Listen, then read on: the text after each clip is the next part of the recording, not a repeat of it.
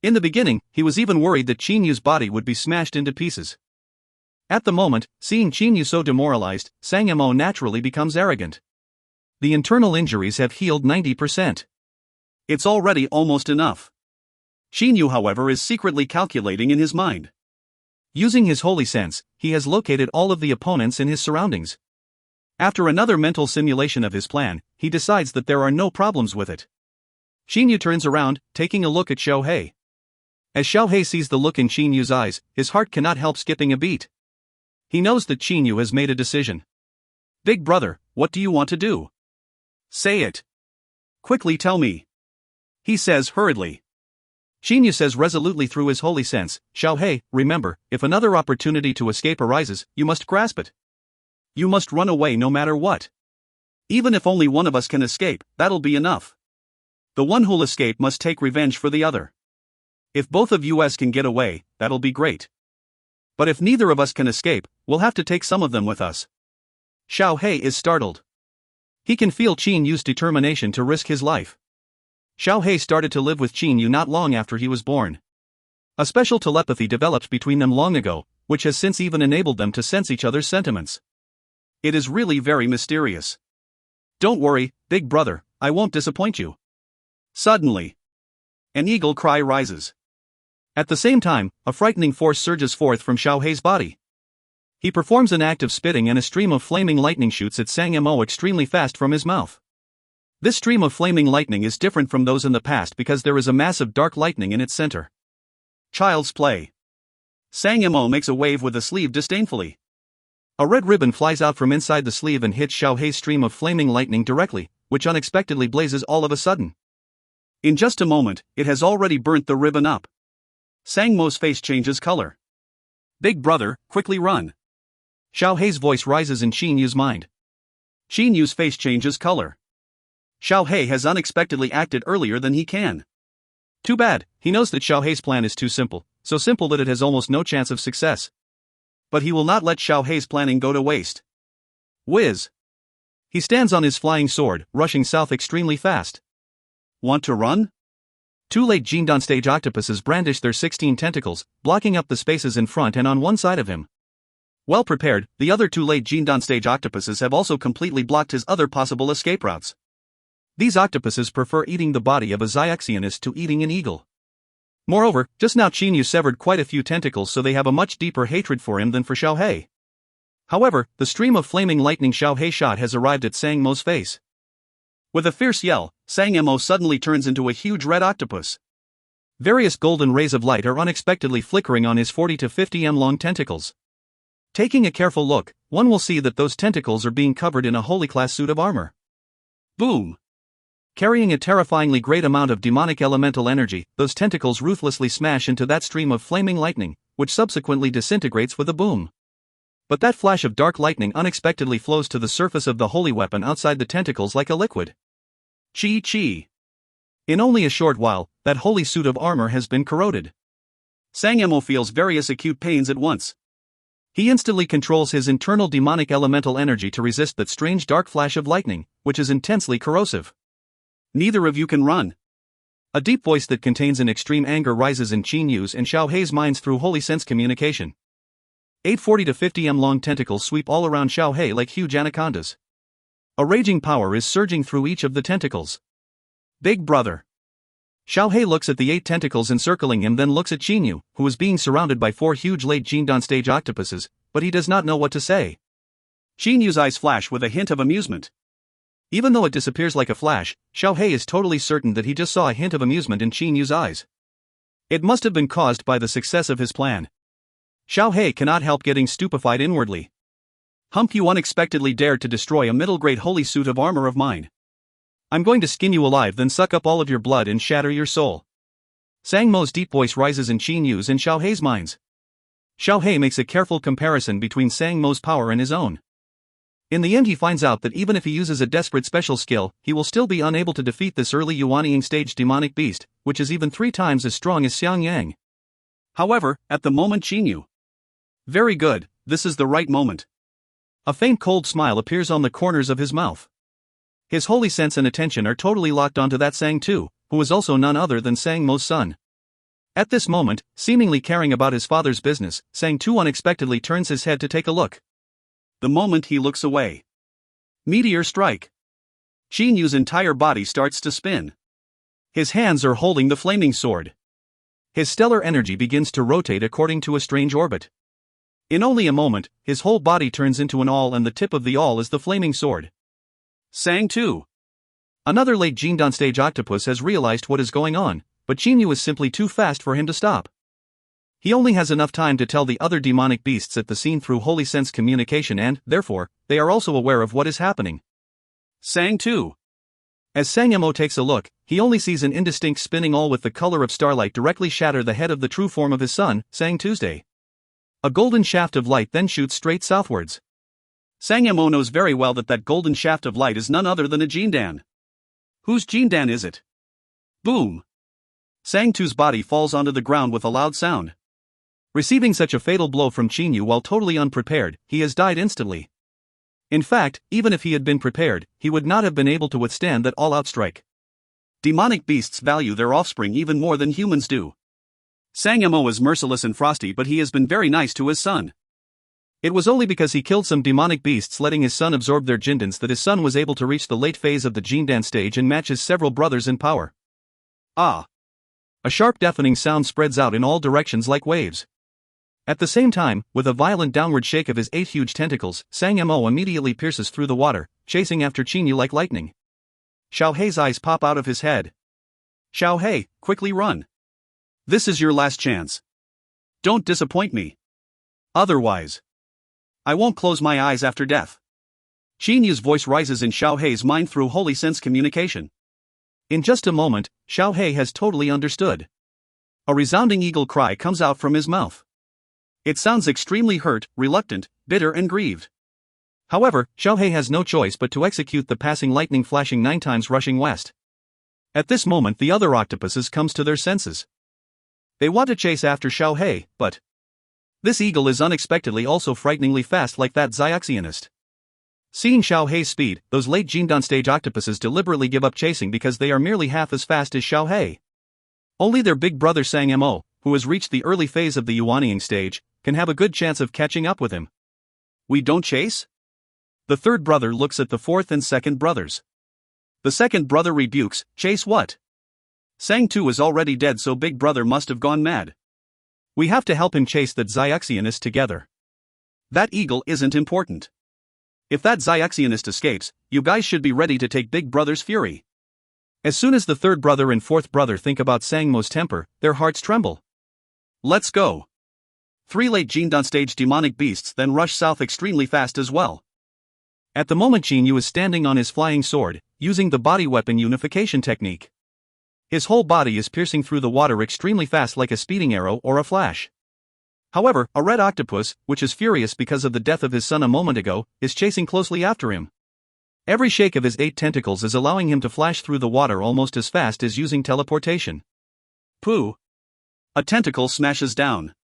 At the last moment, with a strange twist of his entire body, Chinyu avoids this strike with difficulty. However, immediately afterwards, several tentacles smash down in quick succession. Chinyu's speed quickly decreases. He clenches his teeth. Let's leave it to my luck. His entire body suddenly turns red, looking as if it is boiling, but there is a faint smile on his face. He knows very well that with Xiao Hei's speed, if Sangamo does not go after him, he can definitely escape. Goodbye, Xiao Hei. Chinyu slowly says in his heart. Then, in an instant, his entire body becomes extremely red while his eyes flash with ruthlessness. Suddenly, a flame starts to blaze on one of his arms. End of B5C4. If you find any errors, ads pop-up, ads redirect, broken links, non-standard content, etc., please let us know. Report chapter so we can fix it as soon as possible. Book 5, Chapter 5. B5C5, Fleeing for Life. In almost a moment, Chinyu's entire body shoots southwards like a meteor. His current speed is nearly 100 times as fast as his speed when using the body weapon unification technique under a normal situation. In a blink of Sangmo's eyes, Chinyu has already disappeared completely. Sangamo then quickly transforms into a red-robed human from a huge red octopus. The eyes of him, who is now being covered in a red robe, radiate a shiny green light. He stands there for a long time. No one can know what he is thinking. Only after a long period of time does he say in a deep voice that is filled with hatred, blood-escaping art? No, that's unlikely. He's not a Xiaomoist. Humph, Xiaoxianist, no matter who you are, I, Sangamo, will definitely kill you to avenge my son's death. With a movement of his body, he immediately leaves that place. A half day later, Sangamo comes to a very elegant palace. Since a water-repelling restrictive spell has been set up outside this palace, even though it is located at the bottom of the ocean, there is absolutely no water inside it. He goes into the palace directly. Patriarch. Two very muscular bald men say to him while bowing. Without saying a word, Sang Mo enters the main hall of the palace at once. He then orders in a cold voice, "Tell everyone to quickly gather in the main hall within 10 breaths. Latecomers will be punished with impalement." Sang Mo's voice resounds through the whole palace. 10 breaths, no more, it is such a short period of time. The members of Sang Mo's clan thus all activate their demonic elemental energy to hurry into the main hall at their fastest speeds. In less than 10 breaths, nearly 100 octopuses have already gathered in the palace. They are all using their human forms because this is the requirement for entering the palace. Otherwise, the palace will simply be unable to accommodate their huge octopus bodies. The fact that these clan members can transform into humans means that they have all at least reached the Jindan stage. "May I ask for what important matter you've summoned our clan's members so urgently, Patriarch?" A grey-clad middle-aged man bows and says. Sang Mo, robed in red, says coldly, "Humph, important matter? My son Sang too has been slain." "Sang man, do you think this is an important matter?" With eyes glittering with coldness, he stares at that grey-clad middle-aged man Sang man. Being given that cold stare, Sang man immediately feels all of his hair quickly begin to stand on end. His heart trembles, that brat Sang too is unexpectedly already dead. No wonder Patriarch is so furious. This time I've offended him when he is angry. Knowing that this is bad for himself, Sang man hurriedly says to Sang Mo, "Important matter?" "Of course this is an important matter. Patriarch, please tell me about the bastard who dared to kill Sang Tuesday. I'll definitely cut him into pieces." "Get back," Sang Mo says coldly. Sang man cleverly returns and joins the other members at once while secretly letting out a sigh of relief. Though the Sang clan isn't big, within the radius of 8 million li controlled by the Blood Red Cave there's been nobody who dared to bully our clan.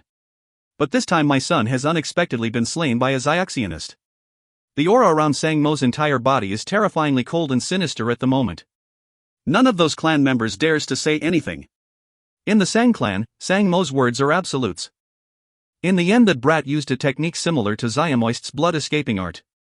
Even if he doesn't die, he'll be seriously injured and lose more than 90% of his power. There are only some Shoshin and Shoma islands within 8 million li of the Blood Red Cave and none of them has such a blazing energy as that brat's. Sang Mo says in a deep voice. Suddenly his voice becomes solemn, all members of the Sang clan must tell members of other clans that brat is definitely within a 100,000 li radius of this place. There's not even one island of Xiaoxianists in this area. Find him for me. You must find him for me. Yes. The nearly 100 clan members in the main hall say with obedience at once. Alright, you can get started now. Sang Mo coldly gives an order. Immediately, the nearly 100 clan members all leave the palace at high speeds. Sang Mo himself however takes out a black authority card. There are some written talismans on it. It is none other than a relatively precious transmitter. Sang Mo channels his request into it using his holy sense. In only a short while, this piece of information has been sent to the Blood Red Range, which is several million li away. The Blood Red Range is the center of this area of water, which has a radius of 8 million li. The Blood Red Cave is the supreme central power of this area of water. In the Blood Red Cave, there are a cave master and 2 vice masters. They have 13 guardians under them altogether. The 13 guardians of the Blood Red Cave are very powerful. Even the weakest among them is a late Jindan stage expert. Moreover, in terms of real offensive power, this late Jindan stage guardian is definitely not inferior to early Yuanying stage ordinary Zuyuyoists. Therefore, he was able to become the 13th guardian. And Sang Mo has another identity, that is, one of the Blood Red Cave's 13 guardians. In the Blood Red Cave. Vice Master, Guardian Sang Mo has just sent a message, saying that he wants a reward offering order to be given. A blond man, who received the message, says to a very thin man. This very thin man is none other than Cha Go, one of the cave's 2 vice masters. The master of the Blood Red Cave is Cha Hong, whose power is the most fearsome in the cave. It is said that he has reached the Dongshu stage. Added to this the unusual innate gifts of his true form, a blood red aquatic python, and he has extremely powerful offense. Even in the boundless ocean, he can still be regarded as a strong figure. However, the 2 vice masters are not very powerful. They were able to become the cave's vice masters mainly because they are Cha Hong's younger brothers. The second brother Chapo's power is not bad, having reached the middle phase of the Yuanying stage. But the third brother Chago has only reached the early phase of the Yuanying stage and is about as strong as the average guardians. However, because his big brother is Cha Hong, he has been a real tyrant in this area of water. Oh, give a reward offering order? Cha Ji's long narrow face and also his ice-cold eyes look like those of a real python. Yes, Guardian Sangmo's son has been killed by a Xiaxionist. When the blonde man has just finished saying, Chago laughs out loud. No wonder. Sangmo's precious son has been killed, it's impossible for him not to go insane. Tell me, what treasure did Sangmo bring out? Let's see if it's valuable enough for me to get into action. The blonde man says, Vice Master, Guardian Sangmo took out a middle-grade holy weapon. At the same time, he said he'd owe anyone who captured that Xiaxionist a favor. Hearing the words middle-grade holy weapons, that Vice Master Chago has a hint of disappointment on his face. That Sangmo is really stingy, only a middle-grade holy weapon and a favor. Alright, whatever happens, he's still a guardian of our blood-red cave. Let's publicize the reward offer within our waters of 8 million li in radius to help him. Yes. The blonde man, however, secretly curses. You're a vice master, so this middle-grade holy weapon naturally doesn't interest you. But it and a favor are already a high reward for such a simple thing as capturing a Jindan Xiaxionist who can use an escaping technique similar to the blood escaping art. Of course, the blonde man will not say it out. Zuyuyoist's art of forging is not as good as that of Xiaxionists. It is still simple to forge a low-grade holy weapon, but it is much more difficult to forge a middle-grade one. Among Zuyuyoists, most owners of middle-grade holy weapons are Yuanying stage experts. A middle-grade holy weapon and a favor from Sangmo. Sangmo is one of the 13 guardians, no less. So, a favor from him will be very useful. Perhaps when this reward offer is made public, a great number of Jindan Zuyuyoists will get into action. After all, the target is really too weak. Having used an escaping technique similar to the blood escaping art, he must have suffered a huge loss in power. If he can have 30% of his power left, that'll already be not bad. The blonde man nods with a smile, then leaves to issue a statement about the reward offer. By contrast, Vice Master Chago goes towards his own dwelling place. He even says angrily, that Sangmo is really stingy. He's still too attached to that high-grade holy weapon Thunderhammer to bring it out. This Chago has coveted the treasure of Sangmo's, the Thunderhammer, for a very long time. However, his big brother Cha Hong has ordered that his subordinates absolutely not fight each other. Right after the reward offer is publicized, many Zuyuyoists in the 8 million li radius controlled by the Blood-Red Cave begin to emerge. There are even occasional appearances of Yuanying stage experts. That reward offer has given a very detailed description of Qinyu. All of those who know about this news decide that this Xiaxionist, whose energy is extremely pure and blazing, should be in the 100,000 li of water next to the Qianlong continent. After all, even though a desperate escaping technique similar to the blood escaping art is fast, it cannot be used to cover a very long distance. Therefore, a great many experts within this 100,000 li area of water emerge. The further it is from this area, the fewer Zuyuyoists join the pursuit of Qinyu. And the ones who are enthusiastic about and interested in this matter the most are of course the members of the Sang Octopus clan. ########. Ah. Acute pains continuously come from his left arm. Qinyu's entire body keeps shooting south extremely fast like a meteor. This escaping technique is none other than the special escaping technique that is used to flee for life in the Stellar Transformations book, The Meteor Escaping Art. When using it, the user burns his body like a meteor in exchange for an extremely fast speed. Damn you, meteor escaping art. This feels really almost unbearable. Clenching his teeth, Qinyu keeps heading straight forwards. At the moment his entire body is red, looking as if flames are about to come out from inside it, and the blood and flesh of his left arm are being burnt non-stop. In theory, one should have already passed out long ago due to such acute pains. After all, the pain of burning his own flesh and blood is beyond the tolerance limit of a person. However, Qinyu's mind has been trained since he was a little kid and therefore is extremely tough. Moreover, thanks to the nourishment of the meteoric tear, his soul has become very strong. So, he unexpectedly has not lost consciousness despite the agonies. However, because of this, he has had to endure the continuous intensification of the pains. With a clear state of mind, Qinyu observes himself flying south extremely fast. Only when more than half of his left arm's and upper body's flesh has been burnt does he stop. It should have already been several tens thousand li. His whole face begins to twitch. The feeling of burning himself non-stop while maintaining a clear mind is really not something a human can bear. Meteoric tear, I'll leave everything to you. He gets under a coral reef then stops moving. The meteoric tear keeps sending out various clear streams, which continuously heal the burnt places. Xinyu's left arm has nearly been burnt up, with only a few charred muscles and bones remaining. Taking a look at it will make anyone feel unbearable. His entire body is trembling non-stop. It feels really very comfortable when the meteoric tear's clear streams fuse with the injuries, continuously healing them. Even his burnt muscles and blood are being regenerated. However, this recreating process unexpectedly inflicts even more pain on him than burning himself did. Sweat keeps oozing from his entire body. His muscles and bones are all trembling. Xiaohei, you should be okay, right? Xinyu somehow thinks about this matter, but right afterwards a heart-piercing pain comes from his chest. A breastbone more than half of which has been burnt up earlier is unexpectedly regenerating little by little. But this is really shockingly painful. Xinyu cannot help letting out a groan. Beads of sweat continue to stand out on his whole body. For the moment he cannot think about anything else other than trying to endure this kind of pain.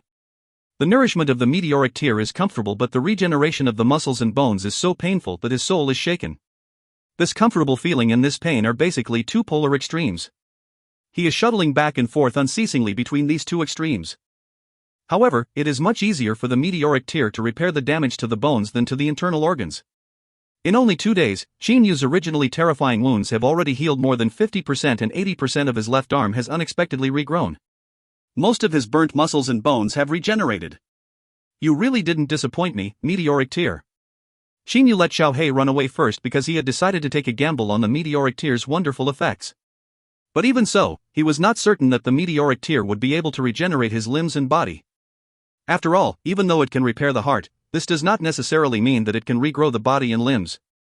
Xinyu gambled for the sake of Xiaohei, and this time he has won. Good, now the injuries have healed more than 50%. He tries hard to sit up with legs crossed. Blood oozes out of some scabs that have just been formed on his body at once.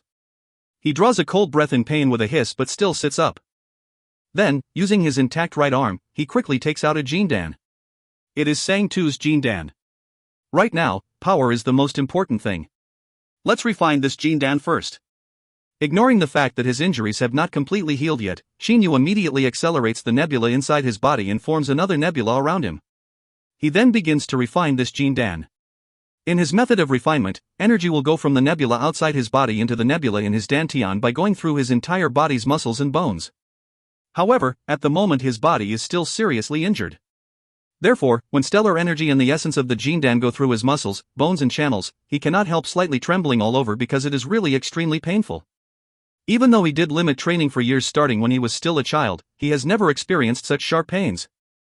But Xinyu understands that he must persevere and improve his power as much and as fast as possible. The boundless ocean is an unfamiliar place to him. In this place, he must improve his power first, then gather all the information about it. He also knows that Sang Mo will never give up trying to catch him. Since Sang Mo should be focusing most of his attention on me, Xiaohei should be safe. Xinyu thinks to himself while pains that can go deep into his muscles and bones keep coming from every place of his entire body. Sang Tu's Jindan is also being refined and absorbed non-stop. In a dark cave at the bottom of the ocean, there are 2 blue dots of light. They are the light radiated from a pair of eyes, whose owner is none other than Xiaohei, who was able to escape thanks to Xinyu. Black flashes of lightning are flickering unceasingly on Xiaohei's body. After a long time, many golden air streams float out from inside his body. Big brother, you must hang on and wait for me.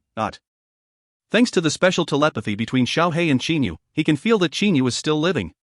But he knows that, being hunted by Sang Mo, Xinyu is in imminent danger. Therefore, he has selected that forbidden technique in his hereditary memories to practice. A series of deep cries comes out heavily from Xiaohei's throat. His entire body is undergoing drastic changes non-stop. Big brother, wait for me. End of B5C5. If you find any errors, ads pop-up, ads redirect, broken links, non-standard content, etc., please let us know. Report chapter so we can fix it as soon as possible. Book 5, Chapter 6. B5C6, Shioma Book Nameless. Chi. The energy of the Jindan keeps going through Xinyu's muscles and bones. The originally damaged muscles and bones are shaking continuously while trickles of blood are oozing from his pores. But Xinyu is clenching his teeth to endure. Get the most out of his time. In his dantian, the blue flame in the center of the nebula is burning the airstreams made of the Jindan's energy non-stop, getting rid of all the impurities, leaving only the essence in the end, which in turn is absorbed by the various silvery grains in Xinyu's nebula. Last time, because Qin executed his special skill and struck Xiang Yang a life-risking all-out blow, his silvery grains were reduced in size a lot. Despite a period of restoration, only more than 50% of what was lost was later regained. However, at the moment, the silvery grains in his nebula have already surpassed their peak in the past. I only need a half day. My power can reach its best condition in only a half day. Qin Yu is calculating in his mind. He does not care too much about the refinement of the Jindan because this refining process is very simple and only requires a little attention. But what can I do when my power is restored? His mind becomes somewhat anxious. He basically knows nothing about the overseas Shojin world, especially the world of its greatest power, the underwater Zuyuyoists. For example, he does not know how, when he went into the ocean for the first time, Zuyuyoists were able to find out that he was an outsider. If this matter is not cleared up, it will probably be difficult for him to even take a step forwards. There are so many Shoujo experts under the water. Many of them must be stronger than me. If I can't fully understand the world of underwater Zuyuyoists, perhaps I should return home to the Qianlong continent like a cowardly black turtle. Qin Yu Simple cannot stand himself retreating. But are there any solutions? Asking someone? Will those Zuyuoists tell Qin Yu? Maybe they will immediately attack him. Ah, right. Qin Yu's mind is struck by a thought. He suddenly remembers that among the Shojin books that he read in Lei Mountain House in the past, there were Shoshin secret books, Shoma secret books and Shoyo secret books. Moreover, there were even some Shojin secret books from Earth, the holy land of Zayashinists in another universe. One of those books from Earth seemed to be a Shoma secret book. Qin Yu glanced through it once and saw two words, soul examination. Because some practice methods of Zayamoists in this book were really too brutal, for example, using pregnant women's placentas or something, he naturally was not interested in it and only skimmed through it once. But he immediately took notice of this Shoma secret skill soul examination. Good, after refining this Jindan I'll start practicing this skill. Qin Yu's heart is filled with happiness. At a crucial moment, these special Shoma techniques unexpectedly can help him. After remembering the soul examination, he also remembers the other Shoma secret skills that secret book talked about. Each of them is extremely eerie. However, to Qin Yu, they cannot be more suitable to use in his current situation. When he is still overjoyed, suddenly. No good. There's someone. He knows that this is not good because his holy sense has noticed that two Zuyuyoists are passing by above him. These two Zuyuyoists are going through the water in their human forms, but they are not powerful at all. The stronger of them is only at the late phase of the Jindan stage. Qin Yu's soul is very tough and strong, so his holy sense is extremely formidable too. He locks his holy sense onto those two Zuyuyoists, but they unexpectedly do not detect anything. Martial brother, I've heard that the son of the Sang Octopus clan's patriarch is already dead and that patriarch has even offered a reward. Whoever captures the killer will get a middle-grade holy weapon and also a favor from him in return. The tall Zuyuist says to the short Zuyuist beside him laughingly in a casual manner. The martial brother says disdainfully, martial younger brother, don't think too much about this. He must be powerful to be able to kill the Sang clan's patriarch's son. Stop dreaming. The tall Zuyuist however does not agree, martial brother, you haven't heard about that reward offer, right? In the end that Zyuxianist used an escaping technique similar to the blood escaping art, so his power must have suffered a huge loss. Plus, he hasn't even reached the Yuanying stage. Martial brother, whoever uses a desperate escaping technique on a par with the blood escaping art will definitely need about a year to recover. You're right. It's very hard to recover from the injuries caused by desperate escaping techniques like the blood escaping art. The martial brother nods in agreement. Qin Yu, who is observing everything from below using his holy sense, secretly rejoices. Had it not been for the meteoric tear, it would have taken him about a year to regain his power and, even worse, his burnt left arm would not have been able to regenerate. Those Zuyuyoists all think that it will not be hard to catch Qin Yu and the only problem is to find him, but a man without a Shoyo aura will be very easy to recognize. However, Qin Yu has the meteoric tear. And none of those Zuyuyoists knows about this, which gives him a slim chance of surviving. That's right, martial brother. That Zyuxianist must be very weak now. Why don't we conduct a search? Let's use our holy senses to find him on the way. Maybe we'll really run into him. The tall Zuyuist suggests. Qin Yu's heart immediately shakes. At this moment, it seems to skip a beat. Then he can hear his heartbeat pounding in his head. No good. I haven't finished refining this Jindan. If I rush out without any plans or preparations like this, even if I can kill these two blokes, I'll be hunted by a large number of Zuyuyoists. Having learned the lesson last time, he knows that he cannot be rash. Whatever happens, he must be fully prepared before getting into action. Marshall, younger brother, quit dreaming. The ocean is boundless while we only have short-range holy senses. If our holy senses detect a terrifying, formidable demonic beast, provoking him, you should just prepare to die then. The Marshall brother rebukes loudly. It is very impolite for one to casually examine another more powerful than him with the holy sense.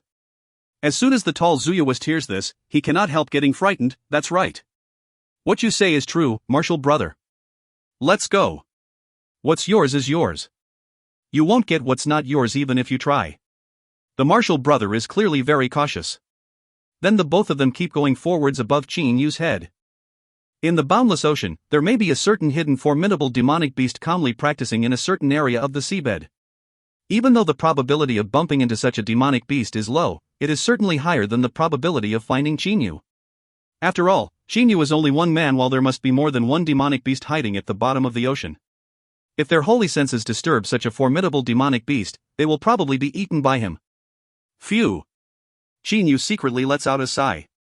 Even though he is not afraid of these two Zuyuists, it would have been terrible if his whereabouts had been revealed because of them.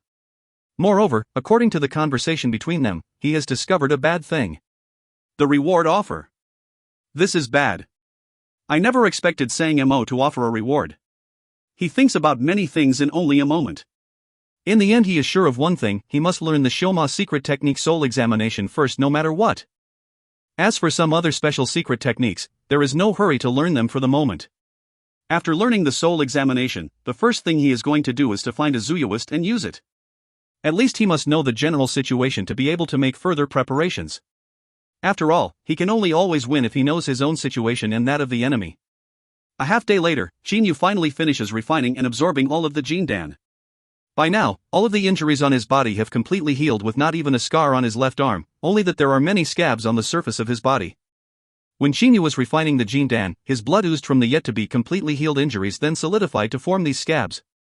Of course, by now his body has totally recovered. Buzz. With a shake of the energy on the surface of his body, all of those scabs are immediately shattered. Very good, this is the best condition I've ever been in. Qin Yu opens his eyes. At the moment he is under a coral reef. Using his stellar energy, he shakes the dirt around him away directly. Concurrently with this, his holy sense enters his spatial ring. Qin Yu's holy sense can scan everything in the spatial ring with ease. It comes straight into the study of Lei Mountain House. Nameless? Only when Qin Yu uses his holy sense to open that Shoma secret book does he notice that it unexpectedly has a name. Being called nameless does not mean that it has no name, but that the name of this Shoma secret book is nameless. He instantly skips over the part about Shoma methods and gets to the part about how to practice Shoma secret techniques. In the past he paid little to no attention to them, but now he starts to read them carefully one by one. What is the holy sense? Does it automatically come into existence when a person reaches the Jindan stage and has a strong enough soul? It has been said since ancient times that Zayationists have the holy sense while immortals have the immortal sense. At first I believed this truism, but later I discovered that this is simply not true. When reading this part, Qin Yu totally immerses himself in it. Reading using the holy sense is indeed very fast. He quickly finishes reading all of the secret techniques of this Shoma book. Having done this, he feels that his understanding of the soul has reached a whole new level. He then opens his eyes, which flash with excitement. This anonymous senior's achievement of writing this nameless book is definitely not inferior to Master's creation of the stellar transformations. Having read the book, Qin Yu sincerely admires this Shojin senior from the planet Earth in another universe. This senior has opened up a new world, a world about the most essential thing, the soul. Alright, let's try the first step. The Shoma secret techniques flash through his mind one after another, but they all have one same basis, being able to control spiritual energy at will. What is spiritual energy? The holy sense is spiritual energy. By inference, the legendary immortal sense is also spiritual energy, only that when the strength of the soul reaches certain levels, spiritual energy will also undergo fundamental changes. Qin Yu remembers the description of how to practice the first step. In this technique, the first step is the most difficult to practice. Spiritual energy is very mysterious. Generally, Zayationists can only send out and expand their spiritual energy, and it's extremely difficult for them to do other things to it, such as making it rotate like a maelstrom, shaping it into a sphere and so on. This depends on a person's natural talent. I can only try doing it again and again. There's simply no shortcut. Qin Yu has no choice but to hope that he is talented enough. spin, spin. He says in his mind, trying to control his spiritual energy directly using his thoughts. However, just like what the book says, spiritual energy turns out to be really very hard to control. It seems expanding and withdrawing are the only two things he can do to it. When he observes through the holy sense, his spiritual energy is expanded. And when he does not use the holy sense, it is withdrawn. A weak small heat current then gradually flows in Qin Yu's head from the meteoric tear. In the depths of his head, there is a disk of energy. Various sinuous electric sparks are zigzagging around this disk non-stop. At the same time, the disk is slowly radiating a seven-colored light. That weak small heat current is absorbed by that disk little by little. Qin Yu is still experimenting on spiritual energy control. Since spiritual energy is immaterial, he cannot see it with his eyes, and can only feel it. He keeps experimenting over and over without giving up, because that Shoma secret book says that. The most talented disciple of this school needed 3 days of experimentation only to be able to slightly control spiritual energy, while the author of the book even spent a whole year's time. Suddenly, the non-physical spiritual energy, which has been quietly whirling around Qin Yu's soul and his mind, shakes for a short while. It's moved. A pleasant surprise surges up in Qin Yu's heart. He simply never thought that it would take him only 2 hours to succeed. He basically cannot explain how he was able to gain control of his spiritual energy so easily. Soul examination. Wasting no time, Qin Yu immediately recalls the soul examination technique and begins to practice it. Less than 1 hour later, he can already completely control 10% of his spiritual energy. Yes, 10% of the spiritual energy is now under his total control. This seems to be a very small amount, but even the author of the book needed 5 whole decades' time to reach this level. However, even though Qin Yu keeps experimenting, he cannot control more spiritual energy. Alright, let's consolidate the foundation first. He then controls that 10% of his spiritual energy, making it move. That amount of spiritual energy starts to rotate like a maelstrom, surrounding his soul and the remainder of the spiritual energy in its center. On Earth, this was the method of defending against other people's spiritual energy-charged attacks. Even though it cannot resist the attacks forcefully, it can weaken them by using the various layers of the maelstrom. That maelstrom-like mass of spiritual energy is slowly moving. Suddenly, the meteoric tear in Qin Yu's body vibrates for a short while. A burning hot heat current flows out from it and rushes up into Qin Yu's head directly. The maelstrom simply cannot block it. With an unstoppable momentum, that heat current smashes the maelstrom formed by Qin Yu to pieces. No good. This is the first time Qin Yu has formed a maelstrom with his spiritual energy, but it has been shattered all of a sudden. That amount of spiritual energy has unexpectedly become chaotic. Even worse, it has started to cause the rest of Qin Yu's spiritual energy, which is not controlled by him, to become chaotic too. When his spiritual energy is in a calm state, he can only control 10% of it. Now that it has become totally chaotic, he quickly gets panicky. However, at the moment, above Qin Yu, a middle Yuanying stage Zuyuist is slowly going in the distance. His holy sense has spread out in a very lordly manner. Judging from his direction, he is going towards Qin Yu. Given Qin Yu's currently chaotic spiritual energy, he definitely will not be able to avoid detection by this Zuyuist. According to the reward offer, that Xiaxionist is very likely to be within a 100,000 li radius of this place. This idiot saying I never thought he wouldn't be able to catch a Xiaxionist who hasn't even reached the Yuanying stage. With a cold hump, this single-horned man rushes extremely fast in Qin Yu's direction. End of B5C6. If you find any errors, ads pop-up, ads redirect, broken links, non-standard content, etc., please let us know. Report chapter so we can fix it as soon as possible. Book 5, Chapter 7. B5C7, Soul Examination. At the moment Qin Yu does not know that a middle Yuanying stage Zuyuist is about to search his area. His entire attention is being focused on what is happening inside his head. That burning hot blue heat current rushes into the area of his spiritual energy in an unstoppable manner. Water is variable in shape and spiritual energy, which is immaterial, is also the same. Despite being disarranged, Qin Yu's spiritual energy will calm down as time passes. Of course it will need quite some time to completely calm down. In his head. As opposed to the huge mass of spiritual energy, in its center, the disk, which is continuously sending out various serpentine electric sparks, is the real core of a person, the soul. The relationship between the soul and spiritual energy is just like that between the sun and sunlight. Only the soul is the very essence of a person.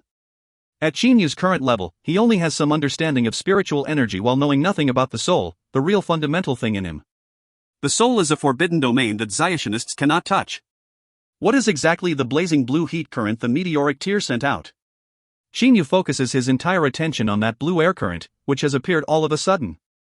That blazing blue air current goes through the spiritual energy without being obstructed in the least, heading straight for the soul. The area of the spiritual energy is like a violent ocean. In the center of this violent ocean of spiritual energy, there is an islet-like disc, which is none other than the soul. When the blue air current flows to the islet-like disc, that is, the soul, it is immediately absorbed. At the same time, the seven-colored light of the soul, which keeps sending out sinuous electric sparks, suddenly becomes chaotic. The blue light immediately intensifies, but in a short while, it goes back to its state moments ago. At this moment, the huge mass of spiritual energy around the soul flashes with a blue light. All of the spiritual energy seems to have undergone a transformation, while an extremely great change has also occurred in Xinyu himself. What a wonderful feeling! Xinyu suddenly opens his eyes, which glitter. Mental control. Now Xinyu's mental control is much stronger than it was in the past. It has many uses, for example, to control the movement of the elemental energy inside his body. The stronger the mental control is, the more his elemental energy follows his direction, and the more finely he can control his energy when attacking. But the spiritual energy seems to have become harder to control. When Xinyu tries controlling his spiritual energy again, he discovers that it has transformed. Previously it was like an untrained scholar, but now it is like a strong muscular man. An indescribable change has happened to it. At the same time, it has also become much more difficult to control. Even though Xinyu's mental control has suddenly improved, he unexpectedly can only control 10% of his spiritual energy as before. His control has increased and his soul has also transformed, but controlling 10% of his spiritual energy is still his limit. It is 10% just like before. What does this mean? Xinyu is doubtful, but he simply cannot understand because theoretically neither spiritual energy nor the soul itself can suddenly improve. A practitioner has to try using his mental control many times over to improve it, and even then it improves extremely slowly. As for his spiritual energy, it also gradually improves thanks to the transformations that happen to his soul as his power increases. Just now, Xinyu's mental control and spiritual energy both improved by one step in only a moment, which simply cannot happen to the other Zayashinists. The cause of all of this is one blazing blue air current from the meteoric tear. The meteoric tear, what is it exactly? Xinyu becomes even more curious about the meteoric tear, which fused with his body. He also tries sending his spiritual energy out. The moment he sends it out, he discovers that a middle Yuanying stage expert is rushing above him in his direction and, worse still, that expert is even searching using his holy sense. However, when that holy sense sweeps across Xinyu, it detects nothing. Moreover, when his holy sense expands, the expert does not feel anything happening whatsoever. Their holy senses are on two different levels. That middle Yuanying stage Zuyuist's holy sense is slightly weaker than Xinyu's holy sense, so it cannot detect his. Xinyu simply does not know the principle of this. It is really somewhat mysterious. He only knows the outcome, that is, a holy sense can detect a weaker one but cannot detect a stronger one. After a while, Xinyu's whole body shoots out through the coral reef from under it like lightning. His current condition is the best he has ever been in. The bad effects of using the meteor escaping art have all been removed. Moreover, he has also learned the soul examination technique. Xiaohei is in the northeast and even not very far from here. Closing his eyes, he can feel Xiaohei's existence clearly. A special telepathy developed between Xiaohei and Xinyu when they were still little, allowing them to feel each other's existence. Xinyu slightly narrows his eyes and immediately considers his situation. By now Sang Mo has already offered a reward because of his son's death. Plus, these underwater Zuyuyoists seem to be able to tell that I'm not a Zuyuist with ease, including even the demonic beasts weaker than me. He recalls how, when he and Xiaohei had just dived down the deep parts of the ocean, those weak demonic beasts ran away very fast. Those Zuyuyoists can recognize me. Added to this the reward offer, and it's hard for me to take a step in this underwater world. Plus, I know nothing whatsoever about this world of Zuyuyoists. Now the most important thing to do is to sneakily kill a Zuyuist and use the soul examination to know the situation of this underwater world's Zuyuyoists clearly. Xinyu knows very well that in an unfamiliar environment he has to be extra careful. He then sends his holy sense out, very confident about it. Not even a middle Yuanying stage expert was able to detect him, so it is easy to imagine how formidable his holy sense is. Like a beam of light, Xinyu flashes south directly. However, soon afterwards, he detects 8 Zuyuyoists not far from him. In an instant, he stops using stellar energy and suppresses his aura. But he has no worries about using his holy sense at all because, after all, these 8 Zuyuyoists are only at the Jindan stage. Big brother Sang Tan, this time Patriarch is about to go insane already. He ordered us to search non-stop without allowing us to take a rest. A Zuyuist says. These 8 Zuyuists are none other than members of the Sang Octopus clan. These 8 members have joined forces and been doing their job together. In fact, they have been doing this because of their laziness. After all, if each of them went to a different area, their overall searching speed would be much faster. Damn it! Where'd this Xiaxianist sod off to? There's not a Xiaoxian island within 100,000 li of this place. We've been searching for so long. Patriarch has also offered a reward, and almost every 100 li is being searched by someone, but unexpectedly not even a bloody shadow has been seen. Sang Tan says angrily too. The face of Qin Yu, who was observing using his holy sense from a distance, immediately changes. He knew that the reward offer would cause many Zuyugoists to look for him, but did not think there would be a Xiaxianist in every 100 li on average. It should be known that a 100 li distance is not considered far at all by a Zuyuist. Qin Yu, however, does not know that the pursuing Zuyuists are being concentrated mainly in this area of 100,000 li in radius. After all, most Zuyuists think that he is in this area. As for further areas, there are much fewer pursuing Zuyuists present in them. Most pursuing Zuyuists search these areas only once conveniently. Because Zuyuists usually spend time practicing, they are very bored, and therefore many of them are very eager to chase some Xiaxianist. 8 Zuyuists. Qin Yu considers the probability of killing these 8 Zuyuists. After a while, he slowly shakes his head. No, I can't handle these 8 guys quickly. Also, when Sang Mo sent his clan's members out, he must have given them a method for transmitting messages. Even if I could kill these 8 quickly, they'd send a message and so many Zuyuists would gather in this area, which would be very bad. The 8 of you are very lucky. Without activating the stellar energy in his body, Qin Yu pierces through the water like an arrow using his physical power. The principle of the body maneuvering skill he practiced in the past is to turn water resistance into assistance. With Qin Yu's body and his water-piercing body maneuvering skill, his speed is still very fast. In a short while he has already gone very far from those 8 Zuyuists. Using physical power alone to go through the water is still slower than using stellar energy. There are no Zuyuists in his surroundings according to his holy sense, so he begins to activate his stellar energy, preparing to go forwards extremely fast from now on. However, Qin Yu's face changes color abruptly. There are unexpectedly 2 Zuyuists up ahead. Even worse, judging from the fact that they are searching with their expanded holy senses, they are probably also Qin Yu's pursuers. It's been only 10 odd li, but I've encountered other pursuers again. Qin Yu finally knows how densely distributed his pursuers are, especially within this area of 100,000 in radius, where almost all Zuyuists conveniently expand their holy senses to search when they are free. These 2 Zuyuists looks very muscular. One of them is bald and wearing armor. The other is even more muscular. His whole body's skin has a dark blue color and there is a pitch black stick in his hand. Hey, bro, today is really boring. Recently you haven't surfaced to hunt, have you? The armor-clad bald man says to the blue large man casually. The blue large man says with a mysterious smile, of course I have.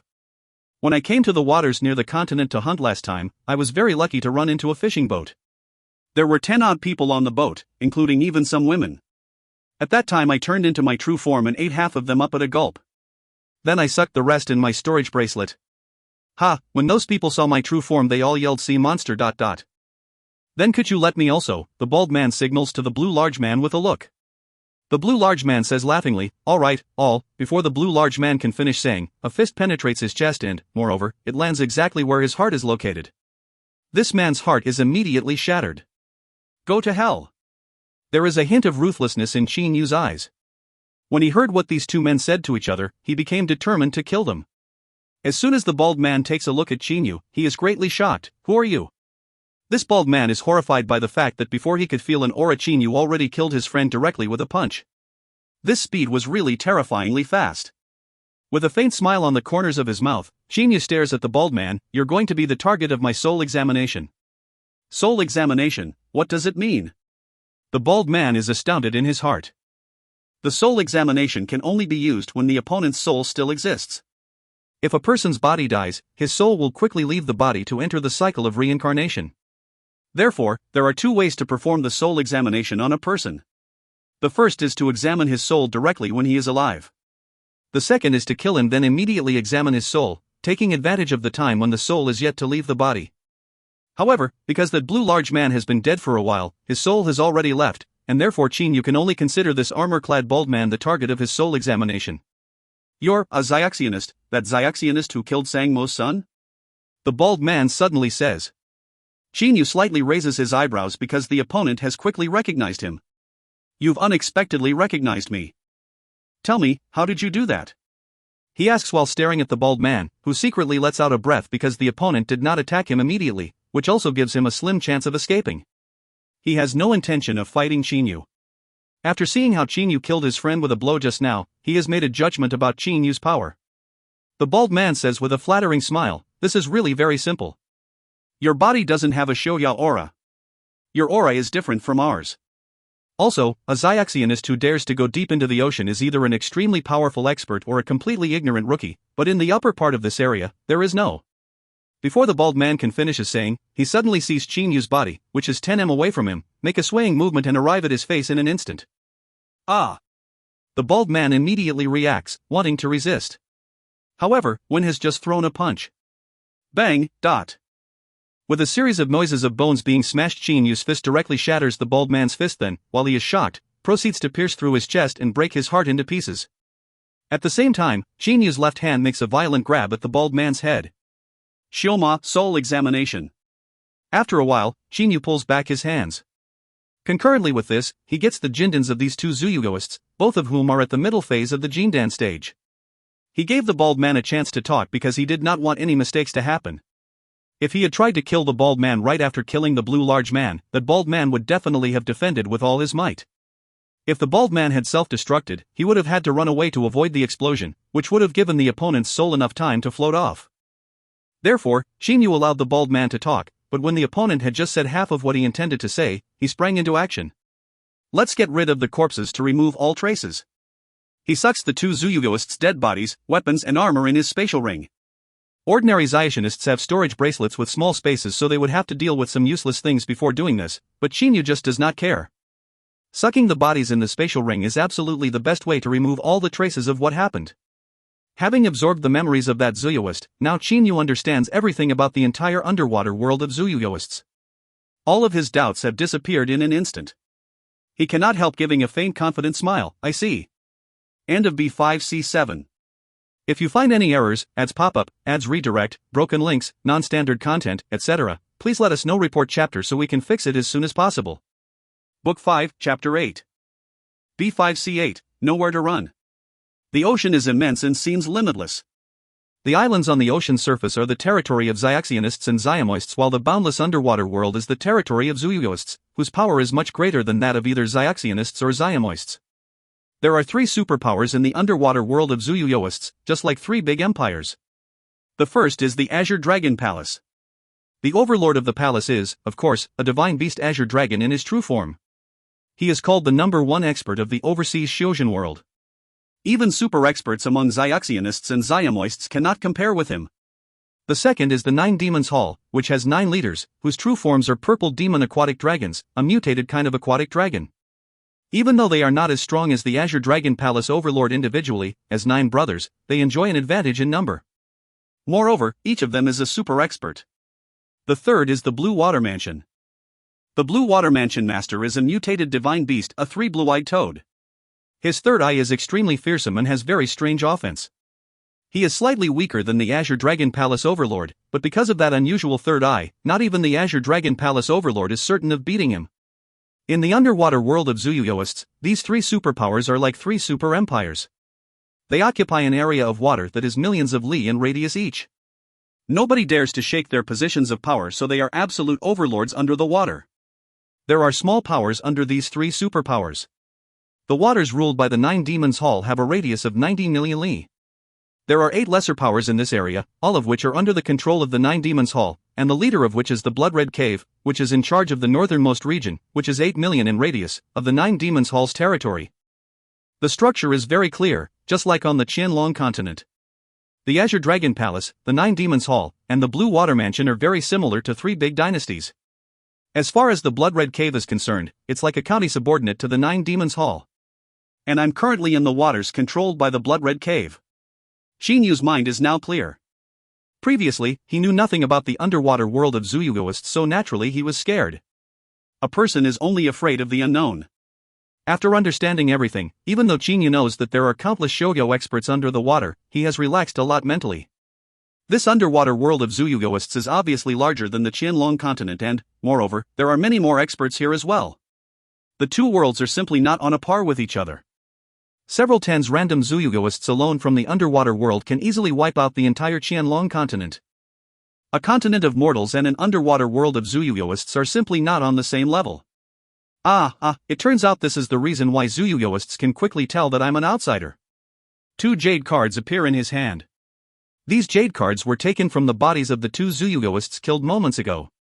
The upper halves of the jade cards have 2 words, 9 demons, and the lower halves of the cards have a word, blood red. These few words are all emitting a special aura. In the beginning, the Great Majesty of the 9 Demons Hall gave an order, that is, in the territory controlled by the 9 Demons Hall, all Zuyugoists who have reached the Jindan stage must receive a jade identity card. In the 9 Demons Hall's waters, Zuyugoists who belong to the same power cannot fight each other. There are 9 kinds of jade identity cards for Zuyugoists in the territory of the 9 Demons Hall. They are 9 Demons Blood Red, 9 Demons Great Shell, and so on. There are 8 lesser powers like the Blood Red Cave in the 9 Demons Hall's territory, so naturally there are 8 kinds of jade identity cards like the 9 Demons Blood Red card. The last kind of jade identity card is the 9 Demons card. It is given to the Zuyugoists who are directly under the 9 Demons Hall and are not controlled by the 8 powers.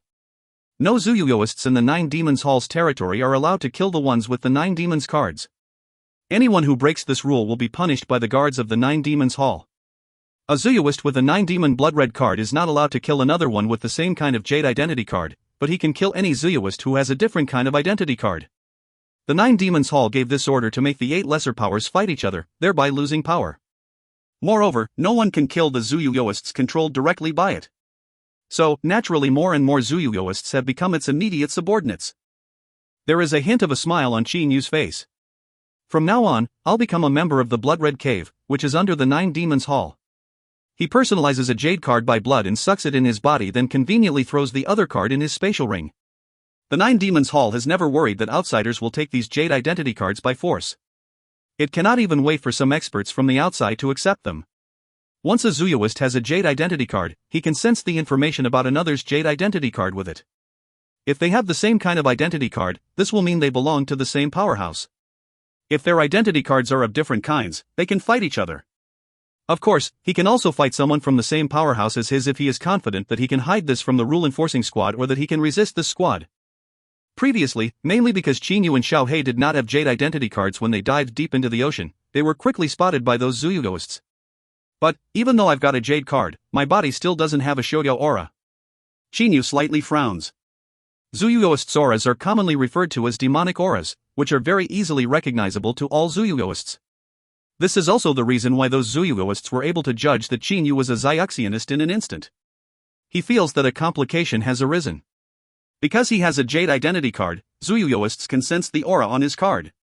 If they do not pay close attention to him, then they will not be able to discover his true identity, but if they observe his aura carefully, then they will notice that he does not have a demonic aura, which will put him in serious danger.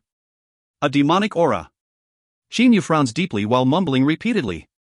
His mind, however, is pondering non-stop. Zuyugoists can recognize each other thanks to, firstly, the jade identity cards and, secondly, their demonic auras. After all, because most Zuyugoists use their human forms, they look very similar to Xiuxianists and Xiamoists. That's right, Northern Darkness. A faint smile appears on the corners of Qin Yu's mouth. The Northern Darkness is a Shoma secret skill which is more difficult to practice than the soul examination by several levels.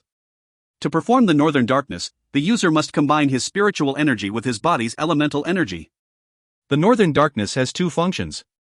The first is to suppress the user's aura and the second is to accelerate his practicing progress. If he wants to suppress his aura, he will only need to execute the skill with a little spiritual energy, and his entire aura will be swallowed up. If he wants to speed up his practicing progress, he will have to perform the skill with a lot of spiritual energy. Not only will his entire aura be swallowed up, the natural holy energy in his vicinity will be absorbed completely as well. At that time, in the eyes of observers, the user of the Northern Darkness skill will look like a black hole, sucking in all holy energy near him. Examining someone with the holy sense is, firstly, to examine his holy sense and, second, to examine the aura that his body sends out. Once I use the Northern Darkness, my aura won't be sent out. Other people not only won't be able to feel my aura, but even my spiritual energy as well. Perhaps the enemies will think that I practice a certain special Shoyo technique. This is an eclectic solution. Chinyu is not a Zuyuist, so he cannot form a demonic aura that Zuyuists naturally send out from their bodies. But he only needs to absorb his entire aura. If other people discover that they cannot feel his aura at all, they will generally think that he is a mysterious expert. Chinyu, who is pondering about practicing the northern darkness, simply does not notice a small green fish not far from him. When Chinyu examines his surroundings using his holy sense, he pays no attention to ordinary fish and shrimps and only cares about those who have at least reached the Jindan stage. This small green fish is a Xiantian level small fish, the likes of which are very commonly seen in the depths of the ocean. In the Sang clan's palace, Sang Mo is sitting alone in the main hall, sadly drinking wine mouthful after mouthful. After spending several days searching without finding Chinyu, he has now engaged the help of 30 experts from the Green-Eyed Fish clan, which can be said to have eyes everywhere in the ocean. Senior Sang Mo, the killer has been found. A man whose face has green scales quickly walks into the main hall, then says smilingly to Sang Mo while bowing. Sang Mo immediately stops the cup in his hand. You said, the killer had been found? His eyes glitter with killing intent. That man from the Green-Eyed Fish clan says proudly, isn't it only an area of 100,000 li in radius? 30 members of my clan have been searching together. Each of them controls over 1,000 fish. There are countless fish at the bottom of the ocean, so who would pay attention to a common fish? Ha, quickly tell me where he is. Sang Mo is elated. The man from the Green-Eyed Fish clan hands over a slip of jade to Sang Mo directly. After all, it is very hard to give a clear verbal description of Chinyu's whereabouts. Using the holy sense to draw a sketch of Chinyu's location is very much simpler. As soon as Sang Mo scans the jade slip with his holy sense, he knows where Chinyu currently is. Good, when the killer's been captured, I'll definitely thank you handsomely. At the moment Sang Mo is extremely excited. The man from the Green-Eyed Fish clan says with a smile, I'll go with you, Senior Sang Mo. Even if he moves, I can tell you his whereabouts clearly. Very good, then follow me. Right after saying, Sang Mo shoots out of the palace like a red beam of light, rushing extremely fast towards Chinyu's location. That man from the Green-Eyed Fish clan goes with him side by side. Sang Mo also begins to tell his clan's members to gather in that area through his transmitter. This time I won't let him escape no matter what. Sang Mo's eyes glitter with fierceness. His killing intent is moving around his body non-stop. Chinyu gets into the rocks of a seamount and starts to try practicing the Shilma skill Northern Darkness. The soul examination only uses spiritual energy, so it was very simple for him to practice, but the Northern Darkness combines spiritual energy with the body's elemental energy, so Chinyu will have to mix his stellar energy and his spiritual energy together. He draws out a stream of stellar energy from his dantian and a stream of spiritual energy from his head, then makes them come into contact with each other. Combine? How to combine? Chinyu discovers that his stellar energy and spiritual energy are two totally different kinds of energy. There is simply no way to combine them because spiritual energy can even go through stellar energy. Spiritual energy is immaterial whereas stellar energy is physical. No wonder the book says the Northern Darkness is extremely hard to learn. The author was only able to create it after reaching the Dujia stage. Chinyu slightly frowns. Spiritual energy and stellar energy are basically two completely different things, so heaven only knows how the author was able to combine them. Senior Sang Mo, my young just sent me a message that the killer is in a seamount 300 li to the southwest. It seems he's practicing. The man from the Green-Eyed Fish clan says to Sang Mo smilingly in a confident manner. Sang Mo's eyes glitter. There are more than 20 members of his clan behind him. Meanwhile, the Sang clan's members in several other directions are also attempting to surround Chinyu. 300 li, very good. Sang Mo feels his whole body's blood starting to boil. As soon as he remembers how his son's head was penetrated and shattered and his son's Jindan was snatched, he cannot control his fury. Go! With his robe flapping, Sang Mo speeds up by a notch, rushing straight towards Chinyu's current location. On one side, the man from the Green-Eyed Fish clan and over 20 members of the Sang clan also rush in Chinyu's direction after him. Only 300 li, to Zuyuyoists, this is really a very short distance. Before long, there are only several tens li left between Sang Mo and Chinyu. In the seamount, Chinyu, whose holy sense has always been on high alert, suddenly changes his countenance. His holy sense has detected that Sang Mo and quite a few experts are rushing towards him in the northeast. Luckily for Chinyu, his holy sense has become a bit stronger and its range has also enlarged quite a bit. Seeing Sang Mo hurrying in a straight line and Sang Mo's expression, Chinyu is 90% sure that Sang Mo knows where he is. Simply having no time to think about how the enemies know his location, Chinyu leaves the seamount extremely fast.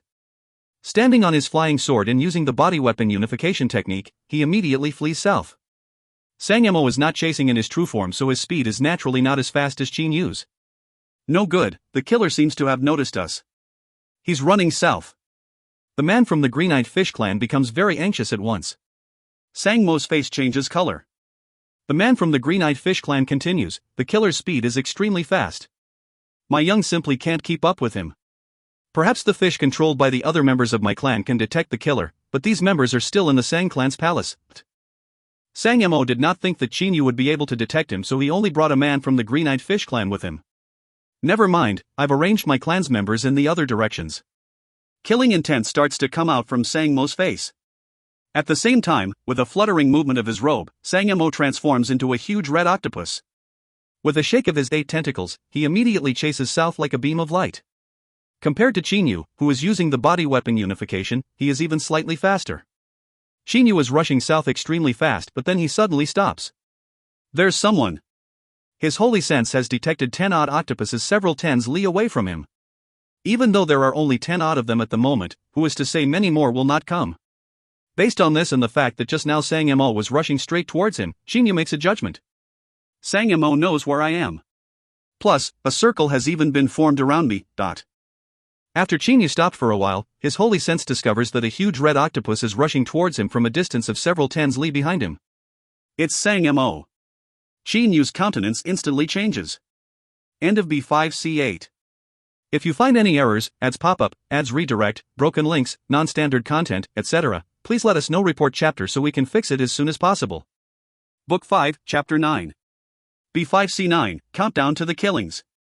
At the moment Qin Yu is merely at the middle phase of the nebula stage, while Sang Mo has already reached the early phase of the Yuanying stage, and, moreover, his true form is an octopus, which has extremely strong offense. Once Qin Yu encounters Sang Mo, he will definitely be at a disadvantage, and therefore his reaction is the west. Disregarding everything else, Qin Yu changes his direction and rushes straight to the west at a terrifyingly fast speed. He is relying on the fact that the range of his holy sense is longer than that of Sang Mo's by a considerable distance. Thanks to this distance, he can detect Sang Mo before Sang Mo can detect him. Sang Mo is still rushing south. In only a moment, the distance between them has reached 100 li. Indeed. Qin Yu's eyes flash with coldness. His holy sense has discovered clearly that there are 10-odd octopuses lying in wait in the west. Clenching his teeth, he keeps rushing west straight at his fastest speed like a beam of light regardless. The western area is huge, but because the enemies are 10-odd octopuses, they have been able to cover a very large area with their holy senses. Whiz! A blur flashes through the area covered by an octopus's holy sense. That member of the Sang clan immediately lets out a strange deep yell, "The killer, it's the killer!" Those words, said in the Sang clan's unique language, make the 10-odd members of the Sang clan around jump. The leader of this group takes out a transmitter at once. Patriarch, the killer is running west.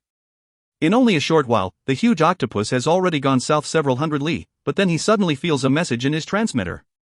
The color of his face instantly changes. Uttering an extremely furious deep yell, he makes a course correction again with his body and rushes west. Sang Mo's true form is extremely fast, but Qin Yu's direction changes again at this moment. Humph, chase me? Take your time chasing. Qin Yu has changed his direction again. He unexpectedly begins to rush south instead of keeping going west. This time, no one informs Sang Mo about Qin Yu's movements. Even though Sang Mo is fast, because he and Qin Yu are going in two different directions, the distance between them only keeps increasing. Qin Yu hurries south 1,000 li extremely fast. Then he changes his direction again and rushes east 1,000 li. Then he goes southeast very quickly. Because Sang Mo does not know Qin Yu's direction, he has not discovered any traces after a half day of chasing. He cannot help grudgingly accepting that this chase has failed and has no choice but to return to his den in rage. In the palace of the Sang clan. The man from the green-eyed fish clan says smilingly, "Please don't worry, Senior Sang Mo. This time you've asked 30 members of my clan to help you. Given our method of searching, that killer definitely won't be able to lose us." Obviously he is very confident. Lifting his red robe, Sang Mo furiously takes the master seat of the main hall. He went after the enemy in a big way, but the enemy has escaped, so how can he possibly not be angry? At this moment, 3 other men from the green-eyed fish clan go into the main hall from inside the palace. There are fish scales on their faces too. These 3 men slightly bow respectfully as they see Sang Mo. Then one of them says, "Senior Sang Mo, our young have been able to trace the killer's whereabouts." Say. Sang Mo says very loudly. His entire body's aura rises. That man says, when you were chasing that killer, at first he rushed west then hurried south. We're not clear about some places he went to in the process, but later he more or less ran southeast. At the moment he is about 7,000 li to the southeast of where you first tried to chase him down. These men from the Green-Eyed Fish clan are controlling no fewer than 1,000 fish each. Every fish has become one of their eyes. Moreover, they can easily discover Qin Yu's identity based on his rushing speed and the fact that he does not have a demonic aura. Perhaps within this area of 100,000 li in radius, only Qin Yu lacks a demonic aura and has such a fast speed. Very good. Sang Mo suddenly stands up then says to a member of the Sang clan in the main hall with a cold hump, Sang Lanpu, I let you all handle a small matter but you were useless. Give the transmitter to the Green-Eyed Fish clan's members. He is obviously very dissatisfied with the members of his own clan. That member called Sang Lanpu immediately takes out a transmitter then hands it over to a man from the Green-Eyed Fish clan. Sang Mo stares at this man and says in an ice-cold voice, this time, I won't let that bastard escape again no matter what. The 30 of you from the Green-Eyed Fish clan must stay in the palace and work together. If there's any news, tell me about it through the transmitter. Last time he failed because he could not receive information from other members of the Green-Eyed Fish clan. He has learned his lesson and is not going to make the same mistake this time. Therefore, he has given one of these 30-men a transmitter and told all of them to stay in the palace to message him whenever they have any information. Please don't worry, Senior Sang Mo. The fish controlled by the 30 of us average about 1 in several hundred li. As soon as that killer makes a move, they will detect him. He won't be able to escape from the palm of our hand. The man from the Green-Eyed Fish clan is very confident. Sang Mo nods his head in satisfaction. Senior, the killer is currently in this area. He hands a jade slip over to Sang Mo directly. Giving it a scan with his holy sense, Sang Mo immediately knows the location of that area. A faint savage smile appears on his face, Xiaoxianist bastard, you won't escape this time no matter what. With his robe flapping, Sang Mo flies out of the main hall at once. Qin Yu is leaning tiredly on the side of an underwater rock. The clothes on his body, however, can repel water. At the moment he is frowning deeply. It is obvious that he is pondering. How was Sang Mo able to find my hiding place? Even now Qin Yu cannot understand this. After all, he has always been very careful. To the best of his knowledge, he should not have left any traces. After thinking for a while, he presses his temples. He has not had a moment of peace since arriving in this underwater world of demonic beasts after leaving the Qianlong continent. He is already too tired. Father should be very happy now. Qin Yu cannot help giving a faint calm smile. His father is living in peace on the Qianlong continent while Qin Yu is fleeing for his life. Even worse, the enemies can appear anytime. Fish in the ocean are really beautiful. Qin Yu makes a wave of his hand. The several hundred fish of different colors in his vicinity swim away joyously at once. In the ocean, shoals of fish are the most common sight. Sometimes, thousands or even tens of thousands of fish can swim together. Swimming among fish is also a kind of enjoyment. However, Qin Yu does not notice that a fish among these several hundred fish is slightly different from the others. The special technique of the Green-Eyed Fish clan is not something he can detect.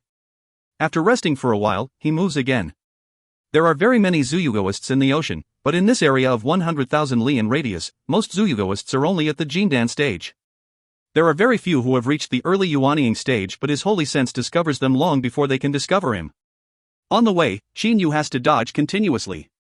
Despite some scares, he does not encounter any serious dangers. Very good, let's stay here and practice the northern darkness again. He has seen a huge seamount that is formed by layer upon layer of coral. He goes into it through a crack. Then, with a shake of his stellar energy, he creates a cave directly. Sitting down in this cave, he sorts things out a bit. In terms of offense, he should be relatively formidable. Not only is he good at close quarters attacks, he can also control the flaming sword to execute long-range attacks. Besides, there are some special techniques from the Stellar Transformations book that he can use. As for escaping ability, his body is comparable to holy weapons and he does not seem to experience any resistance when going through the water. Once he uses the body weapon unification, his speed will indeed be frighteningly fast.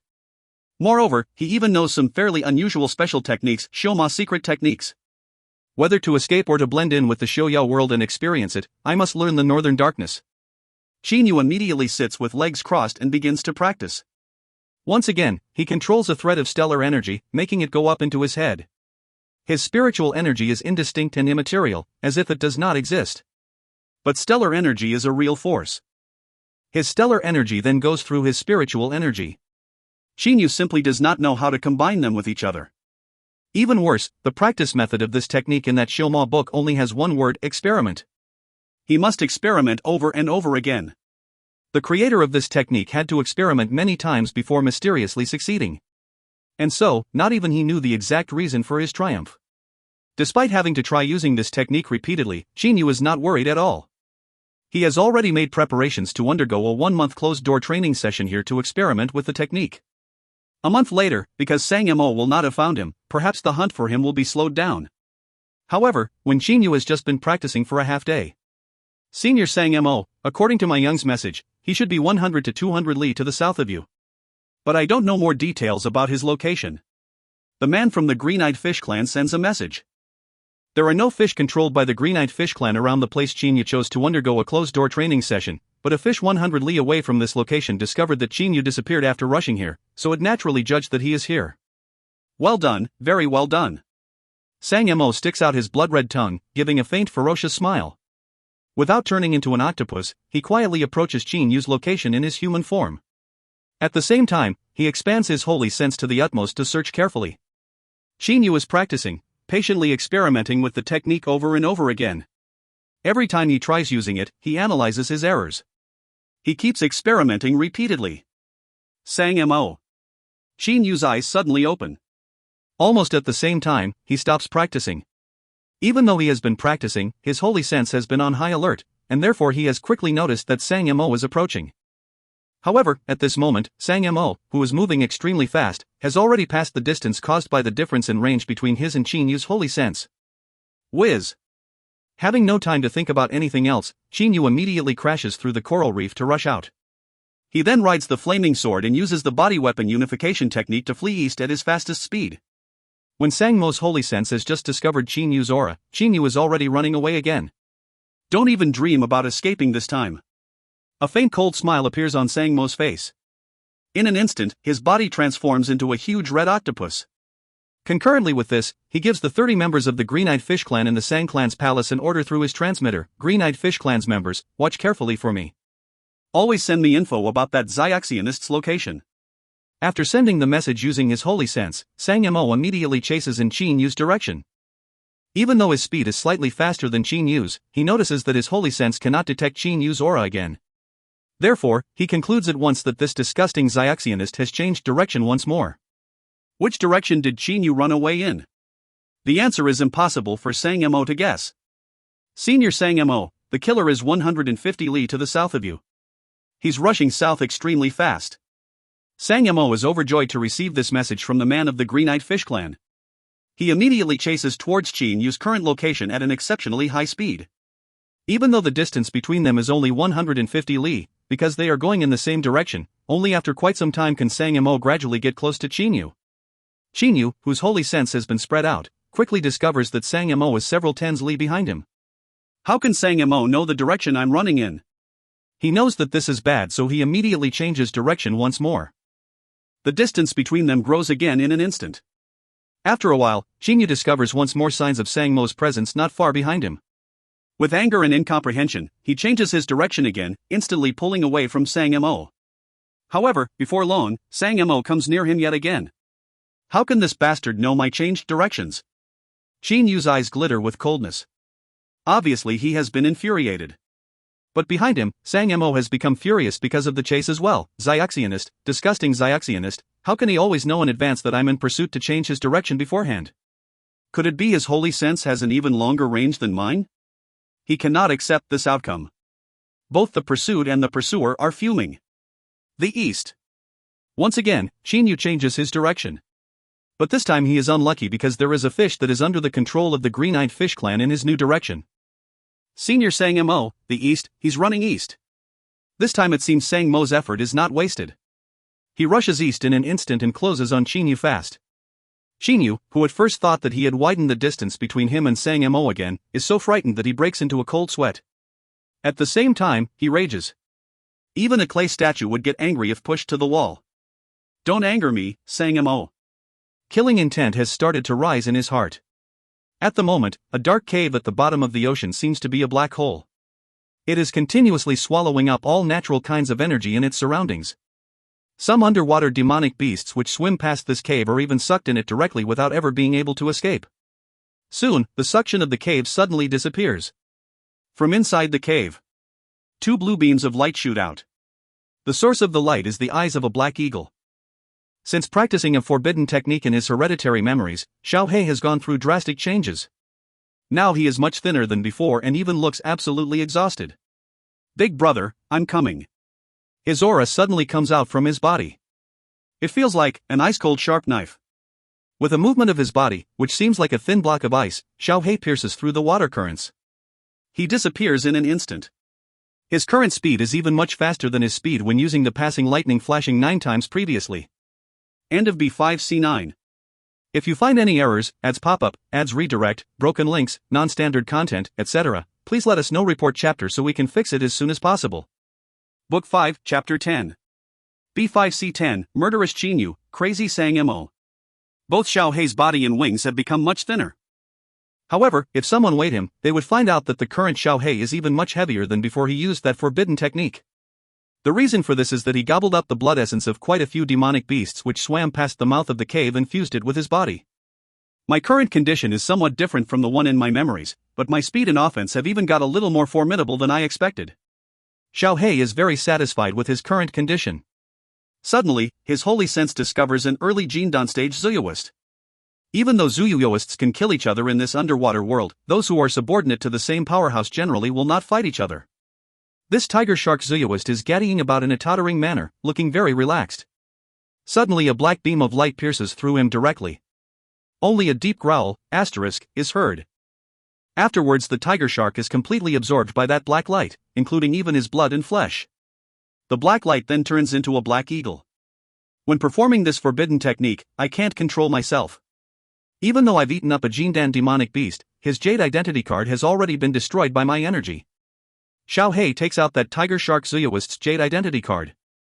This absorption technique of Xiao He's not only swallows up a target's entire body's blood and flesh, but also robs him of his memories. However, Xiao He does not dare to absorb the target's soul, nor can he do so. Chinyu keeps changing his direction. Whenever Sang Mo comes near him, his direction is changed. However, because Sang Mo has been informed again and again by the Green-Eyed Fish Clan, he has been unable to pull away from Sang Mo. By now, he has been being chased by Sang Mo for a half day. There's someone again. Chinyu curses inwardly. His holy sense has just discovered members of the Sang clan popping up ahead of him. He immediately changes his direction once more. Now, not only does he have to flee from Sang Mo's chase, he also has to be careful to avoid the Sang clan members sent by Sang Mo around. After Chinyu got away from him again and again, Sang Mo has ordered his clan's members to start surrounding this area of 100,000 li in radius. With these Sang clan members' encirclement, the situation obviously has become much worse for Chinyu. Now, soon after taking a turn to avoid Sang Mo, he will suddenly detect members of the Sang clan not far from him. Senior Sang Mo, that killer is about 120 li to the south of you. Another message from the man of the Green-Eyed Fish Clan arrives. At the moment, Sang Mo's eyes are slightly red. It is obvious that he is burning with anger in his chest. Even though he has received this information, he is not as excited as before because he knows that it will be very difficult to capture the killer despite him being informed continuously by the Green-Eyed Fish Clan. This Xiaxionist is even more slippery than a loach. Even now, Sang Mo still does not know Chinyu's name. However, the death of his son must be avenged, so Sang Mo keeps chasing. After a long time.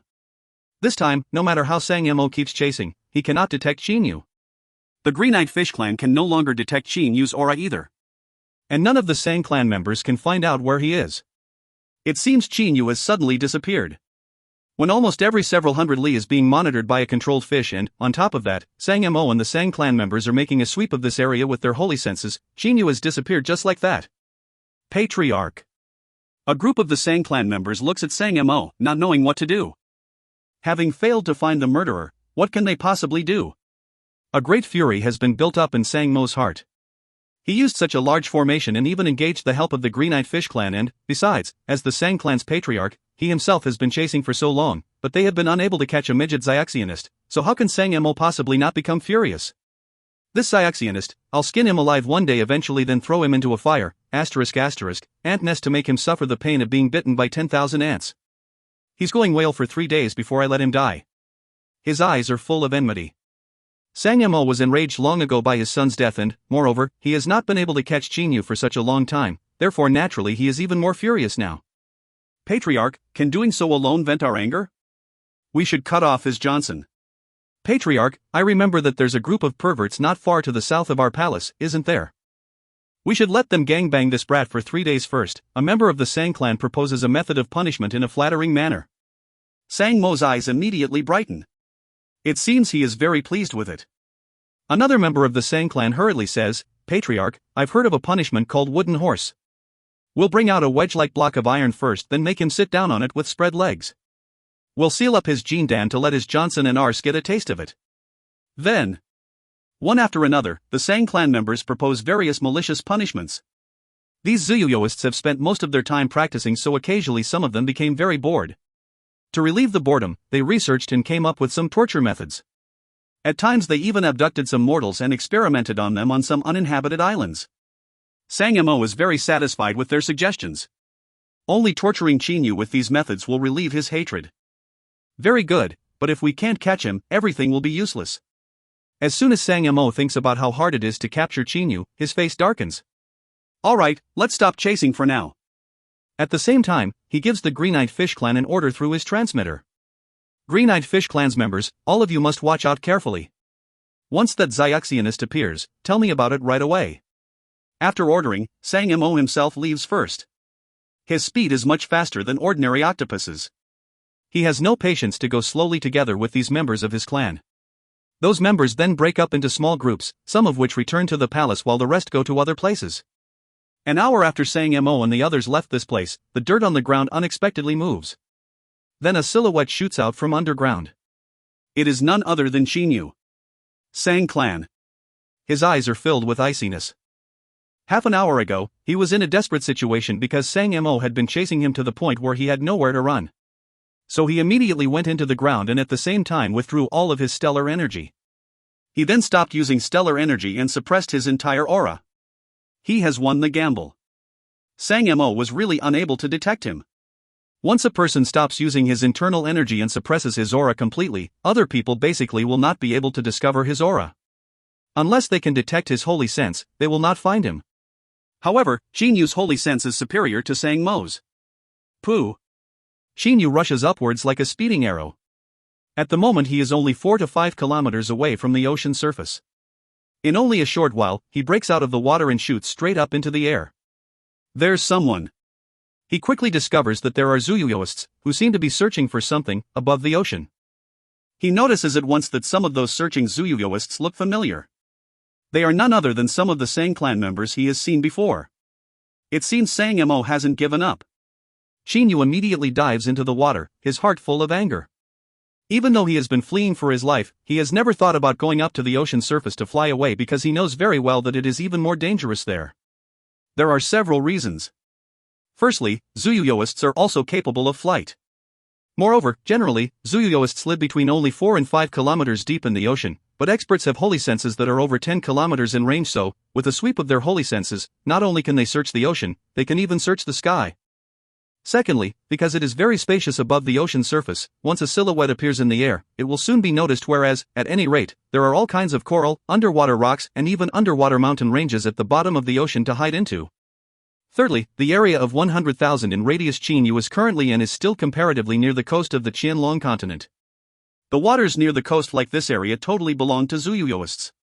While the nearest island of Zyuxianists or Zyumoists from the coast is 100,000 li away, there may be a Zuyuist on any uninhabited island in the areas of water near the coast. Fourthly, there is one more reason, that is, it is definitely impossible for him to fly as high into the sky as he pleases. Jinyu knows very well that he will have to face more dangers as he flies higher.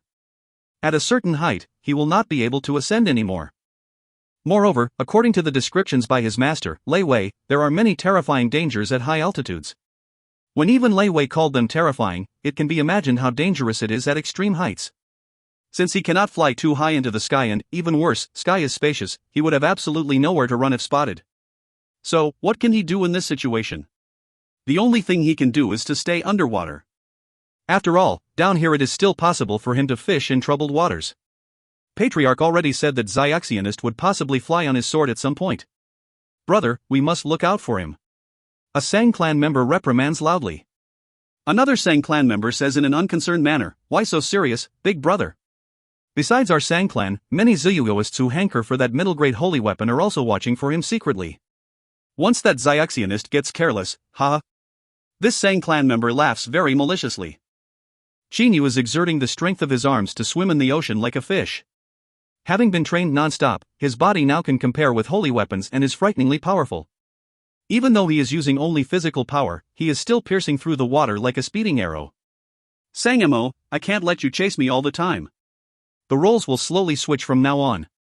He expands his holy sense. With a shake of his arms, his entire body rushes through the water extremely fast like a fish. When using physical strength alone, he is only 1/10 as fast as normal, but this is already enough for him. "Hey, where do you think that Xiaoxianist escaped to, bro? What does it matter? Even Patriarch returned with nothing. Let's just take a rest." Two members of the Sang clans are going side by side. During this period of time, the Sang clan's members have all been troubled by Qinyu. "Bro, I didn't expect to be attacked by a good-for-nothing demonic beast," a Sang clan member says laughingly. All of a sudden, he turns around and makes a chop with his hand. But the only thing his eyes can see is Qinyu's flaming sword, which penetrates his throat directly in a blow. Almost at the same time, Qinyu's left hand sticks into the chest of the other Sang clan member. Good-for-nothing demonic beast? Qinyu gets the two Jindans then leaves in an instant. Because he did not use stellar energy to go through the water, these Zioyaoists were not able to feel his aura, but when he came near them, they felt the movements of the water that he was causing. A moment ago, that Sang clan member even thought that he was being attacked by just a common shark. After all, he did not feel any energy or auras. With this act, Qinyu has finally started to strike back. Qinyu was even able to escape when surrounded by Sang Mo and so many other Zuyuoists, so at the moment it is really very easy for him to avoid the pursuers. On the first day, when he has just killed two Zuyuoists, his traces are discovered by the Green-Eyed Fish clan, but immediately afterwards, he goes into hiding. This time he lies low for 3 days, during which time he quietly refines the Jindans. When a Zuyuoist approaches, Qinyu stops refining them. And after that Zuyuoist has left, he resumes the refinement. In 3 days, the two Jindans have been refined and absorbed completely. He then gets into action again. However, this time he is unlucky to have to spend several days to find Sang clan members. Even worse, there are 3 of them together. But Qinyu goes berserk and explosively unleashes his stellar energy. Through close-quarters combat, he kills all of them, a late Jindan stage Zuyuoist and 2 middle Jindan stage ones, at the first attempt. Afterwards, he goes into hiding once more. This time, he hides for 10 whole days. When 10 days has passed, he is on the move again. In 3 entire months, Qinyu has killed 16 members of the Sang clan. Knowing that one member after another of their clan has died, the rest of the Sang clan seem to be terrified. They then gather in large groups, making it difficult for him to act. But Qinyu is very audacious. Even when members of the Sang clan have formed a group, he still dares to sneakily attack them, then runs away using the body weapon unification technique. As his power gradually improves, the speed of the body weapon unification also increases bit by bit, even to a point where it is approaching Sang Mo's true form's fastest speed. Because he attacks sneakily then runs away using the body weapon unification and, moreover, he suppresses his stellar energy to go through the water using his physical power, the enemies basically cannot track him. Even when the Green-Eyed Fish clan detects him, he can still flee in advance thanks to his holy sense. Qinyu has become murderous. This killing spree has made him murderous. "Sang Mo, you wanted to corner me first, so don't blame me for wanting to exterminate you clan." Sang Mo is holding a jade slip in his hand, which contains that message Qinyu left him using the holy sense. This jade slip was left behind by Qinyu right after he had killed the Sang clan's members for the first time. Sang Mo can feel clearly the murderous intent that the message carries. He has no doubt at all about Qinyu's intention of destroying his clan. The fact that 30 members of his clan have died in the last half year is the evidence. Sang Mo's hands are shaking and his facial muscles are twitching. At first, the Sang clan had even fewer than 200 members who have reached the Jindan stage in total, but in the last half year alone, 30 of them have died. At this rate, perhaps the Sang clan will be almost finished in 5 years.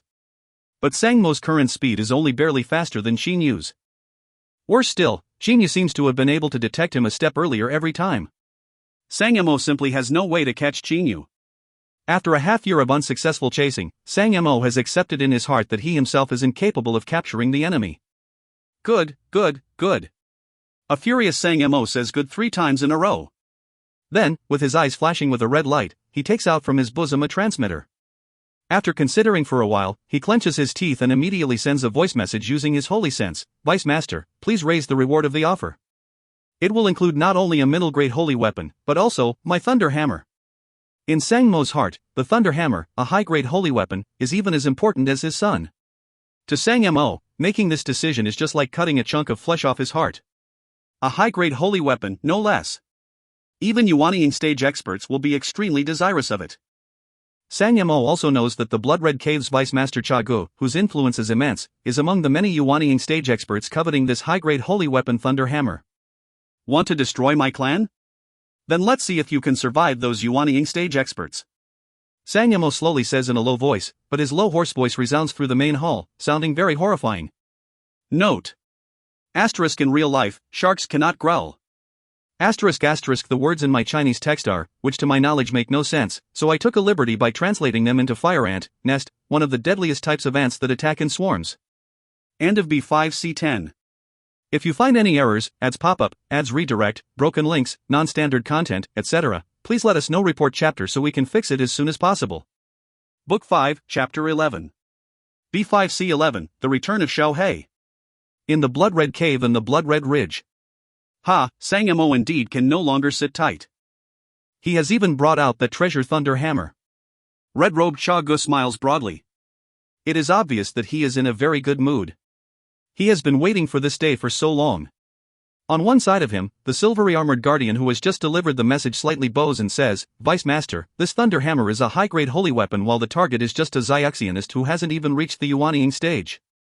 This is really a piece of cake. There are quite a few Yuanying experts in the Blood Red Ridge. Perhaps most of them will emerge. You're wrong. This mission's not simple at all. Cha Gu stands up, slightly raises his chin and says smilingly in a haughty manner. Tell me, when the target is only a Xiaxianist who hasn't even reached the Yuanying stage, why has Sang Mo been unable to catch him for so long? That silvery armored guardian becomes doubtful, that's right. What does this sub-Yuanying Xiaxianist rely on? Obviously having thought everything out, Cha Gu continues, let me remind you a bit again, Sang Mo even asked 30 members of the Green-Eyed Fish Clan to help him. Members of the Green-Eyed Fish Clan? The silvery armored guardian is slightly startled. The northernmost area of 100,000 li in radius is really too far from this Blood Red Ridge, being several million li away, so most Zuyuoists here do not know about some methods Sang Mo have used to chase Qinyu. Cha Gu was only able to find out about them thanks to the Blood Red Cave's intelligence. That secret fish controlling technique of the Green-Eyed Fish Clan's members is very capable. That Xiaxianist also doesn't have a demonic aura, so he must have been detected with ease. Once he was found out, given Sang Mo's power, he should have been able to catch that Xiaxianist very easily. The silvery armored guardian says continuously. However, as soon as he thinks about the outcome, he does not understand at all why Sang Mo has not been able to capture that Xiaxianist for so long. Why hasn't he been able to catch him? Could this Xiaxianist have some special technique? The silvery armored guardian mumbles to himself. He really cannot figure this out. Cha Gu however looks him and says confidently with a smile, right, what's actually happened? I can see only two possible answers. First, that Xiaxianist has a special skill for hiding his aura, which can make it impossible for Sang Mo to catch him. Second, that Xiaxianist is extremely fast when riding his sword, so fast that Sang Mo can't catch up with him. The silvery armored guardian nods thoughtfully. It's probably very hard for a mere sub-Yuanying Xiaxianist to hide his aura in front of Sang Mo. He says after thinking for a while. Cha Gu says with a nod, correct. Therefore it's most probable that this Xiaxianist is simply too fast for Sang Mo to catch up with. Also, according to my info, Sang Mo has chased him many times, and even when the distance between them was only as short as several tens li, that Xiaxianist was still able to escape. The silvery armored guardian says in amazement, such fast speed. Vice Master, Sang Mo's true form is an octopus. At his fastest speed, not even I can keep up with him. How is a Xiaxianist who hasn't reached the Yuanying stage able to lose him? Cha Gu gives a brilliant smile and gently utters two words from his mouth, flying sword. The silvery armored guardian is stupefied, but his eyes blaze after a short while. When a person with not a lot of power can fly fast on his flying sword, it is highly possible that the flying sword itself is very good. Of course, another possibility is that he has a special method for riding swords. But Cha Gu really believes that the flying sword used by that Xiaxianist is of high quality. Judging from the info I got, this Xiaxianist's flying sword is at least a high-grade holy weapon. Chago actually wanted to say top-grade holy weapon because he knows very well how extraordinary Sang Mo's speed is. But how can a mere sub-Yuanying stage Xiaxionist possibly have a top-grade holy weapon? After all, even a Dongshu stage expert has to be exceptionally extravagant to be able to possess a top-grade holy weapon. In the overseas Shojin world, perhaps no schools are willing to give a top-grade holy weapon to a Xiaxionist who has not even reached the Yuanying stage. Even if it is only a high-grade holy weapon, this will already be hard to believe. Perhaps that Xiaxionist had a lucky encounter or something in which he got this high-grade holy weapon by chance. Chaga thinks so in his mind. Suddenly, pa, pa, pa, clapping sounds rise behind him. A man who is very similar to Chago walks out. Just looking at him, one would associate him with a sinister poisonous snake. This man is none other than the other Vice Master Chapa. Third brother, what you just said is very brilliant. Do you mind me going with you to capture that Xiaxionist? Chapa says smilingly. Chago curses in his heart while his face slightly changes color. Damn you, Chapa. You already got a high-grade holy weapon of your own. I've been waiting for so long for the appearance of the Thunder Hammer. Just now I got the news that it had appeared and was able to guess that Xiaxionist has at least a high-grade holy weapon. It was double joys for me, but you've come to fight me for them. Are you still my brother? He is extremely furious inwardly. Even though he is suppressing his anger, his expression still looks very ugly. Second brother, it seems Big Brother already gave you the high-grade holy weapon he got last time, right? But I don't have any. Chagu says indignantly. He has mentioned that past event immediately without beating around the bush. When Chapa hears this, he of course totally understands at once that his third brother is thinking that he has come to contend for the holy weapons. He immediately says with a loud laugh, "Third brother, you're being a bit too petty. You should know me better than that. I already got a high-grade holy weapon, why would I hanker after another? It's just that I'm feeling bored with staying in the cave, so I want to go out together with you for a change." Really? Chago is somewhat unconvinced. Chapa suddenly says with a stare, "Third brother, I swear to heaven that if I wanted to snatch those holy weapons, I'd be struck to death by a thunderbolt. Damn it, we're brothers, do you think I'm the type who covets his own brother's treasures?" Chaga has a change of heart. Now he believes Chapa. He knows his second brother's character very well, only that just now his mind was clouded by his concern. He says with a haha laugh immediately, "Second brother, don't be angry. Alright, let's go right now." Chapa says laughingly, "This is better. Alright, I've messaged that Sang Mo to ask his 30 Green-Eyed Fish clan members help us monitor the area and to tell us when something happens." Excellent. Let's go. Chagu also bursts out laughing. The two vice masters of the Blood Red Cave then leave the cave together. The true forms of this Chagu and his brother Chapa are two blood red aquatic pythons, which are a top-level species of snake. In terms of power, even though Chagu is also at the early phase of the Yuanying stage, he is already stronger than Sang Mo, not to mention middle Yuanying stage Chapa. In an underwater green mountain range that runs continuously for several thousand li, a man is sitting with legs crossed in a cave on the side of a seamount practicing. An indistinct cloud is spinning non-stop around his body while 3 Jindans are floating in his vicinity. After a long time, the indistinct cloud begins to shrink then fuses with that silhouette. Only now does the silhouette become clear. It is none other than Xinyu. Compared to a half year ago, the current Xinyu has a hint of coldness on his forehead. He suddenly opens his eyes, shooting out an ice-cold clear look. After refining so many Jindans, I unexpectedly haven't reached the late nebula stage. A hint of powerlessness appears on his face. When he refines a Jindan, the impure energy, which makes up most of it, is burnt up by his stellar flame. Only the 10% essence of the Jindan remaining in the end is absorbed by him. For the last half year, Xinyu has killed 32 members of the Sang clan, but most of them were at the early Jindan stage and only a few had reached the middle phase of the Jindan stage. As for late Jindan stage Zuyuyoists, there were 3 of them altogether. According to Qinyu's original estimation, he would have to refine 10 late Jindans to reach the late phase of the nebula stage.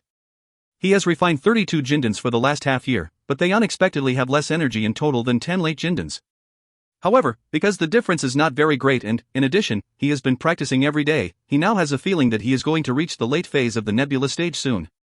Currently I'm almost at the peak of the middle nebula stage. In terms of speed, I'm also a bit faster than Sang Mo. Xinyu gives a faint smile.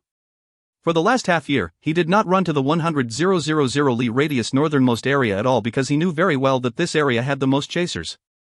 Therefore, he has always headed south, even when he was fleeing. Sometimes he also turned east or west temporarily, but he has never returned to the north. For the last half year, Qin either practiced or hunted enemies down or hurried south with all his power. By now he has unexpectedly advanced more than 1 million li. He also used the soul examination when killing some members of the Sang clan, so he has finally understood why his whereabouts have always been discovered. Green-eyed fish clan members. Qin Yu's heart is filled with frustration. The fish controlled by the members of the green-eyed fish clan look almost the same as common fish. At least Qin Yu cannot see the differences between them. Moreover, because fish are the most abundant animal in the boundless ocean, it is really difficult for him to avoid those controlled fish, which watch him from shoals of fish. Therefore, the only thing Qin Yu has been able to do is bypass shoals of fish as much as possible. He could still be detected, but because he has paid attention to shoals of fish, the frequency by which he is spotted has dropped sharply. Xiao He is unexpectedly even faster than me. He's to my southwest. Qin Yu shuts his eyes. His mind can feel Xiao He's general direction. Long earlier he felt that Xiao He was not very far from him, but Xiao He seemed to have been chased because he was rushing south non-stop at a very fast speed. Qin Yu became very worried at that time, as he thought the reason Xiao He was running extremely fast instead of meeting him had to be him encountering some danger. Qin Yu thus began to chase south with all his might. However, he found that, the more he chased, the further the distance between him and Xiao He grew. Qin Yu therefore concluded that Xiao He's speed was too fast, much faster than his speed when using the passing lightning flashing 9 times before, and that it was even possible that his speed had improved 100%. Unable to catch up with Xiao He, Qin Yu could only give up unwillingly in the end. Qin Yu also guessed how Xiao He had been able to become so fast. He thought that Xiao He either had greatly improved his power thanks to eating up many demonic beasts or was using some secret traveling skill. But he never thought that Xiao He had used a forbidden technique to change himself completely. Xiao He has remodeled himself entirely with it and is totally different from the past in every respect. However, because it is a forbidden technique, it is also not so perfect. I've even been away from Xiao He for a half year. He smiles, then comes out of the cave like a beam of light. Immediately afterwards, he rushes southeast. Except for when he encountered some Zuyuist, he has always hurried towards Xiao He's location. Oh, Xiao He is coming towards me as well. A happy expression instantly appears on his face. He begins to rush in Xiao He's direction at once. But covering the distance is only a secondary objective to him. On the way, if he encounters weak unreasonable Zuyuists, or members of the Sang clan who want to chase him, he will not show any mercy. As Qin Yu alternates between going and practicing, 3 months quickly passes. It has been very strange during these 3 months because the Sang clan members seem to have stopped hunting for him. Qin Yu has basically not detected any members of the Sang clan for the last 3 months, and as a result, he has been able to travel much faster than before. In only 3 months, he has traveled almost the same distance as in the previous half year. He has already covered more than 1 million li. Having gone such a long distance, he cannot help getting emotional. Since Xiao He has been coming towards him and they have yet to meet for such a long time, it can be imagined how far Xiao He went in the beginning. At the moment, Qin Yu is about 3 million li away from the Qin-Long continent. The distance that Xiao He has traveled for the last 3 months is definitely not shorter than the distance Qin Yu has traveled over the last half year. This also means that for the last half year, Xiao He has traveled at least 4 to 5 million li, or even maybe more. He has not been chased so much like Qin Yu, but being able to cover such a long distance in just a half year shows how terrifying his speed is. Qin Yu is riding on his flying sword to go through the water. His heart is filled with joy. At the moment he can feel that there are only several tens thousand li left between him and Xiao He, and it will take them less than a day to reunite with each other. This kind of feeling is very mysterious, but he totally believes it. Xiao He, I'm coming. Piercing through the water like a beam of light, he has reached his maximum speed. Hashtag. Riding their flying swords, the two brothers Chago and Chapa are going through shoals of fish and coral reefs. It has been very comfortable for them for last 3 months because they have alternated between heading west with going to the mansions of some Zuyuists to indulge in extravagant eating and drinking. Second brother, these green-eyed fish clan members are really very useless. Chago says spitefully. The green-eyed fish clan members now have much lower efficiency in gathering information about Qin Yu than before. Of course, the reason of this is that Qin Yu became aware of the threat that shoals of fish posed to him through using the soul examination and subsequently often avoided them. Currently the green-eyed fish clan members can only get a piece of information in every day or two. The message they received the day before yesterday says that theoretically Qin Yu is only 100,000 li away from them. Chapa says with a smile, don't worry. According to the message we got 2 days ago and judging from that Xiaxianist speed, perhaps there's only a short distance left between us and him. We can encounter him anytime in the next 2 days, so you better be watchful using your holy sense. Rest assured, I definitely won't let him go. An evil smile appears on the corners of Cha Ji's mouth. He has been longing for a high-grade holy weapon for such a long time now. Suddenly Choppa says with glittering eyes, "Ha, a late Jindan Black Eagle. It's very hard to come by a bird that dares to go deep into the ocean. You stay here first, third brother. I haven't tasted a bird's flesh for so long already." As Choppa is saying this, he shoots northwards like a beam of light. "Wait for me, second brother. I'll come to try its flesh too." Chago gives a loud laugh, then chases after Choppa like a beam of light as well. End of B5C11. If you find any errors, ads pop up, ads redirect, broken links, non-standard content, etc., please let us know. Report chapter so we can fix it as soon as possible. Book 5, Chapter 12. B5C12, Two Brothers versus Two Brothers. Big Brother, dot. Like a beam of light, Xiaohei pierces through the water extremely fast. His eyes are flashing with excitement. He can feel that Qinyu is very near him and the two of them will be able to meet each other again soon. After all, they have already been separated for so long. On the Qianlong continent, Qinyu and Xiaohei were never away from each other for such a long time. They are about to reunite, so at the moment they are certainly very excited. No good, there's someone. Xiaohei's holy sense has quickly discovered that two Zuyuyoists are charging at him at extreme speeds. Judging by the feeling he gets from his holy sense alone, Xiaohei can confirm in an instant that they are absolutely experts. Unlike Qinyu, he does not have the nourishment of the meteoric tear, so his holy sense is not formidable at all. Because Chago has reached the early Yuanying stage while that Chopei is even a middle Yuanying stage expert, his holy sense is naturally weaker than theirs. In a moment, two silhouettes appear in front of Xiaohei. They are none other than the Blood Red Cave's two vice masters, Chago and Choppa. Ha, it's indeed a bird. A bird going down to the seabed. Oh my, this is really suicide. Chago says in a strange voice. His eyes occasionally flash with cold, sinister rays of light. Even the blood-red robe on his body is emitting a cold, sinister aura with high frequency. Choppa looks at Xiaohei and immediately reaches out a hand to make a grab at him. Xiaohei is staring at these two Zuyuyoists. Suddenly, he flaps a wing. Because it moves extremely fast, it turns into a black blur and hits Choppo's hand squarely. Surprisingly, Choppo's hand is deflected away and blood starts oozing out of its skin. You even dared to injure me? The cold light in Choppo's eyes suddenly intensifies. Obviously he has become extremely angry. In the eyes of Choppa, a late Jindan stage bird is simply a piece of cake. After all, the two of them are basically not on the same level. Ha ha. Second brother, I didn't think you'd get hurt, and even worse, by a mere sub-Yuanying bird. This is really laughable. On one side, taking pleasure in his brother's failure, Chago says while laughing out loud with his hands holding his own belly. Choppa of course knows Chago is doing so on purpose.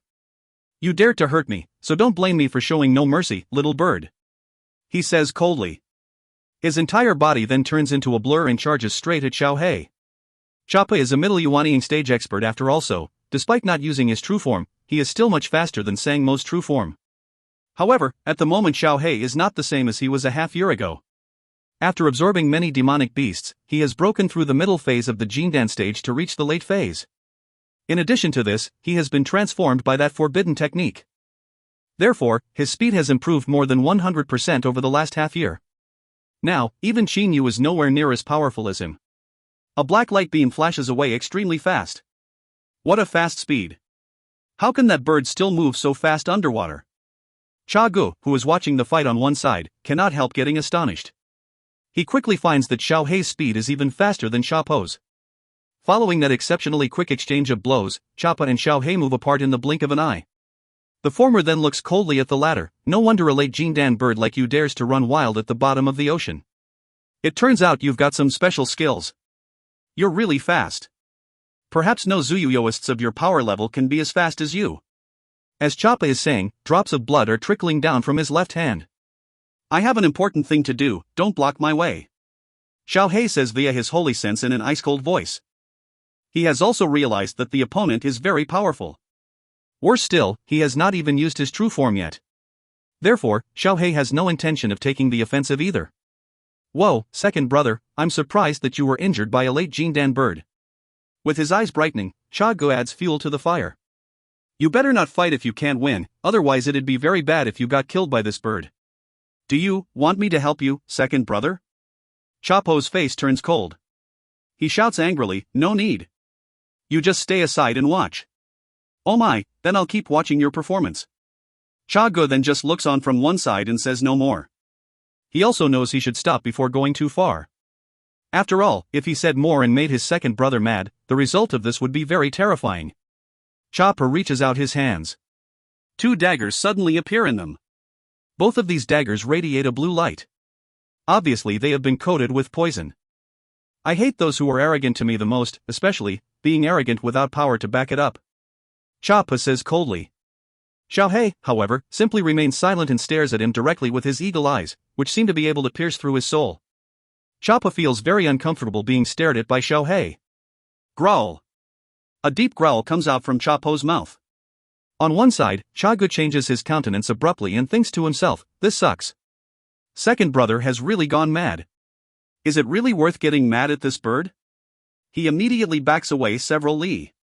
Holding a dagger in each hand, Chopper charges at Xiaohei like a beam of light at his fastest speed. Pa! Pa! In an instant, Xiaohei's eyes brighten and send out two blood-red flashes of lightning. Yes, they are blood-red, looking as if they are formed from a blood-red flame each. This is one of the changes that have happened to Xiaohei as a result of him using that forbidden technique. Chopper is very fast, but he is not as fast as the flashes, which immediately hit him. His body cannot help going numb. At the same time, he notices the appearance of a strange force, which seems to be both absorptive and corrosive. What's that? Chopper, astonished, activates the energy in his body to resist it at once. That strange force's corrosive effect is really very strong. In just a moment, it leaves a wound on Chapo's body. Luckily for Chopper, he has quickly destroyed Xiaohei's energy with his internal demonic elemental energy. No longer daring to be careless, Chopper activates his entire body's protective demonic elemental energy, ready to defend against Xiaohei's attacks anytime. Xiaohei shakes his wings once, shooting out various blood-red flashes of lightning. Compared to the ones in the past, these blood-red flashes have the same lightning offensive power but, at the same time, they are also capable of absorbing and corroding. Being struck down at by several tense flashes, even Chigo gets muddled up. Growl. He opens his mouth wide and growls. Then his mouth unexpectedly begins to enlarge, turning into a huge python mouth. His body also transforms into a shockingly massive, sinuous blood-red python. This is a blood-red aquatic python that is almost 100 m long and whose body is twice as thick as an ordinary bucket. With a swing of his tail, the python's 100 m long body starts to move. In an instant, the area within several hundred meters of him is covered by his attacks. Because this blood-red aquatic python is frighteningly fast, this area is full of red blurs. Bang! Even though Xiaohei's speed is astonishing, the speed of this middle Yuanying stage expert Chapo's true form is even more terrifying. A red blur flashes by Xiaohei and he is immediately sent flying. Just now Xiaohei's body was hit by a fierce sweep of the python's tail. I like to eat strong demonic beast the most. Chapo's voice rises in Xiaohei's mind through holy sense communication. He then opens wide the frightening mouth of his huge python body and rushes at Xiaohei like a beam of light. Xiaohei's eyes are extraordinary. The blood-red aquatic python is very fast but he can still see his every single movement clearly, including even the movements of his tongue. Chirp! A light starts to flash on and off on Xiaohei's crown. He utters a shrill cry, which causes the water in his entire surroundings to vibrate for a short time and move outwards in all directions simultaneously, forming strong, surging undercurrents. Moreover, at this moment, the moonlight in the sky goes straight into the ocean. What's going on? Chapa is startled. He sees the moonlight shine on Xiaohei in its entirety then spread out all over his body. Xiaohei, who has been enveloped the moonlight, suddenly sends out a terrifying aura. Chapa is secretly shocked because he can feel that fearsome aura clearly. This is bad. Xiaohei is using that special skill. Could he have run into a danger? Hearing that shrill cry, Xinya knows that Xiaohei is in a difficult situation because the same skill was used to deal with Xiangyang last time. He immediately accelerates. However, because he has already almost reached his top speed, even though he starts to go all out from this moment, he can only run a bit faster. Feeling that this is not good, Chapa swings his body violently at once. It looks like the python's body is going to hit Xiaohei squarely, but there seems to be a layer of air moving around Xiaohei's body at the moment, and as a result, the swing is completely parried away. Xiaohei spreads his wings and flaps very gently once. The light on his body is instantly concentrated on the edges of the wings. Right afterwards, it shoots out at Chapa in the form of two light-colored crescent blades. Giving Chapa basically no time to dodge, the two crescent blades of light hit his body extremely fast. Chi-chi. Their strong corrosive effect immediately damages Cha Po's scales. Cha Po yells miserably. At the same time, various streams of demonic elemental energy surge forth through his body, and in just about a moment, the two crescent blades of light disappear. However, 2 to 3 m long parts on Cha Po's 100 m long blood-red aquatic python body have been damaged. Most of the scales on these two parts have been corroded to the point where even the flesh underneath is exposed. However, these are merely flesh wounds. Growl. The blood-red aquatic python gives a mad growl. His entire body then charges at Xiao He continuously like a serpentine red thunderbolt. Xiao He dodges non-stop like a black beam of light. This fight between an eagle and a python is really intense. No good. This python's demonic elemental energy is frighteningly strong. Xiao He feels that his situation is not good. A middle Yuanying stage Zuyuist's demonic elemental energy is several times more powerful than his. Even worse, blood-red aquatic pythons are an extremely fearsome species of snake. In just a while, the wounds on the python's body have already been covered in new scales, only that these scales are very weak. Snakes regularly shed their skins, so it is not difficult for a middle Yuanying stage blood-red aquatic python to regenerate his scales. The only problem is that the new scales are not as strong defensively as the old ones. Die. Cha Po's voice suddenly rises in Xiao He's mind. Immediately, a green beam of light is shot at Xiao He from the blood-red aquatic python's mouth. As an experienced fighter, Xiao He has long been prepared for something like this. With a sweep of his holy sense, he finds out that this green light is a thin flying sword. He also opens his mouth, and a flash of lightning is shot out. Boom, dot. The flash and the green light collide. Xiao He suddenly utters a painful cry. Blood spurts out of his throat. That flash of lightning is actually the high-grade holy all that he forged. Even though both he and Cha Po use high-grade holy weapons, Cha Po's demonic elemental energy is several times more powerful than his. Therefore, Xiao He has been badly injured by the head-on collision of the weapons. Ha, a high-grade holy weapon. Cha Po becomes excited. Xiao He, however, makes a shake of his wings and cuts through the water to run away extremely fast like a thin black beam of light. Don't think about escaping. Cha Po's massive blood-red aquatic python body also pierces through the water like a red thunderbolt. The pursued and the pursuer, an eagle and a blood-red aquatic python, quickly disappear. However, the direction Xiao He is fleeing in at the moment is the south. He knows Qin Yu's power level. When he himself, who has reached the late Jindan stage and even used a forbidden technique, is unable to win against Cha Po, Qin Yu will definitely be killed if he gets involved in this situation. Therefore, Xiao He of course does not run towards Qin Yu. A beam of light chases after them, but then it stops. This is none other than Cha Gu. He looks in the direction Cha Po has disappeared in and lets out a cold humph, feeling very frustrated. Because his speed is fairly slower than Cha Po's, he was only able to chase several tens li before his holy sense could no longer detect Cha Po and Xiao He within its range. Xiao He, make sure nothing bad happens to you. Qin Yu is very anxious inwardly. Piercing through the water, he rushes in Xiao He's direction at his fastest speed. After a while, he feels a chaotic aura, so he stops at once. Looking at traces of blood floating in the water, he can feel Xiao He's aura clearly. This place is where Xiao He and Cha Po fought each other just now. The blood floating here consists of both Xiao He's blood and Cha Po's. Xiao He has fought here and even been injured. Qin Yu quickly figures out what happened. Feeling that Xiao He is running south extremely fast, he knows that Xiao He is being chased by someone and, moreover, he is fleeing south in order not to entangle him. Ha, I never thought that I'd strike lucky after second brother had chased that black eagle. My dear Xiaoxionist, I've been looking for you for a very long time. Following the loud laughter, a very thin man robed in red appears not far from Qin Yu. That man's eyes are blazing and flashing. Qin Yu's face changes color. Just now, because he discovered traces of Xiao He's blood, for a while he trembled in his heart with worry about Xiao He and also paid no attention to his surroundings. Unexpectedly, during this short period of time, Cha Gu returned in disappointment after failing to catch up with his second brother and immediately detected Qin Yu. Discovering that Qin Yu does not have a demonic aura and judging from the fact that the Green-Eyed Fish Clan's most recent message says that the Xiaoxionist is currently in this area, Cha Gu naturally was able to figure out Qin Yu's real identity.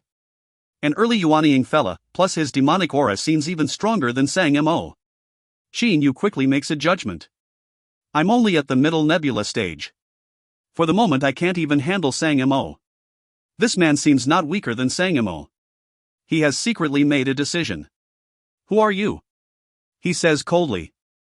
I am, Cha Gu says haughtily, but when he has just said I am, Qin Yu immediately rights his flying sword and uses the body weapon unification technique to flee west. In just about a moment, he has already got away several kilometers. Chago is furious. You dared to fool me, Riding his flying sword, he chases after Chinyu at once. Blood-red aquatic pythons are much more gifted than octopuses.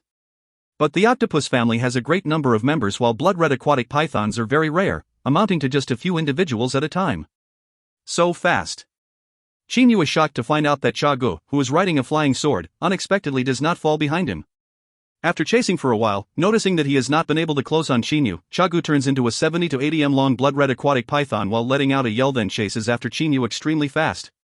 A blood-red aquatic python's speed in the ocean is simply frighteningly fast, so the distance between Chago and Chinyu decreases very quickly at once.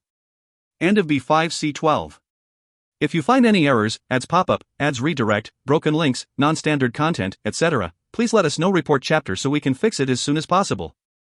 Book 5, Chapter 13. B5C13, Deadly Poison. As the blood-red aquatic python pierces through the ocean, his huge body makes the water in his vicinity become turbulent. His two red eyes, filled with a sinister iciness, are staring directly at Chinyu, who is running away extremely fast ahead of him. The distance between them grows shorter and shorter. This python is even a bit faster than Sangamo. Chinyu takes a look backwards. The coldness in his eyes suddenly intensifies. Clenching his teeth, he unexpectedly stops completely in an instant. The blood-red aquatic python seems to never have anticipated that Chinyu would halt abruptly, but he reacts very quickly and stops before ramming into Chinyu. He stares at Chinyu with his red eyes, then turns into a human again with a shake of his body. Sangamo, I've found him. Just wait and get that thunder hammer ready, Chago complacently sends a message to Sangamo through his transmitter. At the moment he is totally confident because by feeling Chinyu's aura he knows that Chinyu's power level is only around the middle phase of the Jindan stage. This kind of Xiaxionist is definitely no match for him even if they use a high-grade holy weapon. Then I'll wait for your good news, Vice Master. As Chago is staring at Chinyu before him, a faint cold smile appears on the corners of his mouth.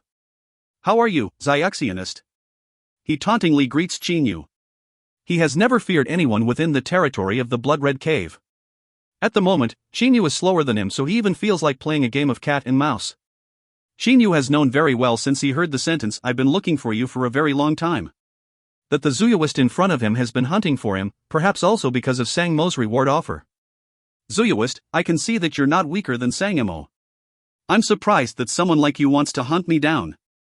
You're doing this for a middle-grade holy weapon or a favor from him? He says indifferently and calmly while looking at Chago. For the moment Chinyu has no intention of using the meteor escaping art to flee either. After all, having experienced the pains caused by the meteoric tear after he used it last time, he will not easily rely on it again. Ha ha! Sangamo, you said that, idiot Sangamo? Chago laughs out loud loftily. What's the use of a middle-grade holy weapon? How can it make me hunt for you? He disdains a middle-grade holy weapon very much. Oh? Looks like you want a favor from Sangamo. Chinyu says laughingly. Chago says with a shake of his head, favor? No. He looks at Chinyu with a hint of amusement in his eyes. Given Sangmo's puny power and position, his favor is a worthless piece of crap to me. I can order him directly as I please, so why would I want a favor from him? Chinyu is secretly startled. The man before him unexpectedly can give Sangamo orders. At first he only thought that Chago was someone of the same level as Sangamo, but now it looks like he has underestimated the opponent. Then why are you chasing me? Chinyu is very calm. Oh, my cute Xiaxionist, it seems you still don't know that in order to hunt you down, Sangamo has raised the reward. Chago says laughingly in a casual manner. However, I'm chasing you not only because of the high-grade holy weapon that Sangamo has offered as the reward, but also because of the high-grade holy weapon on your body. My high-grade holy weapon? Chinyu looks at Chago. His expression freezes in an instant. Ha ha! Don't deny it. The flying sword you rode just now must be a high-grade holy weapon. Otherwise, how could you have been so fast? Frankly, I think not even a high-grade holy weapon can help a middle Jindan Xiaxionist like you move so fast. Ah, don't tell me that your flying sword is a top-grade holy weapon.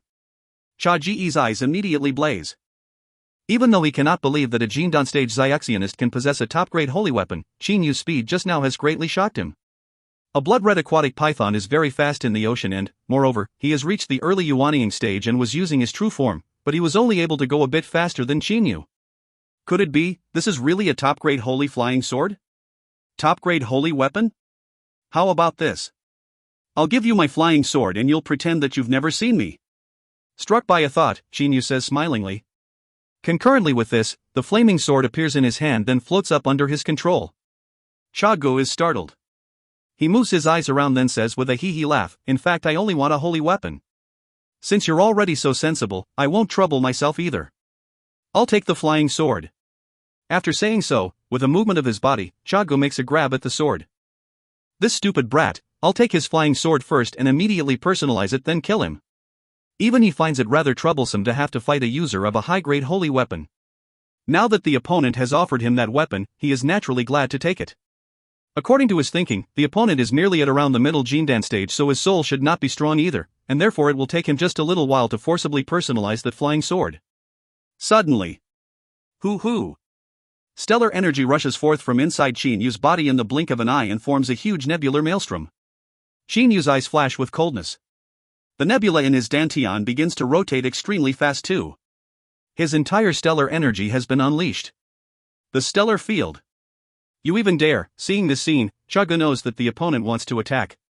He is also not a fool to grab that flying sword now because the opponent can easily control the sword to attack. Idiot. In just a moment, Shinyu turns into several illusions. However, for some reason, he is not using the flaming gloves at all. Shinyu's illusions have surrounded Chago. At almost the same time, the illusions launch different attacks at Chago such as punches, finger swords, knife hand strikes and so on. Ha ha! Chago turns his face upwards, laughing out loud. The demonic elemental energy in his whole body surges forth and unexpectedly shakes away all of Shinyu's strikes. Shinyu clenches his teeth. In an instant, he suddenly splits into 6 illusions, which, with a twist of their waists, immediately begin to rotate fiercely. Concurrently with this, they swing their right legs violently like windmill blades and hit Chaji's neck with no mercy. Bang! After hitting Chaji's neck, the 6 illusions disappear, leaving behind only Shinyu's real body, whose one leg is currently on Chaji's neck. In terms of attack resistance, we blood-red aquatic pythons aren't weaker than divine dragons. At this moment, Chago says to Shinyu. A layer of scales has unexpectedly emerged on his neck, rendering all of Shinyu's close-quarters attacks ineffective. Shinyu does a backflip then retreats very far. Close-quarters attacks are fairly effective against humans, whose bodies are relatively weak, but they are much less useful against Zuyuyoists. The reason of this is that the true forms of quite a few Zuyuyoists make them extremely formidable physically, for example, blood-red aquatic pythons, aquatic dragons, horned dragons, and so on. Very strong attack resistance indeed. Shinyu says in wonderment. Hearing Shinyu's praise, Chago feels even more proud of himself, but he still says, though you're a Zyuxianist, your physical power is really very formidable. In fact, your last strike just now forced me to use my protective scaly armor, but... Shinyu says in admiration, such attacks by me couldn't break your defense, and you haven't even used your true form yet. It's true that Zuyuyoists are much more powerful than humans at any given power level. But... I won't give up. If not for that high-grade holy weapon, I'd really be unwilling to kill you. Chaga says so, but at the same time he moves like a flash. 2 daggers appear in his hands and he thrusts them straight towards Shinyu. The blades of the daggers radiate a green cold light. Deadly poison. Just die. Shinyu says in his mind. The nebula around him starts to spin extremely fast again. The stellar field is executed once more, just like how it was used just now. He controls the flaming sword to block the daggers and throws 2 punches at Chago using his hands. Chago cannot help giving a faint smile. After experiencing Shinyu's attacks moments ago, he already knew that Shinyu's offensive force at least cannot injure him. In order to be safe, he covers his body in a layer of protective scaly armor, which is formed from his scales. Of course, his current defense is not as astonishing as when he switches to his true form, but this is still a high level of defense. Yeah! Shinyu clenches his teeth tightly to a point where even his blood gushes out. A frightening, cold beam of light suddenly shoots out from his eyes. While coming at Chago, his fists suddenly open and turn into 2 spear hand strikes, which have the most powerful penetrating offensive forces. At the same time, the flaming gloves appear. Pooh! Pooh! The fierce penetrating forces coupled with the high-grade holy weapon flaming gloves are simply irresistible. Shinyu's spear hand strikes immediately break that layer of scaly armor then pierce through it, aiming to finish this blood-red aquatic python off by smashing his internal organs. However, growl! The moment the scaly armor is penetrated, a series of deep growls rises. In an instant, Chaji's body unexpectedly transforms into a 70 to 80 m long blood-red aquatic python, which immediately attempts to wrap his body around Shinyu, wanting to strangle him to death. Cunning Xiaxionist, I'm going to eat you. Shaji's furious voice rises in Qin Yu's mind. He has really been enraged, because Qin Yu has plotted against him twice. The first time, Qin Yu took the initiative and ran away in the middle of a conversation with him. The second time, Qin Yu did not use the flaming gloves when attacking in the beginning to make him miscalculate the difference in power between them. Therefore, when Qin Yu attacked again, Chago was careless and had to pay a great price for this. With a shaking movement of his body, Qin Yu avoids the python's incoming rapping attack like lightning. He then immediately says via his holy sense, "Blood-red aquatic python, just now you were lucky that I couldn't kill you in one hit. But, even though I didn't penetrate your heart, it still got a shock from my penetrating force and was injured pretty bad, right?" Chagu of course has been injured and, even worse, injured very seriously. Due to the close quarters strikes Qin Yu had used in his first attack attempt, Chagu misjudged Qin Yu's power. He thought that his protective scaly armor was more than sufficient and did not even use his demonic elemental energy to defend himself at all. As a result, in Qin Yu's second attack attempt, relying on the high-grade holy weapon flaming gloves, Qin Yu was able to breach the scaly armor directly with 2 spear hand strikes. Moreover, the spear hand strikes did not only deal damage through Qin Yu's physical body, but also through the penetrating forces they carried, which went into Chaji's body through his flesh and injured his heart. "Ya! You pissed me off." The blood-red aquatic python swings his body non-stop, completely disturbing the water in his surroundings. However, a mouthful of blood suddenly spurts from his mouth. The heart is a vital part, so even though it was only shaken up by Qin Yu's penetrating forces, he has been severely injured. With a solemn expression, Qin Yu makes a hand sign, then immediately shouts, "Illusion-spreading sword art, starry starry night." His flaming sword flies upwards and creates a blurry area in the blink of an eye. Countless sword silhouettes shoot straight at the blood-red aquatic python from that area. As Qin Yu sees this scene, a faint smile appears on his face. Xiaxionists, Zuyuyoists, and Xiamoists each have their own specialties. Xiaxionists' various kinds of sword arts are really outstanding. As for Xiamoists, they have many strange yet very powerful holy weapons. Qin Yu has read quite a few Shojin secret books, so naturally he has learned some sword arts. The illusion-spreading sword art was a sword art that Qin Yu put emphasis on learning. Growl. The blood-red aquatic python lets out a deep growl, then turns his huge head, staring at Qin Yu. His red eyes are radiating an obvious red light. With a movement, the head turns into a blur and arrives at Qin Yu's face instantly. In terms of speed, the python's head is even faster than his body. Chi. Many sword silhouettes hit the blood-red aquatic python's body, but they only leave faint bloodstains on his outer scaly armor and fail to inflict any serious wounds on him. Simply ignoring these attacks, the blood-red aquatic python opens his large mouth, which looks like a basin of blood, and bites at Qin Yu. A stench reaches Qin Yu. He immediately moves his hand sign, thrusting the flaming sword straight down at the blood-red aquatic python extremely fast from above. Meanwhile, taking advantage of the forces of the water around him, his body makes a gentle movement and avoids the bite of the blood-red aquatic python. Pa! A red blur flashes across Qin Yu. He vomits blood and is sent flying at once. Damn it! This python's tail is even faster than his head. Spitting out a mouthful of blood, he can feel that all of his internal organs have been injured. Just now he only saw a red blur before the swing of the tail hit him. Compared to the python's head, his tail is 2 to 3 times faster, which is too terrifying. But at this moment, the flaming sword, which is heading directly for the python's head, has already almost reached its target. Growl! The python raises his head and unexpectedly takes a bite at Qin Yu's flaming sword in an absolutely fearless manner. A hint of ruthlessness appears in Qin Yu's eyes. Through mental control, he makes the flaming sword accelerate and thrusts it straight at the python's wide-open mouth. "If you bite, I'll pierce through your throat." He has become ruthless. Whiz! A yellow beam of light shoots out from the python's mouth and hits the flaming sword squarely. Qin Yu then discovers that the sword has unexpectedly got much heavier and its speed has decreased a lot, as if it is no longer under his control. Only now can he see clearly that some yellow liquid is sticking on the flaming sword while emitting various yellow wisps of smoke. Note: Asterisk in the Chinese text, Qin Yu uses 2 knuckle protruding punches, which in real life have very weak impact force and are almost totally useless, so I changed them to 2 spear hand strikes. End of B5C13. If you find any errors, ads pop-up, ads redirect, broken links, non-standard content, etc., please let us know. Report chapter so we can fix it as soon as possible. Book 5, Chapter 14. B5C14, Life for Life. Seeing that there are a poisonous liquid on his flying sword, Qin Yu thinks in his mind. Immediately, flames appear on the surface of the sword. They then burn away the poisonous liquid, causing chi-chi sounds. Meanwhile, Chinyu can feel the flaming sword becoming increasingly easier to control. Growl! When the huge mouth of the python is about to shut to complete the bite, the flaming sword goes extremely fast towards Chinyu, who takes hold of it with a grab. After the sword was stuck on by that yellow liquid just now, he no longer dares to let the python bite at it because heaven knows what other tricks he still has up his sleeve. After all, when the opponent dares to bite at the sword, he must already have some method to handle it. Haha, a real good flying sword. I'm going to eat you first, then take your flying sword.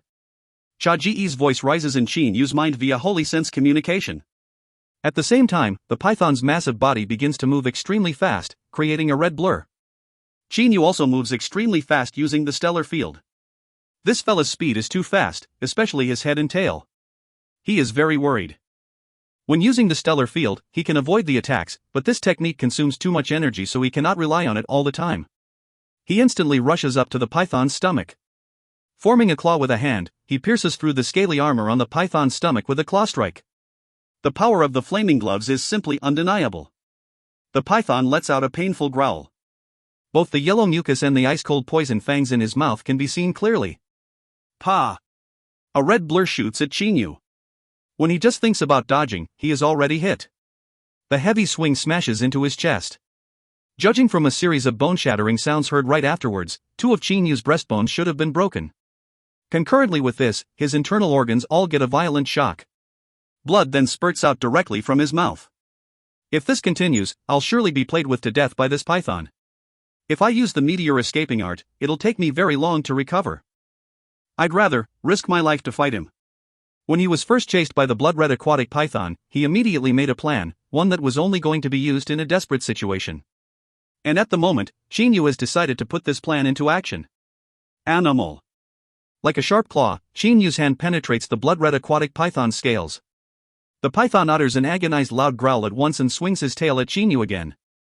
However, at almost the same time as when Chinyu penetrates the scales, he does a flip and gets on the neck of the python directly. The python's tail sweep therefore hits the wound that was caused by Chinyu a moment ago. Growl. Discovering that Chinyu has unexpectedly got on his neck, the python immediately becomes furious. He opens his basin-like blood-red large mouth and takes a bite at Chinyu.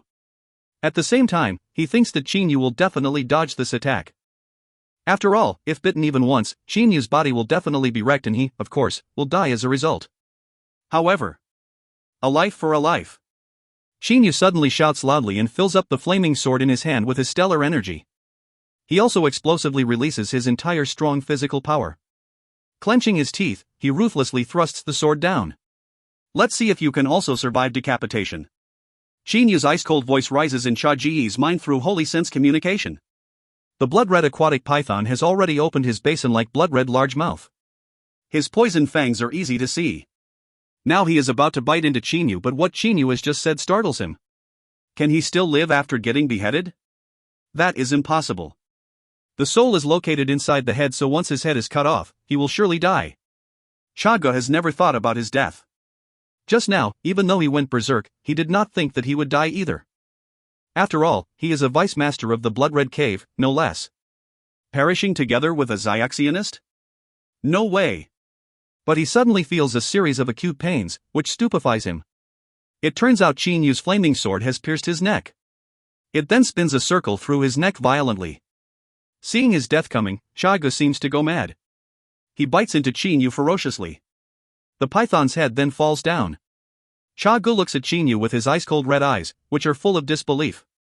Has he really been killed? Even though his head has been cut off, his consciousness can still exist for a good few seconds. Pooh! Blood spouts from the severed neck. That huge headless body of the blood-red aquatic python is still wriggling and quivering non-stop. However, the python's head has already bitten through Chinyu's body. His stomach has been completely penetrated by the 2 poison fangs. Now there is a shockingly large hole on Chinyu's stomach. Even his spleen has been smashed, while his liver has also suffered fatal injuries. As Chinyu sees the disbelief in Chaji's pair of red eyes, a faint smile appears on the corners of his mouth.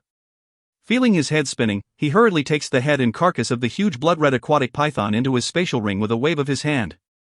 It is essential that he does this to remove all the traces of what has happened. He knows very well that despite the meteoric tear's continuous maintenance, it will not be long before he can no longer hang on. Break! Chinyu goes straight into a coral reef below him. but his control over the body is getting weaker and weaker. "I'll leave everything to you, meteoric tear." Then he loses entire control of his body. A natural suction in his vicinity is pulling his soul. Shin Yu's soul floats up, seemingly wanting to fly away from his body. However, at this moment, not disappointing Shin Yu's hopes, a familiar heat current envelopes his soul. Immediately, he is not affected by that suction anymore. Feeling the presence of this heat current, he stops worrying. Right afterwards, his body begins to slowly recover in silence. At present, a girl is moving gracefully through the water at the bottom of the ocean. This girl is dressed in blue clothes and is holding a zither in her bosom. Her beautiful silky black hair is casually tied up with a blue silk ribbon and hangs loose about her waist, which is slender and fastened closely around by a white belt. She also appears to be slightly ample-chested. And there is always a faint, relaxed smile on her face. The blue-clad girl is not riding a flying sword. It looks like she is going very slowly, but in fact her movements have a fantastic effect which is similar to that of a distance shrinking technique. In just a while she has already covered several thousand li. Heaven knows how many times she is faster than Shin Yu. Oh. All of a sudden, the blue-clad girl stops in an elegant manner and casts a look at the coral reef in which Shin Yu is hiding. It seems she can see through the coral because a hint of amazement appears on her face as she is looking. Afterwards, she has a relaxed smiling expression again. She then makes a wave of a sleeve, revealing a beautiful snowy arm. And at this moment, Shin Yu's body in the coral reef also disappears. Following this, the blue-clad girl continues to walk in leisurely steps while hugging her zither. In an instant, she vanishes from this area. In a secret room of the Blood-Red Cave and the Blood-Red Ridge. The Blood-Red Cave's master Cha Hong is sitting with legs crossed on a bulrush mat, continuously shooting many streams of demonic elemental energy at a black jade case that is floating in front of him. This black jade case looks very old and simple. There are two lively, vigorous words on its cover: 9 swords. Cha Hong is the real leader of the 8 million li radius area controlled by the Blood-Red Cave. He is much more powerful than his 2 younger brothers. Early Dongxu stage. This is Cha Hong's real power level. In this underwater world of Zuyuyoists, where Yuanying stage practitioners are regarded as first-class experts, a Dongxu stage Zuyuist is certainly classified as a super expert. It should be known that even the 9 purple demon aquatic dragons of the 9 Demons Hall, one of the 3 underwater superpowers, are all only at the Dongxu stage. 100 years ago, when Cha Hong obtained this black jade case, he was extremely excited. From then on, he left all of the Blood-Red Cave's matters in the hands of his 2 younger brothers. By contrast, he himself has often undergone closed-door training sessions ever since, with each of these training sessions lasting for several years. This time, he has been undergoing this closed-door training session for 3 years. After a sigh, Cha Hong stops sending out his demonic elemental energy and examines the black jade case. He says with a slight nod of his head, "It won't be long. I'll be able to succeed within 3 years. I've been trying hard for 100 years, so 3 more years is no big deal." In order to open this black jade case, Cha Hong has been draining the energy of its seal for the last 100 years. Even a simple dust-removing seal is already so formidable. The sealer must have been terrifyingly powerful in the extreme. Cha Hong's face is full of admiration. No wonder it was an immortal. With this power, a wave of the hand would be enough to destroy me. The dust-removing seal is one of the lowest seals in the Shojin world and is generally used to prevent dust. How powerful can a dust-preventing seal possibly be? If this was a formidable seal, once attacked, it would hit back. But this dust-removing seal only protects an object from getting dirted by dust and cannot counterattack. Luckily it cannot hit back, otherwise Cha Hong would be unable to open this jade case given his power level. Even though it is the simplest seal, Cha Hong has had to be extremely persistent in dealing with it. During the last 100 years, he has often undergone closed-door training sessions to drain the energy of the seal bit by bit, yet the seal still has not run out of energy after such a long time. Penglai Immortal Region, Purple Flame Devilish Dungeon, Azure Dragon Palace, 9 Demons Hall, Blue Water Mansion. Perhaps none of you thinks one of the 9 swords is in my hands. Humph, one day, the underwater world of Zuyuyoists will definitely have 4 superpowers instead of 3. Cha Hong's eyes glitter. He has an ambition in his heart. However, he has to rely on this black jade case to achieve it. But my current power is still not enough. At least I have to reach the late Dongxu stage to be able to bargain with them. Now the most important thing to do is endure silently. I can't let them know that I've got a jade case. Cha Hong remembers how he was able to come into possession of this black jade case. After thinking it through again, he is certain that he has eliminated all of the people who knew about this event and there will be absolutely no problem. Cha Hong cannot be blamed for his cautiousness because if the superpowers such as the Azure Dragon Palace and the Nine Demons Hall get wind of this treasure, given Cha Hong's current power, he will simply be unable to prevent them from robbing him of it. It is disaster to obtain a treasure without power to keep it. Therefore, Cha Hong must lie low. Bang! Bang! Bang! Suddenly, knocking sounds rise continuously at the stone door outside the secret room. It seems someone is hitting the door repeatedly. Cha Hong is furious. No one is allowed to disturb him during a closed-door training session. Because he often stays in the secret room to drain the seal's energy, he is always uneasy. As soon as someone comes near the door, he will become worried. Who? Knocking the door during my training session, do you want to die? Cha Hong's deep, powerful voice comes out of the room. Cave Master, we've got a very bad situation. A Vice Master is already dead. With a movement of his body, Cha Hong disappears from the room in an instant, and that black jade case also disappears. Outside the room, 3 guardians are standing respectfully at the stone door. There are very anxious looks on their faces at the moment. Chi. The stone door opens. The blood-red cave's master Cha Hong walks out with a dark, grave expression. He immediately shouts at the 3 guardians, "Say, who's dead? Tell me everything in detail." The silvery armored guardian among them goes forwards, saying, "Cave Master, Vice Master Chago and Vice Master Chapa went out to hunt for a Zyuxionist 3 months ago. Now Vice Master Chago is already dead. Hunt for a Zyuxionist, ... Even though Cha Hong is infuriated by his younger brother's death, he is still very sober. To handle serious matters successfully, he definitely cannot lose his composure at random. Cave Master, some time ago, Guardian Sang Mo's son was killed by a Zyuxionist. Later, Guardian Sang Mo tried to chase him down, but Guardian Sang Mo was really incompetent. He unexpectedly couldn't catch the Zyuxionist, and it seems quite a few members of his clan even got killed by the enemy. Sang Mo then offered a reward for catching the Zyuxionist. It is that high-grade holy weapon Thunder Hammer. The silvery armored guardian gives a detailed account of the matter.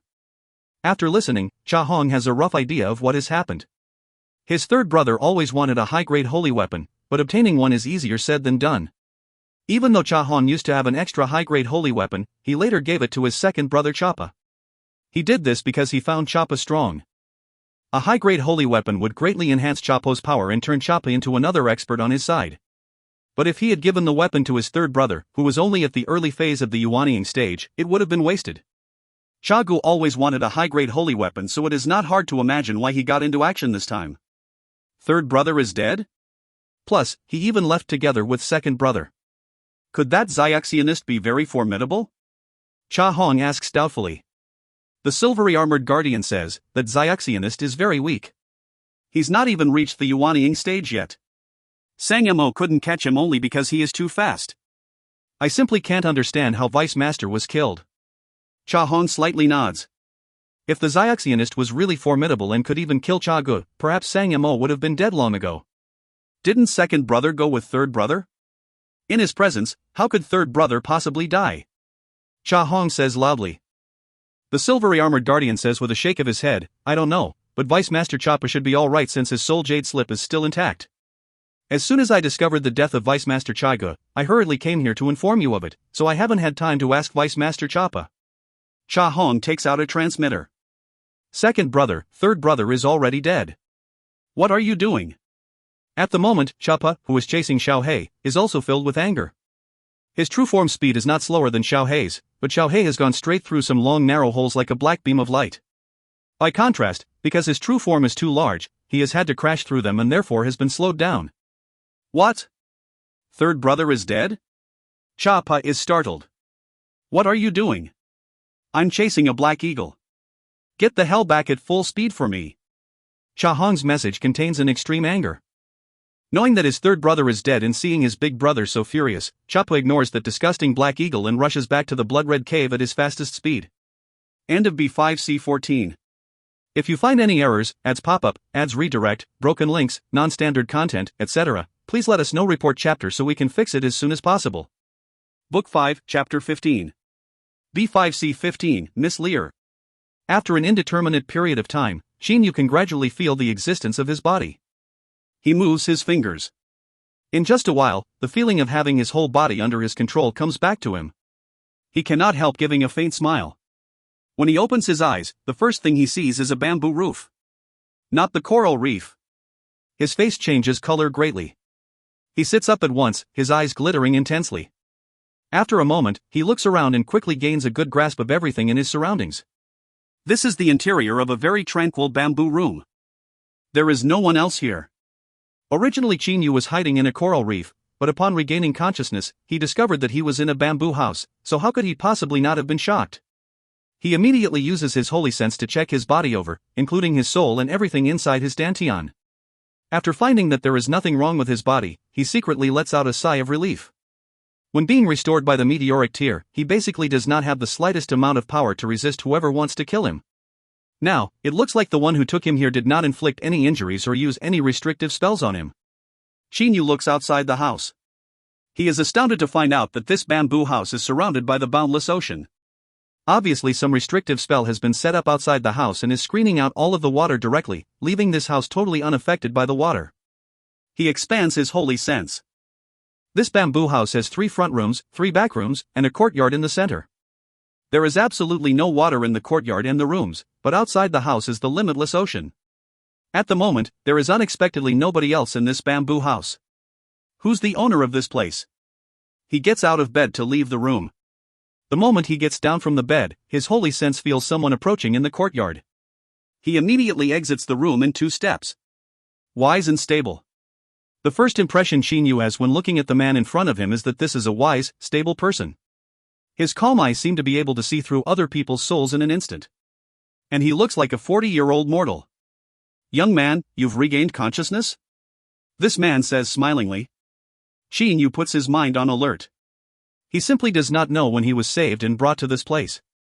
If that happened soon after he had been injured, this man must know how severe his injuries were. His spleen was shattered, his liver was damaged very badly, and there was a huge hole on his stomach. Theoretically, these were absolutely fatal injuries. So, ordinary people would definitely be amazed to see that he has now become vigorous again. I am Lu Xing. Sir, may I ask who you? Ah, you're a human. Chinyu jumps out of his skin because he has just made a sweep with his holy sense and discovered that the man before him unexpectedly does not have a demonic aura. Moreover, he simply cannot get any information about this man's power level.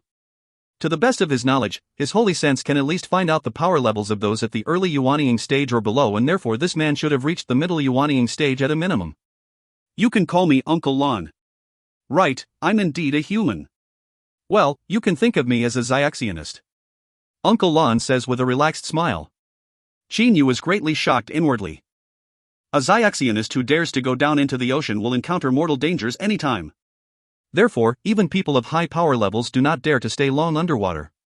After all, there are very many experts among underwater Zuyuyoists. Uncle Lon, you're a Xiaxianist, then why are you staying underwater? Chinyu asks doubtfully. He does not take notice of the sentence Uncle Lon said just now, you can think of me as a Xiaxianist. If he was really a Xiaxianist, why would he have said so? It is just that at the moment Chinyu is worrying that the secret about his meteoric tear will be discovered and is also amazed to know that Uncle Lon is human, so naturally he pays no attention to this flaw. I'm staying at the bottom of the ocean because Lear likes the environment here. It's I who brought her to this place. Uncle Lon explains smilingly. He seems to have a fairly good impression of Chinyu. Lear? Chinyu is surprised. It's Lear who took you here, but she already went out. Come. Get a taste of the tea I've prepared. Uncle Lon says enthusiastically, then leads Chinyu into the courtyard at the center of the house. They sit opposite each other. Uncle Lon pours 2 cups of tea for both of them. Afterwards, he begins to chat with Chinyu. Even though the chat is very relaxing, all the while at the bottom of his heart Chinyu is worried about whether or not his secret has been discovered. What ordinary Xiaxianists would not be amazed by and curious about the fact that he was able to survive such mortal injuries? Uncle Lon. An elegant voice rises. Chinyu turns his head to take a look. He sees a girl with long, silky black hair that hangs loose. Her eyes give people a feeling of serenity, her skin is glowing like jade, her blue clothes are very casual and a white belt is fastened fairly closely around her waist. The girl is holding a bamboo basket with some lingji mushrooms in it in her left hand. Lu Xing, this is Lear. It's she who saved and brought you here. Uncle Lon says with a smile. Chinyu looks at the girl named Lear before him. In the past, because his father was a prince, even the female servants in his family were all beauties. However, the girl in front of him. To tell the truth, she has jade-like glowing skin and an air of elegance, but her face can only be considered above average. Miss Lear, thank you for saving my life. Chinyu slightly bows and says. His mind, however, is on full alert at this moment as he does not know when this Miss Lear saved and took him here. If most of his injuries had healed by the time she saved him, this will be a good thing because in this case she should know nothing about his fatal injuries. There's no need to thank me, Mr. Lu Xing. I brought you here, but even if I hadn't done that, you would still have been able to recover by yourself. Miss Lear looks at Chinyu with her brilliant, crystalline eyes. There is a rare hint of curiosity in those serene eyes now. Chinyu suddenly frowns. He has found out that the meteoric tear is nourishing his soul with a heat current that is 2 to 3 times as powerful as the heat current it normally sent out in the past. He does not know the reason of this. To be exact, the heat current sent out by Chinyu's meteoric tear has intensified a lot since the appearance of Miss Lear. Mr. Lu Xing, Uncle Lon, please continue with your conversation. I'm going back to my room now. Miss Lear slightly motions, then goes towards the 3 rooms at the back of the bamboo house and comes into one of them directly. In this house, the 3 back rooms belong to Miss Lear while Uncle Lon uses the 3 in the front. Chinyu now has occupied one of the rooms. Uncle Lon, Miss Lear doesn't seem to be very powerful. How can you let her stroll around the underwater world of Zuyuyoists alone with no worries? After drinking up his cup of tea, Chinyu asks smilingly. Just now, with a sweep of his holy sense, he discovered that this Miss Lear is unexpectedly only at the early Jindan stage. It is very dangerous for anyone with just early Jindan stage power to enter the underwater world of Zuyuyoists, let alone an early Jindan stage human Xiaxionist. Uncle Lon closes his eyes to enjoy the flavor of the tea, then says with a smile, Lear has some special skills. Even though she can't win against Zuyuyoists, to protect herself in the underwater Shouyao world is no problem to her at all. Special skills? Chinyu secretly remembers this. The meeting with Miss Lear moments ago has left him with a faint good impression of her. Suddenly, a very serene and fresh piece of zither music rises, sometimes sounding like the tinkling of a stream, sometimes reminiscent the water flowing down from a high mountain. Chinyu cannot help putting his cup down and closing his eyes to feel the music carefully. On one side, Uncle Lon also does the same. The music then intensifies, sounding like ocean waves crashing against the shore unceasingly. After a long time, the music changes again. Now it is evocative of an endless forest and the steady rustling of the pines. In the end, the music makes Chinyu feel as if he has entered a land of ice and snow, and as if the entire world has been covered in white. It is only long after the music has stopped that Chinyu wakes up. He opens his eyes with nothing but quietude in his heart. Since rashly going into the underwater Shoyo world, he has been suffering the hardship of being hunted by Sang Mo and has even had a serious battle against a blood-red aquatic python, so he has not been able to rest easy. But now, for the first time since his entrance into the underwater Shoyo world, Chinyu has calmed down. Miss Lear's zither skill is definitely at Grandmaster level. He praises sincerely. He has listened to the music performed by zitherists who were called masters in his father's mansion before, but he feels that this Miss Lear is basically 2 levels above them. With a hint of confidence on his face, Uncle Lon says, even in my clan, Lear's zither skill is top class. You're very lucky to be able to hear her perform. Chinyu has just listened to only a piece of music, but his mind seems to have been cleansed. During this period of time, all those killings have made him cruel and antagonistic, but this piece of music alone has purified his mind. In one respect, Miss Lear's zither skill also represents the level of her mind. I feel that her mind seems to have reached a very high level. Chinyu says doubtfully. Through the sounds of the zither alone she was able to create such a majestic, fresh and serene atmosphere, and even made Chinyu feel as if he was personally experiencing what the music was conveying. How can someone with a low level of mind possibly have achieved such skill? But why a person with such a profound mind is only at the early Jindan stage? Uncle Lon smiles. Lear has no interest in practicing even though she's exceptionally talented. If she wanted to practice, she'd surpass me very quickly. But she has no intention of practicing, so her power has only reached that level. Only now does Chinyu know for certain that his holy sense does not deceive him. Miss Lear is indeed only at the early Jindan stage. Sis Lear. Following a loud roar, a monkey rushes in from the outside. Chinyu can only see a golden light flash before a monkey stands in front of him. With a sweep of his holy sense, he is secretly startled to find out that this monkey has reached the middle Yuanying stage. At this moment, he is finally able to confirm one thing: his holy sense is comparable to that of a middle Yuanying stage Xiaxionist. As he is observing the monkey also takes a look at him. Kaka, you're the wounded man that Sis Lear brought here, right? I'll introduce myself first. I'm Ho Fei. Kaka. I'm stronger than you. After saying so, the monkey bursts out laughing while scratching his head. Uncle Lon says loudly, "Hairy monkey, show our guest some courtesy." Only when the monkey hears that does he suppress his unruliness, saying, "Master, there are no experts in this valley. This man isn't at a high power level, but he can give me a fight. The other demonic beasts in the valley no longer dare to fight me." Qin Yu is shocked in his heart. It turns out this middle Yuanying stage monkey is actually Uncle Lan's disciple. When his disciple has reached the middle Yuanying stage, then how powerful is he? At least Qin Yu cannot find out Uncle Lan's power level, nor can he make a fairly accurate guess at it. "You're always brawling all day long. Be quiet for me," Uncle Lan says loudly in a solemn voice. The monkey immediately stops saying and stands on one side. Uncle Lan then says smilingly to Qin Yu, "Lu Xing, this monkey is very noisy and eccentric like that, but he's a divine beast, fiery-eyed aquatic monkey. Perhaps there's no other one like him in the underwater Shouyao world." Now Qin Yu is greatly shocked inwardly. This is a divine beast and, moreover, a fiery-eyed aquatic monkey or something. The secret books he has read talked about some divine beasts too, but none of them was a so-called fiery-eyed aquatic monkey. However, he basically does not doubt Uncle Lan's words. "Kaka, I'm a one-of-a-kind divine beast, but Master doesn't let me leave the valley. He said my power is too weak, humph, humph." Ho Fei on one side says with pretended annoyance. Qin Yu's heart, however, skips a beat. His power is too weak? Not even a middle Yuanying stage divine beast is allowed to leave the valley? This Uncle Lan really demands too much of his disciple. After all, divine beasts cannot be judged by their power levels. Generally, they are at least 10 times stronger than other experts of the same power levels as theirs. A middle Yuanying stage divine beast can compare with a normal Dongxu stage Zuyuist. Qin Yu and Uncle Lan talk to each other in the courtyard of this bamboo house for a long time. Somehow this Uncle Lan seems very interested in him. Instead of chatting to Ho Fei, an expert and also his own disciple, he chats to Qin Yu for more than a half day. Ho Fei is forced to call Qin Yu big brother, just like how he was forced to call Miss Lear big sister in the past. Now Qin Yu is in his room. Earlier, he requested Uncle Lan not to let anyone come into his room so that he would be able to practice. Without saying a word, Uncle Lan set up a restrictive spell that surrounded the room completely. However, it did not affect Qin Yu's entering and leaving the room at all. I'm very weak when compared to Ho Fei, not to mention when compared to Uncle Lan. Having become aware of the gap between them, he decides to refine the blood-red aquatic python's Yuanying.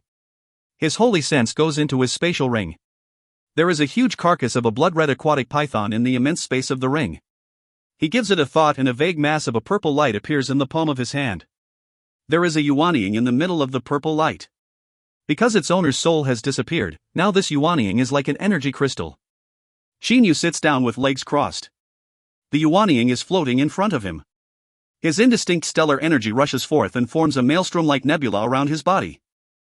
At the same time, a stream of his stellar flame enfolds the Yuanying and begins to gradually melt it and get rid of the impurities. The energy of the Yuanying then starts to move according to the rotation of the maelstrom of stellar energy.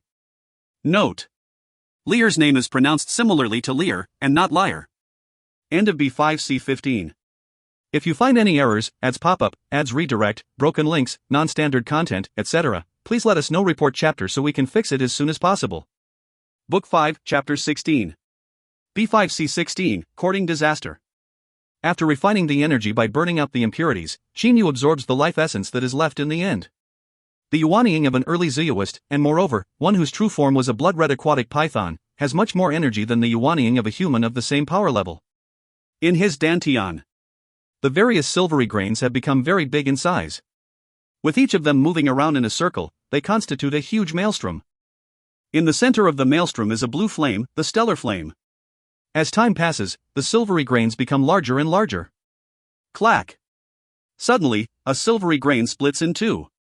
Following this, the other silver grains in Qin Yu's body all break in half as well. In just a while, the number of silvery grains inside him has doubled.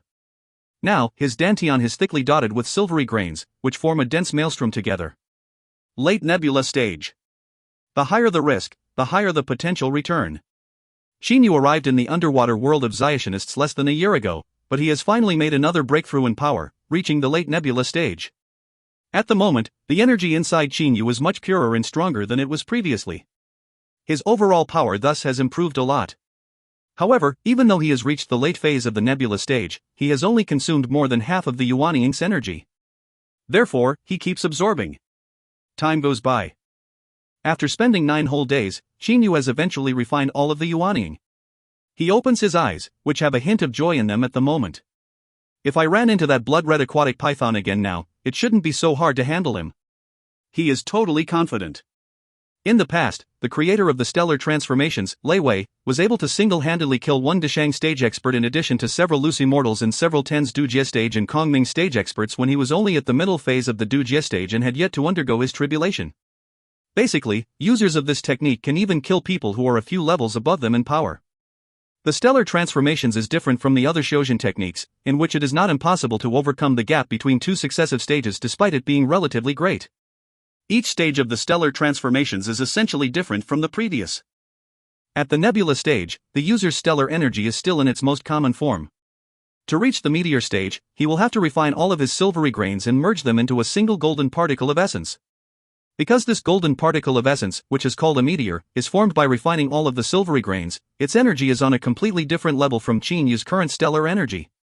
Now I'm already at the late nebula stage, dealing with ordinary early yuanying opponents is no longer a problem. It's still hard to handle top demonic beasts like that blood-red aquatic python, but I can manage it. When I reach the early meteor stage, perhaps I can even handle early Dongshu opponents directly. Xinyu knows his practice technique very well. Once reaching the meteor stage, he can definitely be considered a humanoid divine beast among Xiaotianists with equivalent power levels. Too bad, to reach the early meteor stage from the late nebula stage, even if he absorbs demonic beasts yuanyings, he will need at least 8 or 9 pieces, and if he only practices by himself, it will take him about several hundred years to succeed. Oh, this blood-red aquatic python storage bracelet is pretty good. A storage bracelet appears in Qin Yu's hand. It is none other than Cha Ji's bracelet. As Cha Gu died, this bracelet also became ownerless. Qin Yu's holy sense immediately enters the bracelet and begins to examine everything. Tut, this blood-red aquatic python is really wealthy. This bracelet's space is fairly large, being about 20 m in both length and width. There are a large pile of nothing but normal gold, a 0.5 m high small pile of purple gold beside it, and some other minerals in the bracelet at the moment. Normal gold is mundane, but purple gold can be forged into flying swords. Generally, no more than 2 to 3 gene purple gold can be obtained from refining 1000 gene normal gold. A flying sword that is forged from purple gold alone is only a low-grade holy weapon. But purple gold works best as a supplement. Melting it then carving written talismans or seals into a flying sword with the molten purple gold will produce excellent results. One should know that molten purple gold is a top-grade material for making written talismans and seals. As for the other minerals in the bracelet, except for a few good enough to be made into middle-grade holy weapons, they can only be used to forge low-grade ones. Oh, authority card? Xinyu discovers an authority card in a corner of the storage bracelet. He gives it a thought and it immediately appears in his palm. This authority card is black and has 2 words blood red written on it. Xinyu's complexion immediately changes as he sees the words. A blood red black card, only the 3 cave leaders have this kind of card. His face goes pale in the blink of an eye. The blood red cave controls an area of 8 million li in radius. It has a cave master and 2 vice masters. These 3 leaders each have a blood red black card while the 13 guardians authority cards are blood red crimson cards. In this area, only the 3 cave leaders are given a blood-red black card each. Then who was the python that he killed? Could it be that blood-red aquatic python was a legendary cave leader? Xinyu is discomposed. While chasing him, Cha Gu transformed into a huge blood-red aquatic python, but it should be known that pythons are a relatively big clan in the ocean. Therefore, he did not connect the blood-red aquatic python with a cave leader. Right, that fella said he could order Sang Mo. As Xinyu recalls that sentence Cha Gu said, he is even more certain about his conjecture. It is highly possible that he has killed a vice master of the blood-red cave. It has never crossed his mind that the blood-red aquatic python might have been the cave master. According to his memories, the cave master can be considered invincible in this area, so how could he possibly have killed someone like that? This is a transmitter? Xinyu finds a transmitter in the bracelet. Thanks to having used the soul examination previously, he has also got a rough idea of transmitters and other matters related to the blood-red cave. When he scans the transmitter with his holy sense, his face changes color in an instant. Vice Master, you should have killed that Xiaotianist, right? Congratulations! My thunder hammer is waiting for you to take it. What's the matter, Vice Master? You haven't killed that Xiaotianist yet? Xiaotianist, is that transmitter in your hands? I'm surprised that you was able to kill Vice Master. Oh my, you've really got some power. Ha, but now, even without me offering a reward, you should just prepare to suffer Cave Master's furious anger. By killing Vice Master, you basically signed your own death warrant. 3 holy sense-based messages have just been sent to the transmitter in his hand. As soon as Chinyu takes a look, his heart trembles. Just as he expected, the blood-red aquatic python he killed was none other than a Vice Master of the Blood-Red Cave. He has courted danger. A grave danger. Within 8 million li of this place, the Blood-Red Cave is like a dictator. Even worse, according to the information he got from using the soul examination, the Cave Master, the most fearsome figure in the Blood-Red Cave, is undoubtedly someone of peerless power in this area. Chinyu is rather confused for the moment. How can the Blood-Red Cave's master possibly let the matter rest when he has already killed a Vice Master? Now there's only one solution. His eyes flash with a hint of fierceness. If he wants to go through the underwater Shouyao world safely, he must grasp how to use the Shouma secret skill Northern Darkness. Only by suppressing his aura completely can he make it impossible for Zuyuyoists to figure out that he is human. He will suppress his aura first, then change his appearance, and even the air about him. Changing the air about him is the most important. Once it is changed, even Sang Mo will not necessarily be able to tell that he is the Xiaoxianist. If Chinyu wants to change the air about him, he will have to do 2 things: change his mannerisms and learn the Northern Darkness. Once he has learnt the Northern Darkness, his body will suck his aura in like a black hole, looking very oppressive. Obviously, when the air about him, his appearance and his clothes have been altered, Sang Mo will basically be unable to recognize him. Learning the Shouma secret skill Northern Darkness is the most important thing to do. Chinyu makes up his mind. He must practice until mastering the Northern Darkness, not only to avoid this manhunt for him, but also to prepare for the future. However, after 3 days of practicing, he has to admit that successfully learning the Northern Darkness is not something that can be done in a short period of time at all. Kaka, a bunch of idiots, you're too weak, too weak. An arrogant, wild voice rises outside. Hearing it, Chinyu cannot help but give a smile. It is obvious that the voice's owner is the fiery-eyed aquatic monkey Ho Fei. He immediately leaves his room and goes outside the bamboo house. He has been at this place for quite some time, but he has yet to observe it carefully. The bamboo house is located in a ravine inside a valley deep in the ocean. This ravine itself is camouflaged by natural barriers and, moreover, Uncle Lon has set up restrictive spells at its opening, so it is practically impossible for outsiders to enter. The scenery inside the valley is very beautiful, with all kinds of multicolored fish, lustrous green crystal trees, purple lingji mushrooms, some luminous silvery-shelled shrimps and huge black turtles that are 7 to 8 m long. One thing is for sure, this ravine is very beautiful. At the moment, Ho Fei is brandishing a black stick fighting against 3 Zuyuoists in a place of the ravine. Bang! A man who is holding 2 daggers and wearing a suit of armor is sent flying by Ho Fei with a blow of the stick. Ho Fei's stick then instantly turns into 3 blurs. A thin man who is wielding 2 sharp, long spears in his hands can only block 2 blurs in time with his spears. The remaining blur of the stick smashes straight down on this man, sending him flying. Kaka, go! Right after the stick has been brought down, Ho Fei gently stretches his leg and a fat man with a turtle shell on his back is kicked away at once. Fighting 1 on 3, Ho Fei has won with ease. Kaka, you're really useless. Use some power, will you? Let's fight again. Let's fight again. Ho Fei says to the 3 Zuyugoists while waving his black stick, his fiery eyes glittering with a warlike look. Boss, you're awesome. We give up. We give up, says the armor-clad man with 2 daggers hurriedly. On one side, the thin man with 2 long spears, who has just dragged himself up, also says hurriedly, Boss, you're invincible. Please don't fight us. As for the big fat man with a turtle shell on his back, he is blinking his pitiful tiny eyes. Suddenly, that fat man's tiny eyes move. Seeing Chinyu approaching, he hurriedly says, Boss, someone's coming. Judging from his imposing manner and the mighty air about him, I think he's definitely an expert. Perhaps only you can fight him. With a wave of his black stick, Ho Fei turns around. Big brother. His eyes brighten and are filled with fighting spirit. Big brother, come have a bout with me. After saying so, without waiting to see whether or not Chinyu agrees, he brandishes the black stick and rushes at him extremely fast. Chinyu has not fought since arriving here, so he is also itching for a fight. Seeing the black stick being thrust at him, his eyes brighten. In an instant, the flaming gloves appear on his hands. He catches the black stick with a single-handed grab. Feeling that the stick is carrying a terrifying force, he immediately lets go of it, moves his arm around it like a snake, forms a finger sword with the hand and delivers a thrust to Ho Fei's palm. Bang! A loud metallic noise is heard. Chinyu only feels as if his finger sword has hit diamond. he cannot help getting astonished. He is wearing the flaming gloves, no less, but his attack unexpectedly could not even injure Ho Fei's hand. Ho Fei's defense is really a bit too frightening already. Kaka, this is awesome. If only you could be a bit stronger. Very excited, Ho Fei slightly shakes his hand. In an instant, the black stick turns into a blur and smashes towards Qinyu. When he is about to dodge it, Ho Fei slightly tightens his fingers around the black stick. And while coming down, the stick unexpectedly begins to vibrate hurriedly and move in a very strange path too. Concurrently with this, a faint complacent smile appears on the corners of Ho Fei's mouth.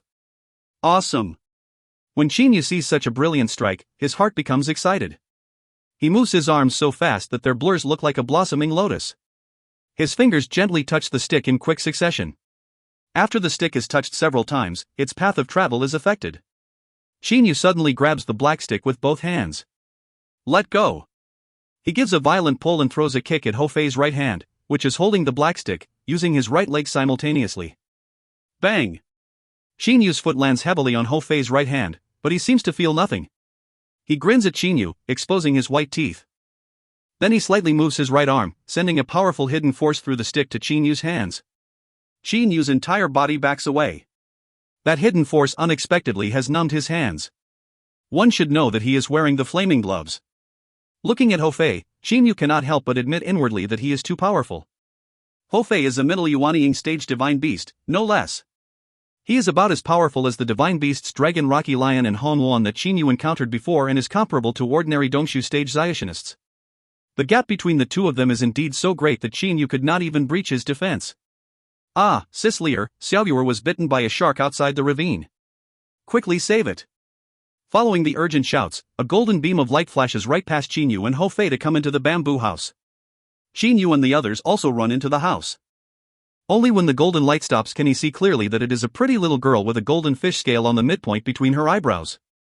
At the moment she is holding a purple fish, whose stomach has been bitten through. Obviously this fish is on the verge of death. A blue silhouette immediately appears in the courtyard of the house. It is none other than Miss Lear. Xiao Jin, it's not serious so don't worry. Yan Zi, why did you go outside the ravine? Who let you fight that soon-to-reach the Jindan stage shark? Miss Lear says smilingly, then reaches out her right hand and touches the fish's wound.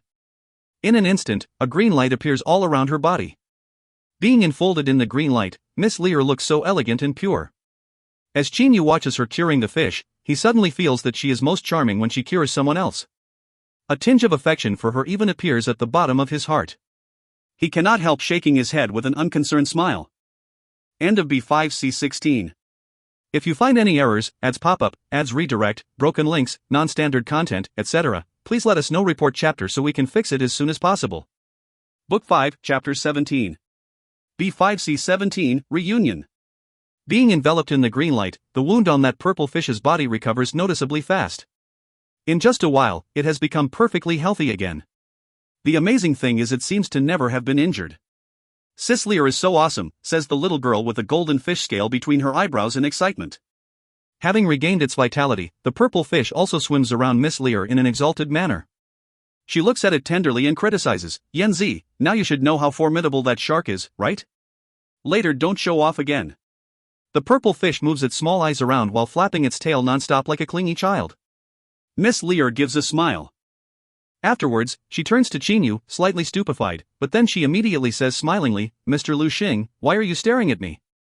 Could there be some mark on my face? There is a hint of humor in her tone. Ah. Qinyu is startled. He then sorts himself out a bit and says, Miss Lear, it's just that when I saw you giving treatment a moment ago, I was really amazed. That green energy seems to have very unusual properties. It's unexpectedly so effective in healing wounds. He secretly lets out a sigh of relief and cannot help admiring himself for being able to think up an answer in an instant. Miss Lear says with a relaxed smile, this green energy is actually a special skill of my clan. Outsiders cannot learn it. It's indeed exceptionally effective in treating bodily injuries. As long as the patient is still alive, it can always heal them back to health. Oh, it's really marvelous. Qinyu hurriedly says. With a smile, Miss Lear then turns around and goes back to her own room. Qinyu smiles derisively to himself. Just now he was unexpectedly captivated by her manner when giving treatment and almost made a fool of himself, but luckily he was able to react quickly. Hey, big brother Chinyu, have another bout with me, okay? Ho Fei says laughingly while brandishing his black stick. At the moment Chinyu is in no mood to fight Ho Fei. Moreover, if he sparred with this middle Yuanying stage divine beast, would he not be seeking a beating for himself? Even though he likes fighting, he does not want to get beaten up. Time flies. In the blink of an eye, Chinyu has been staying in the ravine for a half-month. During this half-month, he has occasionally sparred with Ho Fei when he became thirsty for a fight, but he has spent most of his time practicing the stellar transformations and the Shoma secret technique Northern Darkness. There is also an activity he has enjoyed in his leisure time, listening to the zither. He cannot help admitting that one must be extremely fortunate to be able to hear Miss Lear's music even once. He has been able to listen to her music for so long simply because Uncle Lon and Miss Lear have been too nice to him. According to Ho Fei, not even Ho Fei is allowed to live in this bamboo house. Ho Fei does not understand why an outsider like him can stay in the house either. Chinyu himself feels that Uncle Lon has treated him pretty well and Miss Lear has been very nice to him. Of course, the latter is very nice to all demonic beasts in the ravine too, so her niceness towards him does not necessarily mean anything. But Uncle Lon is different as he treats the demonic beasts in a very strict and serious manner. Not even a middle Yuanying divine beast can live inside, but they allow me to. Could it be, because I'm also human? After pondering over this matter, he can only come up with this answer. In fact, there is another answer at the bottom of his heart, but he does not think that Uncle Lon and Miss Lear's intention is so terrible. This answer is, they want to steal his meteoric tear.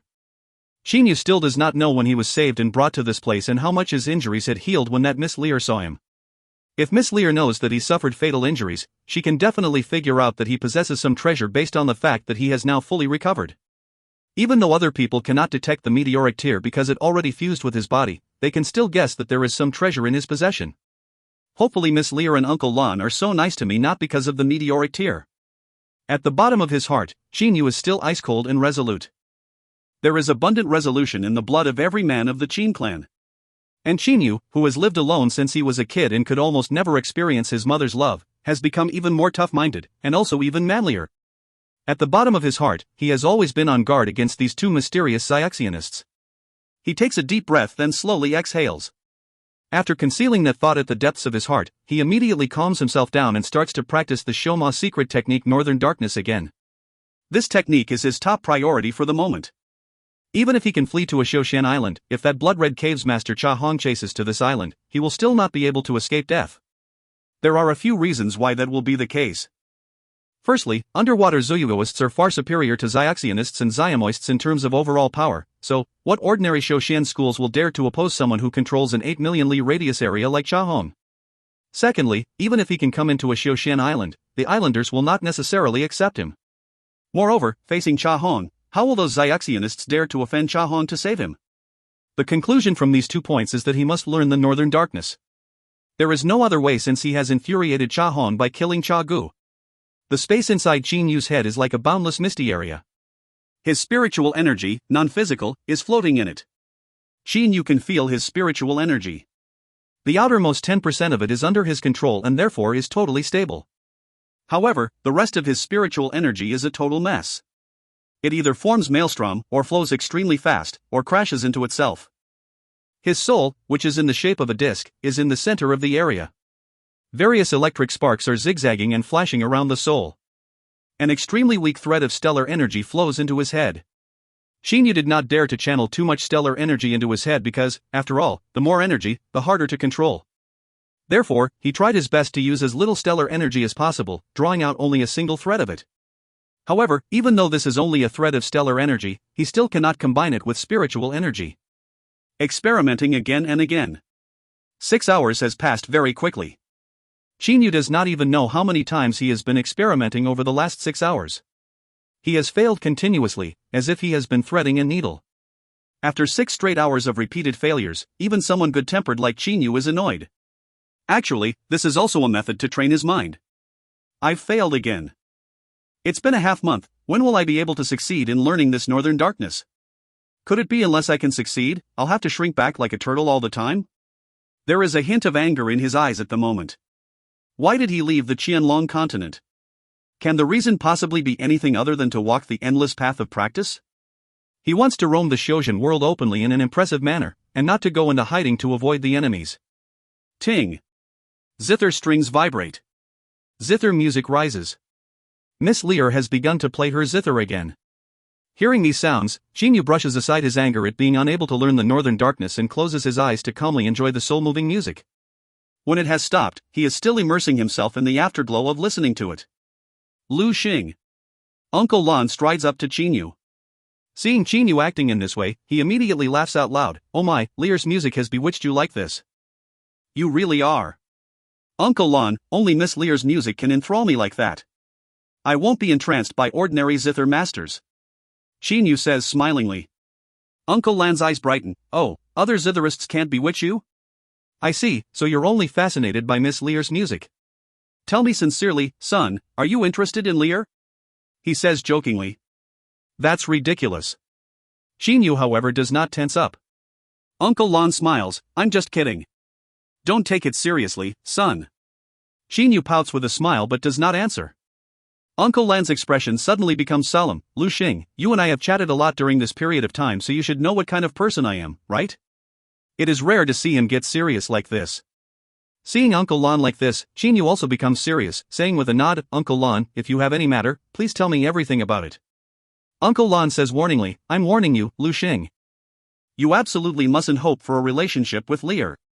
You'd best not like her. Otherwise, not only will you suffer for the rest of your life, you will also possibly die anytime. Jinyu is startled. He then bursts out laughing. What were you saying, Uncle Lan? You must be joking. But there is not a trace of a smile on Uncle Lan's face. I'm not joking. To be honest, you have a very bright future ahead of you. No one in the entire shoujo world will be able to keep up with you, but let me tell you one thing, if you like Lear, you'll be hopeless no matter how capable you are. In fact, I don't have to warn you about this, but I really don't want to see you get destroyed. Jinyu is baffled. Alright, I'm being meddlesome, but you best remember what I've said today. It's also my advice for you. Uncle Lan says while staring at Jinyu. Jinyu feels his heart tremble for a while. What Uncle Lan said just now is really shocking. At first he said that Jinyu was very promising and that nobody in this entire shoujo world would be able to keep up with Jinyu. Who does Uncle Lan think he himself is? Can he really judge people so accurately? I already remember, Uncle Lan. Jinyu says smilingly. However, both Uncle Lan and Jinyu cannot make sure that nothing will happen because it is basically impossible to control affection. Once it surges up in the heat of a certain moment, it will become unstoppable. Alright, you should put a lot of effort into practicing. Uncle Lan pats his shoulder then leaves. As he is going away, Jinyu watches his back thoughtfully. What is the actual reason why this Uncle Lan said those words? It seems if he likes Miss Lear, he will likely be destroyed. Is there such a sure thing? Judging from Uncle Lan's and Miss Lear's behaviors, it is obvious that they belong to a certain special clan. Haha, perhaps Uncle Lan and Miss Lear are from a very formidable clan. But, if I like someone, even immortals won't be able to stop me, let alone their clan or something. Also, I haven't liked anyone yet. Jinyu gives an unconcerned smile. He has never been a fearful, submissive person. No one has ever been able to intimidate him with force. Even though he is going to have to deal with opponents stronger than him like the Blood Red Caves Master Cha Hong, he is only staying here to practice in the dark. When he can conceal his identity, he will reappear without delay. Jinyu is fearless, but he is not an idiot who is unafraid of throwing his life away. My arm is broken. It was broken by Boss Ho. The man who uses 2 daggers and a suit of armor says with an agonized look on his face. His arm is bending at a strange angle. Obviously a normal arm cannot bend like that. Ho Fei gives him a glare with his fiery eyes, growling, Hey you've even dared to complain to Sis Lear. Do you want me to smash your shrimp shell to pieces? Fei, don't be noisy. Miss Lear, who has changed into white clothes, shouts at Ho Fei. The latter immediately lowers his head and stops saying, looking as if he has admitted his mistakes. Miss Lear laughs playfully then turns to the man with the broken arm. She reaches out a hand, touching the broken place. When Jinyu walks into the courtyard, his eyes cannot help brightening. Miss Lear is being engulfed in a green light. Her face looks so pure. Her skin is glowing like jade and radiating various green rays of light. As Jinyu watches her healing that arm, he is rather touched from the bottom of his heart. Jinyu has never experienced maternal love, so he has been very tough-minded since he was little. Only his father's love has been able to enter the depths of his heart. However, at the moment, Miss Lear's motherly radiance has also slightly touched his heart. He sobers up in the blink of an eye. I'm warning you, Lu Xing. You absolutely mustn't hope for a relationship with Lear. You'd best not like her. Otherwise, the warning Uncle Lon gave him not long ago rises in his mind again. He immediately gets out of that state of feeling touched. Alright, later you shouldn't fight Fei Fei again. If you fight him, you'll only hurt yourself. Miss Lear advises. That man's injury has now recovered completely. He says with frustration, fight him? Do you think I wanted to fight him? It's just that Boss Ho. Ah, to me, it's an honor to be able to spar with Boss Ho. I'm very happy and excited. Seeing the look in Ho Fei's eyes, he shifts his ground instantly. Miss Lear gives a smile. When turning around, she sees Qin Yu on one side. How are you, Mr. Lu Xing? Qin Yu also says very politely, how are you, Miss Lear? I never thought that I would be able to see your special healing technique again. It's really wondrous. Suddenly, a hint of happiness appears on his face as he can feel clearly that Xiao Hei is rushing in his direction extremely fast. Mr. Lu Xing, you seem to be delighted with something? Miss Lear asks curiously.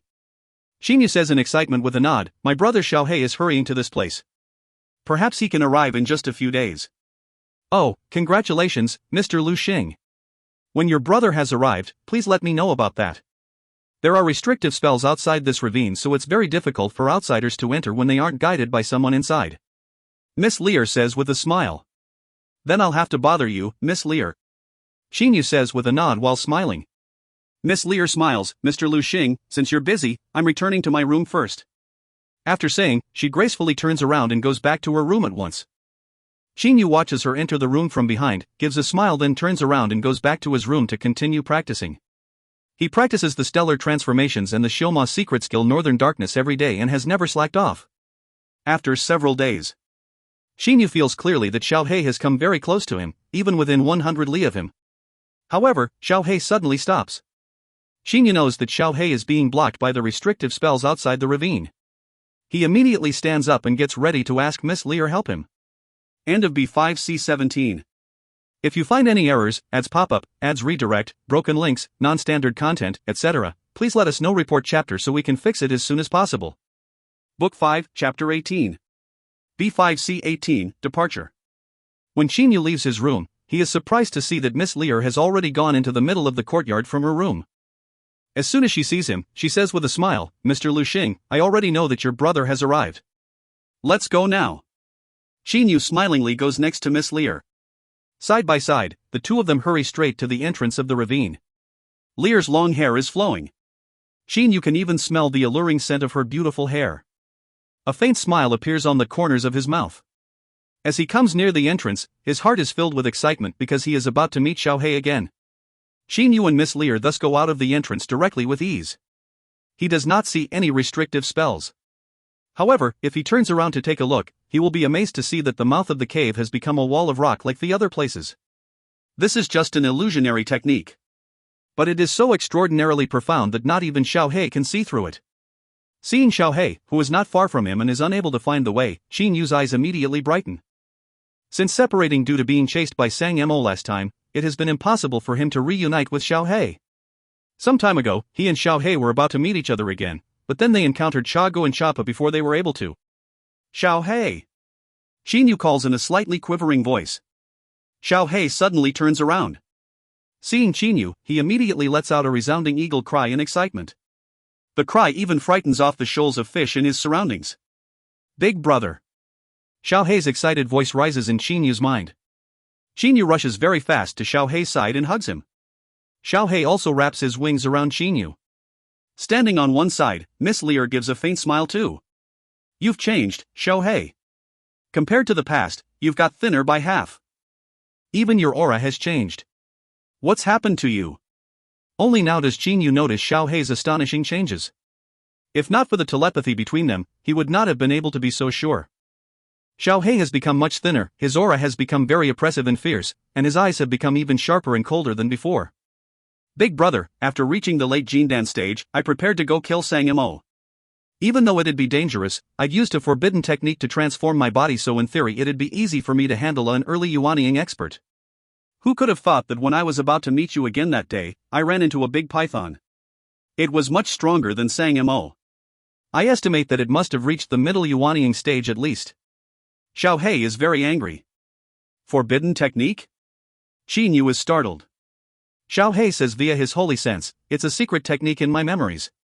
After I started using it, my entire body went through drastic and thorough transformations. Even though my power level is still the same, my offense has improved a lot. Because Xiao He has reached the late Jindan stage, even if he had not used the forbidden technique, he would still be able to deal with early Yuanying stage experts. And now that he has used that technique, he can even hold his own against most middle Yuanying stage experts. However, that day he encountered Choppa, who is not only at the middle Yuanying stage, but also a blood-red aquatic python. Blood-red aquatic pythons are a top-class species of demonic beast and second only to divine beasts.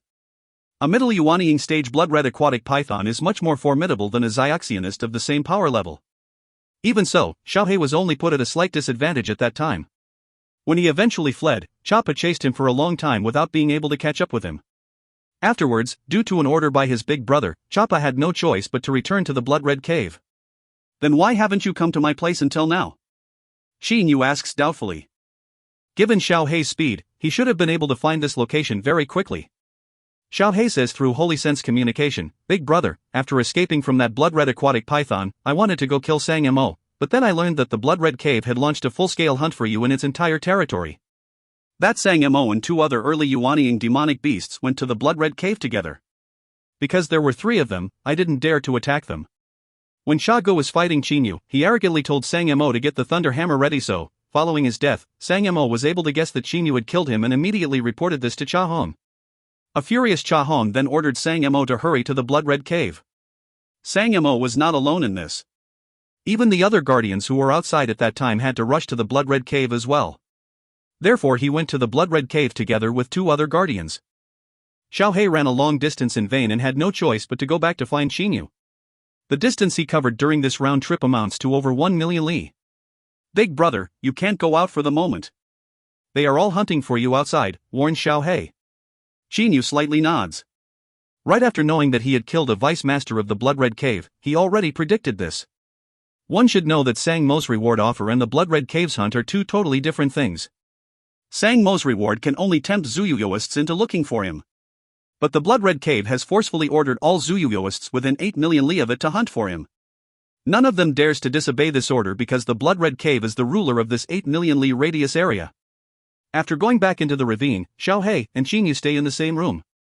But Hou Fei is the one most excited by the arrival of Xiao He because they often spar with each other. Moreover, when Xiao He uses his various astonishing techniques, Hou Fei can only defeat him by putting in some effort. A month passes in peace. Today, Qin Yu and Xiao He are talking to each other in the courtyard. Big brother, this ravine is too easy and comfortable. I'll go out to wander for a while first. Xiao He considers for a long time then finally mentions his plan. Qin Yu is startled, but he understands at once. Xiao He is an eagle, and like every other eagle, he wants to soar into the sky. Even though he has been staying in this ravine for a month due to his relationship with Qin Yu, in his heart, he still looks forward to the bloodshed, fighting and so on outside the ravine the most. That's fine, Xiao He. Qin Yu says smilingly. Xiao He blinks his eyes. He really rather hates to part with Qin Yu. Big brother, why don't you go with me to have some fun? He tries to persuade Qin Yu. Given your power, you'll be able to hold your own against even middle Yuanying demonic beasts. It's said that there are only very few demonic beasts that have surpassed the middle Yuanying stage in the whole territory of the blood-red cave. With just a little carefulness, we won't run into them. When Qin Yu hears Xiao He's suggestion, his interest is naturally aroused. After all, he likes to feel his blood boiling and intense emotions. The blood-red cave does not have many experts, so if he and Xiao He are a bit careful, nothing bad will happen to them either. As for ordinary Zuyugoists who pursue him, their Jindans and Yuanyings will only end up as his nutrition. No, there's no hurry. We better wait until I've mastered the Northern Darkness. Don't worry, I'll be able to learn it quickly. Qin Yu, however, does not agree. Does he keep staying here really to practice the Northern Darkness? Xiao He leaves afterwards, but things still go on as usual in the ravine. Qin Yu practices the stellar transformations and the Xioma secret skill Northern Darkness every day. He keeps failing over and over, but he is not anxious either. Subconsciously, he hopes that he will not succeed in learning the Northern Darkness so that he can keep staying in this ravine with no worries. Every day, he practices and listens to Miss Lear's zither music. Occasionally, he can even see her treat some demonic beast's injuries. Xinyu once even wanted to spar with Ho Fei so that after getting injured he would be able to experience her treatment as well. Of course, he buried that thought at the depths of his mind as soon as it appeared. 3 years has passed in the blink of an eye. To practitioners, 3 years is really a very short time. During this period, Xiao He returned once and stayed in the ravine for a month before leaving again. And not long ago, that little fish Yanzi has also transformed into a human. Today, Xinyu is sitting with legs crossed on his bed, practicing the northern darkness again. Thanks to the meteoric tear's nourishment over the last 3 years, his soul has become much more powerful than before. Even his spiritual energy's toughness and flexibility have also become strong. The amount of spiritual energy he can control has now reached an eighth of the total. But there have still been no signs of success when it comes to learning the northern darkness. Suddenly, Xinyu's entire body shakes once. A hint of ecstasy appears on his face. At the moment, in his mind, a thread of stellar energy has unexpectedly begun to intertwine with a thread of spiritual energy. They are intertwining as if both of them are real substances. It should be known that Xinyu's biggest problem has always been that his spiritual energy and stellar energy cannot really come into contact with each other. He chokes back his excitement and continues to wait. As the minutes and seconds go by, those intertwined threads of stellar energy and spiritual energy start to fuse with each other. After an indeterminate period of time, they finally succeed in merging and there are no longer any distinctions between them. Xinyu suddenly opens his eyes, shooting out 2 brilliant beams of light. He has succeeded. Including the period of time during which he was chased, he has practiced the northern darkness for more than 3 years and now he has finally succeeded. The first thread of energy that combines stellar energy with spiritual energy has been formed. He has been experimenting every day for 3 years, no less. And experimenting with the northern darkness has even become a habit of his. This energy combines stellar energy and spiritual energy, so let's call it spiraler energy. Even Xinyu's breathing becomes somewhat heavy. This spiraler energy is different from stellar energy and spiritual energy, but there is very little of it at the moment, just a single thread. However, this thread is crucial to learning the northern darkness. Xinyu closes his eyes and starts to follow the instructions of the northern darkness. That thread of spiraler energy then begins to change, forming a written talisman that looks like a strange picture. In an instant, a strange feeling emerges in his mind. Xinyu has a feeling that he can totally contain his aura with just a thought. All of this is done through the talisman that was formed from spiraler energy. He can even intensify the sucking force to absorb all of the energies around him, and he will look like a black hole in the eyes of other people at that time. Slightly controlling the talisman's spiraler energy, Xinyu makes his whole body start to swallow the energies in his surroundings, looking like a humanoid black hole. Now the air about him has become very strange. Succeeded. He controls the talisman, stopping it from working, and his entire body goes back to the original state. Ha ha! I've finally succeeded. His eyes glitter, full of excitement. This triumph has eventually come after a long time of waiting. With this technique to change the air about him, if he also slightly alters his clothes and appearance, not even Sang Mo will be able to recognize him. However, Xinyu's smile disappears in an instant. Since I've succeeded, it's time to leave here. But must I leave here? He suddenly feels somewhat at a loss. After 3 years, the daily zither music has already become an indispensable part of his life. Miss Lear's pure appearance when she healed someone has also been imprinted on his mind. Uncle Lan goes up to him from outside, saying with a smile, "Lu Xing, you've unexpectedly been practicing for 9 days straight. Could it be you've succeeded?" 9 days, Xinyu was startled in his heart. He did not expect that it had taken him 9 days to combine a thread of stellar energy with a thread of spiritual energy. As for success, of course he has succeeded. Now he can change his aura at will. Succeeded? No, it's just that I've made some progress. I still need a period of time to succeed. Xinyu says to Uncle Lan. Oh. Uncle Lan gives a smile. Some progress is good too. 3 years ago, you couldn't even make any progress. I think you must also want to go to the overseas Shojin world to roam about and make a name for yourself, right? Xinyu has no choice but to nod. Very good. Try your best. Uncle Lan then turns around. But when he has just started to leave, he suddenly stops and looks back at Xinyu. In an obviously solemn manner, he cautions, "Lu Xing, don't forget the conversation between us 3 years ago." The conversation 3 years ago? When Xinyu is still pondering, Uncle Lan has already left the room. Xinyu pushes open the window of his room. As it happens, he can see the back rooms through this window. At the moment, Miss Lear is sitting beside the window of her room with a zither put in front of her. Then, with her entire concentration, she begins to play the zither again. From Qin Yu's position, he can only see a side of Miss Lear's face. In the past, every time Miss Lear played the zither, Qin Yu always listened to the music with eyes closed. He has never carefully observed her state when she is playing the zither like this. Wave after wave of beautiful sounds spreads out from the zither's strings.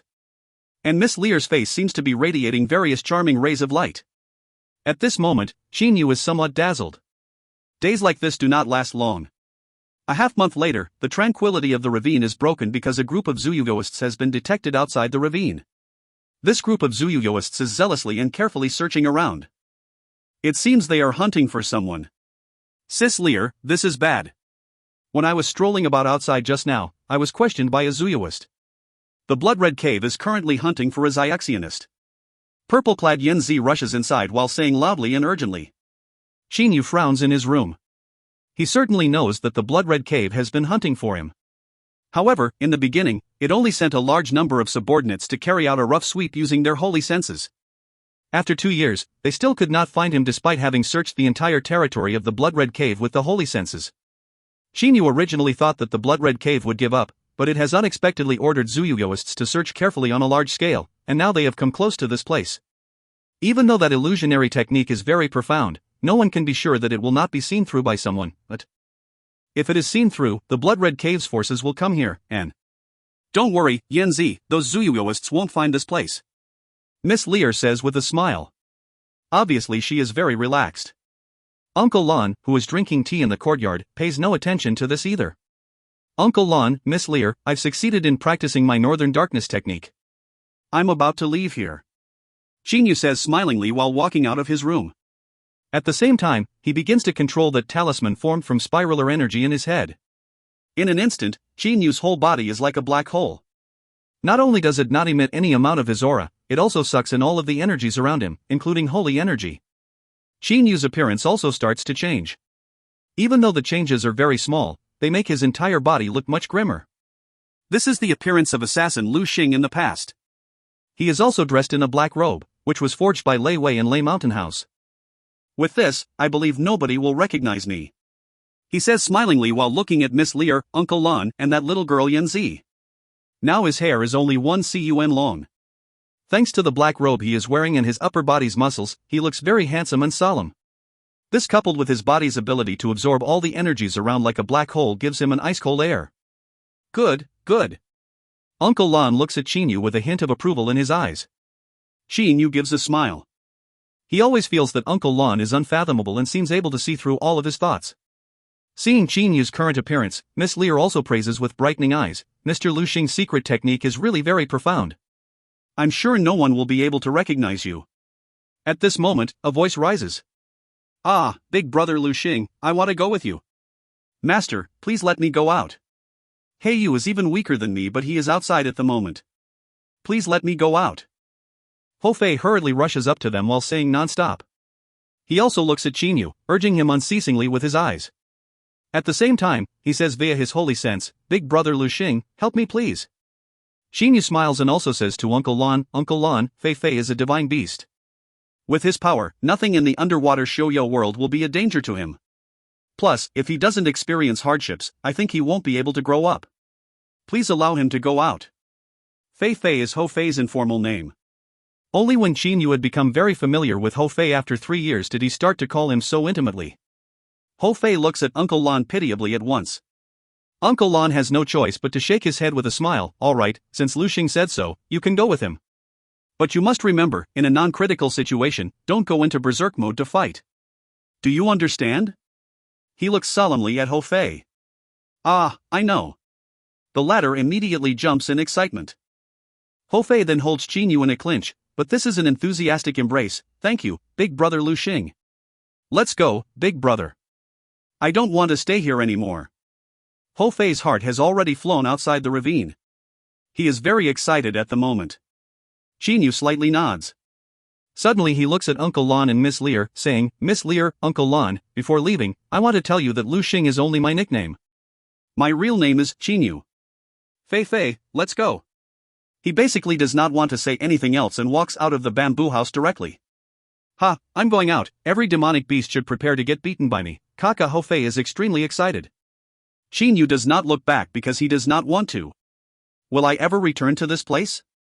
He asks himself inwardly, but not even he has an answer. He suddenly gives a smile. Perhaps I should live a life with a lot of bloodshed, intense emotions, and ups and downs. End of B5C18. If you find any errors, ads pop up, ads redirect, broken links, non-standard content, etc., please let us know. Report chapter so we can fix it as soon as possible. Book 5, Chapter 19.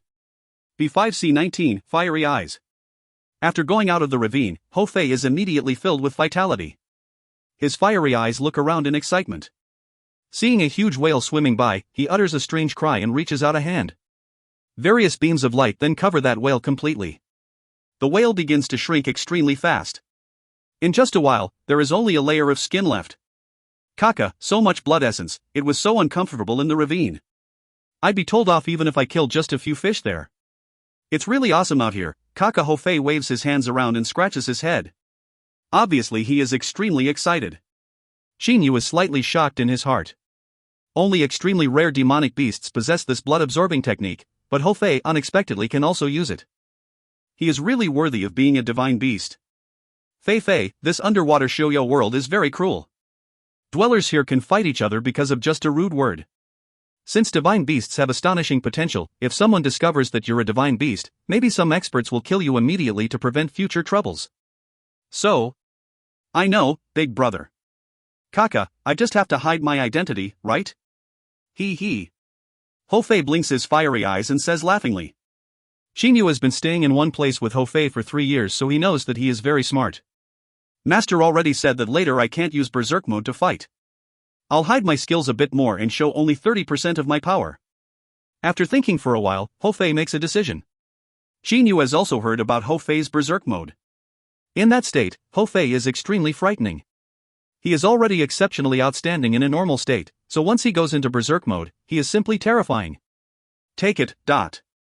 Shinyu throws Hofei a jade identity card. Having killed quite a few Zuyuyoists, he naturally has quite a few identity cards. This identity card was taken out casually by him. After all, it will be slightly easier to act when each of them has an identity card. Kaka, what toy is this? Hofei receives the jade identity card and looks at it from top to bottom. Fei, this jade identity card can confirm the holder's identity. You only need to personalize it by blood, then suck it in your body. Other Zuyuyoists can know which powerhouse you belong to. In general, those from the same camp aren't allowed to fight each other while those from different camps are.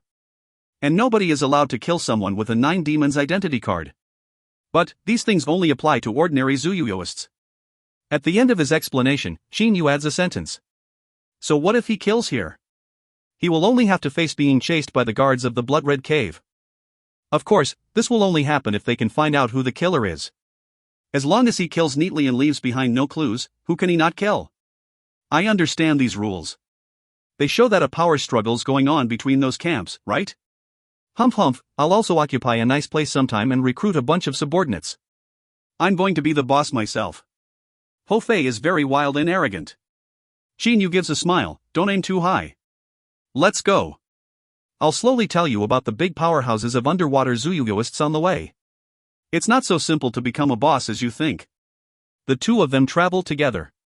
Shinyu explains the power structure in the underwater shoujo world to Hofei and gives him some necessary basic knowledge en route. Of course, he obtained these pieces of information through using the soul examination a few years ago. Hey, you two stop. We're the Blood Red Caves guards. Following a loud shout, a 50-strong group appears in front of Shinyu and Hofei. These 50 Zuyuyoists' power levels are not bad, but their leader, the most powerful among them, is only at the late Jindan stage, which basically means nothing to Shinyu and Hofei. Kaka, what did you call me for, kid? Hofei gives a strange laugh and stares at the thin leader. Being stared at by Hofei, that leader feels his entire body's flesh creep. His heart even trembles. This monkey heard that I'm a guard, but he doesn't care about it at all. Judging from his aura, he must be a Yuaniing expert. As for that fella beside him, as soon as that thin Zuyuist sees Shinyu, his face immediately goes pale. With his muscular chest and a rarely seen hairstyle that is only 1 cun long, Shinyu has a steely air about him.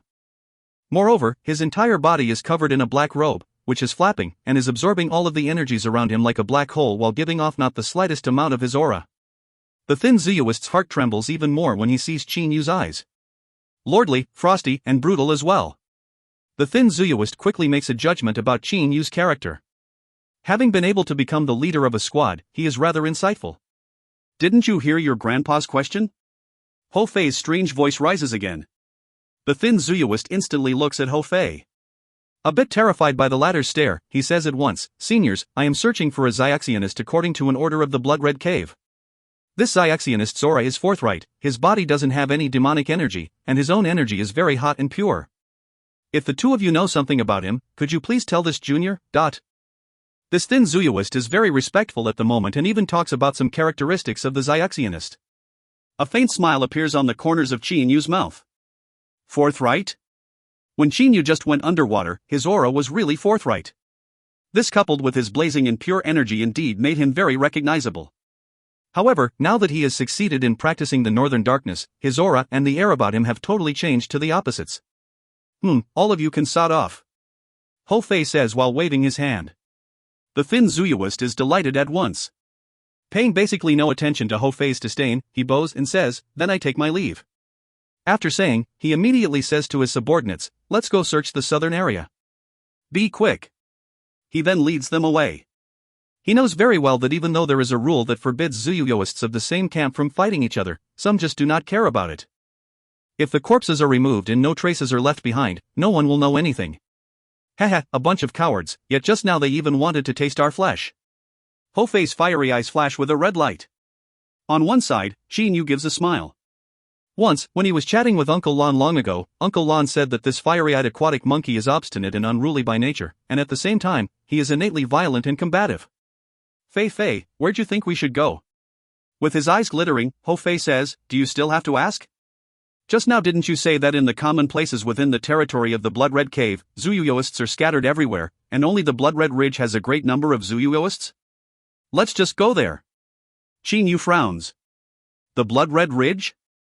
It is the Blood-Red Cave's headquarters. Half of the Zooyoists within 8 million li of this place concentrate here. Knowing there is a tiger on a mountain, brave people tend to ascend it. Good, the Blood-Red Ridge, let's go there. Qin Yu's robe flutters while his eyes shine brilliantly. Ho Fei beside him also lets out a strange cry in excitement. Afterwards, side by side, the two of them head for the Blood-Red Ridge extremely fast. Qin Yu's black robe flaps as he goes through the water. His ice-cold eyes then suddenly flash with fierceness. The Blood-Red Ridge? Perhaps not even Sang Mo will be able to identify him when facing him. Moreover, what is there for him to be afraid of? If worst comes to worst, he and Ho Fei will just go on a killing spree in the Blood-Red Ridge. As a powerful individual, he must act a bit wild and impulsively. If he went against his heart's content, it would be the same as giving up the dangerous path of practice. The two of them travel at extremely high speeds. Qin Yu's flaming sword was originally forged from in-rock flaming iron. Later in Lei Mountain House, Qin Yu had to blend a dark-natured crystal and a metallic-natured crystal with it to be able to upgrade it to a high-grade holy weapon. Qin Yu only needs to give the flaming sword a thought, it will turn black immediately and give off a dark aura. He can totally make it turn red and emit flames as well. And he can change its color to gold too. When riding on a black flaming sword, Qin Yu, also robed in black, looks very icy indeed. Kaka, interesting. Ho Fei's fiery eyes unexpectedly shoot a dim red light into the distance. This is the first time that he has gone out, so he is naturally very excited because he sees many underwater creatures that he has never seen before. Suddenly. Stop, big brother. At this moment, the red light shot out from Ho Fei's fiery eyes becomes much clearer and shines directly on a rock at the bottom of the ocean. What are you doing? Qin Yu stops and looks at Ho Fei. He knows that he must have been told to stop for some reason because Ho Fei also has some special abilities. Ho Fei bares his teeth, looking very proud of himself. Big brother, this is one thing you don't know about. My fiery eyes have a special ability. The more powerful I am, the more formidable they become. Now they can already discover some natural treasures. Qin Yu's heart beats faster. The fiery eyes can discover treasures? Kaka, break for me. Ho Fei reaches out a hand while laughing strangely.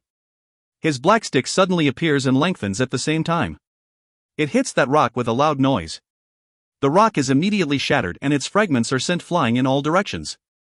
However, there is surprisingly a glowing red pebble in the center of the shattered rock. Qin Yu makes a sweep with his holy sense. It's unexpectedly a piece of high-grade warm jade. A piece of jade formed inside a rock. This is a good treasure. He has realized instantly that this kind of high-grade warm jade has quite a few specially good effects. For example, when put on a corpse, it will prevent the corpse from ever decaying. Moreover, if put on the body of a living person, it will calm his mind down, which is extremely useful to practitioners. And it can also be made into talismans and holy weapons. How's that, big brother? Are my fiery eyes formidable? Ho Fei is very proud of himself. They're really outstanding. Qin Yu praises. Ho Fei is very strange.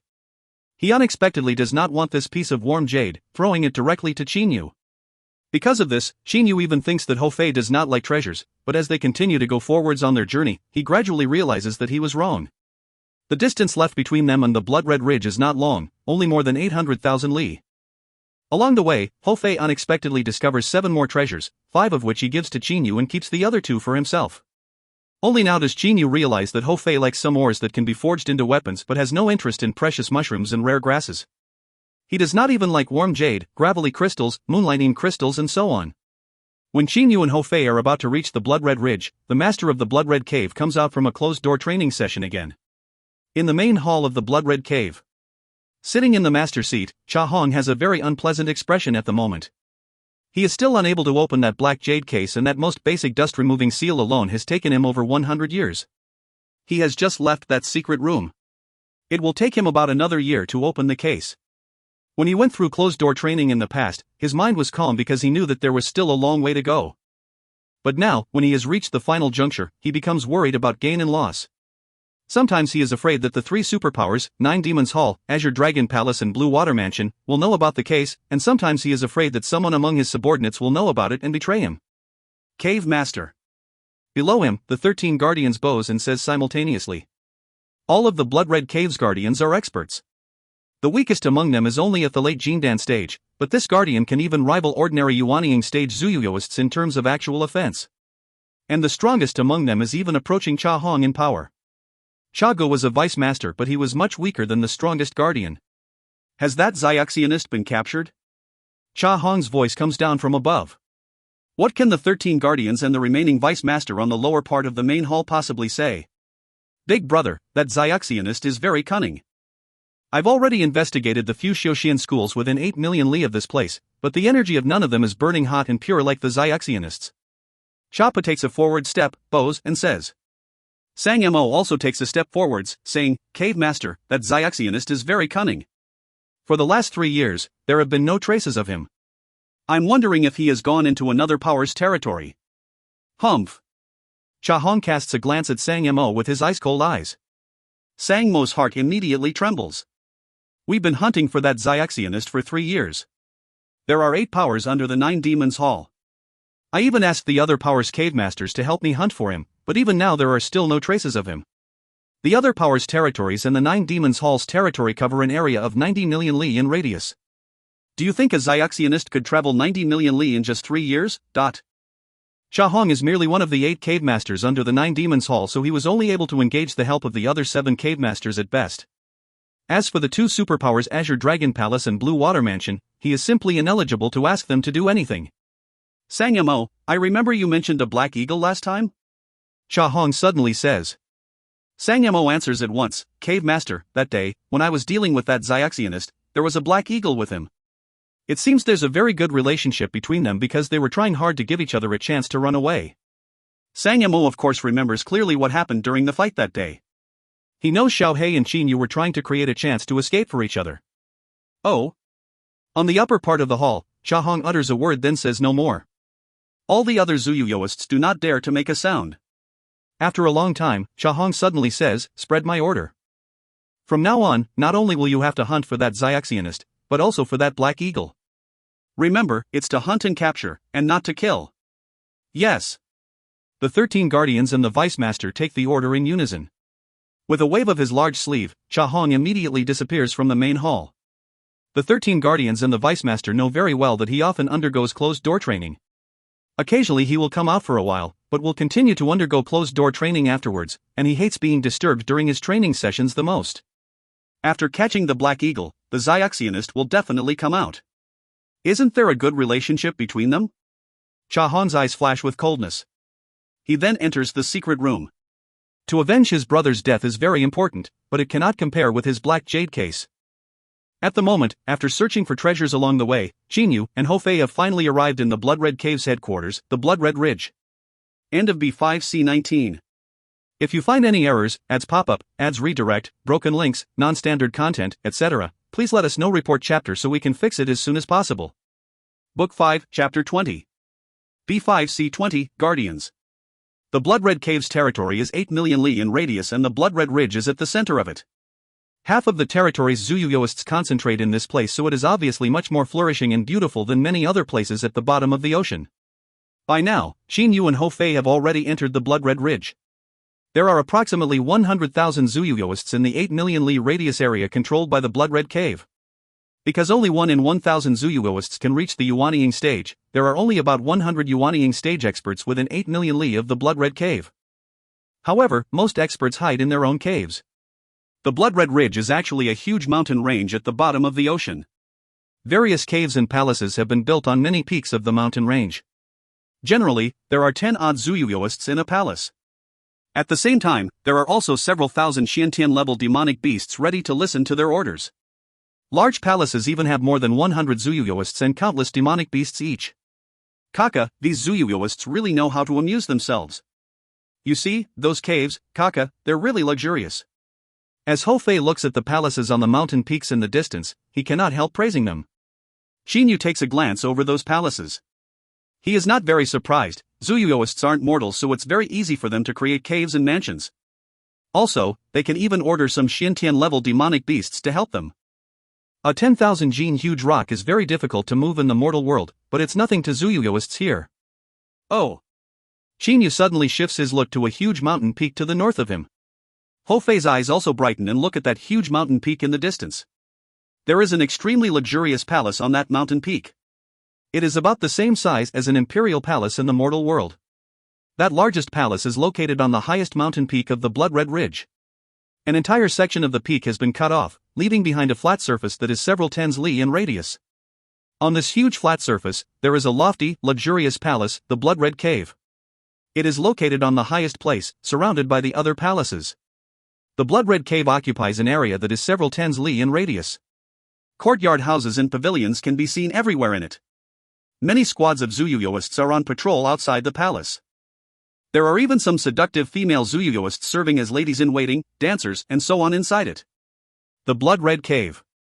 Jinyu can see those large words from the distance. Hofei also looks at that palace in great amazement. He finds it even more unbelievable than Jinyu does because he has only seen a bamboo house before, whereas Jinyu lived in a princely mansion when he was little and, at any rate, has seen an imperial palace on the Qianlong continent. Damn it, what a waste! A palace so big is used by just some fellas in the Blood Red Cave. But, if they let me live in it, such a big and luxurious palace won't be wasted. Hofei blinks his eyes and says on one side. Idiot. 3 Zuyuyoists who are passing by them says disdainfully after hearing what Hofei said. In the Blood Red Ridge, Zuyuyoists generally go from one mountain peak to another in groups of 3 to 5. At a glance, Jinyu can see that nearly 1,000 Zuyuyoists are going in all directions. Compared to other places, this Blood Red Ridge indeed has a great number of Zuyuyoists. Hey, stop for your grandpa. Hofei shouts loudly all of a sudden and stares at those 3 Zuyuyoists with his shockingly glittering fiery eyes. The 3 Zuyuyoists is unexpectedly startled. It seems the loud shouts Hofei uttered just now have scared the life out of them. Hofei's entire hair begins to stand up. Damn it, you even dared to insult your grandpa? All of you listen up, your grandpa is Hofei. Before Hofei can finish what he is saying, the 3 Zuyuyoists say loudly too. Hairy monkey, you're surprisingly arrogant. In this Blood Red Ridge, there's no one who doesn't know about us 3 brothers. Kill him. After saying, the 3 Zuyuyoists immediately take out their respective weapons and attack. Hofei's eyes flash with a hint of bloodthirstiness. Bang! Bang! Bang! Bang! Bang! Bang! 3 silhouettes of a black stick flash by the 3 of them. A series of noises of bones being shattered is heard and the 3 Zuyuyoists are smashed away while crying or screaming in agony. Kaka, you must have a death wish to fight me. Brandishing his black stick, Hofei says arrogantly. Jinyu makes a sweep with his holy sense and finds out that they have only got their legs broken. Hofei has no intention of killing these 3 Zuyuyoists because, after all, this place is the headquarters of the Blood Red Cave. He also knows the serious consequences of killing them here. Don't worry, they're not dead, he says while putting the black stick on his shoulder in an unconcerned manner. Suddenly, his fiery eyes start to brighten. Hashtag hashtag hashtag hashtag hashtag hashtag. With his hands behind his back, Choppa flies out of the main entrance of the Blood Red Cave. 4 of the 13 guardians are following him, consisting of Bai Yin, Ranlan, Musu, and Zhuangzhong. Among these 4 guardians, Bai Yin is the leader. Let's go to Mount Yanlian, Choppa immediately says. Vice Master, the wine on Mount Yanlian is pretty good. I really don't know how that geezer Yanlian can make it, Bai Yin beside him says with a smile. Clad in a full-length white suit of armor, this guardian looks noticeably elegant, handsome, and outstanding. Ranlan says with a cold smile that Yanlian even thinks he's a big shot. Let's tell him directly, hand over the producing method or get killed. Half of Ranlan's hair is blue while the other half is black. Even his face is also half black half blue. By contrast, Musu is very quiet. And Zhuangzhong looks like a nice old man who always smiles. However, the other guardians all know how ruthless and sly he is. When these 5 Zuyugoists are halfway on their journey, suddenly, boom! There is the distant rumble of rock getting shattered. Choppa and the others immediately look in that direction and see only a dull multicolored source of light. Their eyes brighten and almost instantly they rush towards it together. Kaka, what do you think, big brother? Whenever I act, I definitely won't miss. Ho Fei has just found another treasure, a 5 nights purple flower. If this flower is not plucked within 5 days of its full bloom, it will automatically lose its medicinal properties. Xin Yu's eyes brighten, a 5 nights purple flower, this is a treasure for pill making. It's absolutely comparable to a high-grade holy weapon. Ho Fei does not like pill making related treasures such as this, so he throws it to Xin Yu, who reaches out a hand to receive it. Stop your hand. Following a loud shout, 5 silhouettes immediately appear in front of Xin Yu. They are none other than Choppa and his subordinates, who just now were able to see Ho Fei dig out this treasure with their own eyes. Disregarding everything, Guardian Ranlan among them reaches out his hand to try to snatch it. Xin Yu's eyes flash with coldness. He shouts angrily, "Scram!" At the same time, he throws a kick like a flash. Bang, dot. Both Xin Yu and Ranlan fly backwards simultaneously. They are unexpectedly equally matched. With a sweep of his holy sense, Xin Yu discovers that the opponent has reached the early Yuaniying stage. Every time Xin Yu practices, his physical body is trained and refined, and therefore now it is much stronger than the bodies of ordinary demonic beasts. Even though Ranlan is at the early Yuaniying stage, his body is inferior to Xin Yu's. Xin Yu and Ranlan exchange a look. They both feel that each other is no pushover. Choppa and the others also realize that Xin Yu and Ho Fei are not easy for them to bully. Bai Yin, however, takes a step forwards. This 5 nights purple flower belongs to our Blood Red Cave. My vice master already knew long ago that there's a 5 nights purple flower here, but it is regrettable that it can only be plucked in its full bloom, and this can't be delayed for too long. If not plucked within 5 nights, it'll become useless. Now, please return that flower to its rightful owner. Bai Yin says smilingly in a refined and courteous manner. Bullshit. Ho Fei has already been enraged. The hair on his entire body stands straight up. He laughs strangely and says, if your vice master had already known long ago that this place got a treasure, why the hell wouldn't he have transplanted it into his cave? Also, this 5 nights purple flower grew under rocks, how the hell could you have known about it? Ho Fei's eyes are blazing. His aura surges forth from his whole body. It is unexpectedly able to oppress the opponents.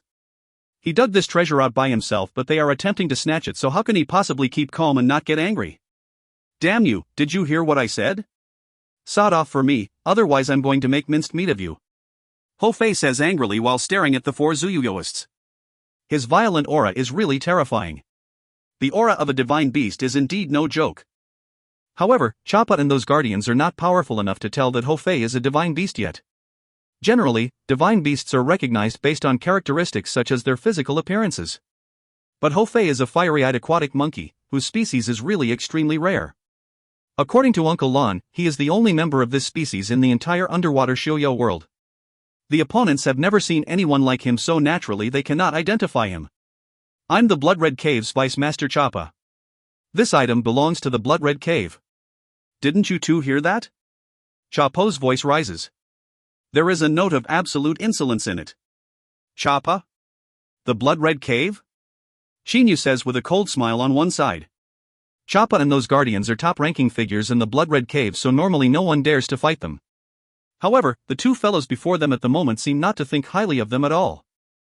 How can a vice master and 4 guardians possibly endure this mocking tone? Fight! Choppa suddenly shouts. Kaka, bring it! Bai Yin and the others are yet to get into action, but Ho Fei already laughs strangely in excitement. He then charges at them while waving a black stick. What is Ho Fei's identity? A middle Yuanying stage divine beast, no less. Of the few Zuyugoists before him, Choppa, the strongest, and Bai Yin have reached the middle Yuanying stage 2, while Ranlan and Musu are only at the early Yuanying stage and Zhuangzhong is even at the late Jingdan stage. However, Zhuangzhong is actually somewhat more formidable than Ranlan and Musu. A middle Yuanying stage divine beast, which is even comparable to an ordinary Dongshu stage expert, thus charges at them. Boom! Carrying an enormous force, the black stick cuts through the water and crashes on Bai Yin's 2 daggers with a loud noise. It even bends the daggers back and smashes them into Bai Yin's body squarely. Bai Yin is sent flying at once while spitting out a mouthful of blood. Kaka, awesome, awesome! Ho Fei cries loudly in excitement.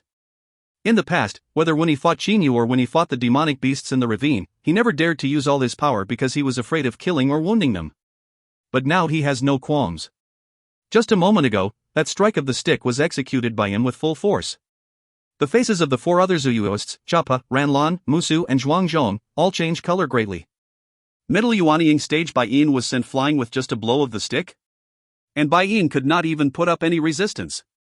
Kaka, come again. Ho Fei's eyes glitter. In an instant, his black stick turns into 5 or 6 blurs, smashing towards them. Zhuangzhong suddenly utters a loud shout. A massive shield appears in his hand. The blurs of the stick smash down on the shield. With a boom, Zhuangzhong's entire body is rammed into the rock. Stop, stop, this is a misunderstanding, this is a misunderstanding. Choppa shouts. Taste another blow. Paying no attention to what Choppa is shouting, Ho Fei smashes his stick towards him. Qinyu is also amazed by the speed of Ho Fei's black stick. He feels that when Ho Fei exerts his power, the stick arrives at the opponent's face almost instantly. Both in power and in speed, it has reached a terrifying level. A faint wicked smile suddenly appears on the corners of Ho Fei's mouth. While his stick is coming at Choppa, he uses the power of his waist and gives it a fierce shake. The black stick is slightly bent at once, then begins to swing violently back and forth between 2 other directions. Bang! Bang! Bang! Bang! The stick is situated exactly between Ranlan and Musu, so when it swings back and forth, it hits their bodies. Because these 2 guardians' demonic elemental energy is basically unable to withstand those heavy hits, they are sent flying backwards. Taste your grandpa's stick. Ho Fei suddenly jumps up, lifts his black stick, then smashes it down at Choppa's head with all his might. At this moment, Choppa transforms into a 100m long huge blood-red aquatic python. However, giving him basically no time to react, Ho Fei's black stick immediately connects with his head. No, to be exact, there is still a distance of 1 or 2 centimeters left between the stick and the python's head. Hoo-hoo! Because the stick moved extremely fast, it caused strong winds that make the water in the battlefield to surge forth. The blood-red aquatic python blinks his very red eyes and looks at that black stick, which is only 1 to 2 centimeters away from his head, in stupefaction. He only sobers up after a while, then immediately switches to his human form. Choppa also knows that the opponent has spared his life, otherwise he would have been smashed to death. I am Choppa. Sir, to be able to meet an expert like you, I can't help feeling very happy. Just now I was too disrespectful. Seeing Choppa shift his ground so fast, even a grim Qinyu on one side has to give a faint smile.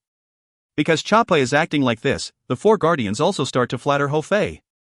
In his mind, Qinyu secretly praises Ho Fei for being sensible.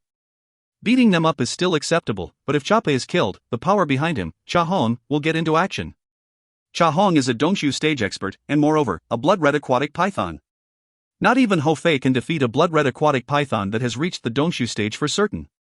Ho Fei seems to enjoy his opponent's flattery very much. And before long, he introduces himself to them and even calls them brothers. Brother Ho Fei, do the 2 of you have any dwelling place in the blood-red ridge? Choppa moves his eyes around and says. Ho Fei replies in an unconcerned manner, no, we don't. I'm still roaming about this place. My big brother and I have come here for a visit. The blood-red ridge really has many Zuyugoists, many more than other places. It's not bad to stay here. Choppa immediately says with a smile, ah, I see. Then why don't you stay in my blood-red cave, brother Ho Fei? With your excellent power, you're more than qualified to become a guardian of the Blood-Red Cave. Once you hold this position, I shall put 1,000 guards under your direct control. What do you think? Oh, guardian? Ho Fei's eyes brighten, looking as if his interest has been aroused. Suddenly he says to Cha Pei, I still have to ask my big brother Lu Xing about this. His answer will be my answer. In the Xiaoyao world, power is everything. Seeing Ho Fei's terrifying power, Cha Pei naturally wants to pull him to his side. Now, after hearing Ho Fei's words, he remembers the exchange just now between Qin Yu and Ran Lan. Thinking that Qin Yu should not be weaker than an ordinary guardian, he immediately works out a plan. Brother Lu Xing, if you think my Blood-Red Cave deserves your respect, then I will also invite you to become a guardian of it. What do you think? You and your brother will be able to enjoy life together with us while having to worry about nothing at all. I can guarantee that nobody within 8 million li of this place will dare to offend you. Cha Pei promises. Oh, guardian? Qin Yu looks at Cha Pei and gives a faint smile. End of B5C20. If you find any errors, ads pop-up, ads redirect, broken links, non-standard content, etc., please let us know. Report chapter so we can fix it as soon as possible. Book 5, Chapter 21. B5C21, as small as a needle. In that moment, Qin Yu thinks about many things in his mind. Should he enter the Blood-Red Cave's headquarters and become a guardian? Brother Lu Xing. Cha Pei looks at Qin Yu in expectation. Qin Yu gives Cha Pei a look, then suddenly says, since Vice Master is so sincere, and Fei Fei really wants to become a guardian too, it's unsuitable for me to obstruct him. Alright, I agree with this matter. After this, he says no more. Cha Pei always feels uneasy when talking to Qin Yu. The reason of this is that Qin Yu is absorbing all of the energies around him like a black hole, which makes him look very worrisome and frightening. Cha Pei would rather deal with Ho Fei than deal with Qin Yu. Even though Ho Fei can become furious easily, once he finds out what Ho Fei likes, it will be very easy to handle Ho Fei. Brother Ho Fei, Brother Lu Xing, please follow me. Cha Pei thus leads the two experts and rushes to the Blood-Red Cave. At the moment his heart is very excited. The positions of the big powers in the underwater world were not passed down to them from their ancestors, and they had to rely on their own abilities to fight for those positions. The stronger one's abilities are, the higher his status is. In Cha Pei's estimation, Ho Fei's power is definitely comparable to that of the number 1 guardian Tang Bai, a horned dragon. Cha Pei, Qin Yu and Ho Fei go in the front while the 4 guardians, Bai Yin, Ran Lan, Musu and Zhuang Zhong, go behind them. The 13 guardians are also divided into smaller groups, and these 4 Zuyuists are a group. Now that 2 new experts have joined their ranks, they also have to calculate a bit for the future. Bai Yin, that Lu Xing is still manageable, his power is only comparable to mine. But that monkey, Ran Lan, says to Bai Yin. Bai Yin strokes his chin, ponders for a while, then says, for the moment we mustn't provoke Ho Fei. This monkey is too strong. Perhaps only Tang Bai can rival him. As for Lu Xing, humph, that fella. Bai Yin's words are filled with disdain for Qin Yu. Don't be too careless. We better be careful. That Lu Xing fellow should be practicing a special technique.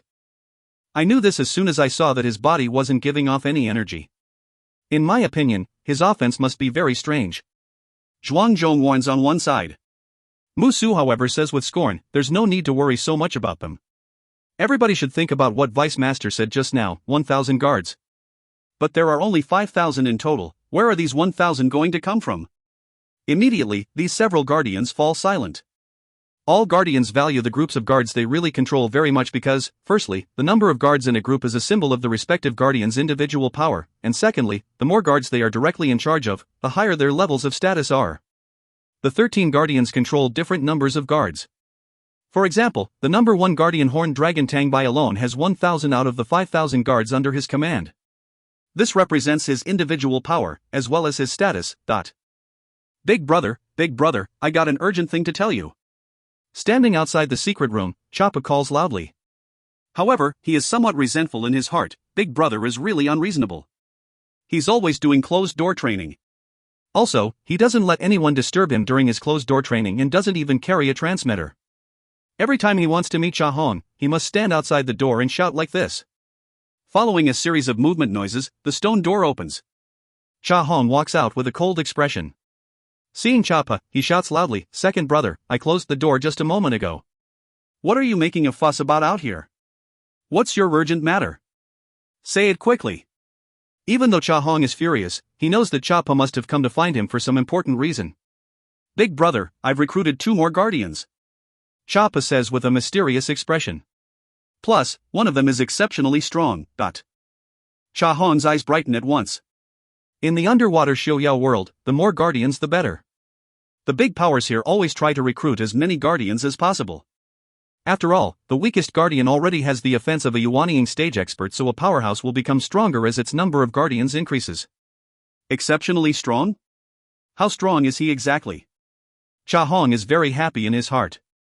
Since obtaining his black jade case, he has been sure that one day he will eventually have to face the three superpowers. But to face them, he must have enough forces and experts. Therefore, he is currently in need of super experts the most. By Ian and 3 other guardians, there were 5 of us in total. We were very strong, don't you think? But even though we joined forces, that fella beat us in just a while. We basically couldn't fight back. I feel that he isn't weaker than Tang Bai. Choppa says contentedly. Having successfully invited such an expert to become a guardian, he is certainly very excited. Not weaker than Tang Bai? Even Cha Hong cannot help smiling. In the past, to persuade Tang Bai to become a guardian of his, he himself had to put in quite a lot of effort. But now he has gained another expert of the same level as Tang Bai. Choppa says smilingly, "Big brother, don't waste time thinking. Just follow me. I want them to be officially granted positions of guardians and blood-red crimson cards as soon as possible. Only the cave master is eligible to bestow a blood-red crimson card on someone. Choppa after all is only the vice master. The cave master must personally deal with important matters such as announcing the appointment of a new guardian. Good, I'll go get the blood-red crimson cards ready. You summon the guardians and the leaders of the guard squads into the main hall right now. I'll be there immediately." At the moment Cha Hong is high-spirited and vigorous. He goes straight to the treasury in the rear hall without delay. The appointment of 2 new guardians is a really important matter. Not only the 13 guardians, but even the leaders of some guard squads also gather in the main hall. Theoretically, because there are 100 guards in a squad, there should be 50 squad leaders here, but quite a few of them are currently outside hunting for Qinyu. 2 adjacent separate courtyard houses in the eastern part of the Blood-Red Cave have become Qinyu's and Ho Fei's dwelling places. Each house has 3 female Zuyuyoists who are all very seductive, clever, and obedient. The several tens courtyard houses in the eastern part of the palace share a garden. At the moment, Qinyu and Ho Fei are sitting opposite each other at a stone table in the garden and chatting. "Congratulations, I am Ba Ming. This is my second brother Ba Jian and this is my third brother Ba Shan. Us 3 brothers are also guardians of the Blood-Red Cave." 3 men who are almost identical in appearance and wearing greenish-black armor walk up to Qinyu and Ho Fei and greet them. Ho Fei's eyes brighten. He laughs strangely and says, "Black turtles? I'm Ho Fei. This is my big brother Lu Xing brothers. The defense of the 3 of you must be very impressive. Spar with me sometime, okay?" The 3 brothers' complexions immediately change. Ba Ming says with a forced smile, "Brother Ho Fei, we already heard about your formidability. When even Zhuangzhong's heaven-raising shell can't withstand your attacks, us 3 brothers definitely can't either. Please spare us."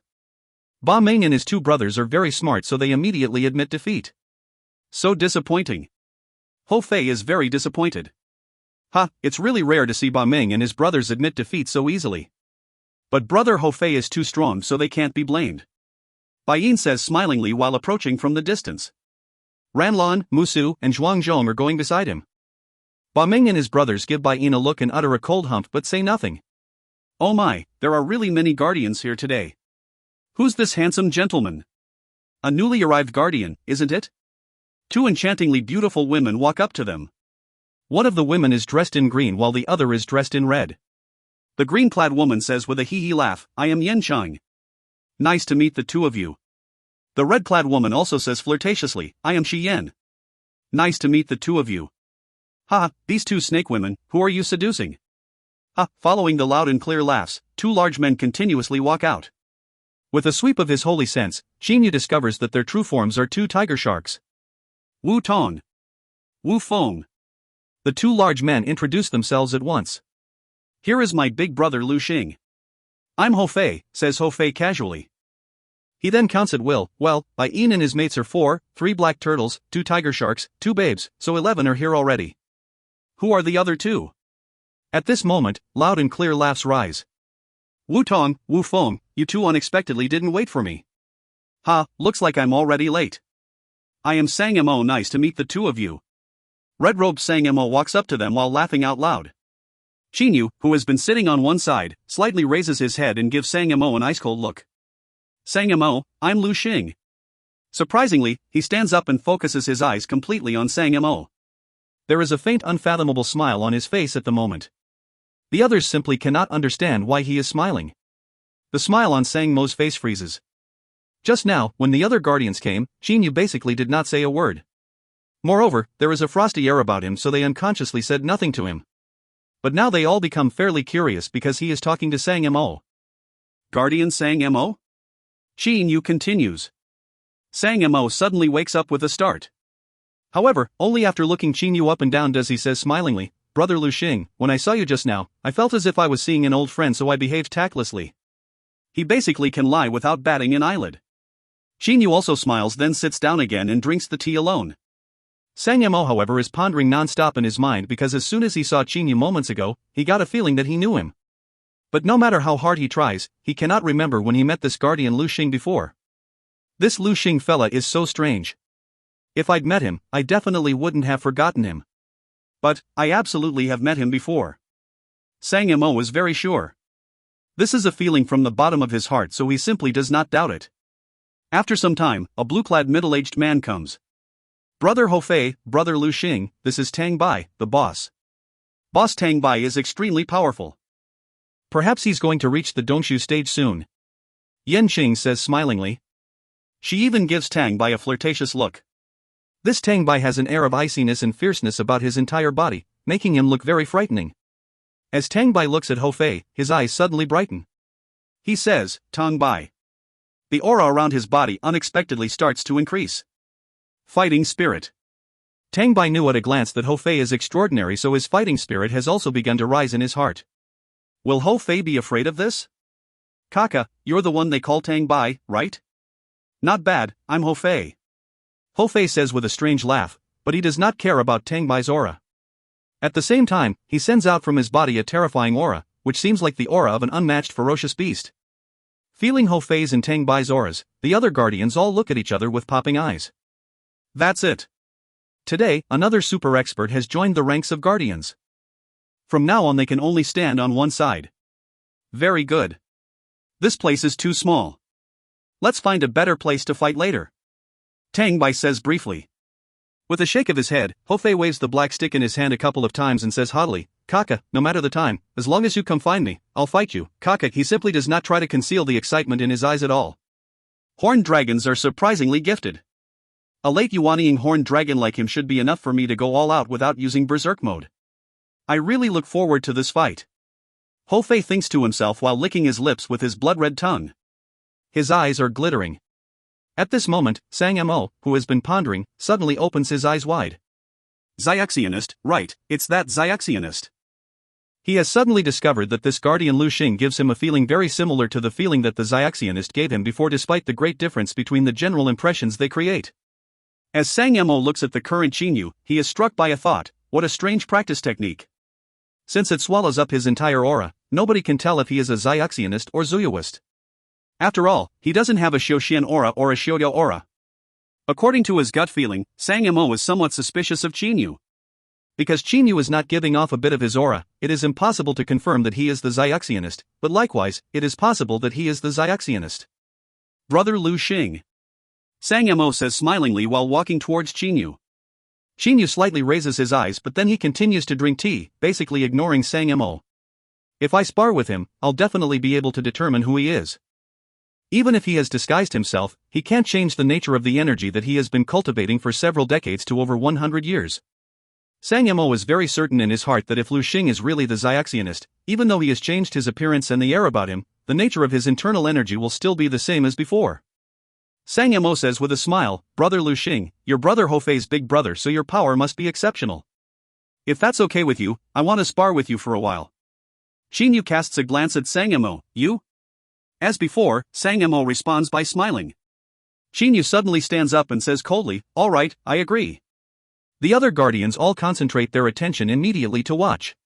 With his face seemingly full of joy, Sang Mo says, then please show me your skills, Brother Lu Xing. Chinyu's eyes brighten. In an instant, a black flying sword starts to float above his head. Seeing Chinyu's black flying sword, Sang Mo is slightly disappointed as he remembers that the flying sword the Zyuxianist was using when chased by him was definitely not black. Illusion Spreading Sword Art. Third move, Illusion Flurry. Right after Chinyu makes a hand sign of the sword art, the black flying sword moves extremely fast like lightning then disappears. Everybody only sees several black gusts of wind whistling towards Sang Mo, who basically has no time to dodge and consequently is fanned by the strong black winds for a while. When the whole thing is over, Sang Mo's clothes have been destroyed almost completely. Now he is practically naked and his hair is in a mess. Ha ha! Sang Mo, you're really white down there. Ranlon laughs out loud and says. Covering her mouth, Yanqing says smilingly, Guardian Sang Mo, you're as small as a needle down there. As small as a needle, Wahaha Hofei laughs out loud while holding his stomach. The other guardians also burst into loud laughter. Don't overrate yourself. After saying, Chinyu sits down again and slowly drinks the tea by himself, paying simply no attention to Sang Mo's unpleasant expression. End of B5C21. If you find any errors, ads pop up, ads redirect, broken links, non-standard content, etc., please let us know. Report chapter so we can fix it as soon as possible. Book 5, Chapter 22. B5C22, Arrest Order. It's not him? His energy is unexpectedly cold and corrosive rather than burning hot? Sang Mo is very disappointed in his heart. But he cannot totally believe this because there is an indescribable feeling from his soul that makes him suspect Chinyu. In just a moment, Sang Mo wakes up from contemplation. Ah! When he sees that he is in such an embarrassing situation and hears the loud laughs of the other guardians, the color of his face immediately changes. His demonic elemental energy surges forth and enfolds his body at once. He then rushes straight into his own courtyard house using his body maneuvering skill. Hofei points at Sang Mo's courtyard house, laughs out loud and says, "Ha! I never thought a masculine fella could be so white. This is laughable. Hey, right, just now you guys mentioned something as small as a needle, what is it actually?" Everybody bursts into loud laughter again. Yan Sheng and Shi Yan also cover their mouths and laugh. Even the ladies in waiting not far from there all cover their mouths and burst out laughing. At this moment, only Chinyu is still calmly drinking tea without laughing or saying a word. Casting a glance at Sang Mo's courtyard house, he slightly raises the corners of his mouth. How could he not have understood Sang Mo's thinking? That day, when he was ready to conceal his identity, he already thought carefully about many things that could blow his cover. He knew that an individual's spiritual awareness is extremely mysterious, just like how he and Xiao He can still feel each other's existence even when they are very far apart. So, he was worried that Sang Mo would suspect his false identity. Therefore, he already prepared for this long ago. Xinyu's stellar flame has two forms. Through formations, he can turn it into the Ultraeon flame or the Ultraeon flame.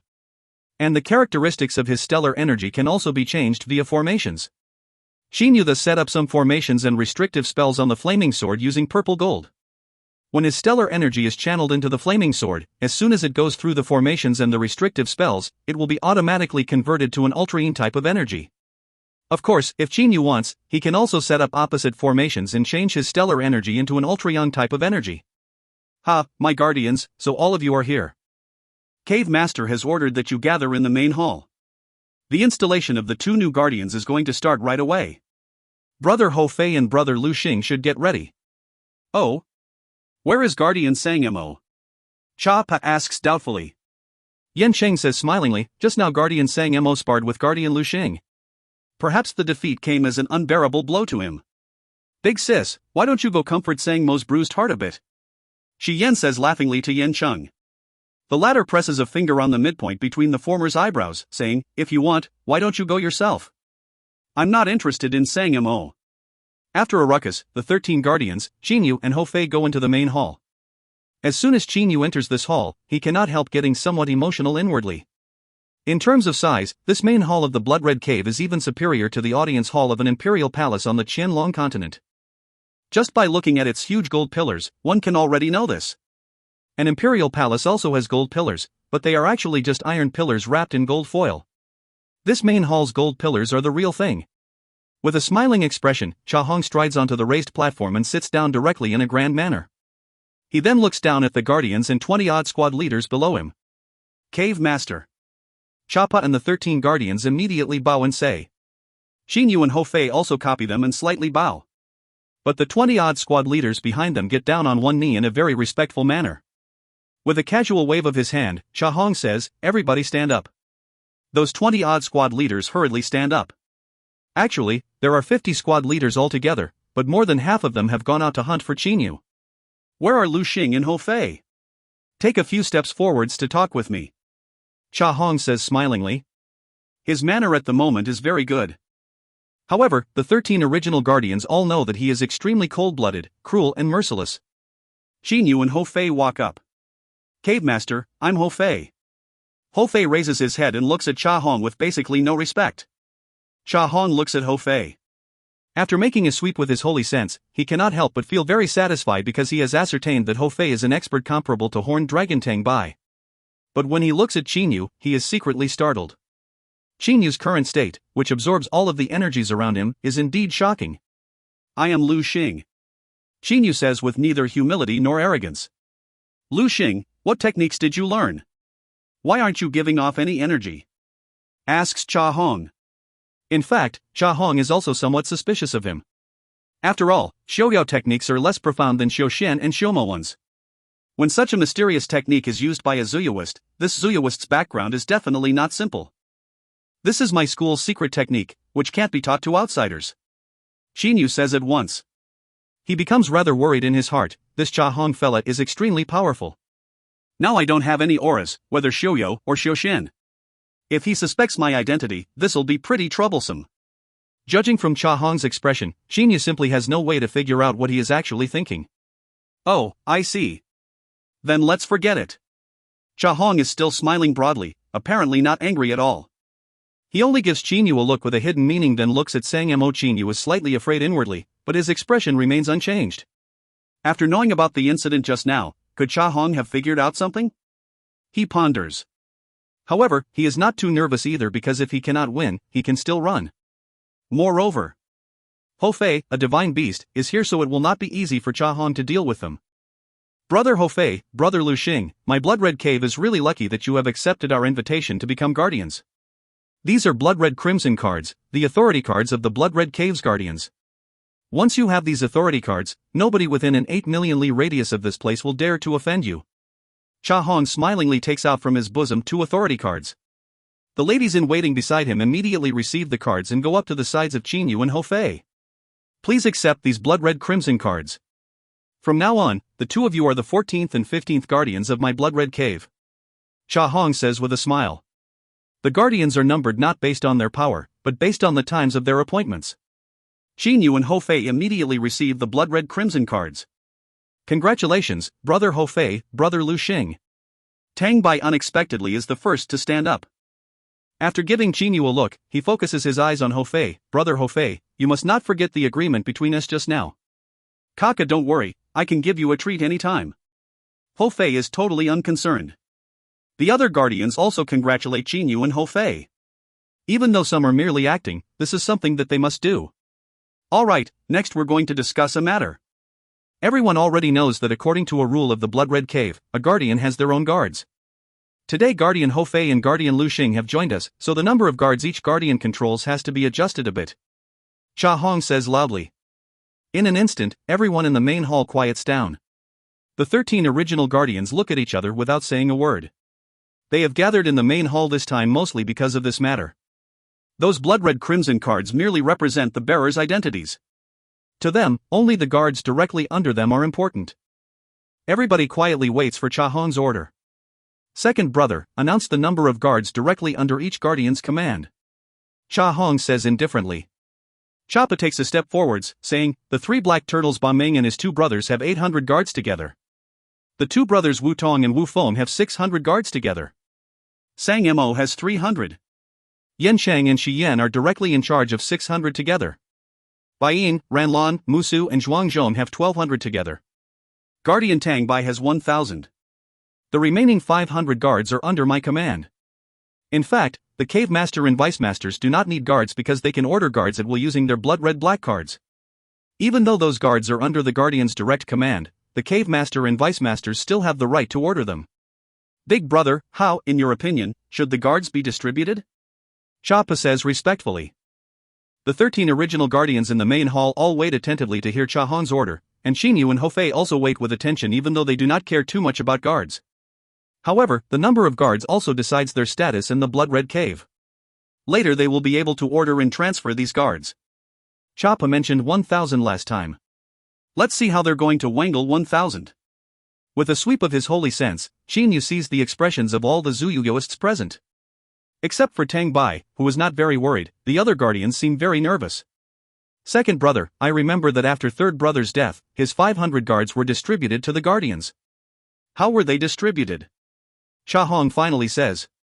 Choppa thinks for a while then says, after third brother's death, among his 500 guards, 100 were given to the Wu brothers, another 100 were given to Yin Chang and her sister, and the remaining 300 guards were given to the 4 guardians in Bai Yin's group, but...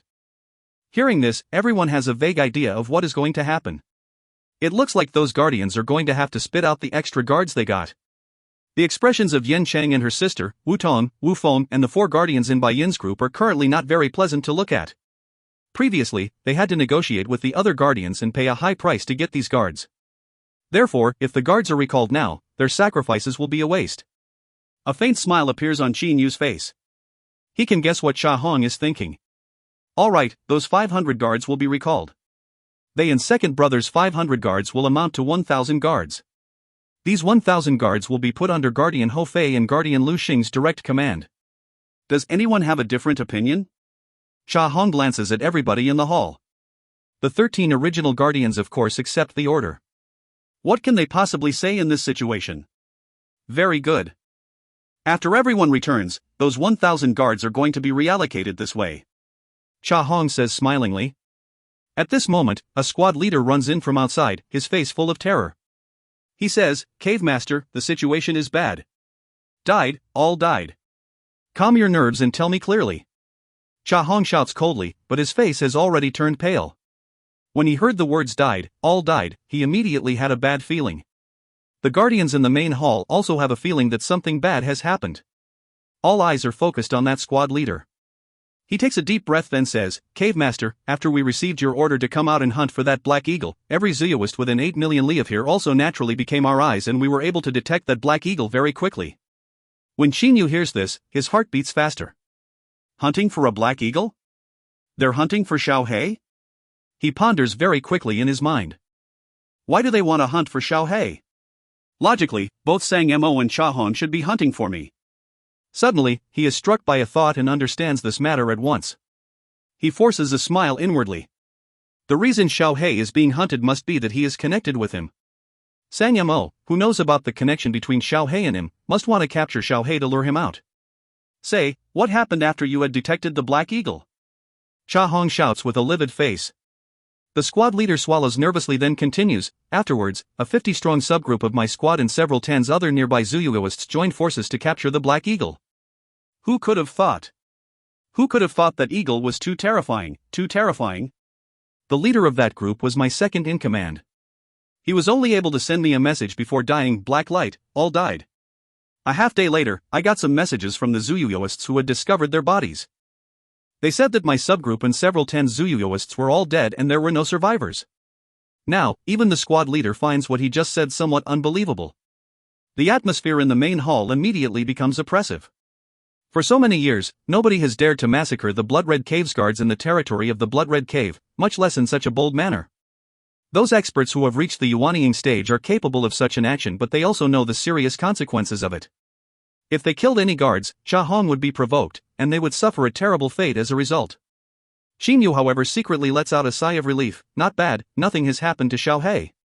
Choppa takes a step forwards, saying, Big brother, that black eagle is very powerful. His offense is roughly comparable to a middle Yuanying experts. Those guards weren't strong enough so they could do nothing but to get killed. To deal with this black eagle, we need to send the guardians. Cha Hong also nods. Indeed, at this point, he has to send the guardians. They exist only to handle hostile experts like the black eagle. This time we've lost some guards. When this matter has been dealt with, let's recruit 250 more guards. 50 of them will be used to reinforce the damaged squad while the remaining 200 will be given to the guardian who captures the black eagle as a reward. Cha Hong's eyes glitter with killing intent. Someone has dared to kill his guard, so naturally killing intent has begun to surge in his heart. I am willing to go. Bai Yin takes a step forwards and says. He is a middle Yuanying stage expert and close to Choppa in power. Knowing that Choppa has defeated the Black Eagle before, he is certain that he will succeed in this mission. Moreover, he will not go alone. Copying him, the three guardians, Ranlan, Musu and Zhuangzhong, also say, I am willing to go, but Qin Yu's heart immediately becomes anxious. Bai Yin and his friends cannot withstand even an attack by Hou Fei, but one must not underestimate their power. Qin Yu exchanged a blow with Ranlan before and afterwards he has concluded that Ranlan is about as strong as him. Facing Bai Yin, who has even reached the middle Yuanying stage, can Xiao He win with absolute certainty? And being ganged up on by 4 experts, can he have even an outside chance of surviving? Cave Master. Sang Yimou unexpectedly takes a step forwards and says, You have put 1,000 guards under Guardian Hou Fei and Guardian Lu Xing's joint command. Guardian Hou Fei is very powerful so no one can say anything about him, but it's hard to tell how powerful Guardian Lu Xing is. In my opinion, Guardian Lu Xing should take this opportunity to capture that Black Eagle, thereby showcasing his power. After saying, he looks smilingly at Qin Yu. Humph, let's see how you're going to answer. If you want to save that Black Eagle, you'll probably have to betray Cave Master, and you'll die in due course. And if you take the order, you can only watch the Black Eagle die. Now you have a choice between a rock and a hard place, unless you're not the Xiaoxianist. A choice? To Qin Yu, there is no choice here. This lowlife Sang Yimou, you've dug your own grave. Hou Fei's fiery eyes glitter. A terrifying, ferocious aura comes out from his whole body. The black stick has even appeared in his hand. It looks like he is going to kill Sang Yimou on the spot if the latter utters a provocative word. I am willing to go. Qin Yu, however, takes a step forwards and says smilingly. He then gives Sang Yimou a look. I'm going to do as Guardian Sang Yimou said. I'm going to capture that Black Eagle and show my own power. End of B5C22. If you find any errors, ads pop up, ads redirect, broken links, non-standard content, etc., please let us know. Report chapter so we can fix it as soon as possible. Book 5, Chapter 23. B5C23, Tailing. Sang Mo's pupils slightly contract. Obviously the fact that Qin Yu has accepted the mission so simply has amazed him. But after considering for a while, he continues to think to himself, Lu Xing? I want to see if you're going to capture the Black Eagle for real. Now that Qin Yu has taken this mission, there are 2 situations that can arise. The first is Qin Yu will kill the Black Eagle, in which case Sang Yimou will not be able to do anything. And the second is Qin Yu will temporarily change sides to kill the other guardians, in which case even if Sang Yimou does not have evidence that Guardian Lu Xing is the Xiaoxianist, he will still be able to persuade Cha Hong to execute Qin Yu for treachery. Ha ha. Hou Fei bursts into a strange laughter. A ferocious aura is coming out from his entire body. He glares at Sang Yimou then suddenly looks at Qin Yu and says, Big brother, why do you agree to go as that lowlife Sang Yimou said? Screw him. Just who does he think he is? I can squash him with a blow of my stick. Immediately afterwards, Hou Fei looks at Cha Hong and raises his head, saying, Cave Master, I became a guardian because I wanted to show my regard for Brother Chappa. 1,000 guards or something, even with my abilities alone I'm already eligible to have them. So why can't my big brother and I be in charge of 1,000 guards together? Why does he have to show his power? If you think my big brother isn't good enough, Kaka, that's okay, big brother and I will leave immediately. This guardian position is nothing rare to me. Then, paying no attention to Cha Hong, he turns his head around looking at Chappa and says in a seemingly very heartfelt manner, Brother Chappa, it's not that I don't want to treat you with respect, but this anger is too much for me to contain. Chappa hurriedly says, Please calm down a bit, Brother Hou Fei. I know that you're straightforward. My big brother hasn't said anything, has he? Cha Hong slightly frowns and casts Qin Yu a look. The first thing Qin Yu does is to look at Hou Fei, saying, Fei, there's no need fret over this. Isn't it just to go catch a Black Eagle? We've already become the Blood Red Caves guardians so we have to do something. If I am to do nothing as a guardian, I'll feel terribly uneasy. After saying, he also gives Sang Yimou a glance. Sang Yimou, however, looks at Qin Yu smilingly and says, Guardian Lu Xing, you're so eager to serve Cave Master. We're going to have to emulate your loyalty as well. Shut up. Nobody allows you to say. Screw you. You're getting on my nerves. Hou Fei's fiery eyes glitter with ferocity. The black stick in his hands looks like it is going to be used to attack any time. When Sang Yimou hears Hou Fei's words, his complexion slightly changes at once, but he does not dare to retort. By contrast, Qin Yu looks at Cha Hong again, saying, Cave Master, let's settle this matter this way. I'm definitely going to capture that Black Eagle for you. Hou Fei gives Sang Yimou a stare but does not say anything again. Good, you're so loyal, Guardian Lu Xing. I'm really very happy about this. Bai Ranlan, Musu, Zhuangzhong, and Lu Xing, the 5 of you listen. Cha Hong's voice suddenly becomes imposing and sonorous. Qin Yu and the 4 guardians in Bai Yin's group immediately bow to wait for the order. I order you 5 to set off in a half day. You must capture that black eagle. But if an urgent situation arises, do not hesitate to kill it. Cha Hong says in a serious voice that contains killing intent. He has been furious since knowing about the deaths of 50 of his guards. Qin Yu, Bai Yin, Ranlan, Musu and Zhuangzhong bow and say in chorus, yes, Cave Master. Cha Hong told them to set off after a half day to give them time to make preparations.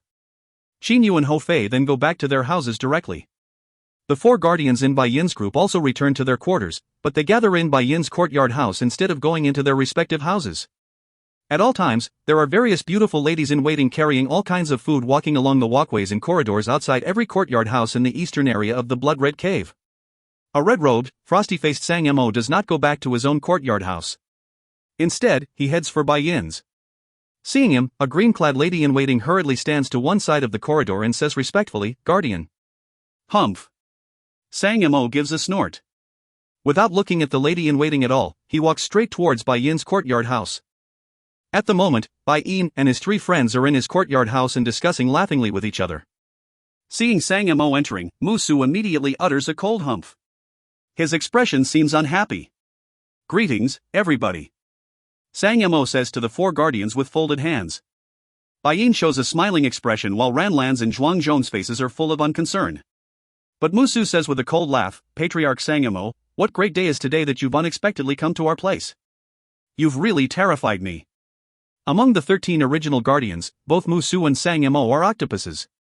However, Sang Mo belongs to the Sang clan whereas Musu is a member of the Mu clan. These 2 clans have been vying to become the #1 octopus clan, so there is a long-lasting feud between them. Anger surges in Sang Mo's chest, but he tries hard to suppress it. Patriarch Musu, I've come here because of the lives of you all. If you don't care about your own life or the lives of the other 3 guardians, I'm going to leave immediately. After saying, Sang Mo looks at the other guardians. Musu however says with a sinister smile, oh, our lives? It sounds as if you've come here today to benefit us and to save our little lives. Since when have you become so good-hearted? I've always been under the impression that you can't wait for our deaths. Musu, I can't wait for your death, but not for the other guardians. Sang Mo's eyes flash with coldness. If not the fact that you're going to go with the 3 of them this time, why would I tell you about this great secret? Great secret? Humph. Musu laughs coldly. But Bai Yin frowns at once. Hearing Sang Mo say if not for the fact that you're going to go with the 3 of them this time, he concludes that Sang Mo should have come here because of the business of catching the black eagle. Objectively speaking, there is absolutely nobody who knows about that Xiaxionist and that black eagle as well as Sang Mo does. Maybe Sang Mo really knows some secret? Bai Yin's interest is aroused. He immediately says loudly, Musu, Guardian Sang Mo came here willingly so he can't be discourteous. As soon as Bai Yin says that, Musu lets out a cold humph then stands aside and no longer talks to Sang Mo. Bai Yin is the leader of this gang of 4 and is also the strongest among them. Even his thinking is admired by the other 3 guardians.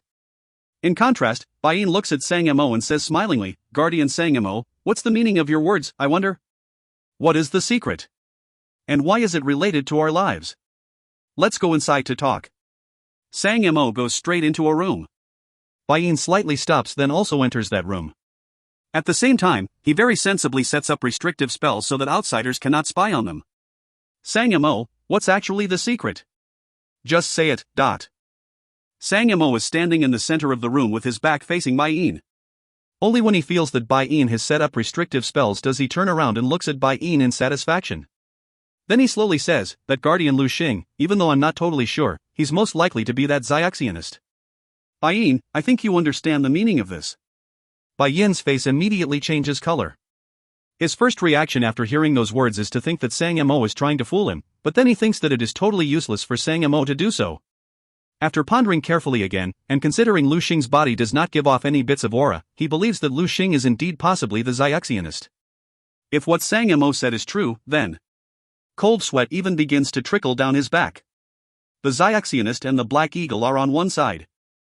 If, when the 5 guardians are ganging up on the Black Eagle, Qin Yu suddenly attack them, catching them totally off guard, perhaps 2 of them would be incapacitated in an instant. Given the Black Eagle's and Qin Yu's power, there is a real possibility that all the 4 of them would die afterwards. Guardian Bai Yin, this is just a word of warning from me. I'm not very sure either, but I believe you'll have your own plan. Sang Yamo says with a smile, then removes the restrictive spells directly and walks past Bai Yin on one side to go out of the room. He knows Bai Yin's character very well. If there is a little doubt or a little danger, Bai Yin will definitely work out a perfect plan to eliminate them. Bai Yin's face has darkened. In an instant, his expression changes several times. Afterwards, he turns around and looks at Sang Yamo, who is disappearing at the gate of the courtyard house. A faint smile appears on the corners of his mouth. He has already come to a decision. There are various surging undercurrents at the bottom of the ocean. Xinyu, robed in black, is rushing extremely fast on his black flying sword. The other four, Bai Yin, Ranlan, Musu and Zhuangzhong, are also using their own techniques to go extremely fast at the bottom of the ocean. The 5 experts are going side by side. Seeing them, all ordinary Zuyuoists quickly sheer off. This time, the Blood Red Cave has ordered the Green-Eyed Fish clan members to help them monitor the Black Eagle's movements. The Blood Red Cave is not Sang Mo. In the past, Sang Mo had to pay to get the help of 30 members of this clan, but the Blood Red Cave has been able to make several hundred members of this clan work for it together with just a command.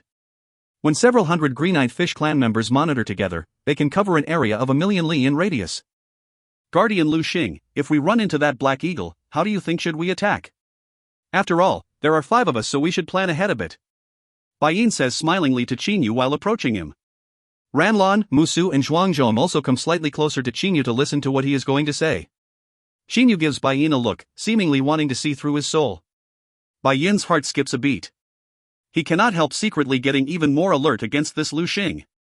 Bai Yin does not know that thanks to practicing Shoma secret techniques, in terms of using spiritual energy, Qinyu has already far surpassed ordinary Zayashinists, who can only use it in the most basic ways. Among those spiritual energy-related Shoma techniques, there are some that must be performed through the eyes. In an instant, Qinyu withdraws his eyes from Bai Yin and says indifferently, Guardian Bai Yin, since you already got a plan, why bothered asking me? You're the strongest in the 5 of us, so you're the leader in this hunting mission. You only need to give orders, I'll just follow them. Bai Yin says smilingly, if so, I'll speak up. Xinyu looks at Bai Yin, wanting to know how he is going to deal with Xiao He.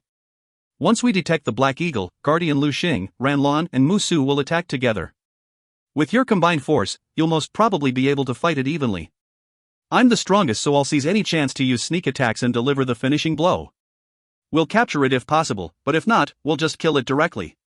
As for Zhuangzhong, you will have to be ready for any complications at all times. Bai Yin gives the others a look and says smilingly, if anybody doesn't agree with my plan, feel free to tell me. Musu and Ranlan exchange a look, then nod their heads. They have heard Choppa talk about the Black Eagle's power before, so they know that it will not be easy for the Black Eagle to kill just the 2 of them, much less when they and Lu Xing join forces. Zhuangzhong does not have an opinion. He is of course very happy that he will not have to fight. Guardian Lu Xing, how about you? Bai Yin looks at Qinyu. Qinyu also nods his head. Now the plan has been approved. At this moment, Zhuangzhong, who is slightly behind the others, takes a look at Qinyu, then takes a look at Bai Yin. His eyes suddenly flash with cunningness and coldness, but it goes back to normal in an instant and he seems like a nice old man again. Not long after Qinyu and the other 4 left the Blood Red Cave, Sang Mo also leaves the cave alone and rushes straight in their direction. Lu Xing, let's see what your real face is. You got such a strange technique, but nobody has ever heard about you before. It's very unusual that the Zyuxianist has disappeared since you appeared. Sang Mo will never give up before a thorough investigation has been carried out. Bai Yin, if you can expose Lu Xing's real identity, you have to give me a chance to hit him when he's down. Sang Mo gives a sinister smile, then speeds up his chase, looking like a red beam of light. He has given the Green-Eyed Fish clan some benefits, so when this clan's members tell Bai Yin's group about the Black Eagle's movements, they also conveniently tell Sang Mo. Xinyu is going non-stop. He can feel that he and the others are getting closer and closer to Xiao He. This Green-Eyed Fish clan is really nasty. Xiao He can't morph into a human. If he could, he'd be very similar to the other Zuyuyoists and it'd be hard for those Green-Eyed Fish to find him. But his Black Eagle appearance is too distinguishable. It's very hard to find another Black Eagle at the bottom of the ocean, but Xinyu is very frustrated in his heart. This time, the entire Green-Eyed Fish clan is keeping watch, so Xiao He basically cannot escape those fishes' detection. Suddenly, Xinyu's face slightly changes color. No good, Xiao He is unexpectedly rushing towards me. Xinyu can feel clearly that Xiao He is going extremely fast in his direction. Xiao He should be doing this because he has sensed Xinyu's existence. He thinks that Qinyu is coming to find him, so he is also heading for Qinyu. At this rate, Qinyu and the other guardians are going to encounter Xiaohei soon. After a while, Baiyin bursts out laughing and says, according to the message the Green-Eyed Fish Clan just sent me, that Black Eagle is unexpectedly rushing towards us. Ha, he is seeking his own death. Get ready, everybody. This Black Eagle is not very easy to slaughter. Since he can't even wait for us to kill him, there's no need to show any mercy. Ranlan, whose face is half black half blue, says with a malicious smile. Baiyin, Zhuangzhong, and Musu also laugh out loud. They seem not worried about whether they will be able to kill Xiaohei at all. Baiyin casts a sidelong glance at Qinyu, then immediately looks at his three brothers again. End of B5C23. If you find any errors, ads pop-up, ads redirect, broken links, non-standard content, etc., please let us know. Report chapter so we can fix it as soon as possible. Book 5, Chapter 24. B5C24, Revolt. As the five guardians keep going, the distance between them and the Black Eagle grows shorter and shorter. The four in Baiyin's group can only estimate this distance based on messages sent by the Green-Eyed Fish Clan. They are simply unable to know exactly what it is. But Qinyu can feel Xiaohei's location clearly. My holy sense has a longer range than theirs. Now I can only rely on it to tell Xiaohei in advance. Qinyu expands his holy sense. After 3 years of practice in the ravine, during which time his soul was nourished continuously by the meteoric tear, by now his soul has reached peak of the late yuanying stage. Strangely enough, when he was staying in the ravine, the heat current sent out by the meteoric tear was 2 to 3 times larger than when he had been outside. Now that Qinyu has left the ravine, the speed at which the meteoric tear releases the heat current has also slowed down. No matter how he has tried, he has been unable to figure out the cause of this. At the bottom of the ocean, there are various fast-flowing currents and shoals of fish. The five guardians are piercing through them extremely fast like 5 light beams of different colors. According to the Green-Eyed Fish Clan's messages, that Black Eagle is only 2,000 li away from us. We can run into it any time from now on. Everybody, let's stop. We're going to wait at ease here and get ready to strike that Black Eagle a crushing blow. Baiyin's voice rises. In an instant, the other four guardians stop. They are currently in a vast area of nothing but water. There are no obstacles in this area. One should know that the distances from the surface to the bottom of this boundless ocean are normally greater than 10 kilometers. Zuyuyoists generally build their palaces on some underwater mountain ranges because constructing at extreme depths is difficult. However, a depth of 10 kilometers is nothing. In this ocean, the depths of some abysses even reach several tens km, or maybe more. The water pressures at those depths are terrifying. Qinyu is still not strong enough to go down to such depths. Of course, there are also many treasures at those depths, but one must be very powerful to be able to gather them. Guardian Lu Xing, Ranlan, and Musu, the three of you should be well prepared. You three are going to fight the Black Eagle head-on. I'm going to be ready to use sneak attacks and deal the finishing blow. Baiyin tells Qinyu and the others directly. Qinyu, however, is pondering his own sneak attacks in his mind. Baiyin is the strongest among these four guys, so it's best to kill him first.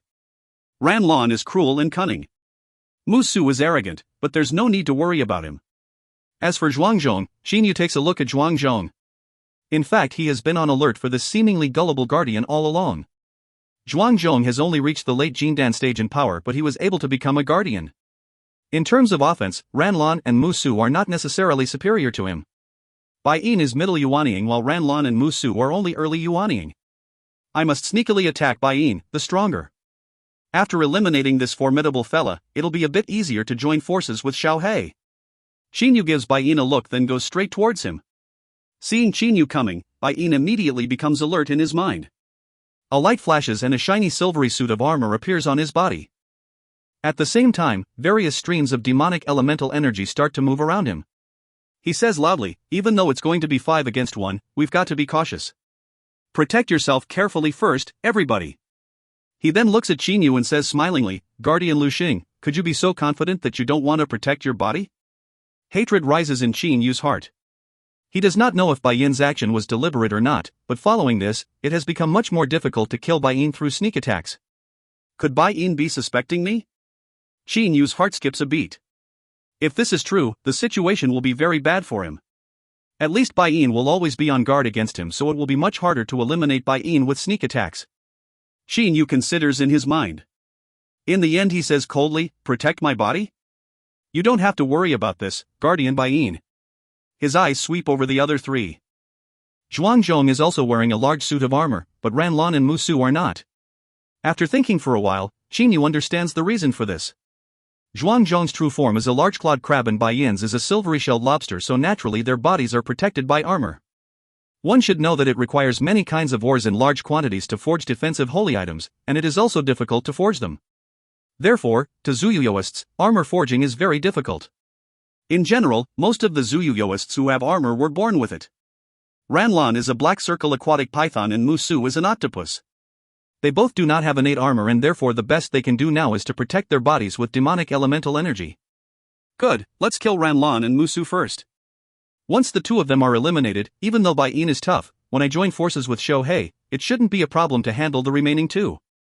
Qinyu secretly calculates. At the same time, he pretends to make preparations with Ranlan and Musu. Ranlan and Musu are currently side by side. According to the plan, as soon as they see the Black Eagle, they will come forwards together and attack simultaneously. Bai Yin, we're going to let that Musu fella die? Ranlan asks Bai Yin through his holy sense. With his expression unchanged, Bai Yin replies through holy sense communication, Musu is an aggressive, simple-minded fella. If we told him about this, he'd definitely leak it. You're different, Ranlan. You are very cunning and ruthless and don't have a good tone towards anybody. So, even if you're hostile to Lu Xing, he won't suspect you. Hearing Bai Yin say that he is cunning and ruthless, Ranlan even feels happy in his heart. Humph, let's see if Lu Xing is the Xiaxianist or not, but I feel sorry for Musu. Ranlan says via his holy sense.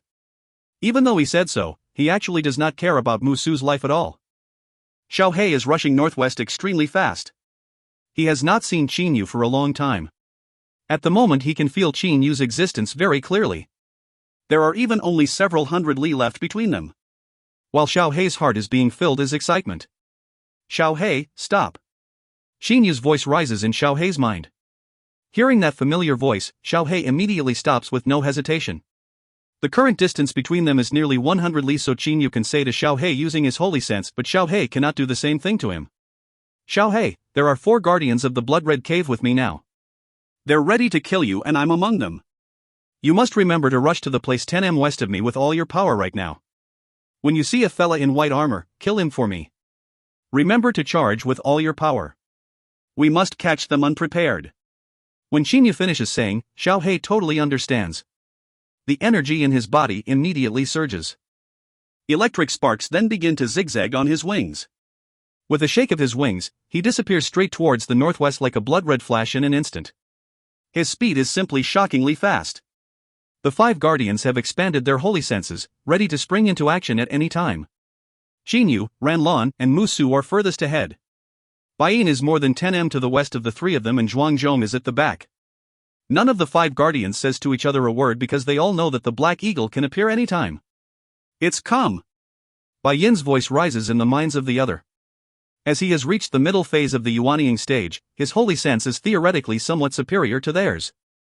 However, Bai Yin simply does not know how formidable Qinyu's holy sense is. When Bai Yin's voice has just risen in the others' minds, their holy senses detect a blood-red beam of light coming straight at them at an extreme speed. Its speed is simply so fast that they are secretly shocked. In one respect, speed also represents power. Qinyu, Ranlan, and Musu charge at that blood-red beam of light almost simultaneously. As Bai Yin sees this scene, a faint smile appears on the corners of his mouth. But his smile freezes in just a moment because while the 3 silhouettes are rushing at the blood-red beam of light, it suddenly makes a turn extremely fast and shoots at Bai Yin. Attack together.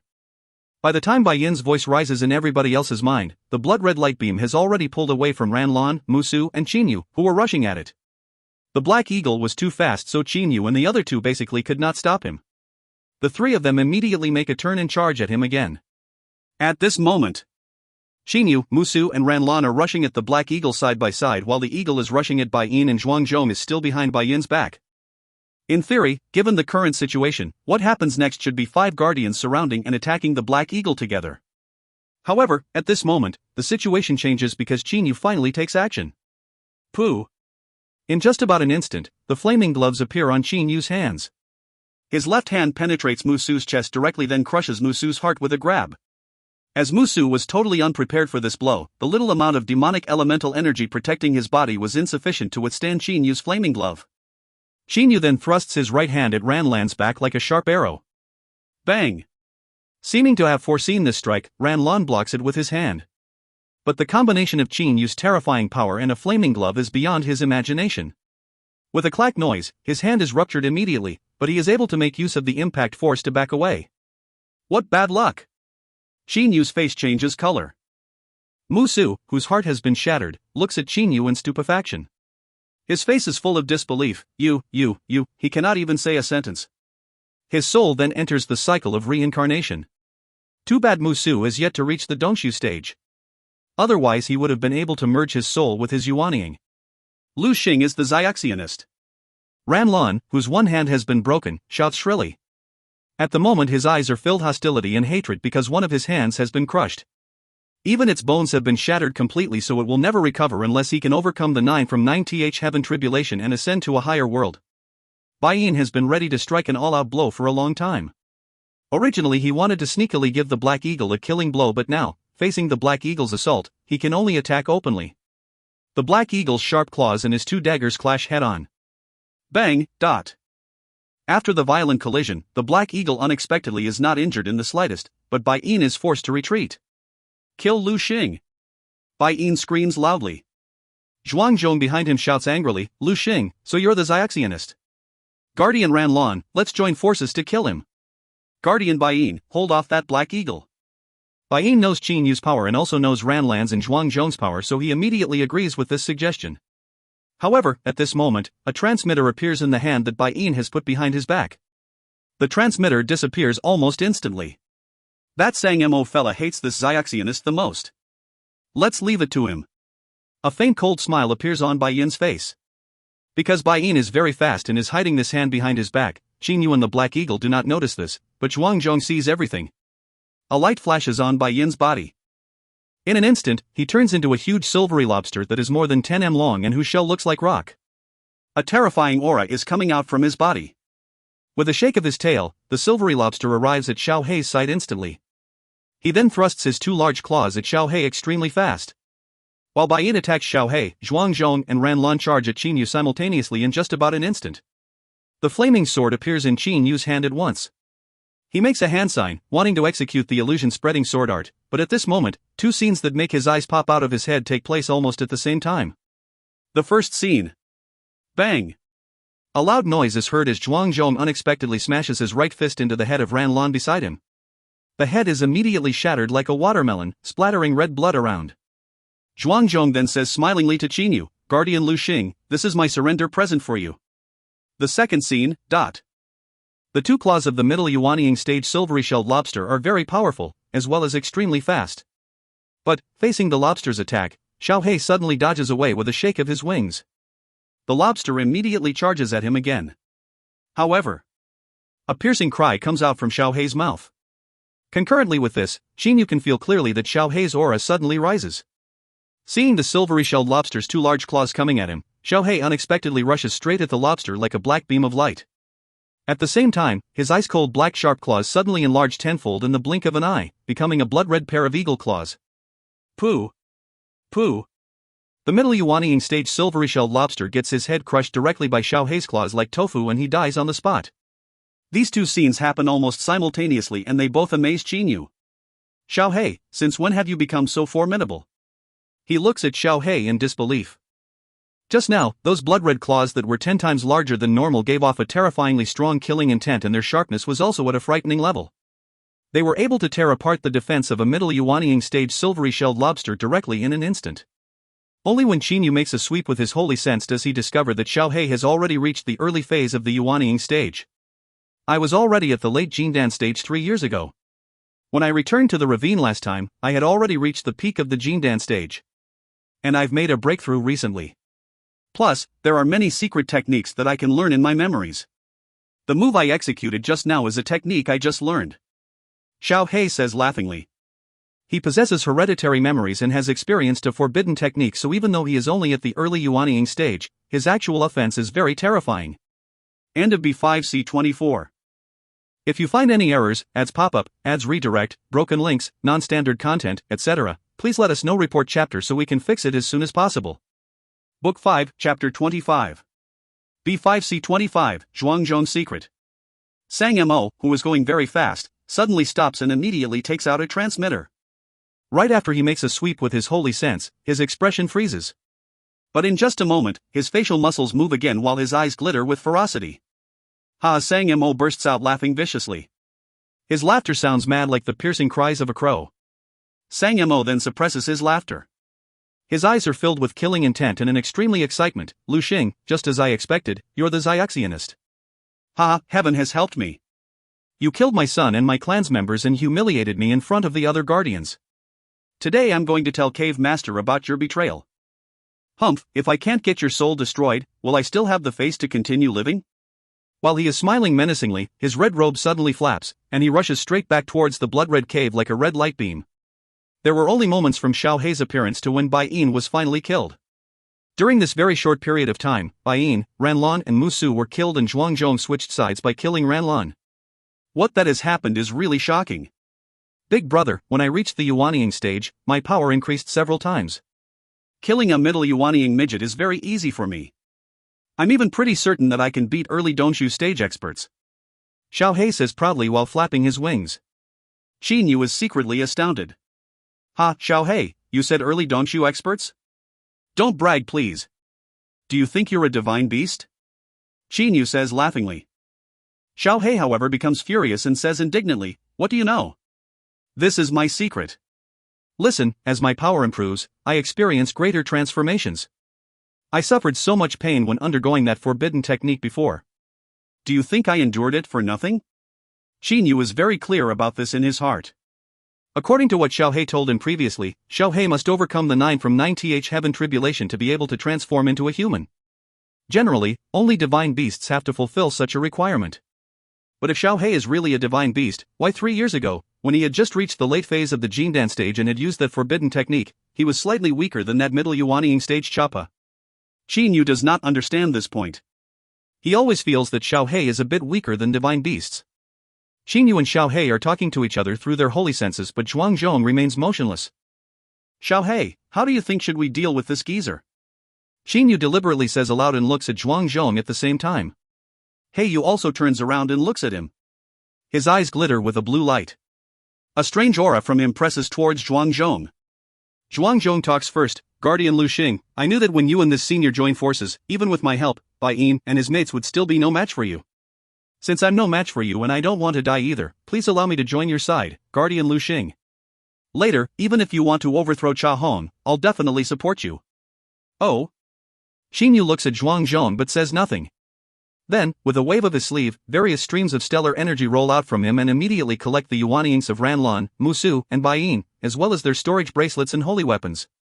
These 3 fellas unexpectedly didn't make their Yuanyings explode in the end. Qin Yu cannot help saying smilingly as he recalls how Xian Yang self-destructed before. Had the 3 of them self-destructed, at least Qin Yu would not have obtained their Yuanyings. Zhuang Zhong says, Guardian Lu Xing, only idiots will make their own Yuanyings explode. What kind of stupid idea is that? Qin Yu counters with a question. Zhuang Zhong says at once, after a Zuyawist is killed, his soul can still stay in this world for a short time. This period of time is enough for him to self-destruct. But, being able to self-destruct is one thing, whether he dares to self-destruct is another thing. Firstly, when the Yuanying begins to self-destruct, the enemies near it will immediately notice the undulation of its energy and move away extremely fast. So, even though they can be hurt by the explosion, they will not die from it. The second reason is the most important. When the Yuanying self-explodes, his soul will be blown to pieces. A faint smile appears on Zhuang Zhong's face. Since self-destruction, firstly, can't kill the enemies and, secondly, destroys one's soul, what practitioners would dare to self-destruct? They all know the horror of having their souls destroyed very well. Once the soul is destroyed, a creature will really disappear from this world forever. Zhuang Zhong's expression becomes a bit solemn. Qin Yu and Xiao Hei exchange a look. What Zhuang Zhong said is really not wrong. Generally, it is really difficult to kill an enemy by detonating the Yuanying. After all, it takes a short time to ignite the Yuanying so the enemy can move away beforehand. Even if the enemy is seriously injured, he will not be killed. Who would be willing to destroy his own soul without being able to kill the enemy? The only good thing about blowing up your own Yuanying is that the enemies won't be able to have it. Zhuang Zhong says smilingly. Qin Yu immediately laughs. In this battle, he has obtained 3 Yuanyings at one stroke. These are the energy nuclei of those Zuyuyoists. If he uses them to practice after going back, he will definitely make a great improvement. Then why didn't Bai Yin and the other two self-destruct? Qin Yu says. If they had self-destructed, I wouldn't have obtained their Yuanyings, right? It looks like they were cowards. Zhuang Zhong says disdainfully, self-destruct, how could they have dared to? Moreover, Ranlan and Bai Yin simply didn't have any chance to self-destruct. My punch shattered Ranlan's head and destroyed his soul instantly. Senior Black Eagle also crushed Bai Yin's head and destroyed his soul.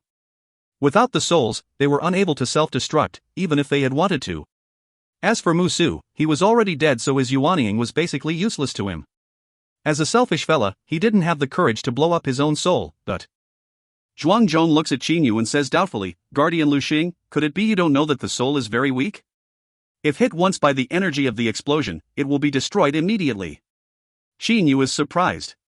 He has never researched deep into this area of knowledge, but when he thinks carefully about what Zhuang Zhong said, he knows that it is true. When Qin Yu killed Musu just now, he only destroyed the latter's heart. The neatest way of killing Musu would have been to shatter his head, thereby destroying his soul. When killing an enemy, one should destroy the enemy's soul so that they will never be able to stand up again. Not only is the soul alone weak, even the Yuanying that has fused with the soul is very weak outside the body. Do you know why some super experts who have lost their physical bodies have to practice as loose immortals? The reason is that even though the Yuanying has a lot of energy, its defense is too weak. They simply don't dare to fight their enemies using their Yuanyings. Qin Yu understands this. Not even Dongshu stage experts will fly their soul-fused Yuanyings out of their bodies to fight their enemies. The first reason for this is that a Yuanying's defense is not strong enough. And the second is that once a soul-fused Yuanying is damaged, the soul will very likely be injured as well, which will be fatal. Therefore, after losing their physical bodies, even super experts will have to practice as loose immortals, that is materializing loose immortal bodies to protect their cores, the Yuanyings. Now Qin Yu even has a faint good impression of Zhuang Zhong. Zhuang Zhong, this time I betrayed that cave master. If you're not dead, what can I do when you tell cave master about this? It's a bad thing to cut the weeds without digging up the roots. I've got no reason to spare you. He ponders and says. As Zhuang Zhong hears Qin Yu say so, his expression becomes solemn. He raises a palm and says seriously, I, Zhuang Zhong, swear to heaven that if I ever betray Guardian Lu Xing or reveal his secret, I shall be struck to death by lightning and get my soul destroyed and never be reborn. His voice is resounding and very solemn. At this moment, both Qin Yu and Xiao He have a special feeling, one that only their souls can perceive. A feeling of an undulation in the fabric of nature. Good. Qin Yu gives a smile. As a Ziotionist, Qin Yu knows very well about oaths. If the taker of an oath does not keep it, he will definitely be punished. Some ignorant mortals in the mortal world can swear casually, but a Ziotionist like Qin Yu does not dare to do so. But you and my second brother He you will have to go into hiding for a period of time first. When it's totally safe, I'll tell you immediately through your transmitter. Having come up with a plan, he says to Zhuang Zhong at once. Zhuang Zhong however says smilingly, I understand your intention, Guardian Lu Xing. This time you want to shift the blame onto me, don't you? Qin Yu laughs. It feels really good to have a smart subordinate, especially when this subordinate is absolutely loyal to him. Guardian Lu Xing, I've got one thing to tell you. This is a very important thing. If you can't resolve it, perhaps your plan will be no use. Zhuang Zhong's face becomes somewhat serious. Seeing his expression, Qin Yu concentrates his attention on listening to him. Guardian Lu Xing, before dying, Bai Yin already sent a message about your rebellion through his transmitter. The color of Qin Yu's face immediately changes. This is bad. In an instant, cold sweat exudes from his entire back. Once this message about his rebellion reaches the Blood-Red Cave, the cave master Cha Hong will definitely hunt him down. This is an early Donshu stage expert whose true form is even a blood-red aquatic python, an extremely formidable demonic beast. It is difficult to tell how powerful Cha Hong really is. Don't worry, Guardian Lu Xing. Zhuang Zhong seems to have a card up his sleeve. Qin Yu looks at him. Seeing Zhuang Zhong's confident appearance, he cannot help slightly getting his hopes up. He immediately asks, Zhuang Zhong, what solution do you have? Can you tell me everything about it? Zhuang Zhong says with a nod, Guardian Lu Xing, all the guardians under the Blood-Red Cave have their own calculations. Which of them is absolutely loyal? Even if Bai Yin had sent this message to the other guardians, would they dare to tell someone else about it? Guardian Ho Fei's power is no joke. Hearing this, Qin Yu relaxes. With Ho Fei beside him, would those guardians dare to oppose him? Also, must Bai Yin's words be the truth? Zhuang Zhong laughs strangely. Qin Yu is startled. He then also bursts out laughing. That's right. Does the message sent by Guardian Bai Yin have to be true? Is it impossible that Guardian Bai Yin wanted to frame him? Moreover, all the witnesses at the scene have died and the dead cannot provide evidence. At this point, if Qin Yu still did not know what to do, he would be a real fool. Bai Yin said I'm a traitor, but can I say that he was a traitor? Plus, I also got an attester. After Qin Yu knew about this matter, his plan is changed. Originally Zhuang Zhong was not allowed to go back and had to hide outside for a period of time, but now Zhuang Zhong has to return. This is an excellent attester, mostly because other Zuyuoists in the Blood Red Cave have always considered him to be honest. Zhuang Zhong also nods his head. But there's someone you must kill, Guardian Lu Xing. It's Sang Mo. There's a feud between Sang Mo and you. After getting this message, he'll surely come up with countless ways to persuade Cave Master. I know Cave Master. He's ambitious and powerful, but very suspicious in nature. Once Sang Mo succeeds, then. Hearing Zhuang Zhong's words, Qin Yu also understands. Other Zuyuoists will not provoke Qin Yu because they are afraid of Hou Fei's formidable power. After all, even if they report this message, they will not get any benefit. Instead, they will offend Qin Yu. But Sang Mo is different. He will definitely think of various ways to deal with Qin Yu. No good. He's now in the Blood Red Cave. Even if I go back at my fastest speed, it'll take me more than a half day. Qin Yu's face changes color. Zhuang Zhong says smilingly, if my guess is correct, Sang Mo's definitely been tailing us. Now, you only need to message Guardian Hou Fei, telling him to check the cave once. If Sang Mo is in the cave, kill him immediately. If he's not in the cave, Guardian Hou Fei must wait outside to stop and kill him. Qin Yu however thinks about a problem. If Sang Mo informed the cave master through his transmitter right after getting the message, that will be terrible. Zhuang Zhong, seeming to know what Qin Yu is thinking, says, don't worry, Guardian. Cave master definitely hasn't been told about it. He has often undergone closed-door training for the last 100 years. More importantly, he hates being disturbed during a training session the most and doesn't even carry a transmitter when training. Almost every guardian knows this. Qin Yu gives a smile. He and Hou Fei have just joined the Blood Red Cave, so they are not aware of this matter. Fei, quickly check the Blood Red Cave once. If you see Sang Mo in the cave, kill him immediately. If he's not inside, wait at the entrance to stop and kill him.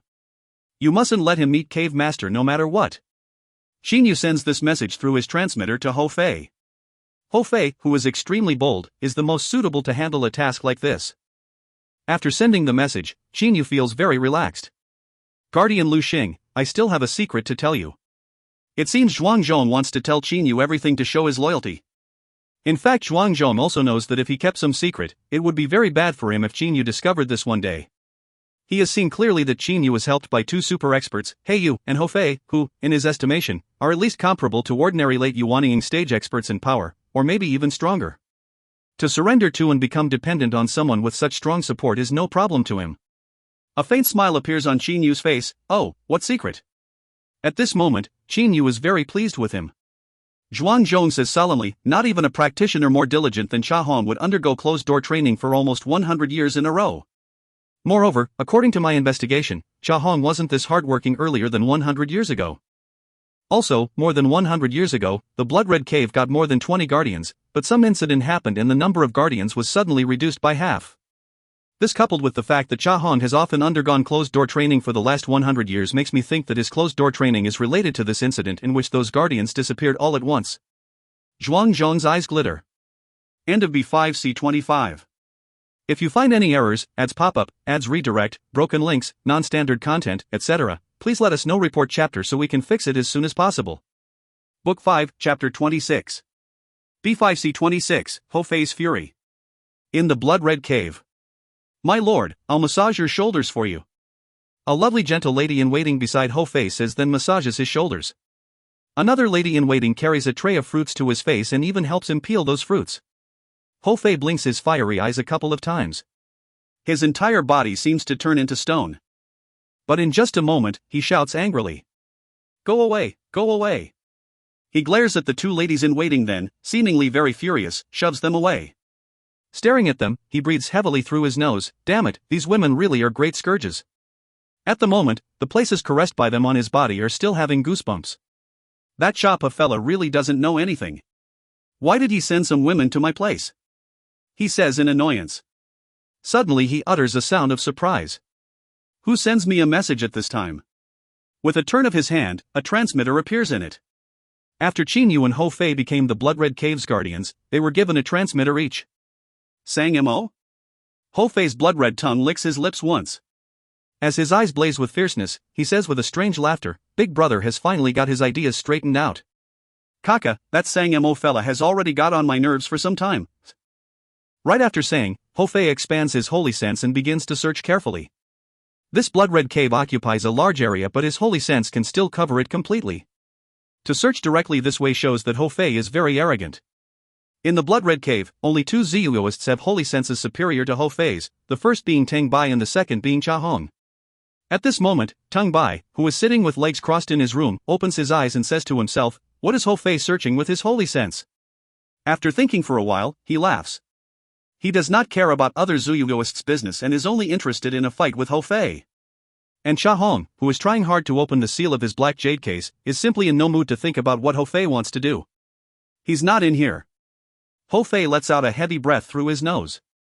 His eyes glitter with ferocity. You're lucky that you can't die for the moment, brat. But since I've already got into action, you have no chance of surviving. He gives a couple of strange laughs, then turns into a blur and rushes out of his courtyard house directly. The two ladies in waiting who were shoved away by Ho Fei are complaining about this cruel monkey's inability to understand flirtatious expressions. They suddenly hear something whistle out of the courtyard house. Yenner, did our lord just go out? An oval-faced lady-in-waiting blinks her big eyes and says. The other oval-faced lady-in-waiting nods her head. Both of them are extremely astonished by Ho Fei's speed because, after all, they are Jindan stage Ziyuoists, but they were unable to see Ho Fei clearly. This goes to show how fast Ho Fei is. Ho Fei's body quickly appears outside the main entrance of the Blood Red Cave. Sir, dot. Seeing Ho Fei, one of the guards at the Blood Red Cave's entrance hurriedly says with respect, may I ask if there is something that you want to do? Can we help you in anything? These guards all know that this newly arrived monkey-shaped guardian is very formidable. Ho Fei glances at the guards on his two sides, then says with a cock laugh, I've got nothing to do. I'm just here to wait for someone. Right, when did Guardian Sang Mo go out? One of the guards hurriedly says, Sir, Guardian Sang Mo went out more than a half day ago. When Ho Fei hears this, a transmitter immediately appears in his hand. He sends this information to Qin Yu, then puts the transmitter away and leans on the outside of the cave's entrance. With his fiery eyes staring outwards, he waits for Sang Mo's return. Big brother, that lowlife Sang Mo isn't in the cave. He already went out more than a half day ago. But don't worry, big brother. I'm waiting at the entrance of the cave. As soon as I see him, I'm going to reduce him to mince. Kaka. After getting this message, Qin Yu looks at Zhuang Zhong in appreciation. Zhuang Zhong's prediction is very precise. According to this message, Sang Mo went out more than a half day ago. Looks like he's really been tailing us. Qin Yu says smilingly. Zhuang Zhong's eyes brighten. He says hurriedly, Guardian Lu Xing, in terms of speed, who is the faster between you and Sang Mo? Speed? 3 years ago, even when Sang Mo was using his true form, he was unable to catch up with Qin Yu. Now, after 3 years, Qin Yu has become much faster than Sang Mo. Even if Sang Mo uses his true form, he'll still be slower than me. Qin Yu says with a smile. Zhuang Zhong hurriedly says, since Sang Mo has been following us for so long, he shouldn't be very far from us at the moment. If we chase him now, we'll still have a chance of catching up with him. If we can kill him before he reaches the Blood Red Cave, that problem will be resolved even better. Hey Yu says via his holy sense, Big brother, your speed is slower than mine. I'm going to go. After saying, Hey Yu gets ready to give chase. Xiao Hei, you're being hunted. When going forwards, you can't enter the Blood Red Ridge's territory. How about this? You can chase him, but if by the time you reach the halfway point you haven't caught him, then you'll have to give up immediately and stop chasing. Qin Yu says with a serious expression. Hey Yu nods his head. He certainly knows that Qin Yu wants him to be safe. Now is still not the time for them to face Cha Hong directly. Okay, big brother. I'll give up at the halfway point regardless of whether I've caught up with him or not. Afterwards I'll leave immediately. When you've handled this matter in the Blood Red Cave, send me a message. We brothers also need a territory of our own in the underwater Shouyo world. I think the Blood Red Cave is not bad. Hey Yu's eyes glitter with coldness. Qin Yu gives a smile. A territory? If not for the Blood Red Cave's territory, why would he pretend to be loyal to Cha Hong? After all, with Ho Fei and Xiao He around, it will be hard for Cha Hong to deal with him, but if he wants to seize control of the Blood Red Cave openly, there will be some difficulties. Firstly, the cave has 5,000 guards. Even though their individual power is average, they are too many in number. Moreover, Xinyu suspects that they can attack together through formations. Since there are too many of them, their joint attacks will be terrifying. Secondly, those guardians are not easy to deal with. If they faced the Blood Red Cave head-on, this would lead the guardians to fight them. Therefore, dealing with the Blood Red Cave from the inside is relatively easier. Don't worry. Zhuangzhong, you're slow, so stay at the back, Xiao He, and I will go ahead of you. Xinyu says directly. Heyu utters a sharp cry. Various blood-red electric sparks begins to spread out all over his wings. With a shake of the wings, he leaves Xinyu very far behind in an instant like a red beam of light. Xinyu controls his flying sword and uses the body weapon unification technique to chase after him extremely fast. Sang Mo is going through the water very quickly. Really can't wait to see that Lu Xing fella run for his life and get hunted. This time he definitely won't escape. Haha, sharp evil laughter comes out from Sang Mo's throat. He immediately transforms into a huge octopus. Now that Sang Mo has switched to his true form, his speed increases a lot in an instant. When Sang Mo started to tail the 5 guardians, there was already a long distance between him and them. He then returned right after receiving Bai Yin's message, whereas Qin Yu and the others spent some time talking to each other after Bai Yin's death. This means that Sang Mo already began to rush back to the Blood Red Cave long before Xiao He and Qin Yu give chase. Sang Mo went leisurely during the outward journey, but when returning, he uses his true form to go extremely fast. There is a great difference between the two speeds, therefore it also takes much less time for him to return. A red beam of light is piercing through the water. Wherever it goes, the water around it becomes turbulent. Suddenly this red light beam stops. I unexpectedly can't catch up with him. Heyu looks ahead, then decides to stop. In fact, he does not want to make Qin Yu worried, so he only chases to the halfway point. Given his speed, if he continued to chase, he would definitely be able to catch up with Sang Mo. However, because Heyu is being hunted by the Blood Red Cave, it is better for him to stay away from the cave. Given the power of that Fei Fei fella, Sang Mo won't be able to survive one hit. It's useless for me to keep chasing. We better let Fei Fei handle this. After sending Qin Yu a message, Heyu rushes in another direction. In his opinion, Sang Mo is definitely going to die at the hands of Ho Fei. After a while, Qin Yu arrives at the place where Heyu just left. Where did Sang Mo begin to go back from? He also started some time earlier than me. Qin Yu does not stop. He heads straight for the Blood Red Cave at his fastest speed. He just wants to try his best. It will not be a big problem even if he cannot catch up with Sang Mo. Who? A huge octopus rushes into the Blood Red Ridge like a huge red light beam. Feeling its powerful aura, various Zuyugoists in the Blood Red Ridge shun it. Sang Mo has already reached the Blood Red Ridge. Before long, his blood red eyes see the Blood Red Cave in the distance. At this moment, Ho Fei, who is leaning on the main entrance of the Blood Red Cave, suddenly opens his fiery eyes. A dazzling beam of light shoots straight at Sang Mo from his eyes. At the same time, he flies up. Kaka Sang Mo, you villain. For some reason, fire begins to come out from Ho Fei's eyes and the hair on his whole body stands straight up. It looks like he is extremely angry. The black stick in his hands is emitting a murderous aura. Sang Mo, who has put a lot of effort into rushing back, is so scared that his entire body trembles as soon as he hears Ho Fei's shouts. He has heard about Ho Fei's power and knows that even Chappa and several guardians were completely defeated by Ho Fei in an instant when joining forces. Ho Fei, what do you want to do? Sang Mo transforms into a human and shouts at Ho Fei from a distance. At the same time, a transmitter quickly appears in a hand put behind his back. The transmitter disappears immediately. There is a faint smile on the corners of his mouth.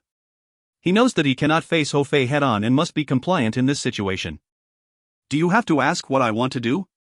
Do you still have the face to ask what I want to do? Ho Fei's entire body shivers with anger. His violent aura wreaks havoc in his surroundings. Seeing two guardians confronting each other, those guards at the entrance of the Blood Red Cave certainly do not dare to interfere. Why is Guardian Ho Fei so angry? There's no need to ask. Guardian Sang Mo must have offended him. You know, Guardian Sang Mo is very unpopular. Of the 13 guardians, only he and Guardian Tang Bai don't have an ally. Guardian Tang Bai is very powerful, so he disdains to have an ally. But in Guardian Sang Mo's case, it's because he's too unpleasant. You're right. The other guardians fear cave masters might, so they don't dare to do anything to Sang Mo, but Guardian Ho Fei seems to be very hot-tempered. Looks like this time Sang Mo has bumped into an iron panel. Those guards begin to discuss with each other. They know well about every guardian and what they say is true. Among the 13 guardians, only Tang Bai and Sang Mo are alone.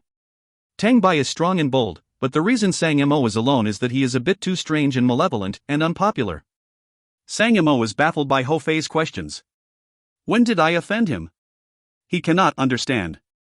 Seeing that Ho Fei is so furious that all of his hair is standing on end, even Sang Mo himself thinks that he somehow offended Ho Fei.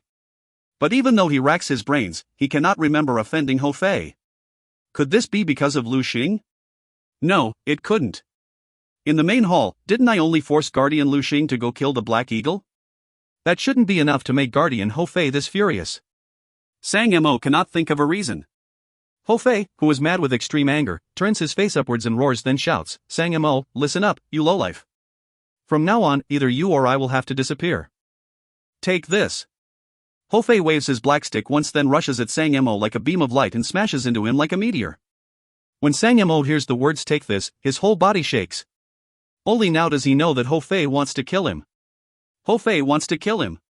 Someone for whom he is simply no match wants to kill him. Yowl. Facing death, Sang Mo immediately turns into a huge red octopus.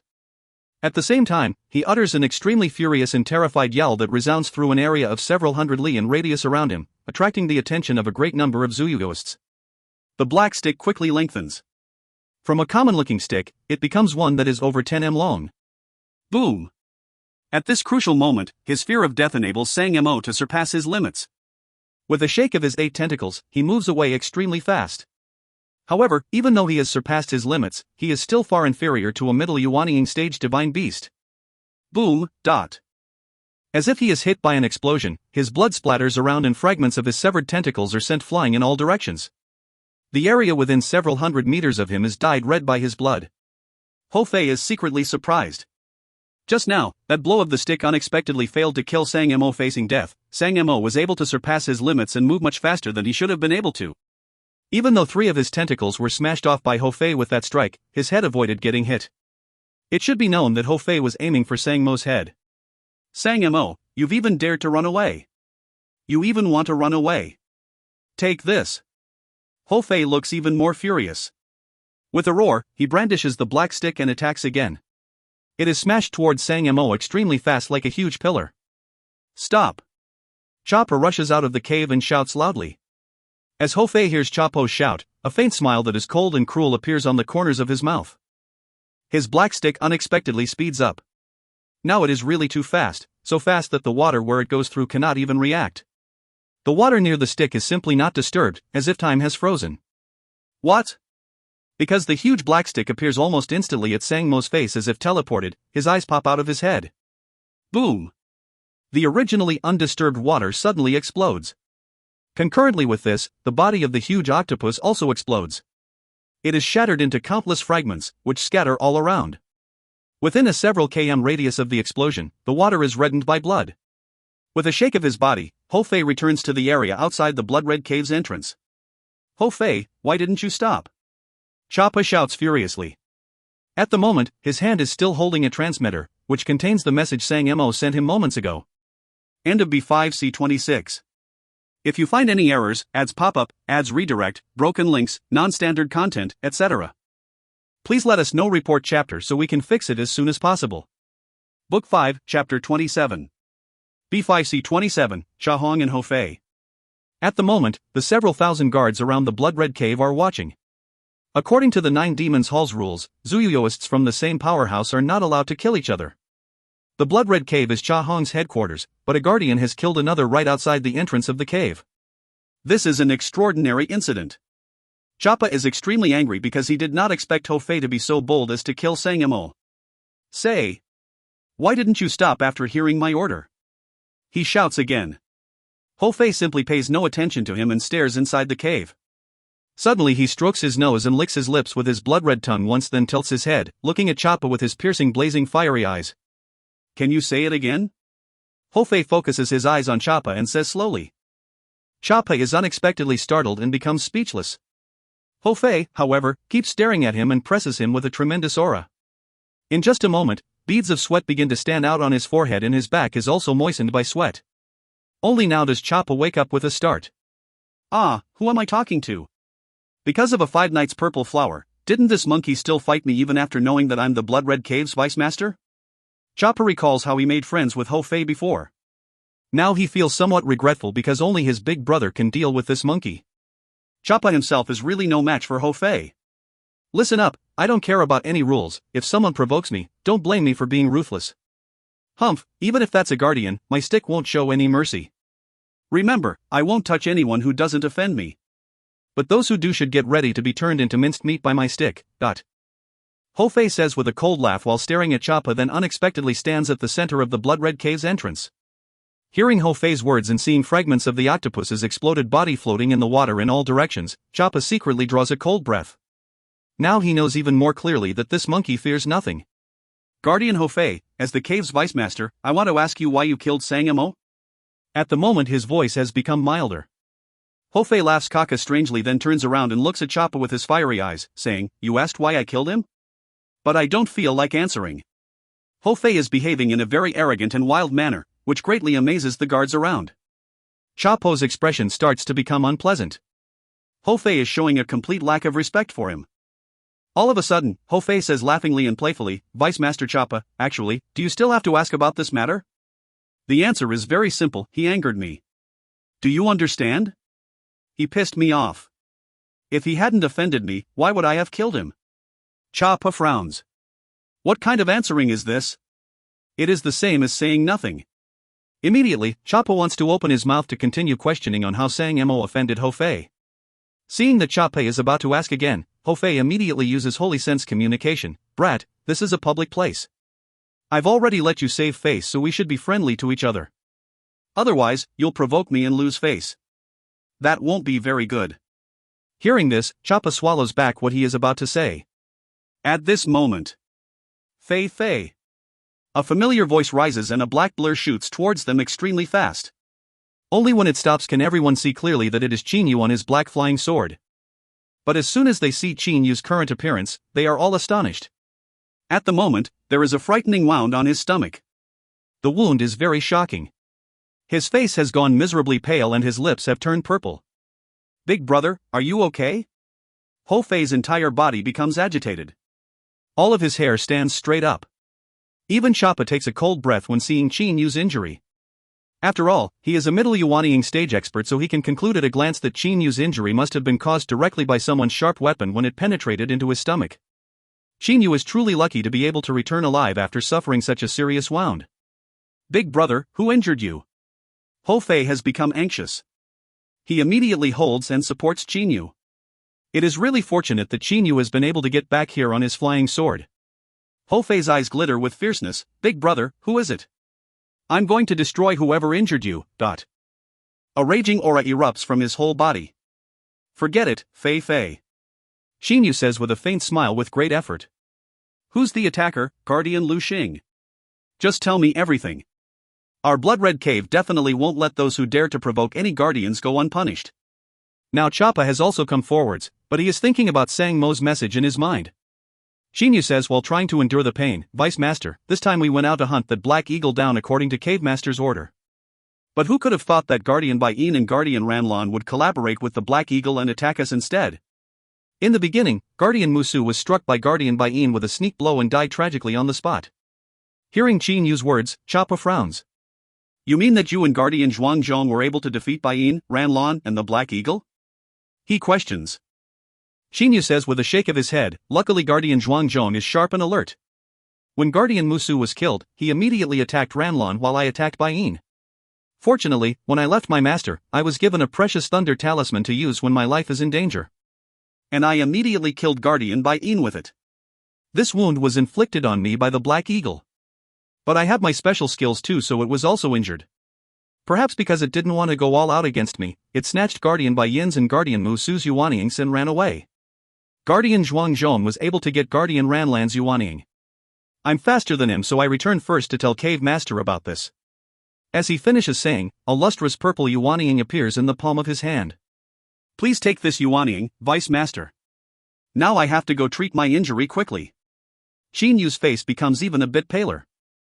After hearing what Qin Yu said, Chapa looks at the Yuanying before him and thinks about Sang Mo's message. He then looks at Qin Yu's wound again. For the moment, his mind is somewhat confused.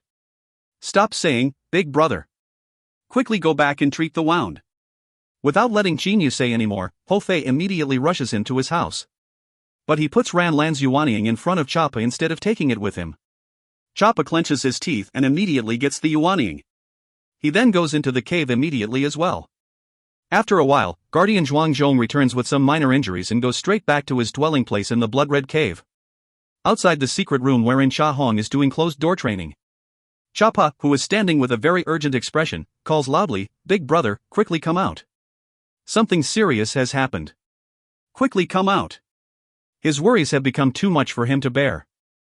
As soon as he thinks about what has happened, his mind becomes nervous. In just a while, the door of the secret room opens. Why so urgent? These days I can't even do closed-door training in peace. Quickly say it. What's happened? Now I don't have time to waste on you. Cha Hong shouts coldly. He has now entered the final stage of removing that seal. Chapa says angrily, "Have no time to waste? Big brother, do you know a serious incident has happened? Guardian Baiyin is already dead, and so are Musu and Ran Lan. Besides these three guardians, even Guardian Sang Mo has been killed." Cha Hong's face freezes. After his expression changes several times, he calms down and says indifferently, "Tell me everything about this incident." Seeing his big brother so calm, Chapa is also affected and calms down a bit. He immediately says, "This incident is pretty confusing. I'm going to tell you the main details." According to Guardian Lu Xing, among the three guardians who died first, Bai Yin and Ran Lan were in league with that Black Eagle. They wanted to kill the three guardians Lu Crossing, Zhuangzhong, and Musu. Guardian Lu Xing then killed Bai Yin with the thunder talisman his master had given him. Also, he went all out against the Black Eagle and scared it away. Lu Xing's master? Thunder talisman? Cha Hong frowns deeply. When he first saw Qin Yu's special practice technique before, he asked about Qin Yu's school, but Qin Yu did not reveal it. However, Guardian Sang Mo messaged me, saying that Guardian Lu Xing is the Xiaxionist. Chapa pauses for a moment then continues, immediately afterwards, Guardian Ho Fei got mad for some reason and killed Guardian Sang Mo. Chapa looks at his big brother, waiting for his response. Cha Hong slightly narrows his eyes, which glitter with coldness. You can continue. Cha Hong calms down again. Chapa says, but when Guardian Lu Xing returned just now, he was wounded, and even very seriously. Something had penetrated into his body through his stomach. If that attack had been a little more powerful, perhaps Guardian Lu Xing would have died on the spot. Even though Guardian Lu Xing is still living, it will take him about a year to recover. Big brother, at first I suspected that Guardian Lu Xing had injured himself, but that injury was too frightening. Just a bit careless and he would have killed himself. I don't think anyone can harm themselves like that. Plus, he even handed Ran Lan's Yuanying over to me. But about the message Guardian Sang Mo sent before his death? Chapa says while frowning. Cha Hong stares at Chapa and shouts, "Second brother, listen up, the information about this incident must be contained. You must keep your mouth shut. At the same time, you also don't have to care about it. Just leave everything to me and immediately go tell the guardians to gather in the main hall." Yes. Chapa nods then turns around and leaves at once. Cha Hong however mumbles to himself, "Master? Thunder talisman? Who knows if they are real? That Guardian Lu Xing is almost certainly the Xiaxionist. A Xiaxionist naturally doesn't want a Yuanying. Oh my, time, now I need time the most. If this incident happened 1 year later, I would be able to respond with drastic actions." All of the remaining 11 guardians have gathered in the main hall. The incident that happened this time is very serious because it involves the deaths of 4 guardians consisting of Bai Yin, Ran Lan, Musu, and Sang Mo. Moreover, Guardian Sang Mo was killed openly by Ho Fei just outside the blood-red cave. The 3 Black Turtle brothers, the 2 Tiger Shark brothers, the 2 Snake women, the Horned Dragon Tang Bai, Zhuangzhong, Qin Yu, and Ho Fei, 11 guardians in total, are standing on the lower part of the hall. Chapa has also arrived. Everyone is waiting for Cha Hong, the blood-red cave's master. In a short while, Cha Hong walks up to the throne, flings his robe and sits down directly. He then casts a glance at the guardians below him and says solemnly, "Gentlemen, this time, a disaster of an order of magnitude not seen for 100 years has happened to our blood-red cave. Guardian Bai Yin and 3 others have unexpectedly all died. And Guardian Sang Mo has even been killed by Guardian Ho Fei at the Blood Red Cave's entrance. Ho Fei! Cha Hong suddenly shouts. Ho Fei takes a forward step, raises his head and looks at Cha Hong with a faint strange smile on the corners of his mouth. The Blood Red Cave and the 7 other powers of its caliber have always followed the rule made by the 9 Demons Hall that Zuyugoists of the same powerhouse are not allowed to kill each other. But you, as a guardian of my Blood Red Cave, have unexpectedly killed Sang Mo openly in front of a great number of Zuyugoists. Didn't you think about the Blood Red Cave? Didn't you think about the 9 Demons Hall? Didn't you think about me? Cha Hong shouts furiously. An enraged Cha Hong makes his terrifying aura surge forth. As if the end of the world has come, a shockingly powerful aura covers the whole main hall in the blink of an eye. It presses on Ho Fei, restraining him.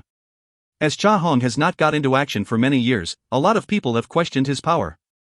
However, now, judging from the eruption of his aura alone, the guardians below him no longer have any doubts. Ho Fei licks his lips with his blood-red tongue once, then unexpectedly raises his head even higher and looks at Cha Hong angrily. His eyes are blazing with fighting spirit. He has never had a chance to fight a super expert like Cha Hong. Fei, are you certain of beating him? Xin Yu asks via his holy sense. Still glaring at Cha Hong, Ho Fei says through his holy sense, without using berserk mode, I don't think I stand a chance. But if I go berserk, I'll have a 50-50 chance. This Cha Hong fella is very strong, exceptionally strong, but I like that. His eyes start to become even more blazing and his fighting spirit even more rampant. End of B5C27. If you find any errors, ads pop up, ads redirect, broken links, non-standard content, etc., please let us know. Report chapter so we can fix it as soon as possible. Book 5, Chapter 28. B5C28, Chapo's Death. At the moment, the atmosphere inside the main hall is very oppressive. Ho Fei and Cha Hong are confronting each other. It seems they can fight any time now. Cha Hong is secretly surprised, this monkey is unexpectedly so strong. He should be a match for ordinary Dongshu stage experts, but if he really fights me, he'll stand no chance. He is very confident. Cave Master, I came here to be a guardian, and not to be insulted. That Sang Mo fella dug his own grave by offending me. If he hadn't offended me, why would I have killed him? Ho Fei's voice resounds through the hall. Oh, he offended you? Cha Hong ponders for a while. Guardian Ho Fei, well, this rule is indeed somewhat problematic. If he threatened or offended you, it'll be unfair if instead of punishing him you have to suppress your anger due to this rule. Right after these words are said, the atmosphere in the hall is no longer as tense as it was a moment ago. Hearing Cha Hong say so, Xin Yu secretly relaxes a bit. All right, for the moment, this matter is put on hold. I'll examine it carefully later. Cha Hong then turns to Xin Yu, saying, Guardian Lu Xing, the 3 guardians Bai Yin, Ran Lan and Musu are already dead, but you unexpectedly said that Bai Yin and Ran Lan had collaborated with the Black Eagle. That's indeed what happened, Cave Master. Xin Yu's face looks pale, but he still says with a cough. As soon as Cha Hong scans Xin Yu's wound with his holy sense, he is secretly astonished. After being told by Chapa, he already thought that Xin Yu's injury was very serious, but he never thought that it would be this serious. He even wonders how Xin Yu can still stand with such a severe wound. Xin Yu, however, feels frustrated inwardly. Meteoric Tear, your healing ability is too strong. After I rested in my house for just a short time, the wound had already almost healed, so I had no choice but to injure myself again.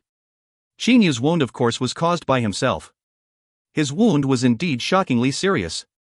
However, because the Meteoric Tear's healing ability is too strong, after he rested in his courtyard house for some time, more than half of the wound had already healed. Therefore, he had to tear it open again. Your injury is indeed very serious, Guardian Lu Xing.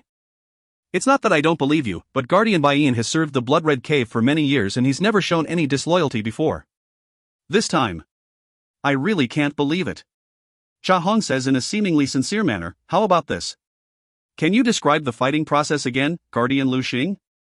Xin Yu slightly gasps for breath and says, Cave Master, I and 4 other guardians went out to hunt for that Black Eagle together. When we ran into it, we began to attack it according to our plan, but Bai Yin suddenly sneakily attacked Guardian Musu. When the other Zuyuyoists in the hall hear this, their hearts cannot help but skip a beat. Middle Yuanying stage Bai Yin sneakily attacking a completely defenseless Musu, the result of this is easy to imagine. Guardian Musu died instantly. Guardian Zhuangzhong was on high alert, so when seeing this scene he noticed that Ran Lan was also attacking him. Guardian Zhuangzhong then fought Guardian Ran Lan and in the end killed him. Meanwhile, I attacked Guardian Bai Yin. Using the thunder talisman that my master had bestowed on me, I killed Bai Yin immediately. Qin Yu has told a lie without batting an eyelid. The thunder talisman is no ordinary talisman. Talismans and seals are also divided into classes. Generally, only expert talisman or seal makers who have reached extremely high levels in power can create this thunder talisman. Thunder talisman. Tang Bai, who has been keeping his eyes shut on one side, suddenly opens his eyes, looking completely astonished. Qin Yu, however, secretly laughs. He does not have any thunder talismans and has only read about how to make this kind of talisman and its power in some Shojin books. This formidable kind of talisman is extremely difficult to make and its materials are also extremely difficult to obtain. Guardian Lu Xing, your master is really powerful. Xia Hong praises then says, most probably afterwards you fought the Black Eagle and scared it off despite getting seriously injured. Qin Yu nods his head. From beginning to end, Guardian Zhuangzhong does not say anything, but his expression looks somewhat unpleasant. The remaining guardians have always thought that Zhuangzhong is a very nice fellow. He has treated every one of them very well and therefore is extremely popular. Guardian Zhuangzhong, was the course of events the same as what Guardian Lu Xing said? Xia Hong looks at Zhuangzhong and asks. Qin Yu and the others also look at him. It is impossible to confirm based on Qin Yu's account alone. Zhuangzhong's account is also very important. Zhuangzhong lets out a sigh, alas, cave master, my heart is in a lot of pain.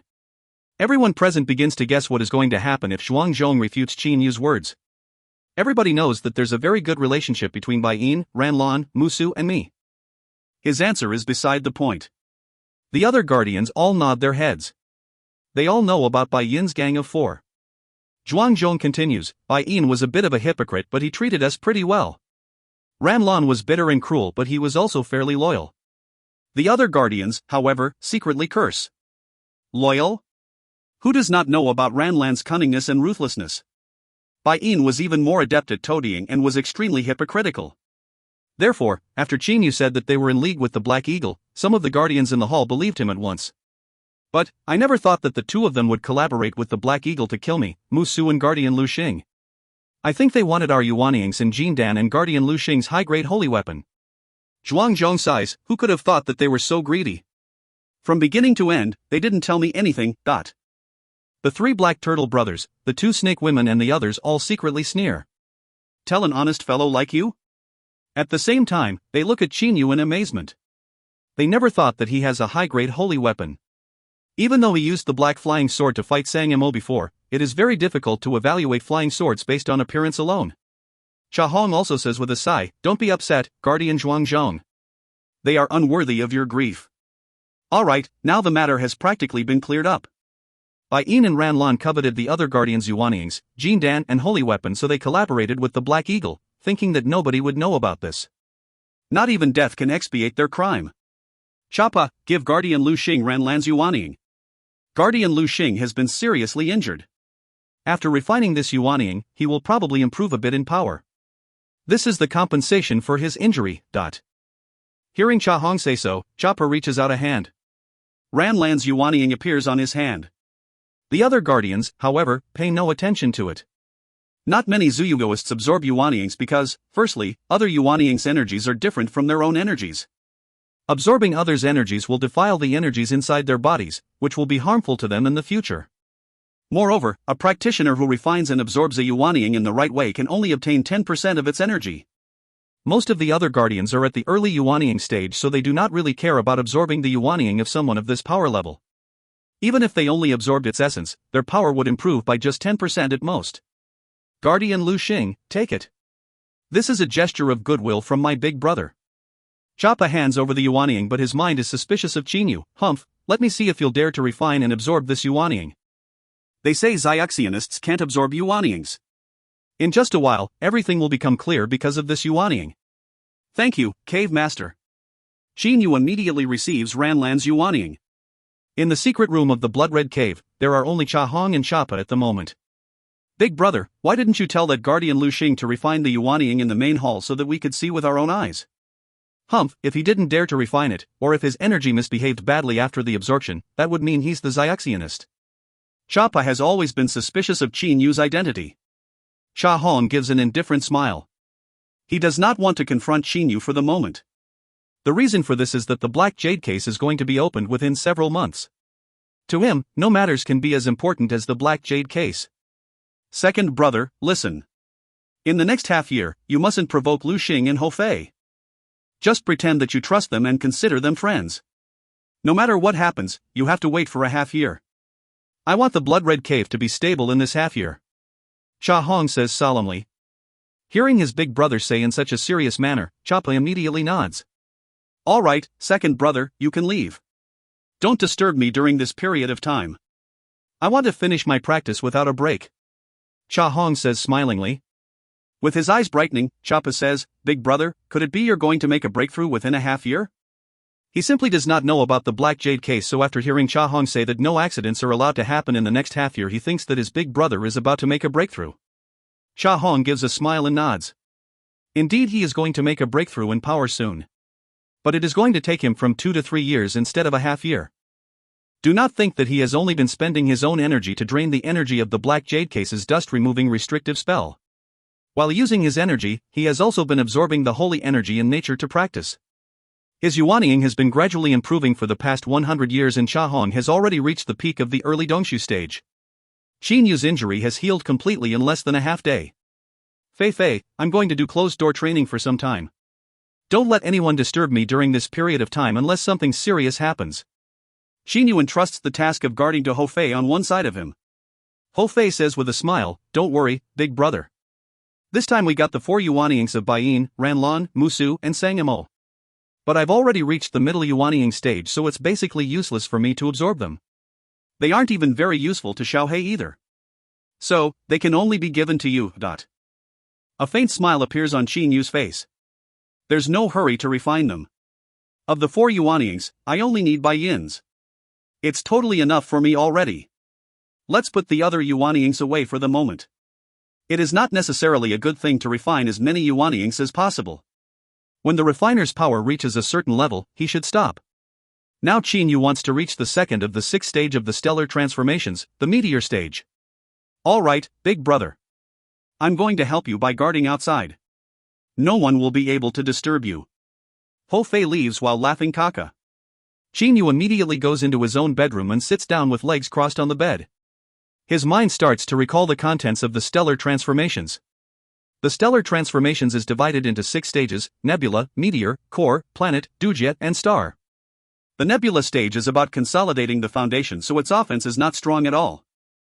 However, once the practitioner reaches the meteor stage, his offense will begin to increase by leaps and bounds. In the past, when Lei Wei was still at the middle Dujie stage, he was able to single-handedly kill a Deshang stage Xiaoxinist, several Lucy Mortals and several Tens Dujie stage and Kongming stage Xiaoxinists.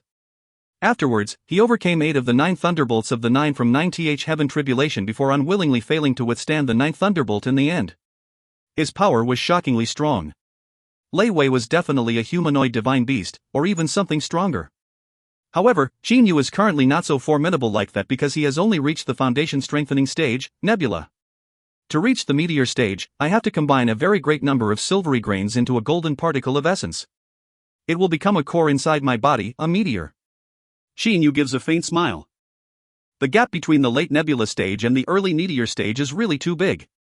The meteor stage focuses on speed, condensation, and instantaneous explosiveness. At the moment, Qin Yu's stellar energy is still in its most common form. By the time he reaches the meteor stage, a myriad of silvery grains will have already been refined down to a single golden particle of essence called a meteor. Energy will come out from the meteor in the form of thin threads that looks like rays of light. Their thinness also represents a high level of energy condensation.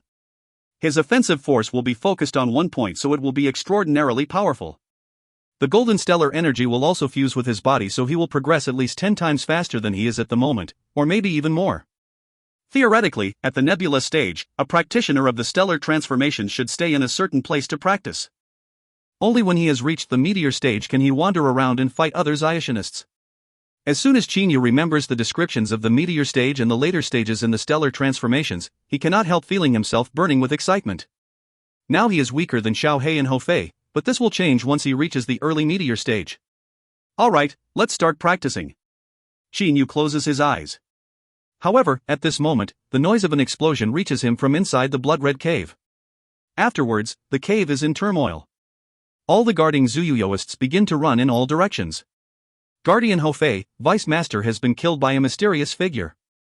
That mysterious figure has disappeared. Please chase and capture the killer quickly. A guard runs up to the side of Ho Fei and says respectfully. Ho Fei's face changes color. He says, "You can leave first." He then runs towards Qin Yu's room at once. But Qin Yu has already come out of the room. He also heard clearly what that guard said just now. Big brother? Ho Fei looks at Qin Yu. Qin Yu feels that the current situation is somewhat bad. Chappa, the cave's vice master, has unexpectedly been killed at this time. However, the wound on his stomach has healed completely and he cannot let anyone discover this. Fei, no matter what happens, if someone comes to find me, just tell them I am doing closed-door training and can't be disturbed. I feel that the situation has already become a little chaotic. I must quickly improve my power. He immediately says to Ho Fei. Ho Fei nods, then sits down in the courtyard of Qin Yu's house at once. He will not let anybody disturb Qin Yu. Disregarding everything, Qin Yu goes back into his room. At this crucial moment, the most important thing to do is improve his power. Once he reaches the meteor stage, his hands will no longer be tied as they are now. Meanwhile, an extremely furious deep voice resounds through the blood-red cave. Listen up, 5,000 guards and 11 guardians. From now on, keep a close watch everywhere. Nobody is allowed to enter the blood-red cave. Whoever violates this rule must be killed. All of the guards and guardians immediately become much more alert. The looks in their eyes become even fiercer as well. End of B5C28. If you find any errors, ads pop up, ads redirect, broken links, non-standard content, etc., please let us know. Report chapter so we can fix it as soon as possible. Book 5, Chapter 29. B5C29, The Meteor Stage. Various guard squads are continuously patrolling everywhere in the blood-red cave. Even those beautiful ladies in waiting on the walkways or in the corridors have also become cautious and no longer dare to banter flirtatiously with the guards as before. The current atmosphere in the blood-red cave is very oppressive. The guardians, consisting of Yen Cheng and her sister, the 3 black turtle brothers, the 2 tiger shark brothers, Teng Bai, Qin Yu, Ho Fei, and Zhuang Zhong, all stay in their own houses. None of them strolls outside. Day after day of such a high level of vigilance and pressure passes. In the 9 Demons Hall's main hall, there is a throne on a raised platform. Below it, there are 4 thrones on either side. At the moment, 8 men who are dressed in purple brocade robes are sitting in the thrones. Only the second throne on the left among the lower thrones is vacant. The man sitting in the highest throne in the main hall has thick eyebrows and big eyes. His body naturally gives off a lordly air. This purple-robed man is examining a 3 cun long jade sword in his hand. After looking at it carefully several times, he says, "This is the 6th of the legendary 9 swords. It's indeed a good sword, very good." As he exclaims non-stop, his eyes blaze with excitement. The first purple-robed man on the right below him, however, says critically, "Big brother, what's good about it? Isn't it just a top-grade holy weapon? Though top-grade holy weapons are pretty precious, this sword doesn't deserve such fame. Except for some special functions, what's good about this jade sword itself? What do you know?" A higher purple-robed man says laughingly. The true forms of the 9 Demons Hall's 9 brothers are purple demon aquatic dragons. Even though they are not divine dragons, they are close to divine dragons in power. A purple demon aquatic dragon can defeat 5 or 6 Xiaxianists of the same power level as it. Therefore, by joining forces, these 9 purple demon aquatic dragons were able to become one of the 3 superpowers at the bottom of the ocean. The higher purple-robed man is the big brother among them, Di Long. Di Long looks at the jade sword with glittering eyes. "Brothers, you all know about those special functions. But this jade sword itself is also extraordinary. Let me tell you something. The material used to forge it was only a chunk of icy jasper. How is this possible?" Below him, his 7 brothers are all astonished. It is common knowledge that icy jasper is only a material to make middle-grade holy weapons and cannot be forged into high-grade holy weapons, let alone top-grade holy weapons. Di Long says with a faint smile on the corners of his mouth, "Don't doubt it. This jade sword is only a key to open an immortal mansion. It's simply impossible for you to imagine how powerful the immortal that forged this jade sword was. They certainly had the ability to perform miracles. The fact that this immortal was able to forge top-grade holy weapons from a middle-grade material reflects their power. What things are there in the mansion of an immortal like this? When even the keys to it are already 9 top-grade holy weapons, what treasures is it storing?" Di Long's eyes glitter. The eyes of his 7 brothers also glitter. It seems they are also thinking about the treasures in the immortal mansion. The third brother Disu says, "Big brother, according to our intelligence, 7 of the 9 jade swords have appeared. The Xiaxianists of the Panglai Immortal region got one. The Purple Flame Devilish Dungeon's Xiamoists are lucky, they unexpectedly got 2. That Azure Dragon of the Azure Dragon Palace got one. We got one, and that 3-eyed old freak of the Blue Water Mansion also got one. It seems Azure Dragon and 3-eyed are contending for the 7th jade sword. Underwater Zuyuyoists are very powerful, and the number of jade swords they have obtained also partly reflects this." The big brother Dilong slightly nods and says smilingly, "There are many Shoshin schools in the Panglai Immortal region, but they only got 1 jade sword, so perhaps there'll be an internal struggle among them for a while. As for the 7th jade sword that has just appeared, we won't get involved with it. We'd better let Azure Dragon and the old freak 3-eyed fight each other. Azure Dragon of the Azure Dragon Palace and the 3 blue-eyed toad of the Blue Water Mansion are 2 extremely powerful divine beasts. To put up a fight against either of them, the 9 Demons Hall will have to go all out. Big brother, now that the 7th jade sword has appeared, where are the remaining 2? The 9th brother Denai asks. Dilong says very confidently, "Nobody knows where the 9th sword currently is. But I know where the 8th sword is. This time, 8th brother personally went out because of it. If my prediction is correct, 8th brother will succeed with ease." The third brother Disu says smilingly, "9th brother, I know about this business too. Big brother told me to send subordinates to gather information about different camps and at the same time search for the jade swords. And I accidentally obtained the information about the 8th sword. Searching for the jade swords. Not only has the 9 Demons Hall been searching for them, the Panglai Immortal region, the Purple Flame Devilish Dungeon, the Azure Dragon Palace and the Blue Water Mansion have all sent experts to search for them everywhere as well. They have been searching the islands and the ocean and have even gone to the Qianlong continent to search. Luckily those Zuyuyoists, Xiaxianists, and Xiamoists entered the Qianlong continent only to search for the jade swords rather than to take part in its internal affairs, or else the 3 big kingdoms on the continent would not be able to enjoy such a high level of stability. The more jade swords the better. If we can obtain more jade swords, when the 5 superpowers unlock the Immortal Mansion later, our opinions will carry more weight and we'll get more treasures. We'll definitely obtain the 8th jade sword, so now we must try our best to find out where the 9th sword is." Dilong stands up and glances at his brothers below him, saying, "Brothers, let's try your hardest to gather information about the 9th sword now." "Yes, big brother." The other 7 purple-robed men accept the order in unison. 3 months has already gone by. The blood-red cave is still as calm as before. At the moment in the secret room of the cave, Cha Hong is sitting with legs crossed. A black jade case is floating in front of him. It is continuously sending out many rays of light. And Cha Hong's powerful demonic elemental energy is neutralizing the energy of the case's dust-removing restrictive spell non-stop. At this point, even Cha Hong has become emotional.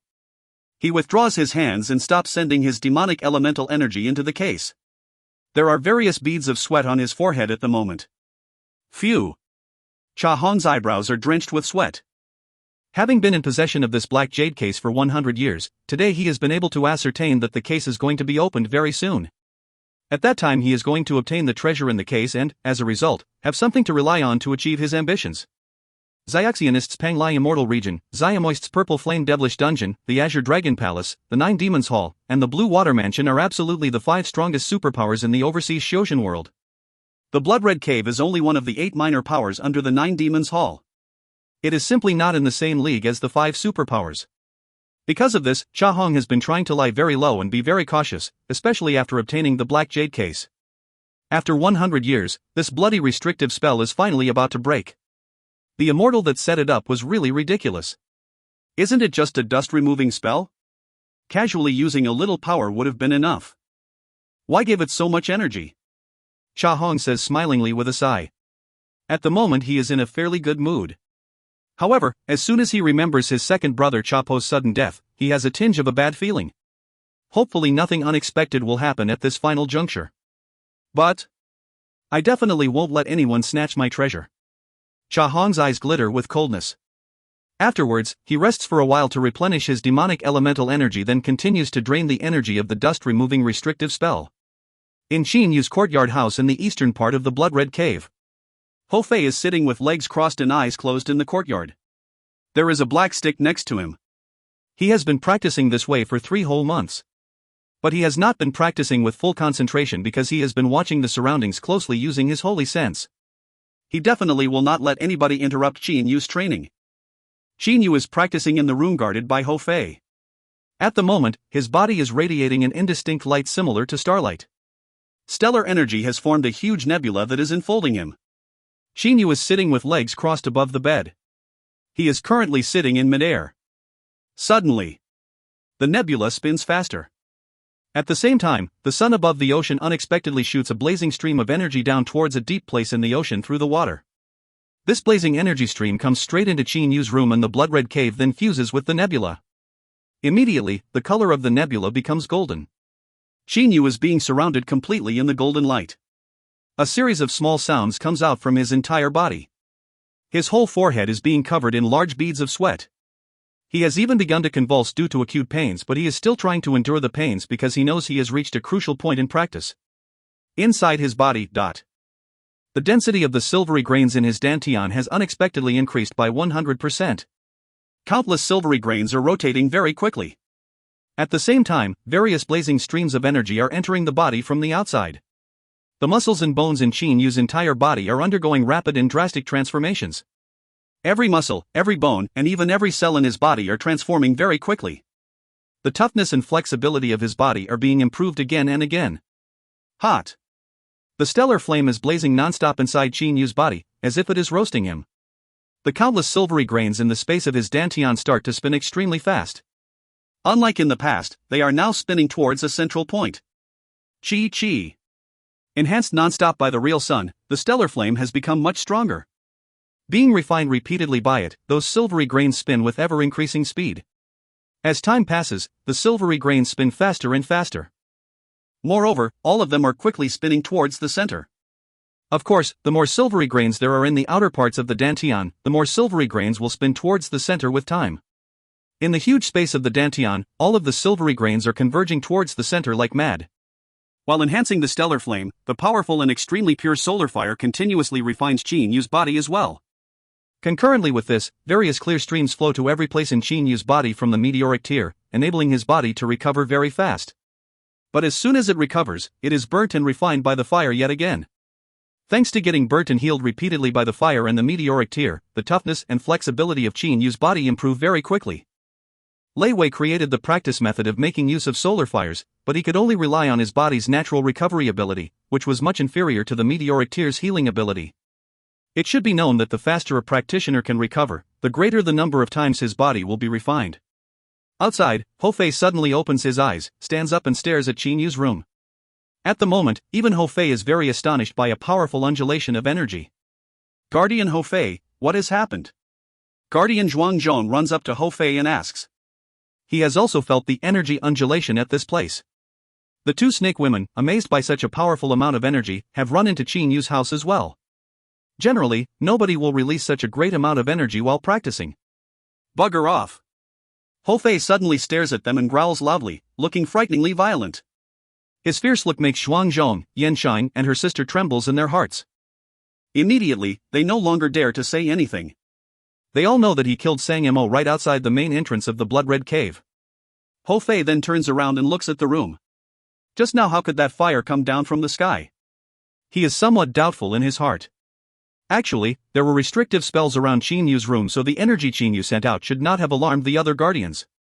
But that fiery stream of energy just now unexpectedly destroyed the restrictive spells with ease. Because of this, at a crucial moment to Qinyu, the energy surged forth from his body caught the other guardians' attention. And they have begun to gather in his house. Hey, great beauty Yan, what's happened inside? Wu Tong of the two tiger shark brothers asks Yansheng. Seeing Ho Fei guarding outside Qinyu's room, he does not dare to go into it without permission. Who does not know about Ho Fei's wildness and insolence? Yansheng says with a shake of her head, I don't know, but it should be Guardian Lu Xing practicing. Practicing? Why didn't he set up restrictive spells? All of us can feel the undulation of his energy. Could it be he doesn't know that the blood-red cave is in a very tense situation? Bombing of the three black turtle brothers frowns and says doubtfully. When these several guardians are discussing, the energy coming out from the room suddenly withdraws. Inside the room, a faint smile appears on the face of Qinyu, who is sitting with legs crossed in midair. He opens his eyes, then slightly opens his mouth and takes a breath. The remaining third of the Yuanying, which is yet to be refined, is swallowed up by him directly. The outer nebula also disappears in an instant. In Qinyu's dantian, There is a blue stellar flame in the center of the dantian. Inside the stellar flame, there is a dazzling golden source of light. By observing carefully, one would find out that it is a very small golden grain. It is called a meteor. This shining meteor is being burnt by the stellar flame. Around the shining golden grain, there are a few silvery grains. Even though their number has become much smaller, they are occupying much more space in the dantian than before.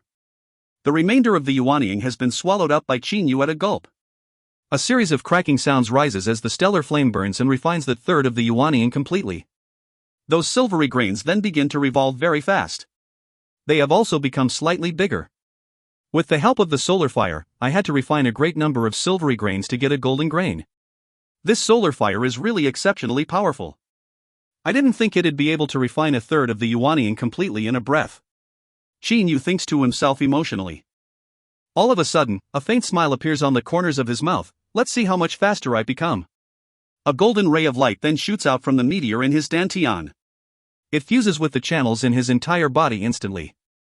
Whiz! With a shake of his body, Chinyu disappears from the room like a golden ray of light. He is at least 10 times faster than before. His speed has reached a simply frightening level. Outside the room, Hofei blinks his fiery eyes in disbelief. He suddenly feels Chinyu's aura disappear from the room in an instant. Fei. Chinyu suddenly appears in front of an astonished Hofei and looks smilingly at him. End of B5C29. If you find any errors, ads pop-up, ads redirect, broken links, non-standard content, etc., please let us know. Report chapter so we can fix it as soon as possible. Book 5, Chapter 30. B5C30, the mantis stalks the cicada. Seeing Chinyu appear before him, Hofei's eyes suddenly glitter and unexpectedly shoot out 2 visible beams of light, which enfold Chinyu.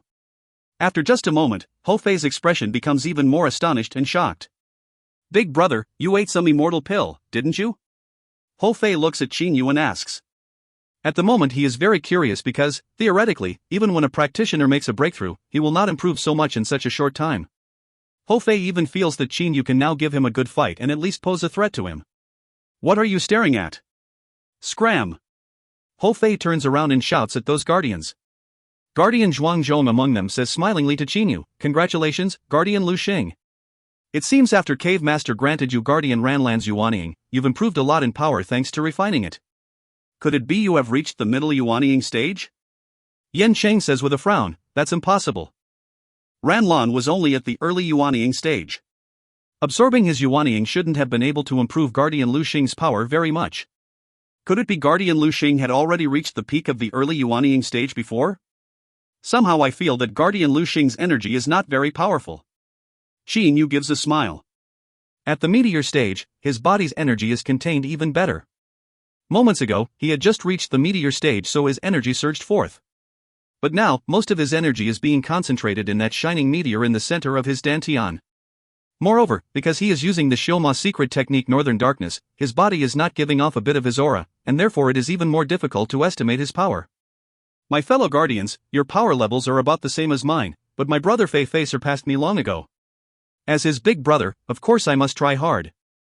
I still have something to discuss with Fei, so all of you please leave here for the moment. Chinyu does not say exactly what level he has reached. An air of mystery. This is what he needs. Yan Shang and Shi Yan slightly salute him, then we take our leave first. But can you go to our houses later to have some fun, Guardian Lu Xing? These 2 seductive sisters then give Chinyu a flirtatious look and leave immediately. Guardian Lu Xing, congratulations on a big improvement in power. The 3 of us take our leave too. The 3 black turtle brothers leave with big smiles on their faces. The guardians leave one after another. Their attitudes towards him are all very good. Previously, they also treated him fairly well, but it was only because of his relationship with Hofei. At this place, personal power is the most important thing. A strong individual here will naturally earn the respect of Zuyuyoists. Last time Chinyu said that he had been able to seriously injure the Black Eagle by going all out, so those guardians estimated that he was approaching a middle yuanying stage expert in offense. Now that he has made progress in practice again, they think that they know very well about his power. In fact, at the moment Chinyu is stronger than they think he is. Horned Dragon Tangbai looks at Chinyu with glittering eyes and says in amazement, "Originally I thought that except for Cave Master only Guardian Hofei could fight me. But now it looks like Guardian Lu Xing is already strong enough to fight me after making a big improvement in power." His words are very direct. Chinyu responds with a smile. I take my leave, Guardian Lu Xing. Later you must have a spar with me. Tang Bai leaves at once. Now there are only Qin Yu and Ho Fei left in the courtyard. Ho Fei casually sets up a restrictive spell, then looks at Qin Yu, saying, "Tell me clearly, big brother. How did you practice?" My fiery-eyed aquatic monkey clan is a harmonious fusion of water and fire, and we also attach great importance to the physical body, so my body is extremely strong. But when I used the fiery eyes to take a look at you just now, I found that your body is approaching mine in toughness. Ho Fei is a middle Yuanying stage divine beast while Qin Yu is at the early meteor stage, but the toughness levels of their bodies are close to each other. The reason for this is my practice technique. It's called stellar transformations. Training the body is its basis. The stronger the body is, the faster the progress will be. This time, when I made a breakthrough to the meteor stage, due to a special cause my body toughness improved rapidly and surpassed the level recorded in the stellar transformations. Qin Yu does not hide the stellar transformations technique from Ho Fei at all. Actually, the stellar transformations has basically been unheard of in the Xiuzhen world. It did not exist until Lei Wei created it. And after Lei Wei came to this Xiuzhen world, he never tried to publicize his own technique either. Stellar transformations? I've never heard of it. It seems not to exist in my hereditary memories either. It should be an ordinary practice technique, right? Ho Fei blinks his eyes a couple of times and says. Qin Yu is startled. Hereditary memories? He has met someone with hereditary memories again. He Yu has hereditary memories. Ho Fei also has hereditary memories. Could it be all divine beasts have hereditary memories? However, because Qin Yu has seen only a very small number of divine beasts, it is certainly impossible for him to draw a conclusion. Without communicating with divine beasts, how can he know if they have hereditary memories or not? A strong body is very beneficial for close quarters offense. Big brother, I feel that your speed just now was very fast. Using your physical power alone, you should already be able to beat ordinary Yuanying stage experts. Ho Fei says very positively. Qin Yu is of course clear about this. According to the descriptions in the stellar transformations, now he should even be able to fight early Dongxu stage experts. Moreover, thanks to the meteoric tear, his body was refined more than usual by solar fire during practice, and therefore it is currently much stronger than the stellar transformation says it is. The energy of the meteor stage is many times more condensed than that of the nebula stage. At the meteor stage, stellar energy is sent out in the form of golden threads. Because it is extremely pure and concentrated, it is highly destructive. Fei, for the next few days I'll have to consolidate my power level a bit. You don't need to guard me during this period. Right, has the investigation into Chapo's death achieved any results? Qin Yu always feels that Chapo's death is very strange. Previously, because he was busy practicing, he did not care too much about it. Ho Fei says with a shake of his head, nothing has been found out. According to the other guardians, a mysterious figure attacked Chapa and killed him directly in one hit. Chapa was basically defenseless. When other guys came to see what was happening after hearing the explosion, the killer had already disappeared. Fei, you mean, from beginning to end, nobody saw that mysterious figure? Yes, it should be so according to the other guardians. Ho Fei says with a nod. Where did Chapa die? Qin Yu asks with glittering eyes. It was outside the secret room in which Cha Hong often undergoes closed-door training. As Ho Fei says this, he also becomes doubtful. Also, Cha Hong was inside the secret room at that time. Chapa got killed right outside the room, but Cha Hong unexpectedly couldn't catch the killer. This killer is a bit too strong already. Right outside the secret room? Qin Yu ponders for a moment. His eyes suddenly brighten. He then says smilingly with a nod, all right, Fei, you should return to have a rest first. After keeping watch over me during this period of time, you must be tired, right? Ho Fei stretches his sluggish waist, saying, well, I'm actually a bit tired. Kaka, I'm going back to rest now. He becomes lively again. During a short stretch of time afterwards, Qin Yu strengthens his power level and familiarizes himself with the offensive techniques of the meteor stage a bit. There are detailed descriptions of many offensive techniques in the stellar transformations. To put it simply, the meteor stage's techniques belong to the type that allows the user to rely on speed to detect the enemy's weaknesses, then deal a crushing blow or to escape if the enemy is unbeatable. Of course, the user can also come at the enemy head-on, but this will be a waste of his superior speed. After a few days, I'm going to practice. All of you listen up. Nobody is allowed to enter my house. Fei, help me to keep watch outside and don't let anyone disturb me. This closed-door training session is very important, so you should just beat away anyone who comes here. Xinyu tells Ho Fei. At the same time, he gives the ladies-in-waiting sent to his courtyard house on one side an order. Yes. Hearing Xinyu say in such a serious manner, the ladies-in-waiting immediately accept the orders. Ho Fei, however, winks at him a couple of times and says loudly, "Don't worry, big brother. Whoever dares to disturb you is going to be reduced to mince in a blow of my stick." Xinyu gives Ho Fei a smile, then turns around and goes into his room at once. Right after entering the room, he uses the most basic escaping technique in his Shuxian secret book's underground escaping art to go into the ground. He then quietly and secretly leaves his own courtyard house. Very soon after coming out of the house, he surfaces. I want to see what secrets there are in that secret room. There is a faint smile on the corners of his mouth. He immediately controls the turning speed of the Northern Darkness talisman in his head. After a small adjustment, he no longer absorbs the energies around him and only does not give off his own aura. This is absolutely the best way of containing aura. To be safe, he does not even use the stellar energy in his body and only relies on his physical power. With a movement of his body, he rushes towards the northern part of the blood-red cave like a black beam of light. As he is not sending out a bit of his aura, those guardians who are staying in their courtyard houses cannot detect him either. After getting out of the eastern part, he easily avoids the guards in other places because the strongest among them are only at the late phase of the Jindan stage. After entering the northern part, he follows a curved path to approach an artificial mountain. It is none other than the entrance to the secret room. Since Choppa was killed right outside the secret room, someone must have approached it. But why did they approach it? They can't have made a trip to the entrance of the secret room just to kill Choppa. A faint smile appears on his face. He still remembers Zhuang Zhong told him that Cha Hong had often undergone closed-door training in the secret room for the last 100 years. There must be some secret here. This, coupled with Chapo's death near the secret room at the hands of a mysterious killer, has made Xinyu decide to secretly scout this place out. He does not dare to approach the entrance in that artificial mountain straight from the front, so he goes around it in a large curve, then moves towards it extremely fast like the wind from another direction. All the while, he does not use a bit of stellar energy. However, when coming near the artificial mountain, Xinyu feels the presence of something dangerous here. This feeling of fear from the bottom of his heart is very unpleasant. He immediately stops his approach and goes into the ground at a corner of the artificial mountain. He can feel that someone is hiding in the surroundings. Moreover, this is a very powerful being. Therefore, Xinyu does not dare to use his holy sense and suppresses his aura completely with the northern darkness. He relies only on his hearing to observe. Xinyu thus remains motionless under the artificial mountain as time passes. All along, he has an intuitive feeling of danger. For the moment, he must be patient. In the blood-red cave's secret room, Cha Hong is sitting with legs crossed on a bulrush mat.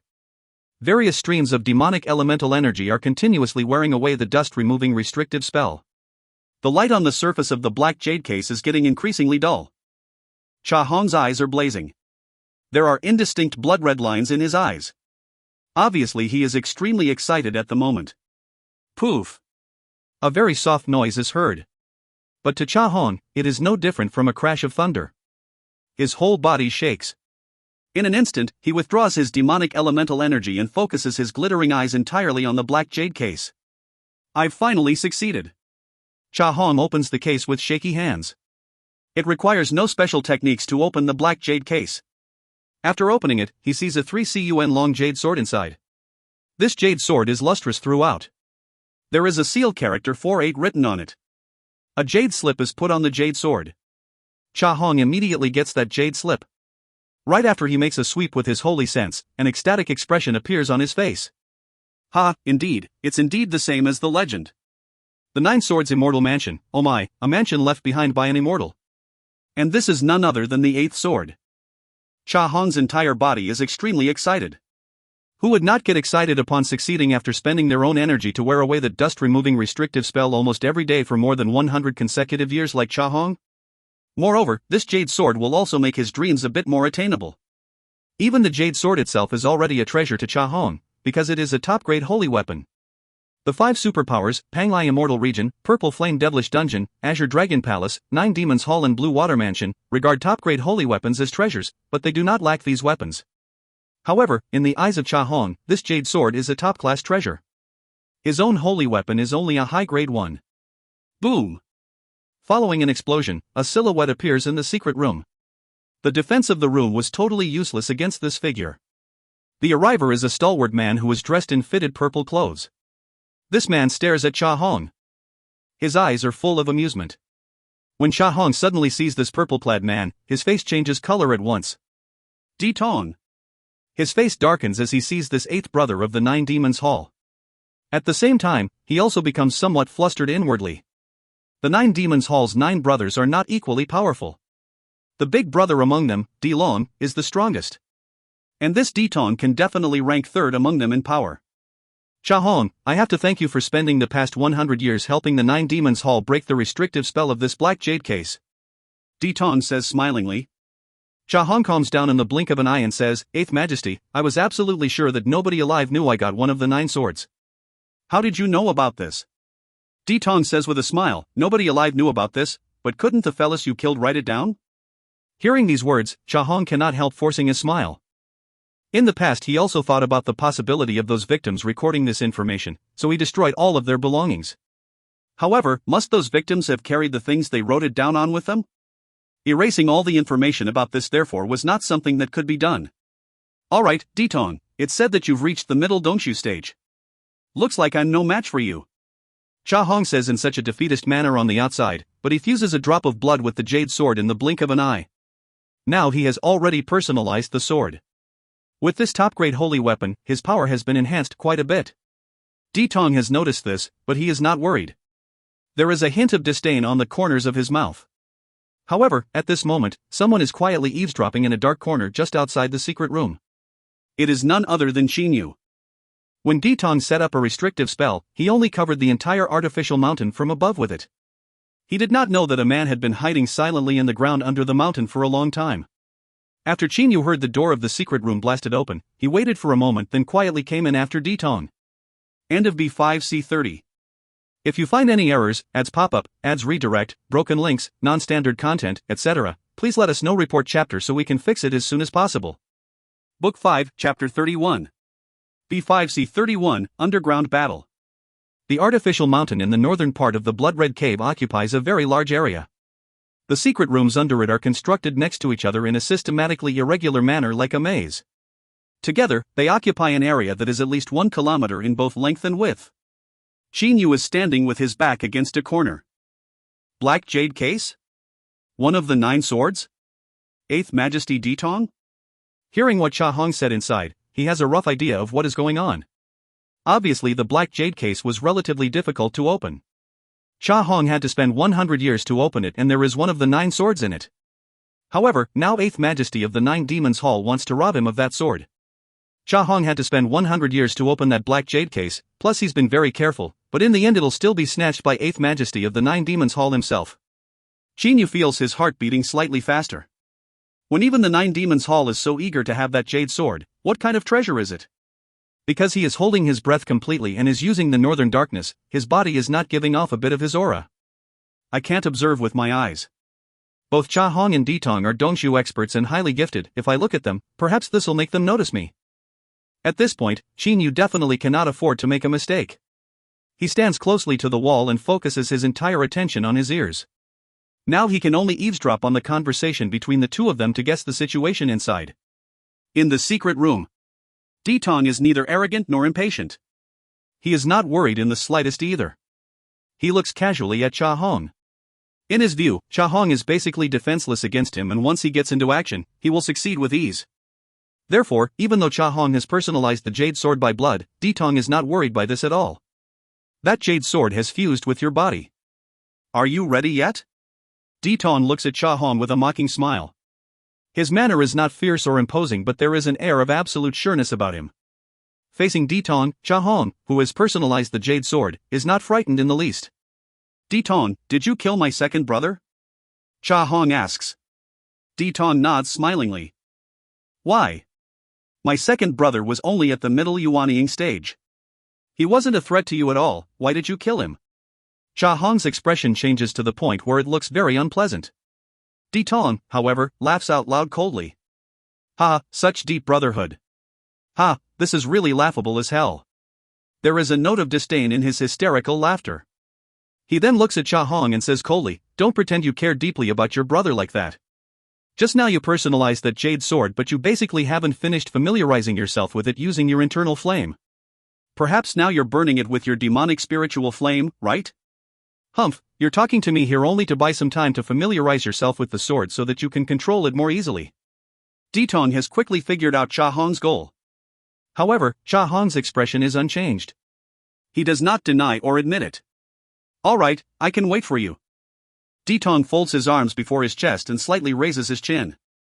He stares coldly at Cha Hong while waiting for Cha Hong to familiarize himself with the jade sword. He is totally confident that he is going to win this fight.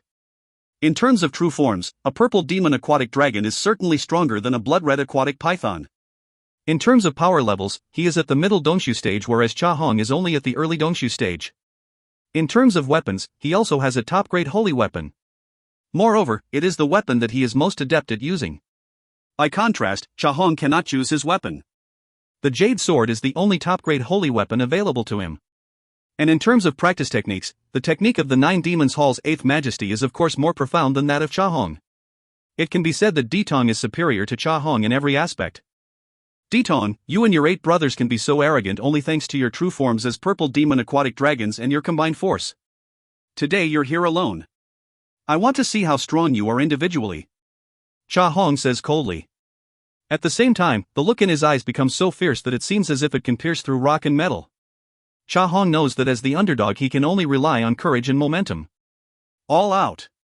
Being the underdog, Cha Hong has to go all out and risk his life to fight a battle. He cannot afford to lose no matter what. Once he loses, he will end up with nothing. Even his life will be taken, let alone the jade sword. He has been lying low for so long, so how can he possibly admit defeat easily? Cha Hong looks at Ditong with his eyes full of tenacity. No matter what happens, he is going to give his all in this fight first. In the Shojin world, losers have no say in anything. Good, looks like you still got some courage. But, if you want to be ambitious, not only must you have brains, you must also have real power. Ditong's voice suddenly becomes resonant while his eyes glitter with coldness. The most important thing is your fists must be tougher than mine. Ditong and Cha Hong focus their eyes on one another. Oppressive, the atmosphere in the secret room is frighteningly oppressive. The two of them are fixing their entire attention on each other, observing every movement of each other. Whoever slightly relaxes his concentration first will probably suffer non-stop attacks by the opponent. Even though Qin Yu is outside the secret room, he can still feel an oppressive atmosphere. Suddenly, a noise that sounds as if it is made by a sharp sword piercing through the air rises and destroys the oppressive atmosphere in an instant. Immediately afterwards, a series of resounding metallic noises is heard. Concurrently with this, there are also deep noises of the air getting torn through.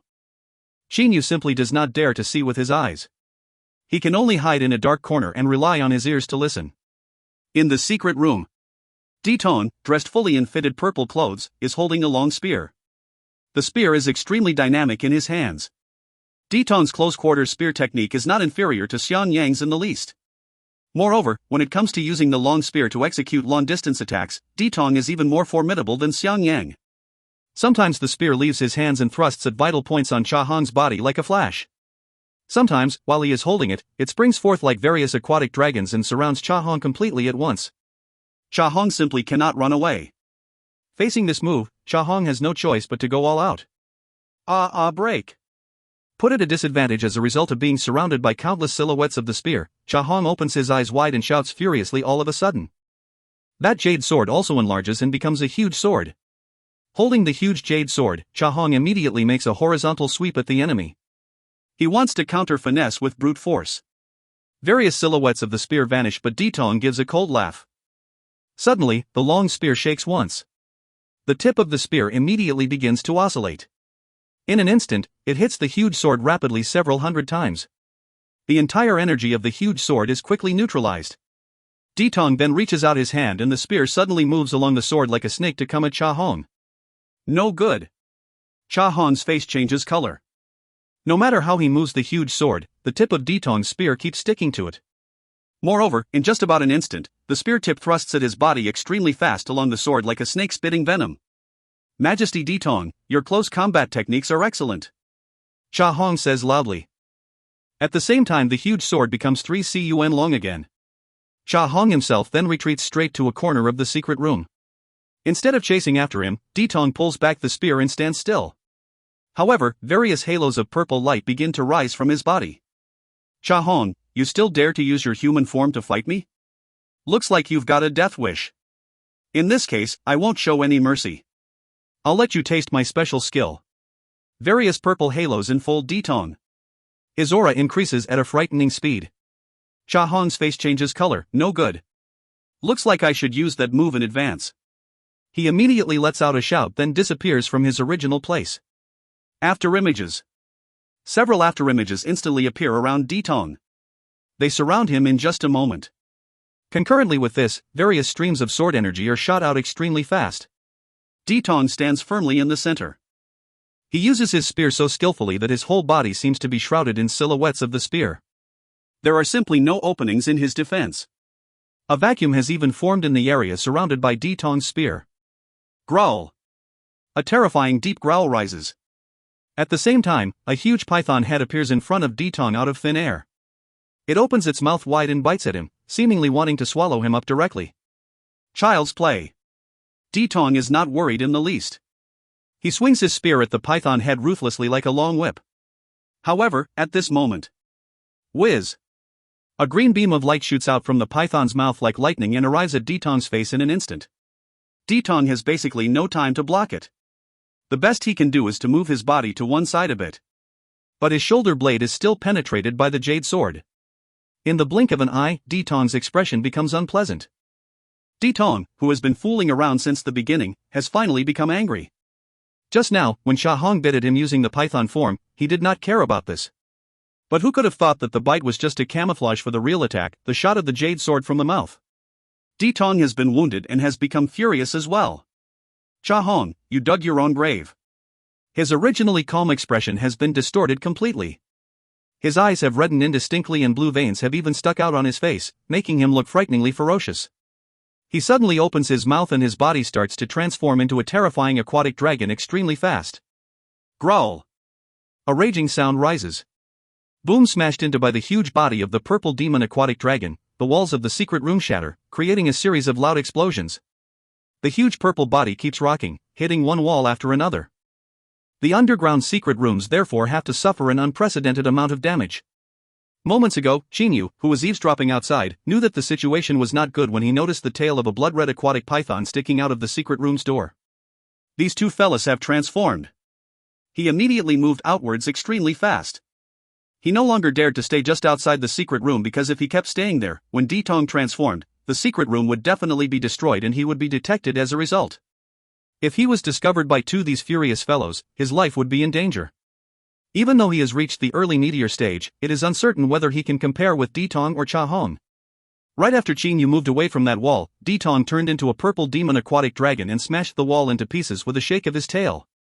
As a furious Ditong twisted his body like mad, he destroyed every obstacle. Immediately, only a series of noises of walls getting shattered could be heard. Boom! Xinyu does not dare to use stellar energy to run. But even if he used stellar energy, Ditong and Cha Hong, who are furious at the moment, would not necessarily detect him. However, he does not want to take any chances. Therefore, he is only relying on his physical power to move out through the rubble like a blue wisp of smoke. In a moment, he has already reached the entrance of the secret floor. He then leans against it and looks inside. The destruction is still going on. Both the purple demon aquatic dragon and the blood-red aquatic python are twisting like crazy. One secret room after another is smashed into pieces by them. Luckily, the artificial mountain is being surrounded by a restrictive spell so the loud noises inside cannot be heard by anyone outside. After a short while, the underground noises of explosions stop. By now, half of the underground secret rooms have been destroyed. An especially large secret room that is about 600 to 700 m in both length and width has appeared on the secret floor.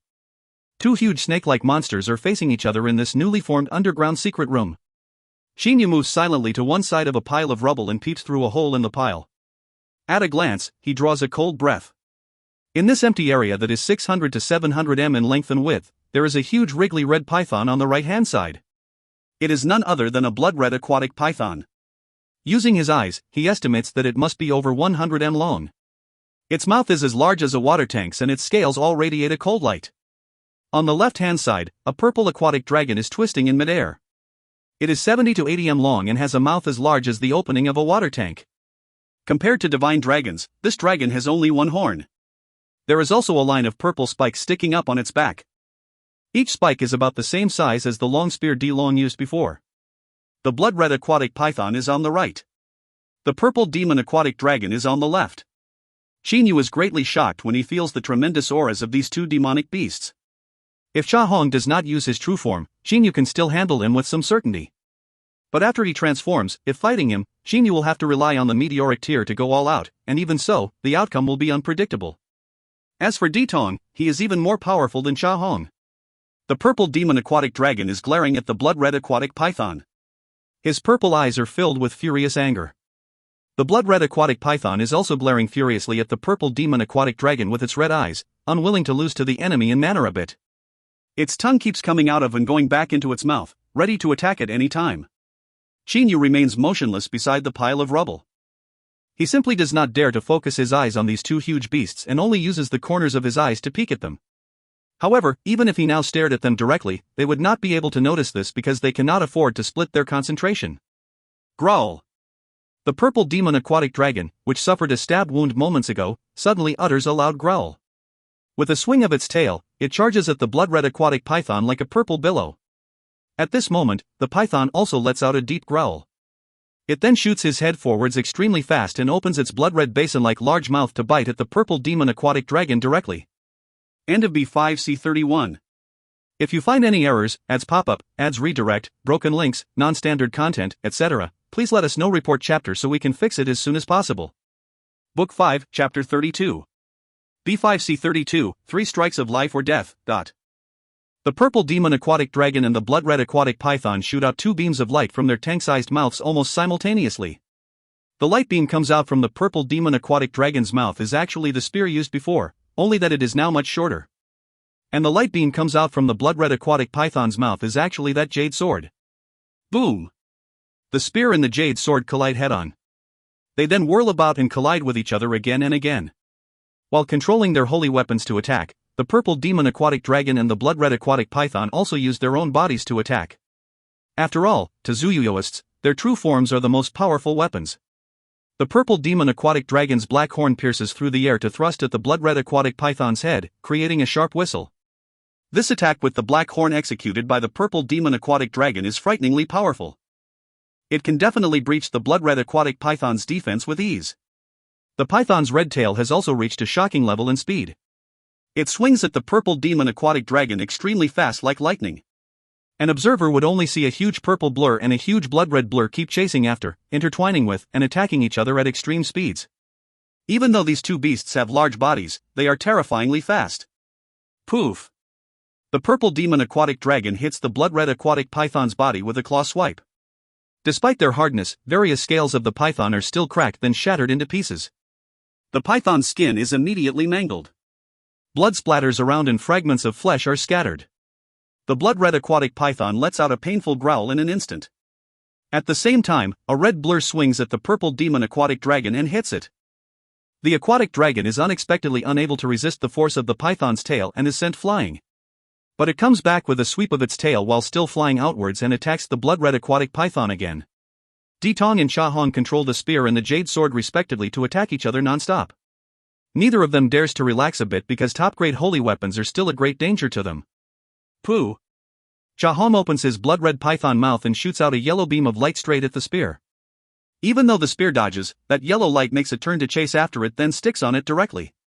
The spear immediately slows down. Right after getting stuck on with the yellow venomous mucus, the spear's responsiveness drops to a shocking level. It seems no longer under De Tong's control. Poison, that's the blood-red aquatic python's deadly poison. Qin, who is hiding behind a pile of rubble, recognizes that yellow poisonous liquid instantly. When he was fighting Cha Gu before, Cha Gu also used this move. This poisonous liquid is extremely strong.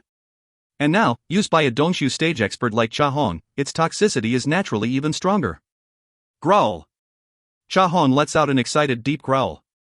At the same time, his voice rises in De Tong's mind through holy sense communication. Purple demon aquatic dragon, prepare to die.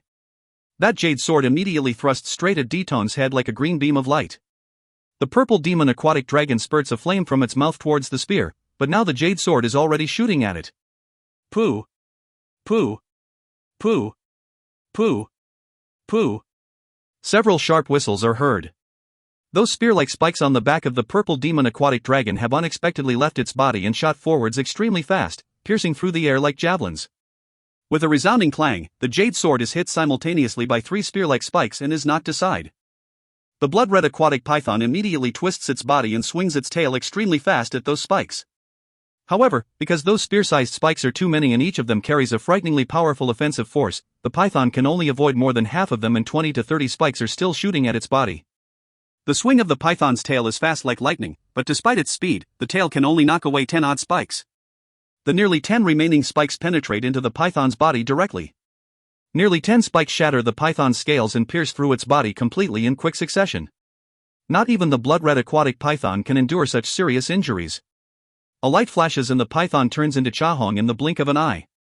His body is now full of bloodstains and many small holes have appeared on his body. It is obvious that he has been badly wounded. Ah heaven, I am highly gifted and has even reached the Dongshu stage, why can't I have just one of the 9 swords? I did everything I could but in the end my secret was still discovered. Heaven wants to destroy me. I was wrong to hold on to something I shouldn't. Cha-Hong turns his face upwards and laughs like crazy. At this point, he already knows that he is done for. A light flashes and the purple demon aquatic dragon also transforms into the human Detong. At the moment, Detong's face is also very pale. The spikes on the back of a purple demon aquatic dragon cannot be shot out easily unless it is in great danger because shooting them out is especially harmful to the body. Still want to run? Detong immediately moves his body and penetrates the floor with a claw strike. A stream of demonic elemental energy rushes into the ground. In just a short while, that stream of demonic elemental energy breaks through the floor to rush out. Now it has coiled around a purple Yuanying. Judging by appearance, this is Cha-Hong's Yuanying. Humph, Cha-Hong, you even wanted to run away with your Yuanying by using that outburst of emotions to attract my attention. Holding Cha-Hong's Yuanying in his left hand, Detong says with a cold laugh. Cha-Hong's purple Yuanying shows a terrified expression and says in a shrill voice, Detong, my true body has been punctured in several vital points and basically can't be used anymore. Now I can only form a loose immortal body to practice. Can you let me go this time? Right at this moment. A green light beam unexpectedly shoots out from the purple Yuanying. It is none other than the top-grade holy jade sword. Detong immediately feels an acute pain in his left hand. Cha-Hong desperately controls the jade sword. In an instant, the bones in Detong's left fingers are cut into pieces and his blood and fragments of his flesh are scattered around. Cha-Hong flies out extremely fast like a purple beam of light at once. This is his last move. Die. An extremely furious Detong sends out a terrifying stream of demonic elemental energy, which sweeps across Cha-Hong's fleeing Yuanying in an instant. His demonic elemental energy attacks Cha-Hong's Yuanying fiercely. The Yuanying gets a violent shock and the soul it is containing is immediately shattered. Because Detong has just had a hand destroyed, he now shows absolutely no mercy. Cha-Hong was only at the Dongshu stage, so it had not been long since he had been able to fuse his soul with his Yuanying. Because the Yuanying's defense was really too weak, the soul was immediately shattered after that violent attack of Detong's demonic elemental energy. Detong reaches out his right hand and catches Cha-Hong's Yuanying with a grab. Now the Yuanying no longer has a soul and is merely a crystal of energy. He sucks it in his spatial ring at once. Cha-Hong, you even dared to destroy my hand. Detong's head is full of fury at the moment. Unless he can achieve ascension, his body will not regenerate. But Cha-Hong was already killed by him, how can he possibly revenge himself on Cha-Hong anymore? With a wave of Detong's sleeve, the top-grade holy jade sword and Cha-Hong's storage bracelet fly into his hand. Only when Detong looks at the jade sword does he calm down a bit, but as soon as he turns around and sees Cha-Hong's corpse, his eyes are filled with anger again. He opens his mouth and shoots a flame at Cha-Hong's body. Even though Cha-Hong's soul has been shattered, Detong still wants to destroy the body to ease the hatred that has built up in him since his hand was cut into pieces. No good. When the flame has just come out of Detong's mouth, his face changes color because at this moment can he feel an exceptionally concentrated and sharp force approaching him from behind at an extreme speed. His holy sense naturally finds out the enemy's appearance. It is a black-robed stern young man. This is none other than Qinyu. Golden threads of energy are flowing through all of the channels in his body, allowing him to flash through the air like a golden beam of light. From the pile of rubble that is several hundred meters away, he follows a mysterious trajectory and arrives at Detong's back in an instant. His speed is shockingly fast. Qinyu clenches his teeth. His blue veins stick out. His eyes are full of killing intent. Break! Qin Yu's left hand is wearing a flaming glove. At the same time, his golden stellar energy has been concentrated on its 5 fingers, making them look like gold fingers. He forms a finger sword with his left hand and thrusts it at Ditong's back like lightning, wanting to penetrate the enemy's body and grab the Yuanying directly at one stroke. However, what kind of expert is Ditong? He has detected Qin Yu instantly. It is only because Qin Yu's speed is too fast that he has not been able to react. Even though Ditong's left hand has been severed, his abundant experience allows him to make the optimal judgment. He immediately lets go of the top-grade holy jade sword and the storage bracelet in his right hand. As they fall to the floor, Ditong reaches his right hand out backwards without turning his head. A short spear appears in his hand at once. It is none other than that top-grade holy spear of his. He can resize the spear at will. At the moment, it is only as short as a dagger. Holding this spear, Ditong thrusts it at Qin Yu's dantian. He wants to destroy Qin Yu's dantian and Yuanying directly. You want to kill me, but I'm going to kill you. Ditong has become ruthless. When he is attacking, a purple layer of armor that every purple demon aquatic dragon has appears on the surface of his body. This purple layer of armor is formed from the scales of his purple demon aquatic dragon body, so its defense is extremely powerful. Attacking and defending at the same time, this is Ditong's instantaneous reaction. Seeing this thrust coming, Qin Yu is greatly shocked. Even though he does not have a Yuanying, that shining meteor in his body is still his energy nucleus. If it is hit by this strike, what can he do when his energy suffers a huge loss? However, at this moment Qin Yu does not dodge in the least. Instead, he grabs at the spear with his right hand. When the right hand, protected by a flaming glove, has just been reached out, the flaming sword appears in its palm. Clang! The flaming sword and the spear collide with each other.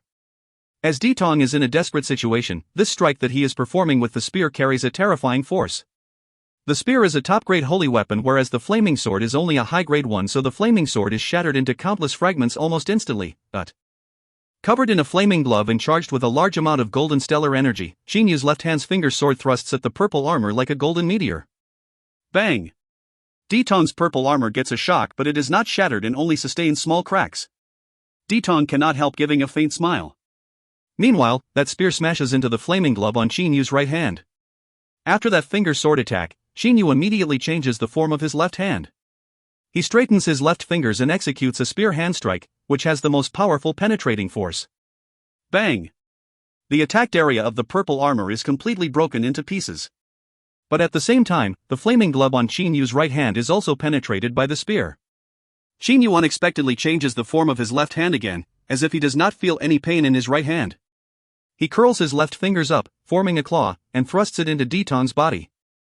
But just about when his left hand begins to pierce through Ditong's body, Ditong's Yuanying quietly enters the ground through a foot. Bang! Qin Yu's right hand is penetrated by the spear, but his entire body still moves. At the same time, a golden thread of energy shoots into the ground from his left hand. After a moment, another area on the floor is shattered into pieces and a thread of energy flies out with Yuanying coiled around by it. That golden thread of energy then penetrates into the Yuanying and destroys Ditong's soul directly. Qin Yu reaches out his left hand to grab that Yuanying, but his whole back breaks into a cold sweat. The spear that pierced through his right hand remains motionless. Too strong, this purple demon aquatic dragon was too strong. It had fought the blood-red aquatic python before fighting Qin Yu, and was even using its human form. It should be known that in his human form, Ditong was not as powerful as he was in his true form. Even so, Qin Yu was still in great danger when he suddenly launched a sneak attack on Ditong. If he hadn't been injured and had a hand cut off in the previous fight, if he had used 2 hands to attack me at the same time, perhaps it'd have been hard for me to kill him. Thinking back, Qin Yu is frightened. Meteor stage experts should rely on speed to evade blows, so he was really risking his life by sneakily attacking Ditong in such a bold manner. When that purple armor appeared, he was truly shocked. The armor's defense was too frightening, but luckily Qin Yu reacted very fast and executed 3 strikes in quick succession. He used a finger sword strike first, then a spear hand strike and, lastly, a claw strike. His left hand basically did not stop for a moment. Only by attacking quickly 3 times in a row was he able to pierce into Ditong's body. However, his right hand was still penetrated and is dripping a lot of blood. Though I used a sneak attack, the flaming sword was still destroyed, 1 flaming glove was damaged and my right hand was punctured. Qin Yu lets out a long breath. But when he looks at the loot, he finds it difficult to hide the excitement on his face. He has obtained a jade sword, which was the underlying cause of Cha Hong's death. This is one of the legendary 9 swords. Another item he has obtained is Diton's spear, a top-grade holy weapon. Cha Hong's storage bracelet is now his. Cha Hong was the Blood-Red Cave's master, so how can there possibly not be any treasures in this bracelet? Diton's spatial ring has also come into his possession. Judging from this item of storage alone, it is obvious that Diton was in a high position of power because not many Xiationists in the overseas Shojin world have a spatial ring. What are the things inside this ring? Moreover, he has obtained Diton's middle Dongxu stage Yuanying and Cha Hong's early Dongxu stage Yuanying. To Qinyu, these two Yuanyings are more valuable than the other items. After all, real power is more important than treasures. He immediately sucks everything in his own spatial ring. These corpses, then, he looks at Cha Hong's and Ditong's corpses and thinks for a while. Afterwards, he sucks these corpses in his spatial ring as well. When the bodies have been removed, even if someone else discovers the emptiness at this place, they will not be able to figure out what happened for some time. Nearly half of the underground secret rooms have been destroyed, but, due to the restrictive spell, nobody outside knows about this yet. After getting out of the secret floor, Qinyu gently breaks the restrictive spell. He simply does not care what someone will think when they discover the battlefield at this place. He then immediately uses his body maneuvering skill. With the golden stellar energy running through his whole body, he rushes straight back to his courtyard house in the eastern part like a golden beam of light. End of B5C32. If you find any errors, ads pop-up, ads redirect, broken links, non-standard content, etc., please let us know. Report chapter so we can fix it as soon as possible. Book 5, Chapter 33. B5C33, 9 Guardians. In Qinyu's courtyard house in the eastern part of the Blood-Red Cave, Ho Fei is sitting with legs crossed on the floor, quietly guarding Qinyu in the room behind him. Even though he knew long ago that Qinyu immediately slipped away after entering the room, because they had already talked this over before, naturally he has been acting as if Qinyu has been inside all along. Suddenly, he opens his eyes and looks at the silhouette that has just appeared before him. Big brother. There is a hint of happiness on Ho Fei's face at once. But as soon as he sees Qinyu's right hand, his face cannot help changing color. Qinyu's right hand has been penetrated and there is now a horrifying hole in it. Qinyu, whose face is slightly pale, hurriedly says, "Don't ask too much, Fei Fei. Just follow me into the room." After saying, he goes straight into his room with just a shake of his body. Ho Fei also comes into the room at once doubtfully. At the same time, he waves his hands, setting up a restrictive spell around the room so that nobody outside can know what happens inside. Right after entering the room, Qinyu sits with legs crossed on his bed then lets out a long breath. He does not care about his penetrated right palm at all for the moment. When he fought Diton moments ago, life and death were decided in the blink of an eye. Only now, when he has returned to his own room, can he totally calm down. What happened, big brother? Ho Fei hurriedly asks. Qinyu recalls what he has gained this time. He cannot help but smile. Fei Fei, you have to spring into action when you should. You can't be overcautious. Otherwise, you won't even have time to regret when the opportunity slips away. If you want to make a profit, you must be willing to take a risk. Ho Fei is dumbfounded. He blinks his eyes and says doubtfully, "What do you mean, big brother?" "Awesome, this is so awesome." Qinyu does not answer. With a wave of his hand, 2 Yuanyings appear and float before him. These Yuanyings have lost their souls, therefore they are now merely a kind of energy crystal. They also radiate an indistinct purple light. Ho Fei's fiery eyes brighten at once. 2 beams of light that seem solid shoot at the Yuanyings. Such strong energy. Ho Fei is astonished. These are at least Dongxu stage Yuanyings. When did you get them, big brother? They'll be a big help to you. He exclaims in admiration. Qinyu looks at Ho Fei, saying, "You're right. But not only can they help me, they can help you and Xiaohei too." He has never thought of keeping them all for himself. One of these 2 Yuanyings belonged to a middle Dongxu stage purple demon aquatic dragon. The other belonged to an early Dongxu stage blood red aquatic python. They have quite a lot more energy than the Yuanyings of ordinary Xiaxianists of the same levels. Cha Hong's Yuanying is already enough for me, so you and Xiaohei can refine Ditong's Yuanying together. Ho Fei shakes his head. Impossible. This Yuanying of a middle Dongxu stage purple demon aquatic dragon has too much energy for me to absorb. After leaving the ravine, I made a little mental breakthrough when I was guarding you, so my soul is only just enough to match the late Yuanying stage. Do you understand what I mean, big brother? Ho Fei is currently at the middle Yuanying stage in power, but his soul has reached the late Yuanying stage. He continues, I can only absorb energy until I reach the late Yuanying stage at most. If I absorb too much, my power level would surpass my spiritual level, which would very easily make my internal energy become uncontrollable, or even become chaotic. If it got serious, I would suffer energy deviation and my soul would be destroyed. Qin also knows this very well. The soul is the foundation. Even though his mental control is so strong, if his energy exceeds his ability to control it, firstly, unlike when it is insufficient, he will have difficulty keeping it in check during a battle, and secondly, it can become chaotic. I know this. But you've been at the middle Yuanying stage for a long time. If you want to reach the late phase, you'll only have to refine a portion of the Yuanying. As for Xiaohe, as soon as Qinyu thinks about Xiaohe, he takes out a transmitter. Seeing Qinyu take out the transmitter, Hofei knows that he is messaging Xiaohe. Xiaohe, keep waiting for some time. After I have dealt with the matters in the blood-red cave, I'm going to tell you to come through a message. Right, I got a Dongshu stage Yuanying. How much energy can you absorb? Qinyu is also doubtful about Xiaohe's absorption capacity. In just a while, Xiaohe replies with a message. Dongshu stage? Did you kill some big shot, big brother? It can't be that lowlife Chahong, right? As for how much I can absorb, I've undergone that forbidden technique and had my body transformed drastically, so my current progress in practice is much faster than before, including the progress of my soul. But, it's been a very short time since I could improve so fast. Now my soul is only at around the early Yuanying stage. I don't dare to absorb energy anymore. Qinyu does not know what to do after receiving Xiaohe's reply. In the overseas Xiaoyao world, there are Zuyuyoists who refine Jindans and Yuanyings, but the real experts do not dare to let their power levels surpass their spiritual levels. Both Hofei and Heiyu know that Qinyu is willing to let them absorb a Yuanying he obtained, but they do not dare to bite off more than they can chew. In the past, even though Lei Wei was able to kill enemies of higher power levels, he did not dare to absorb Yuanyings casually, also because his spiritual level improved slowly. There are different ways of improving power. The first is to gather various kinds of precious herbs to concoct power-up pills. There are a few problems that lie at the root of this way, namely, it is rather difficult to find precious herbs and the producing methods are fairly complicated. The second is to refine and absorb other Zayashinists' Jindans and Yuanyings. But it is difficult to improve the soul rapidly. At least there have never been any known methods for raising the spiritual level suddenly.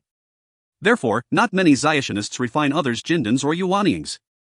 After all, a Zayashinist will only dare to absorb more energy when they have reached a spiritual level high enough for this. But I'm staying in the ravine, big brother. When I listen to Miss Lear's zither music, I feel my soul improve very fast. Perhaps it will reach the middle Yuanying stage soon. At that time I'm going to come to find you. Heiyu says through his transmitter. Good, I also got many things to deal with in the blood-red cave for the moment. Qinyu and Xiaohe then stop communicating. Fei, this is the middle Dongshu stage Yuanying. Your power level is higher than mine, so you should refine part of it first. Qinyu himself is in no hurry. Instead, he lets Hofei refine a Yuanying first. Hofei does not decline either and sits down with legs crossed immediately. He opens his mouth. A flame is shot out at once and enfolds Diton's Yuanying. Burnt by the flame, the Yuanying gradually melts. Various purple streams of liquid flow out from it, then fuse with Hofei's body. In terms of refining speed, Hofei is at least 10 times faster than Qinyu, who is quietly keeping guard on one side. After a half day, about 20% of the Yuanying has been refined. Hofei, who is sitting with legs crossed, suddenly opens his fiery eyes, sending out a brilliant light. With a sweep of his holy sense, Qinyu discovers that Hofei has reached the late Yuanying stage. He immediately says smilingly, Congratulations, you've reached the late Yuanying stage. Perhaps now you could even fight that purple demon aquatic dragon Ditong. Very excited, Hofei says with strange laughter, Ditong? He was at the middle Dongshu stage, but his true form was a purple demon aquatic dragon, so he was much stronger than Xiaxianists of the same level. I must have been no match for him before, but now, Kaka. He looks very contented. You should start practicing quickly, big brother. I really don't know how your soul can improve so fast. If the level of my soul was as high as yours, I would have refined the entire Yuanying without a break. Looking at Qinyu, Hofei cannot help praising him. Qinyu gives a smile. The meteoric tear, even now he still knows absolutely nothing about it and cannot even control it to do anything. It has sent out different kinds of energy all by itself. He was very lucky to obtain this treasure. Or it can also be said that he was destined to get the meteoric tear. Alright, Fei, stand guard outside for me. I want to absorb this Yuanying with my entire concentration. Ditong's Yuanying, 20% of whose energy has been absorbed by Hofei, then starts to be refined and absorbed again by Qinyu. By now his soul has reached the early Dongshu stage. In fact, even Qin Yu himself is amazed by the high speed at which his spiritual level has improved too. However, is Qin Yu the only one whose soul can improve fast? After Xiao He underwent his forbidden technique, his soul has leveled up extremely fast too. In just several years, he has already reached the early Yuanying stage from the early Jindan stage. And when a Ziotionist has a momentary experience of intuitive enlightenment, it is very usual for their spiritual level to improve rapidly and suddenly. But moments of insight come randomly and are totally beyond a Ziotionist's control, whereas Qin Yu's soul improves steadily all the time. From now on, he begins to refine the Yuanying with no worries in his own room, disregarding whatever happens outside. Ho Fei keeps guard near the room, determined to stop anyone who wants to go into it. In the northern part of the Blood-Red Cave, even though half of the secret rooms under the artificial mountain have been destroyed, because they are built underground, everything on the ground seems to have remained completely unchanged. The only visible change is that the mouth of the cave leading to the secret floor has been broken into pieces. But that cave faces towards the inside of the artificial mountain, so no one will see this without looking carefully. Even the guards of the Blood-Red Cave have to go around these underground secret rooms every time they patrol to here. The reason for this is an order given by Cave Master Cha Hong. In the past, Cha Hong usually stayed in his secret room trying to open the black jade case, so he naturally did not want this place approached by anyone. It has been more than a half day since Qin Yu broke the restrictive spell to come back to his room. There have been several tense patrol sessions during this period of time, but because those guards have to bypass the artificial mountain, they simply have not noticed that the cave leading to the secret floor has been destroyed. Another squad is currently on patrol. The squad leader is very large and muscular with eyes as big as copper bells. At the moment, he is looking around with his wide-opened bull eyes. But he suddenly stops. What's happened, Leader Xian Kuei? Why did you stop? A short, stout guard asks. Xian Kuei, however, looks at the artificial mountain in disbelief. In fact, because all of the guard squads on patrol have to go around this place, whereas that entrance to the secret floor faces inwardly, the place that Xian Kuei is standing on is the only place on the patrolling route from which a small part of the entrance can be seen. If he moves away from this place a bit, that entrance will no longer be visible to him at all. Follow me. Squad leader Xian Kuei shouts loudly and rushes extremely fast towards the artificial mountain. Leader, the patrolling route doesn't allow us to go through that place. That short stout guard hurriedly calls. But Xian Kuei, who has come near the artificial mountain, suddenly shouts, "This is bad. The entrance to the secret floor has been destroyed.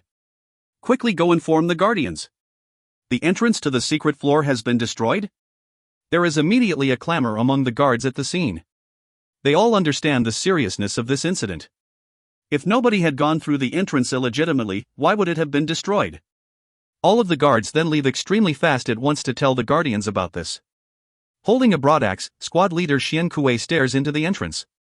The ground of the passage connecting to it is currently covered in countless pieces of rocky debris. What's happened, Xian Kuei? Zhuangzhong is the first to hurry to this place. He immediately shouts to squad leader Xian Kuei, who is a guard directly under his control. Xian Kuei hurriedly bows and says, "I don't know either. I discovered this situation only moments ago and immediately sent the guards to inform you and the other guardians." In a while, the 3 Black Turtle brothers, the 2 Tiger Shark brothers, the 2 Snake sisters and Tang Bai also come. Where are Guardian Ho Fei and Guardian Lu Xing? Yan Qing says doubtfully. Zhuangzhong says smilingly, "Little sister Yan Chang, it seems Guardian Lu Xing has been doing closed-door training again for a half-month. Guardian Ho Fei has been watching over him. Perhaps Guardian Lu Xing hasn't finished his training yet." After talking to each other, the 9 guardians go into the entrance. Seeing the broken stones in the entrance, they all have a bad feeling. They go along the sloping passage to enter the underground secret floor. But as soon as they enter the secret floor, they all look at the scene in front of them with popping eyes. Various secret rooms have been destroyed completely. Their rubble has been swept to the edge, leaving behind a large empty area that is 600 to 700 m in both length and width in the middle of the remaining secret rooms. The fragments of the destroyed room's walls have all been piled up around this area. Look! There's a bloodstain. The snake woman Shi Yin points to a place in this empty area and shouts. The other 8 guardians also look in the direction she is pointing. There is indeed a huge bloodstain, which was created when the blood-red aquatic python and the purple demon aquatic dragon were fighting each other. That deep mark should have been made when a huge python swung its tail and hit the floor. Tang Bai points to a deep mark on the floor and says coldly. The 3 Black Turtle brothers, the 2 Tiger Sharks, Wu Tong and Wu Feng, the 2 Snake Women, Yan Chang and Shi Yan, Zhuangzhong and Tang Bai, 9 guardians in total, carefully examine the scene. they can certainly conclude that a fierce battle took place here. Moreover, one of the main participants was very likely to be Cha Hong, who was doing closed-door training in this place. The 9 guardians look at each other. A fierce battle happened here, but they knew nothing. Now they do not even know if Cha Hong is dead or alive. This incident coupled with Cha Po's death some time ago gives them a bad feeling. Go! Let's see if Cave Master's soul jade slip is still intact. The most powerful among them, Tang Bai, shouts an order.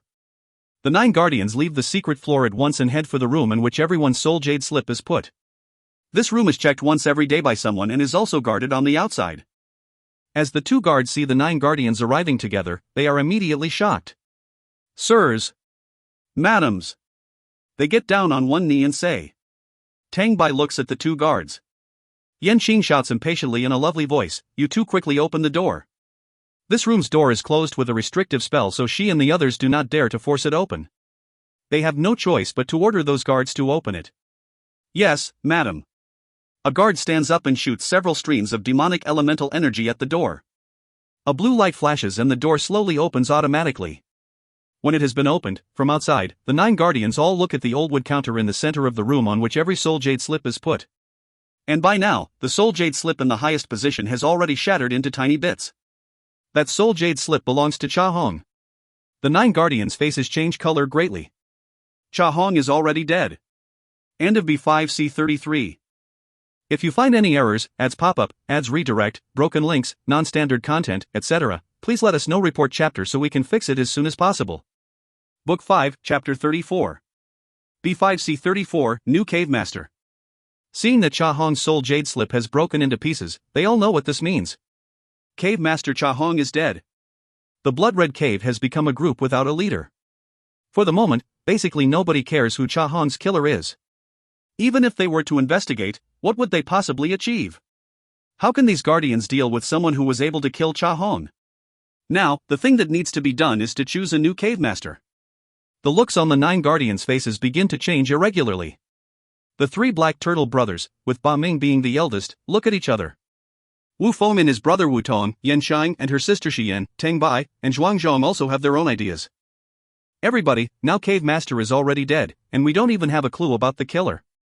But judging from the battlefield on the underground secret floor, it can be concluded that they fought Cave Master head-on. And both sides even switched to their true forms, says Ba Ming, the big brother among the 3 black turtles. Wu Feng nods, that's right. To be able to kill Cave Master openly, the killer must have reached the Dongxu stage at least. Oh my, Dongxu stage, you put it too simply. There are only a few Dongxu stage experts in the territory of the 9 Demons Hall. Why did someone who has reached this level want to kill our Cave Master? Yan Qing says ambiguously. Even Cave Master was killed, what can we do as guardians? Tang Bai says coldly, retreating without trying, that's too gutless. Zhuang Zhong, however, says with a smile, Boss Tang, you're very powerful and about to reach the Dongxu stage, so you can put up a fight against the killer, but we will have absolutely no chance. Now, the most important thing isn't to seek revenge but to choose a new leader, that is, a new cave master.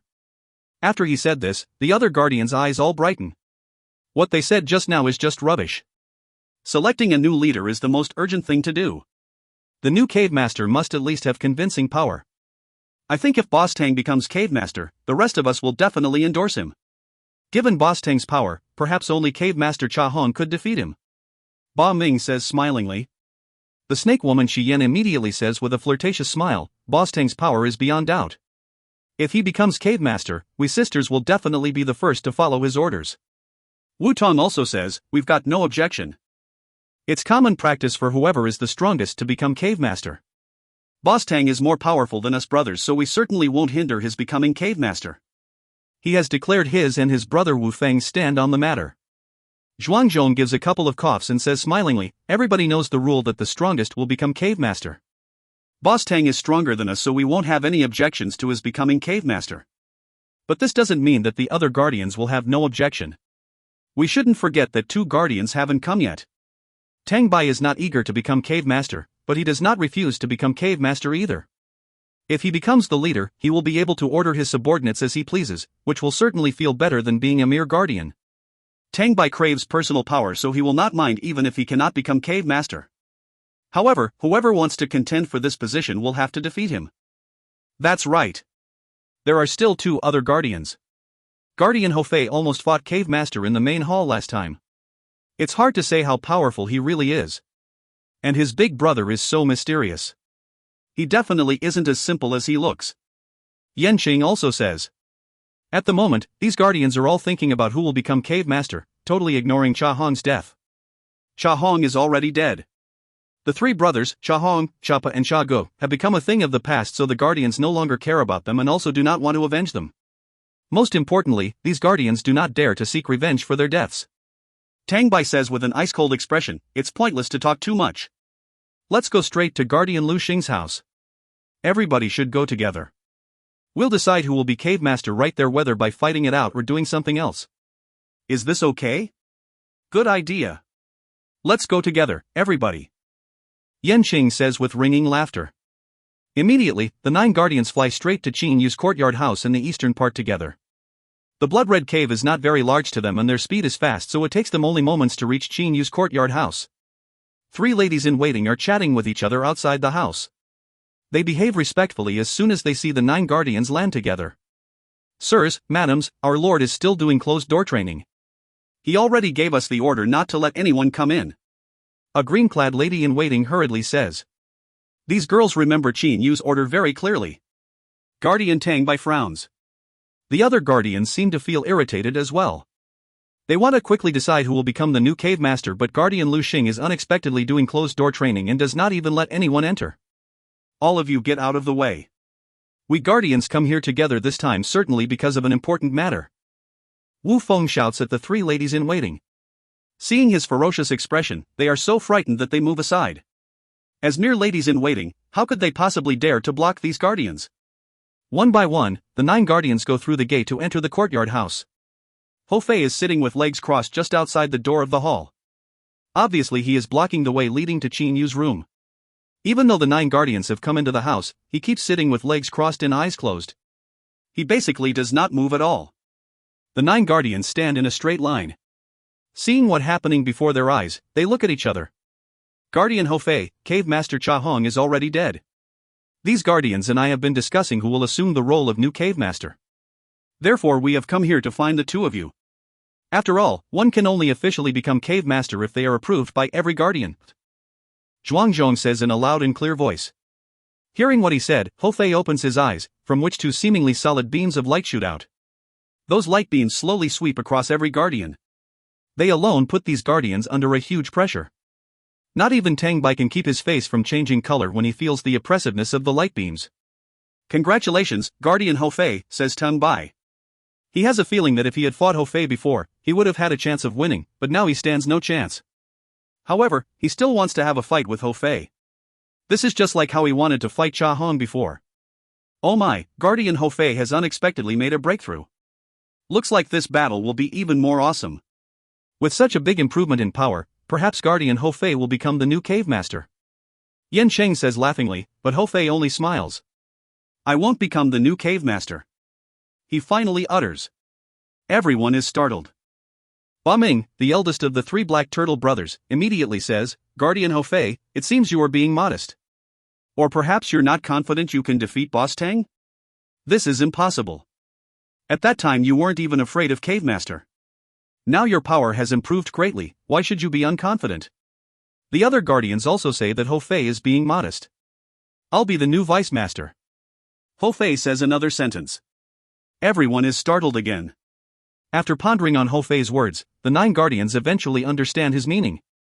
Who can be Vice Masters?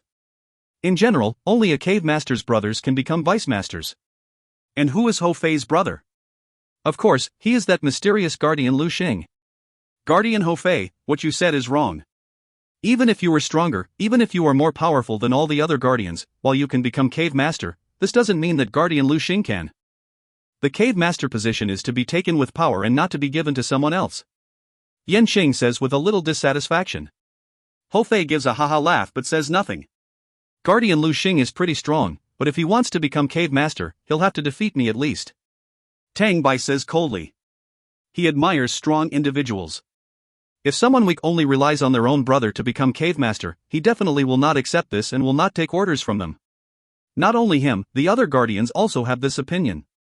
In the Xiuzhen world, everything depends on individual power.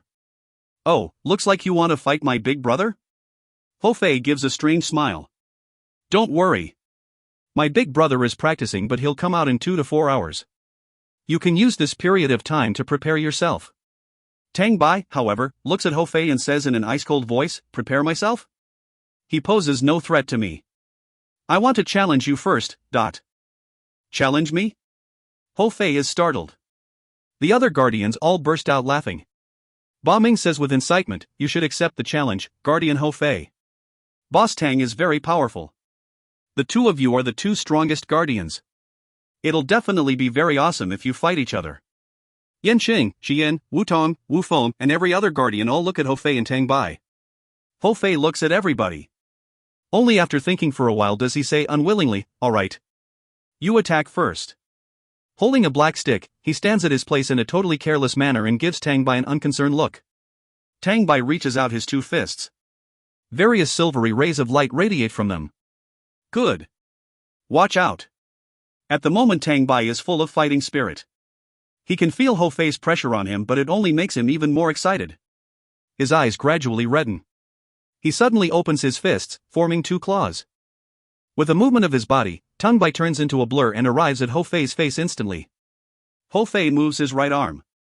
The black stick, which originally is not moving, immediately smashes into Tang Bai's blur head-on at a frighteningly fast speed like a black flash. With a bang, Tang Bai is sent flying. Absolutely no resistance. The other guardians are dumbfounded because Tang Bai has been an absolutely formidable expert in their eyes for so many years and is even approaching the Dongshu stage.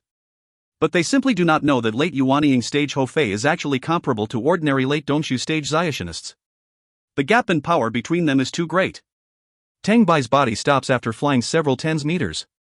He then flies back and lands beside the other guardians. Guardian Ho Fei is really powerful. I admit defeat. Tang Bai has no dismay at all. But he continues, I have a feeling that you should be even stronger than Cave Master Cha Hong.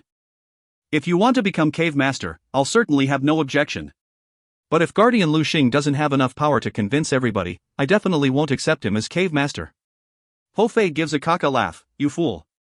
If you want to get a taste of my big brother's power, that's okay. Just wait for a while. Alright, don't waste your time. Just now that strike of my stick already caused you some injuries. You should treat them quickly.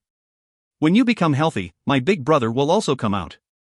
Tang Bai nods, then immediately sits down with legs crossed and starts to practice. The other guardians are secretly shocked by Ho Fei's power. Seeing him have such confidence in Qin Yu, they also begin to feel curious about Qin Yu's power. To these guardians, Qin Yu is indeed fairly mysterious. Ho Fei, however, laughs inwardly, don't look down on my big brother. Now there is very little time, so he'll only be able to reach the middle meteor stage in a while. If he had several days, he'd reach the late meteor stage. At that time, to defeat him, even I would have to use berserk mode to fight.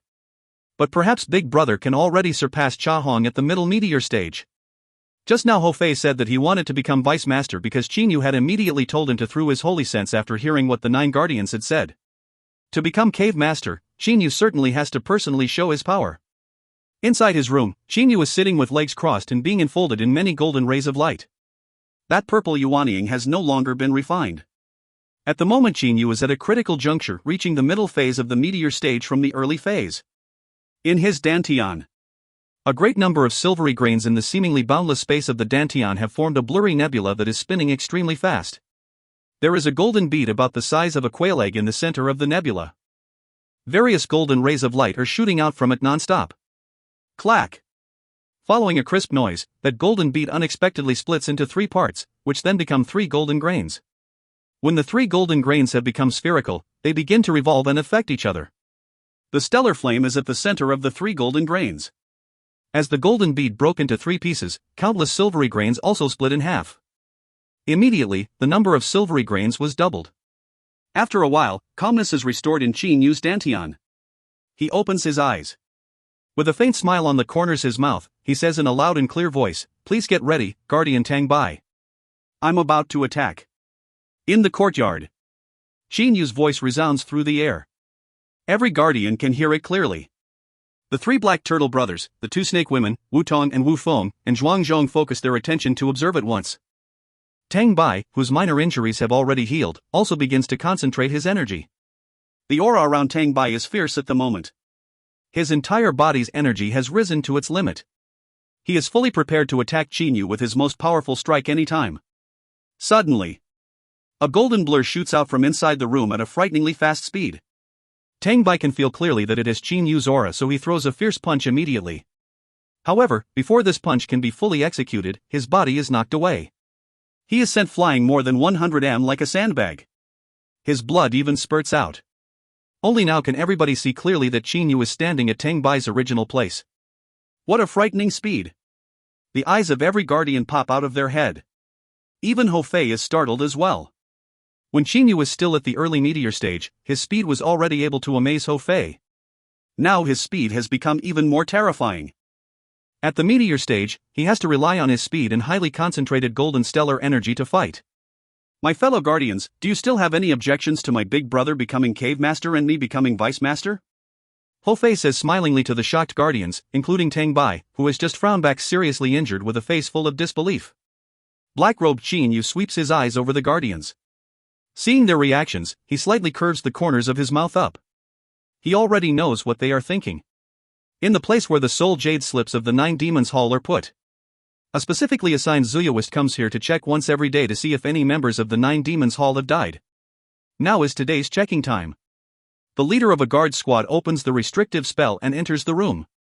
The soul jade slips are put on a multi-level counter. The highest level has 9 jade slips. They represent the 9 majesties of the 9 Demons Hall. As a matter of routine, the squad leader takes a look at the highest level because the 9 majesties' soul jade slips are put there. Suddenly, his pupils dilate. With a shocked expression, he stares at that top level in stupefaction. He sees that the 8th soul jade slip on that level has already shattered. 8th Majesty is dead. His face goes miserably pale. Afterwards, he wakes up and immediately rushes to Great Majesty Di Long's place at his fastest speed like a beam of light. The squad leader does not know who killed 8th Majesty, but he can anticipate the other Majesty's fury and the killer's fate. End of B5C34. End of Book 5. If you find any errors, ads pop up, ads redirect, broken links, non-standard content, etc., please let us know. Report chapter so we can fix it as soon as possible. Book 6, Chapter 1. Book 6, The 9 Demons Hall. B6C1, 9 Demons Hall's Fury. In an enormous mountain range at the bottom of the ocean with a great number of ravines, many beautiful and magnificent buildings have been constructed successively on the mountain peaks, or on the mountainsides, or on the flat ground. At first glance, there are tens of thousands of buildings and very many Zuyoists coming and going at any time. Heaven knows how much more flourishing than the blood-red ridge this place is. The massive 9 Demons Hall is built on a mountain in the center of this huge underwater mountain range. The other mountains appear small to anyone who views from the 9 Demons Hall. None of the other buildings is at a greater height than it is. And it occupies an extraordinarily large area. The 9 Demons Hall as a whole forms a 12 capital gates formation. 12 palaces are built on the 12 formation eyes. There are various gardens, courtyard houses, multi-storied buildings, and so on in any of the palaces. The guards of the entire 9 Demons Hall have reached a shocking number of several tens thousand. It can be said that the 9 Demons Hall alone is comparable to the whole Blood-Red Ridge in terms of numbers of Zuyoists.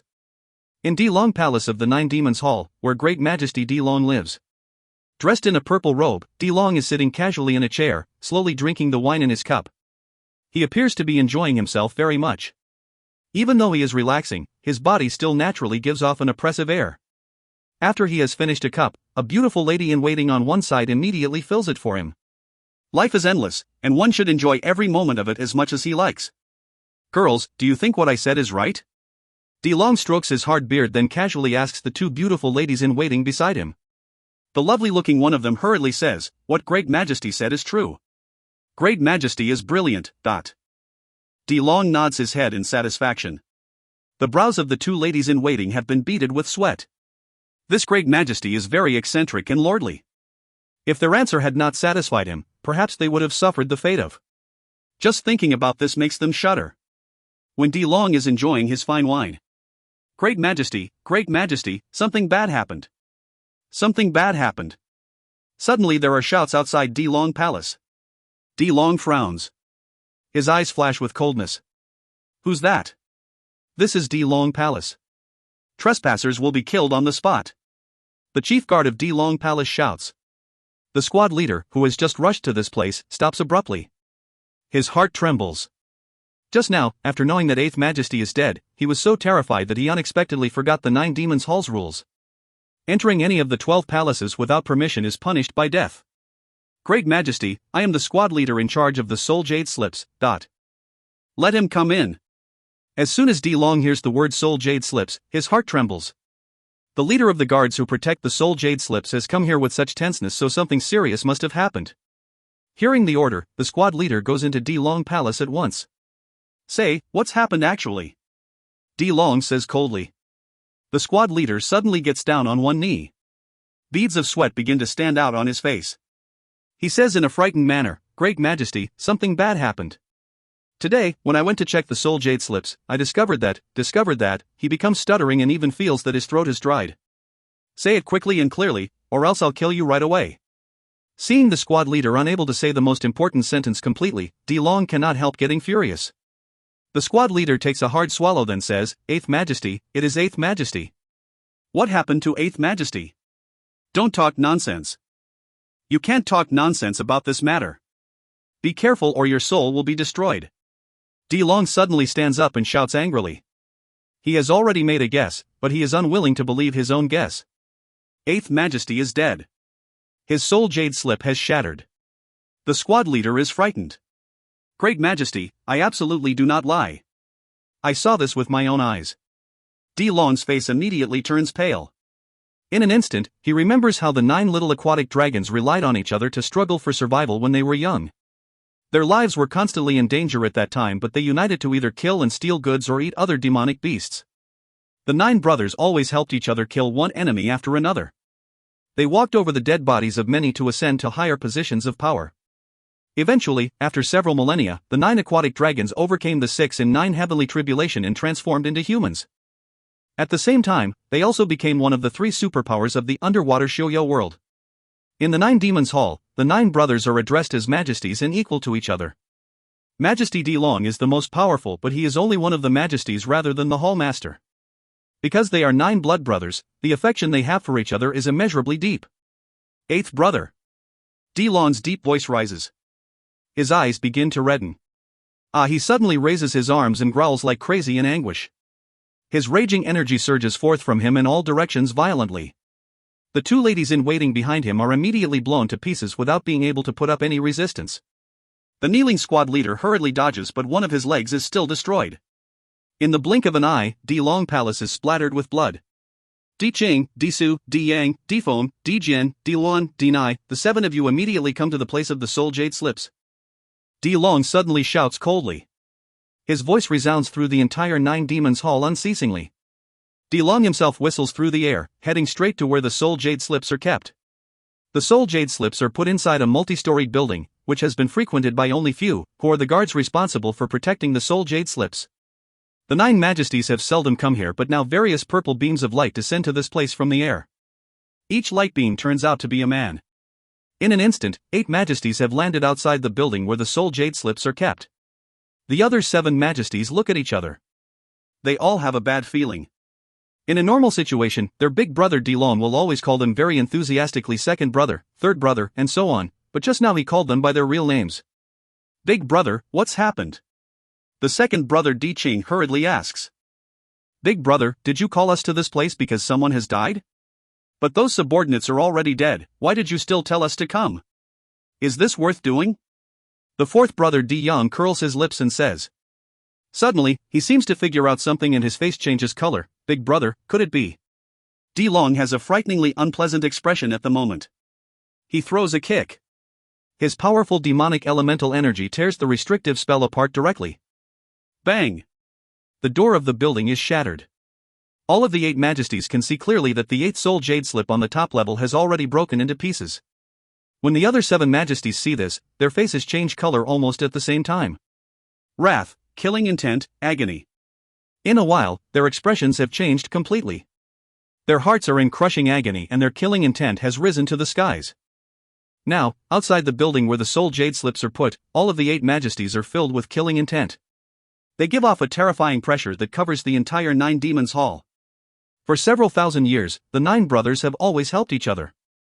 They are extremely cruel and merciless to enemies and do not bat an eyelid when killing enemies, but their brotherhood is so deep that they can sacrifice themselves for each other.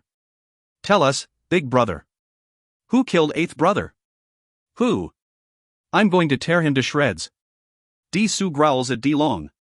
His eyes have become very red and his whole body has begun to tremble. Long, however, remains silent. Who? Who killed my 8th brother? I'll definitely avenge his death. I'm going to take revenge for 8th brother. The second brother Ching cannot suppress the fury in his heart either. The 8 remaining majesties of the 9 demons hall are all itching to eat the killer's flesh and drink their blood. But Great Majesty Long, who is being questioned by his brothers, has not got a clue about the killer. He knew that his 8th brother is dead just a moment ago too. In the 90 million li radius territory of the 9 demons hall, who can kill a middle Dongxu stage purple demon aquatic dragon? Big Brother. A cold voice rises. This is none other than the 6th brother Dijian. When it comes to power, among the 9 purple demon aquatic dragon brothers, the Big Brother Long ranks first and has reached the late Dongxu stage. The 8th brother Tong ranked third and had reached the middle Dongxu stage. And the one that ranks second is the 6th brother Dijian, who is often relatively reserved and has also reached the late Dongxu stage. Tell me who the killer is. I'm going to capture and bring him back. The cold look in Dijian's glittering eyes is like an icy arrow. The other brothers all understand his meaning. Why should they kill? They should capture and bring the killer back, then slowly make him suffer a fate worse than death through tortures. They will force the killer through various cruel tortures so that he would rather be killed than be kept alive. Only then will they feel satisfied. Long takes a look at his brothers, who are full of killing intent at the moment, and says powerlessly with a shake of his head, the killer? For the moment I don't know who he is either. Everybody knows how powerful 8th brother was. Who could possibly kill him? But I know one thing, 2 years ago I sent him to infiltrate the Blood Red Cave because of one of the 9 swords. Now an accident has happened to him, so it should have something to do with the Blood Red Cave. The Blood Red Cave? The second brother Ching frowns. Its master Cha Hong is pretty strong, but he's no match for 8th brother. Jian says coldly, why talk so much? Let's go to the Blood Red Cave for an investigation first. We'll definitely find out some clues. If we can't find the killer, then anyone there can be the killer, so we'll kill them all. The look in Jian's eyes is piercingly cold. Their brother has been killed, so they shall not let this matter pass. None of the other brothers disagrees with Jian's words. Their eyes even glitter with frightening killing intent. To them, even all the other experts in the whole underwater world of Zuyuyoists put together cannot compare to their 8th brother alone. Whoever dared to kill their brother is their enemy. Long immediately gives an order, very well. 8th brother had reached the middle Dongxu stage, so the killer must be at the Dongxu stage at a minimum. And not many Zuyuyoists in the entire underwater world have reached the Dongxu stage. But massacre is the last resort. We should investigate first. Only when we can't find the killer will we carry it out. Brothers, who want to go to the Blood Red Cave to investigate. You should guard the 9 demons hall, Big Brother. I'll go. Jian says coldly. The other brothers also secretly agree with him. In terms of power, this frosty Jian is absolutely just below his big brother. Moreover, some brothers have even suspected that he has surpassed their big brother. After all, both Jian and Long are late Dongxu stage experts. Since Jian will personally get into action, everybody feels relaxed. I'll go too. The second brother Ching also says. The 7th brother Luan also says, I'll go with you as well. I want to see who killed my 8th brother. He is seething with killing intent. Seeing that the other brothers all want to go investigate, Long immediately says, 6th brother, 2nd brother and 7th brother will go together. This is already enough. Perhaps nobody can kill the 3 of them. The other brothers guard the 9 demons hall with me. When Jian and the other 2 join forces, their offense is indeed very powerful. Perhaps only Azure Dragon, the overlord of the Azure Dragon Palace, and the old freak 3-eyed of the Blue Water Mansion can take their lives. But they are the 2 supreme figures of the underwater Shouyao world. How can they possibly lower themselves by killing members of the 9 demons hall at will? Big brother, the 3 of us have no time to lose, so we're leaving now. The second brother Ching folds his hands in salute. Jian and Luan also fold their hands and say farewells to their brothers. 2nd brother, 6th brother, 7th brother, please avenge 8th brother's death. Long says solemnly. Su, Yang, Feng, and Nai also fold their hands and say goodbye to Jian and the other 2. Afterwards, Di Jian, Di Cheng and Di Luan leave the Nine Demons Hall at once like three beams of light. In the Blood-Red Cave's main hall, Qin Yu flings his robe and sits down in a throne in the main hall. There is another throne on either side of him. Ho Fei is sitting in one of these thrones. The other throne is still vacant. Qin Yu reserves it for none other than Xiao He, Cave Master. The three Black Turtle brothers, the two tiger sharks Wu Tong and Wu Feng, the two snake women Yan Cheng and Shi Yan, Zhuang Zhong and Tang Bai, 9 guardians in total, bow and say respectfully in unison. After Qin Yu defeated Tang Bai in one hit, they no longer had any doubts about his power. And Ho Fei's power is even more indisputable. Cave Master. The 50 squad leaders get down on one knee and say at the same time. These 50 squad leaders represent the 5,000 guards. Now they too already know that Cha Hong is dead and the new cave master is none other than former guardian Lu Xing. I'm going to declare some new rules here. Qin Yu looks down at the 9 guardians and the 50 squad leaders below him. They all respectfully show that they are ready to listen to his orders. From now on, the Blood-Red Cave no longer has the chief master and vice master positions. The new ones are first master, second master and third master. The 3 cave masters are absolutely equal to each other. This rule follows the 9 Demons Hall's example. Do you understand, my guardians? Everybody below Qin Yu is shocked by his first order. To Qin Yu, this cave master position is not very important. He took over the Blood-Red Cave mostly because he wants to give his brothers a place to establish themselves. He himself does not want to serve under or be ordered by anyone. Moreover, he knows very well that the 9 Demons Hall will definitely not ignore Di Tong's death. Facing the 9 Demons Hall, Qin Yu and his 2 brothers will naturally work together as a team. Even if disasters befall them, once they join forces, what obstacle will be too difficult for them to overcome?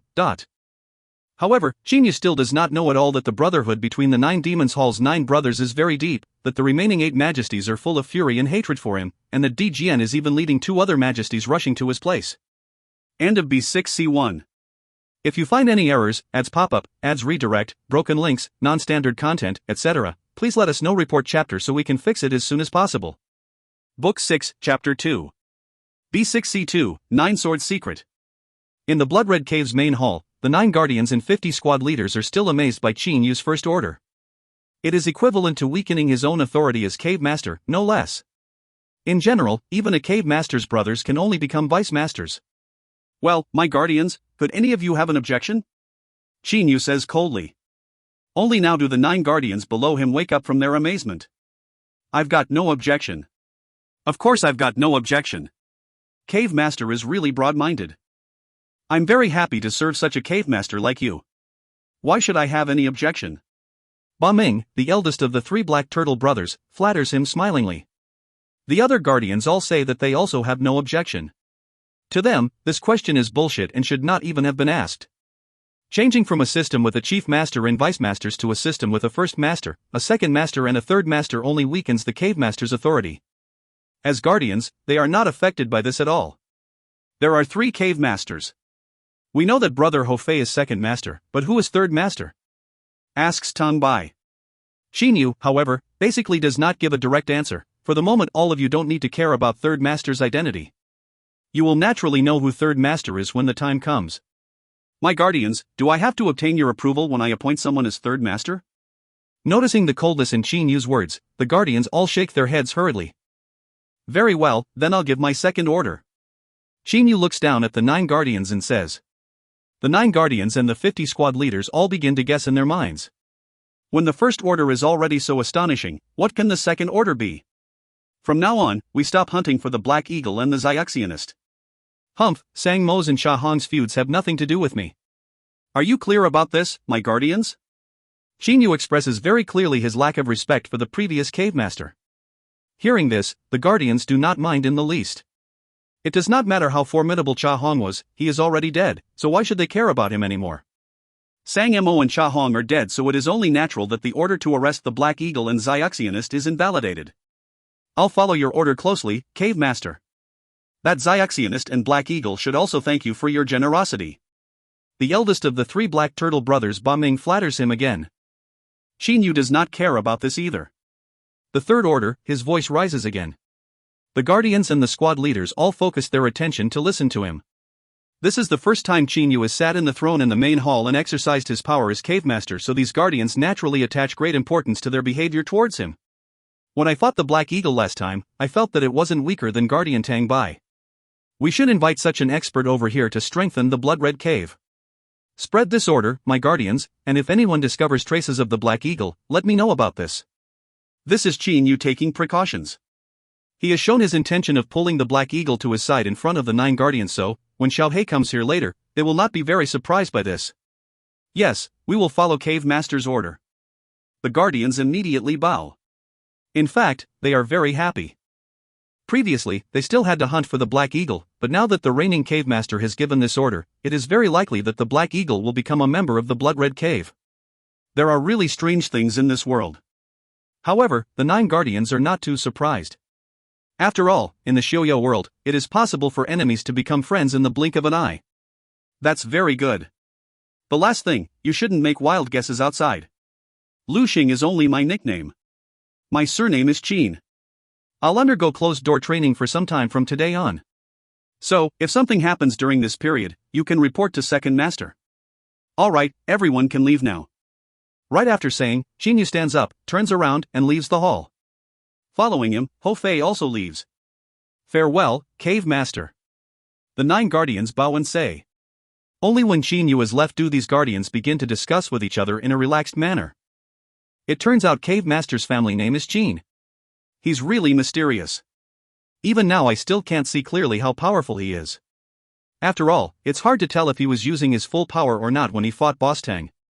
What do you think, Boss Tang? Zhuang Zhong looks smilingly at Tang Bai. Tang Bai says curtly, he shouldn't have been. Oh my, Boss Tang, what does shouldn't mean?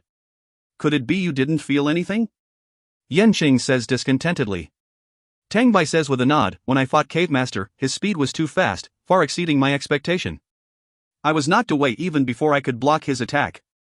Also, I felt that his energy was very fierce and concentrated. It seemed he wasn't wasting any energy. The faces of the other guardians change color. When experts execute a powerful attack, generally they will cause turbulence in their vicinity and give off a massive aura. The existence of this great aura also means that a large amount of the attack's energy is being used ineffectively instead of being directed at the opponent's body. Cave Master didn't waste any energy when he fought Boss Tang? Wu Feng says in shock. Wu Tong says with a nod, Cave Master is really unfathomable. These guardians marvel at Qin Yu's power, but they simply do not know about the characteristics of the stellar transformations technique. At the meteor stage, Qin Yu's energy has been condensed into thin lines. Therefore, when he attacks, his energy is highly concentrated and does not seem to be wasted in the least. Everybody, just now Cave Master said he'd undergo closed-door training. Oh dear, the previous Cave Master Cha Hong often underwent closed-door training, and the current Cave Master also often undergoes closed-door training. Really, could it be a Cave Master has to do closed-door training frequently? Shi Yan says in a lazy manner. The other guardians nod. Qin Yu became Cave Master yesterday, but he is about to start doing closed-door training again. Humph, all of you still can't figure out something from this? Tang Bai says coldly. The other 8 guardians all look at him. To maintain his position, Cave Master must have enough power to control everybody.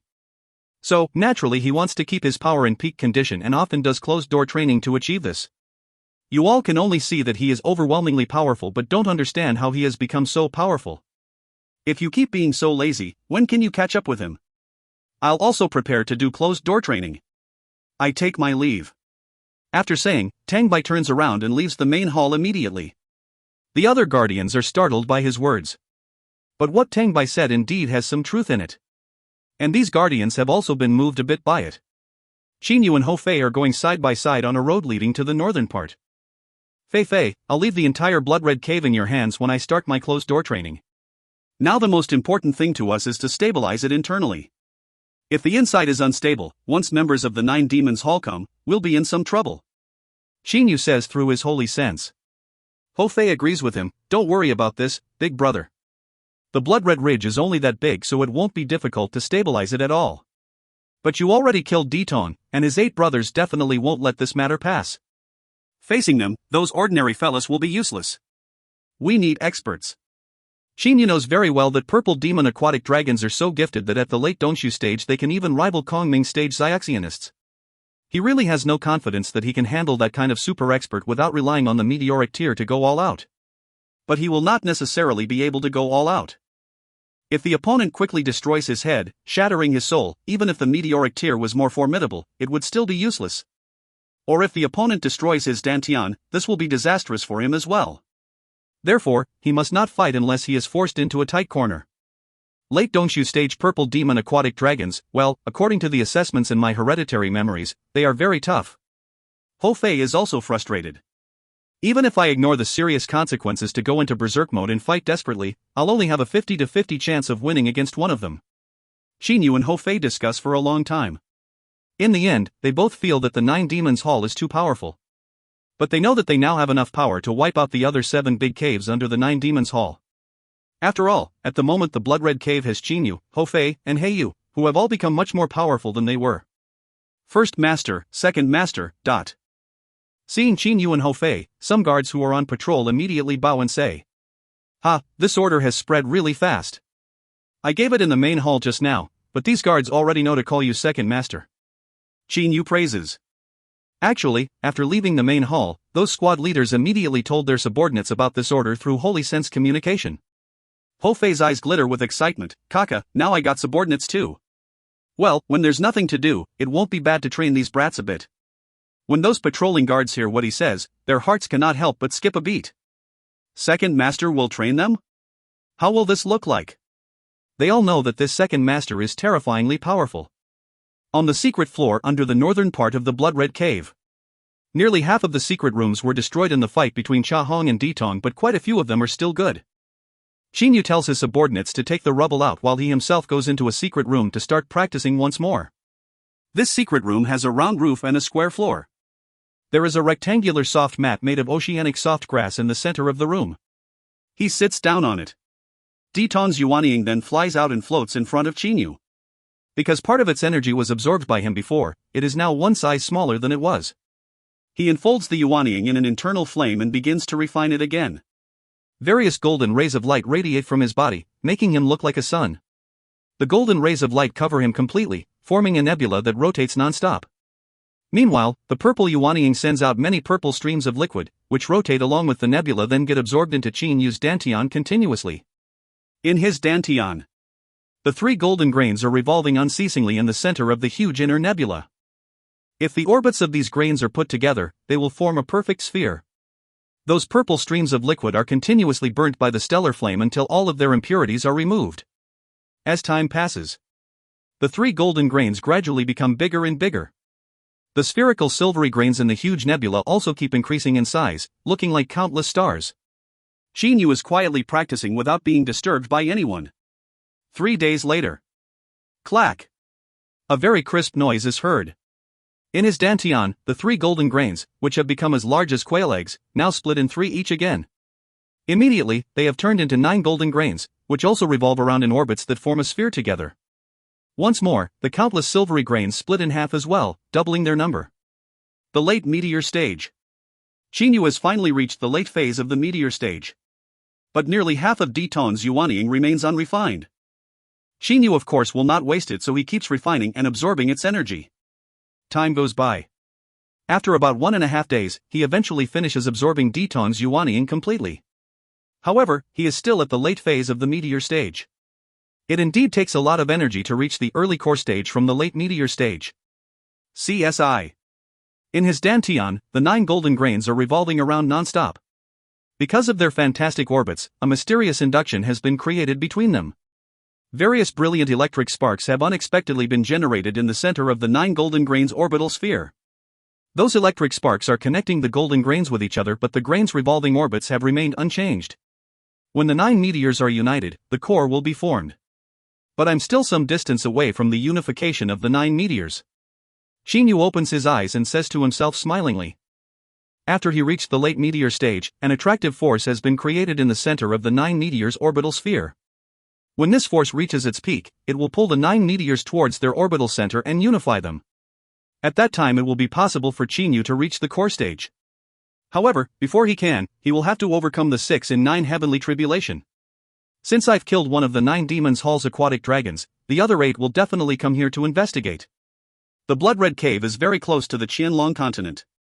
That Nine Demons Hall is 80 million li from here in the south. So, even with their Dongshu stage power, those purple demon aquatic dragons will possibly need a year to arrive. There is a year left, but Qin Yu still feels that he has too little time. He is confident that he would be able to reach the early core stage if he had 10 years. Once he has reached the core stage, he would be able to face the Nine Demons Hall head-on without worries. However, at the moment, he does not have enough power for a head-on conflict with the Nine Demons Hall. There's no point in thinking too much. I'll come up with solutions as problems arise. Once Fei Fei, Xiao Hei, and I join forces, what's there for us to fear? Qin Yu stops thinking about the menace of the Nine Demons Hall, then takes out from his spatial ring some things. They are a top-grade holy class spear, one of the 9 swords, and a black jade case. After opening the jade case, he sees a jade slip. He makes a sweep with his holy sense. Oh, there are 9 keys to the 9 Swords Immortal Mansion. According to what this jade slip says, this 9 Swords Immortal Mansion is really extraordinary. Looks like the jade sword I got is the 8th key. However, Qin Yu bursts out laughing. Even if they can gather the other 8 jade swords, without mine, they won't be able to open that immortal mansion. He has quickly figured this out accurately. His camp's power is weak for the moment, but it will be okay if he does not bring the jade sword out. Even if other Xiatianists can gather the other 8 jade swords, they will still be unable to open the immortal mansion. And Qin Yu will lie low and wait until the Blood Red Cave has enough power to confront the Blue Water Mansion, the Azure Dragon Palace, and the Nine Demons Hall to show the jade sword. However, he still does not know that the Nine Demons Hall's brothers care very deeply about each other. How can they possibly give him time to lie low? How can they possibly give him time to improve his side's power? At the moment, 3 of them are coming to his place, with Di Jian being the leader. Even Hou Fei will have difficulty fighting a late Dongshu stage Di Jian. End of B6C2. If you find any errors, ads pop-up, ads redirect, broken links, non-standard content, etc., please let us know. Report chapter so we can fix it as soon as possible. Book 6, Chapter 3. B6C3, Internal Disorder. Deep in the ocean, Di Jian, Di Cheng, and Di Luan, all robed in red, are rushing side by side through the water. They cause great turbulence and surges wherever they go. 7th brother, 8th brother's death is very strange. The Blood Red Cave is at the northernmost part of our territory and next to the Qianlong continent of mortals. The Blue Water Mansion and the Azure Dragon Palace are even farther from it than us. Given such great distances, the killer shouldn't be from the Azure Dragon Palace or the Blue Water Mansion. Di Qing ponders for a long time, then opens his mouth and says, "What he just said is reasonable." After all, Di Tong leaving for the Blood Red Cave was a secret, and not even all of his 8 brothers in the Nine Demons Hall knew about this. How could outsiders possibly have known? Even if in the end the Blue Water Mansions and the Azure Dragon Palace's subordinates were able to discover that Di Tong had gone to the Blood Red Cave, perhaps they would still not have enough time to chase and kill him. Among the 9 brothers, Di Luan is fairly good at stratagems. After thinking for a while, he says with a nod, "Second brother, do you still remember that we sent Chahong a message but he unexpectedly hasn't replied?" When Di Luan set off, he messaged Chahong to ask. However, the message was like a clay ox entering the sea and went unanswered. There are only 2 possibilities. First, Chahong is already dead. And second, he used some unknown wicked method to kill 8th brother, then went into hiding, in which case, he certainly doesn't dare to reply to our message. Di Qing continues. But, for the moment, Di Cheng and the other 2 also have no way to find out if Chahong is dead or alive. In fact, the Nine Demons Hall has basically never thought that the 8 caves under it are important. These 8 caves are merely the managers of its 8 large areas. The Nine Demons Hall has been using them only to govern its 90 million li radius territory and has never collected the soul jade slips of the 8 caves masters. We'll know after an interrogation. What's the point of making wild guesses here? The grim 6th brother Di Jian says. Di Luan's eyes brighten as he hears his 6th brother's words. He says, "Second brother, I've got a method. Not only will it find out if Chahong is dead, it'll also be a big help to us in finding 8th brother's killer." After saying, he takes out a transmitter. Both Di Jian and Di Qing feel happy at once and look at Di Luan. First, let's message the Great Shell Cave, which is the one nearest the Blood Red Cave.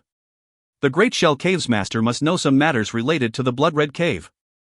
There's another step that can be taken after questioning the Great Shell Cave's master. Di Luan says smilingly.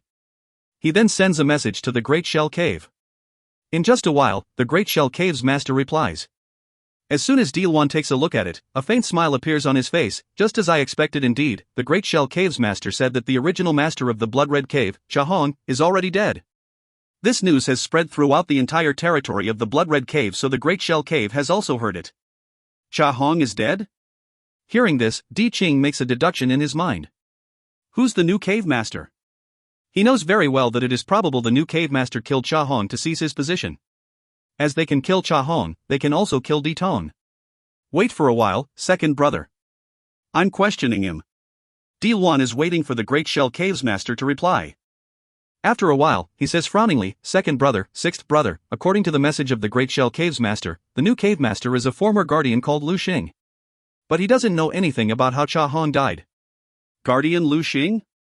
Says Di Qing to himself. Di Jian, Di Chang, and Di Luan are all pondering. Second brother, sixth brother, do you remember that old turtle Qing Xian of the Blood Red Cave? Do you still remember that fight several hundred years ago? Di Luan suddenly says smilingly to Di Jian and Di Qing. He has already come up with an idea. Di Jian is startled, old turtle Qing Xian? I've never heard of him. Sixth brother, you never pay attention to what happens outside, so it's normal that you know nothing about him. How about you, second brother? Di Luan looks at his second brother Di Qing. Di Luan says with a nod, I've heard of that old turtle Qing Xian. In the past, when we were choosing a manager for the territory of the Blood Red Cave, both he and Cha Hong strived for this position. In the end, they fought each other.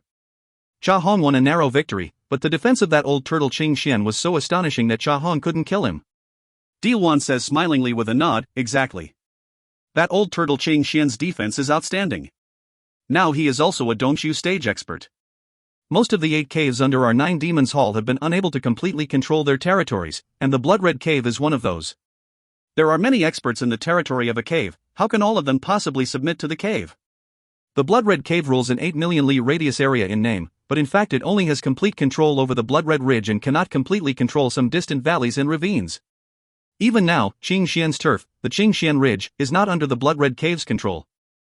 It's weaker than the Blood Red Ridge, but Cha Hong is already dead, so Qing Xian definitely won't accept the new cave master's authority.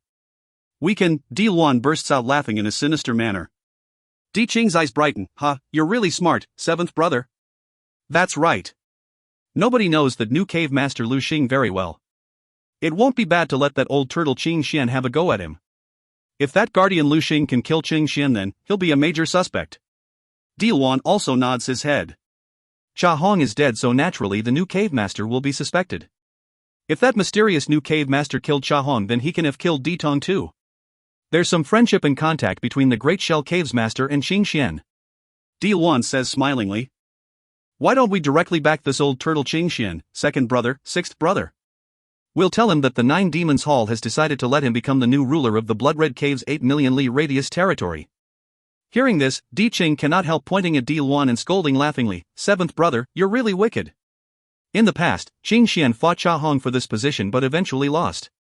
He has always considered this defeat a disgrace to his life. If he knows that Cha Hong is dead and that the 9 Demons Hall has appointed him as the new ruler of the Blood Red Cave's territory, will he possibly be able to sit tight? Seventh brother, that Lu Xing fella is just a suspect. If, after we say that we've appointed Qing Xian as the new manager of the Blood Red Cave, he beats Qing Xian, it won't be good for our investigation. After all, we will have appointed Qing Xian as the new manager. Di Qing says with a frown. Di Luan, however, says smilingly, will we? We'll only let the Great Shell Cave's master tell this to Qing Xian. If he succeeds, we won't have to do anything. But if he fails, we certainly can shift the responsibility onto the Great Shell Cave's master. I think he won't dare to say a word even if he's wrongfully blamed. That's right. If the 9 Demons Hall's majesties cause him to be wrongfully blamed, will he dare to speak out? Clever. Clever. Seventh brother, quickly tell the Great Shell Cave's master to message Qing Xian, making him rebel and fight for that cave master position. That Lu Xing, I've never heard of him before. Now I want to see how powerful this mysterious fella is. Di Qing's eyes flash with coldness. If this Lu Xing can kill Qing Xian, Di Jian and the other two will have to consider him their number 1 suspect. The purpose of this maneuver is to estimate Lu Xing's true power. If he is not strong enough and gets killed, of course Di Jian, Di Chang and Di Luan will not pay attention to him anymore. In the Blood Red Cave's territory, there is a particular mountain range that is several times smaller than the Blood Red Ridge. There are nearly 10,000 Zuyuyoists here. This Qing Xian Ridge can be said to be a country within a country. In name, it is under the Blood Red Cave's control, but in fact, it does not take orders from the Blood Red Cave. In the mansion of the old turtle Qin Xian in the Qin Xian Ridge. Old founder Qin Xian is sitting in an armchair. There is a lady-in-waiting gently fanning him with a fan on either side of him. He is all smiles at the moment. His nearly 1 m long bluish flaming hair is slowly flowing. His blue eyebrows are also flowing. May I ask why you are so happy, old founder? A white-clad handsome man comes and then says respectfully on one side. Qin Xian does not answer, but his expression changes irregularly, sometimes looking frighteningly ferocious, sometimes looking excitedly murderous. Bai Yan, have you heard of the Nine Demons Hall? Of course I have. The Nine Demons Hall is the real ruler of a 90 million li radius area and one of the 3 underwater superpowers. How could I not know about it? But why did you mention it, old founder? Bai Yan says doubtfully. Holding his eyebrow between his forefinger and middle finger, Qin Xian slowly arranges his thoughts, then says, the Nine Demons Hall has told the Great Shell Cave's master to message me that Cha Hong is already dead and I'd become the new cave master. Heaven has helped me. Heaven has helped me. That guardian Lu Xing or something, a brat from some small mountain range, has unexpectedly made an absurd attempt to become cave master without checking if he's eligible. Now I've been appointed by the Nine Demons Hall, I'm legitimate. Qin Xian suddenly stands up. The white-clad man bows and waits for his orders. Bai Yan, spread the news that I have become the new cave master for me, saying that this is an appointment made by the Nine Demons Hall itself and that Lu Xing is illegitimate. Qin Xian's lustrous green eyes radiate viciousness. Disturbance, cause a disturbance for me, those rebellious fellas. I want to plunge the blood-red ridge into absolute chaos and blood splattered everywhere. When the time is right, I'll reappear and put everything back in order at one stroke. Bai Yan immediately bows, old founder is really brilliant. In the blood-red cave. Xiaohei, you rushed to hear from the ravine but didn't even tell me about this. I really got a pleasant surprise, Xinyu laughs out loud. At the moment, the 3 brothers, Xinyu, Hofei, and Heiyu, are drinking wine in a building in the northern part. Heiyu stretches his wing and sweeps a cup up with his energy. He then drinks all the wine in it. Fei, I heard that you're second master. How is this possible? When we were in the ravine, we didn't decide who ranked higher and who lower. How about this? I'll be second master and you'll be third master. Heiyu says to Hofei through his holy sense. Hofei, who is happily drinking wine, immediately gives a glare when he hears this. Damn you. What did you just say? I always listen to master's words. At that time he told me to call Qin you big brother, so I accepted this. Now you hairy bird also want to be one up on me? Dream on. He has never dared to disobey Uncle Lan's orders.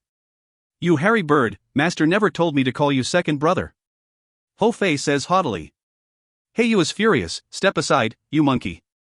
What are you being aggressive for? Uncle Lan didn't say who the second is or who the third is, but he didn't say you can get one up on me either. Heiyu is very proud. He is simply unwilling to yield. Xinyu immediately has a headache.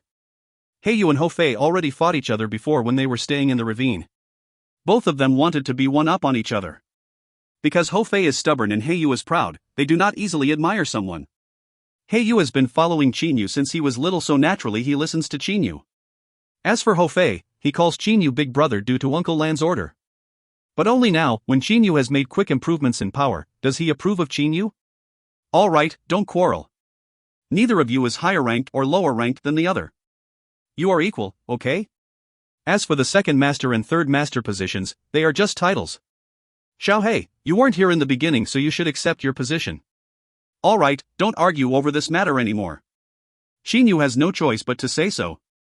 Humph, Heiyu utters a cold humph. Hofei also gives Heiyu a fierce stare. Even though these two bicker over their positions, they do not fight over the other matters. The 3 brothers then drink wine and chat excitedly to each other again. They chat non-stop about many things, for example their experiences and their respective fantastic techniques. This drinking session lasts for 3 whole days and is very enjoyable.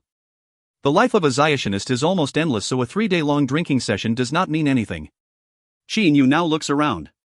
There are 6 beautiful ladies in waiting standing respectfully behind him. He says with a wave of his hand, all of you can leave. Don't let anyone come in. Yes, cave master. These girls bow and say then leave deferentially. When the 6 ladies in waiting have left, Xinyu waves his hands, setting up a restrictive spell around the 3 of them, then says mysteriously to Xiaohei, that lowlife Cha Hong had reached the peak of the early Dongshu stage and was also a blood-red aquatic python, so his Yuanying has a lot of energy, enough for you to reach the middle Yuanying stage. For the moment, because of your soul, you should stop absorbing at the middle yuanying stage. Don't absorb more than that before your soul has made another breakthrough. He waves his hand and a purple yuanying floats out. It is none other than Cha Hong's yuanying. Xiao He does not decline and receives it immediately. He Yu has been Qin Yu's companion since he was very young, so they seem to share everything. It does not matter how valuable a treasure is, to them, what's yours is mine and what's mine is yours. He Yu also knows that Qin Yu has reached the late meteor stage. Right at this moment. Cave Masters, something bad happened. Zhuang Zhong's voice rises outside. Qin Yu knows that Zhuang Zhong will only behave like this in a serious situation. He immediately removes the restrictive spell with a wave of his hand. Zhuang Zhong hurriedly rushes in from outside and says respectfully, "My 3 cave masters, word has spread through the Blood-Red Ridge that First Master's position is illegitimate and that the Nine Demons Hall has appointed the old turtle Qing Xian as the new cave master directly. These rumors have made everyone in the Blood-Red Ridge anxious and severely dented our Blood-Red Cave's reputation. Quite a few formidable Zuyuyoists don't even listen to our orders anymore." The faces of Qin Yu, Hou Fei, and He Yu change color at once. However, Qin Yu does not know that this is a test that Di Jian and his 2 brothers have given him. End of B6C3. If you find any errors, ads pop up, ads redirect, broken links, non-standard content, etc., please let us know. Report chapter so we can fix it as soon as possible. Book 6, Chapter 4. B6C4, Old Founder Qing Xian. Old Turtle Qing Xian? Tell me, Zhuang Zhong, what is this fella's background? I can see that this turbulence definitely has to do with him. Hou Fei suddenly throws his cup on the floor and says furiously. His eyes radiated golden light. Hou Fei cannot contain his anger. In any case, he is the Blood-Red Cave's second master, so how can he possibly let someone come and seize his position? Zhuang Zhong says respectfully, "My 3 cave masters, this old turtle Qing Xian is also an outstanding expert. In the past, when the Nine Demons Hall was choosing a manager for this 8 million li radius area, he and Cha Hong had a fight against each other. In the end, Cha Hong won a narrow victory, but Qing Xian's true form is an old turtle, so his defense was extremely strong and Cha Hong couldn't kill him. Now that Cha Hong is dead, Qing Xian must want to stage a comeback. Qin Yu slightly nods. Hou Fei, however, winks a couple of times and says with strange laughter, "Kaka, this old turtle couldn't even beat Cha Hong yet, he still wants to become cave master. Laughable, man. I'll smash his black turtle shell directly with a blow of my stick, humph, humph." The look in Qin Yu's eyes turns cold too. Zhuang Zhong, as far as I know, quite a lot of Zuyuoists in the Blood-Red Cave's territory don't approve of me occupying this cave master position, right? He is indeed not well known in the 8 million li radius territory of the Blood-Red Cave, so naturally Zuyuoists here do not revere him. Zhuang Zhong says respectfully, "Those fellows don't know about your abilities yet. If they know, they definitely won't dare to be like that." Don't know? Qin Yu says smilingly, "That old turtle Qing Xian doesn't want to live his worthless life in peace and is even attempting to take my position. Could it be he doesn't know that in the Shojin world, not having enough power will lead to death? This is good too. I'll take this chance to showcase my power." He then says with a wave of his hand, "All right. There's no need to report to me when those small fries cause trouble. But when that old turtle Qing Xian appears, tell me about this. You can leave now." "Yes, Cave Master." Zhuang Zhong says respectfully at once, then leaves. From beginning to end, He Yu did not say anything.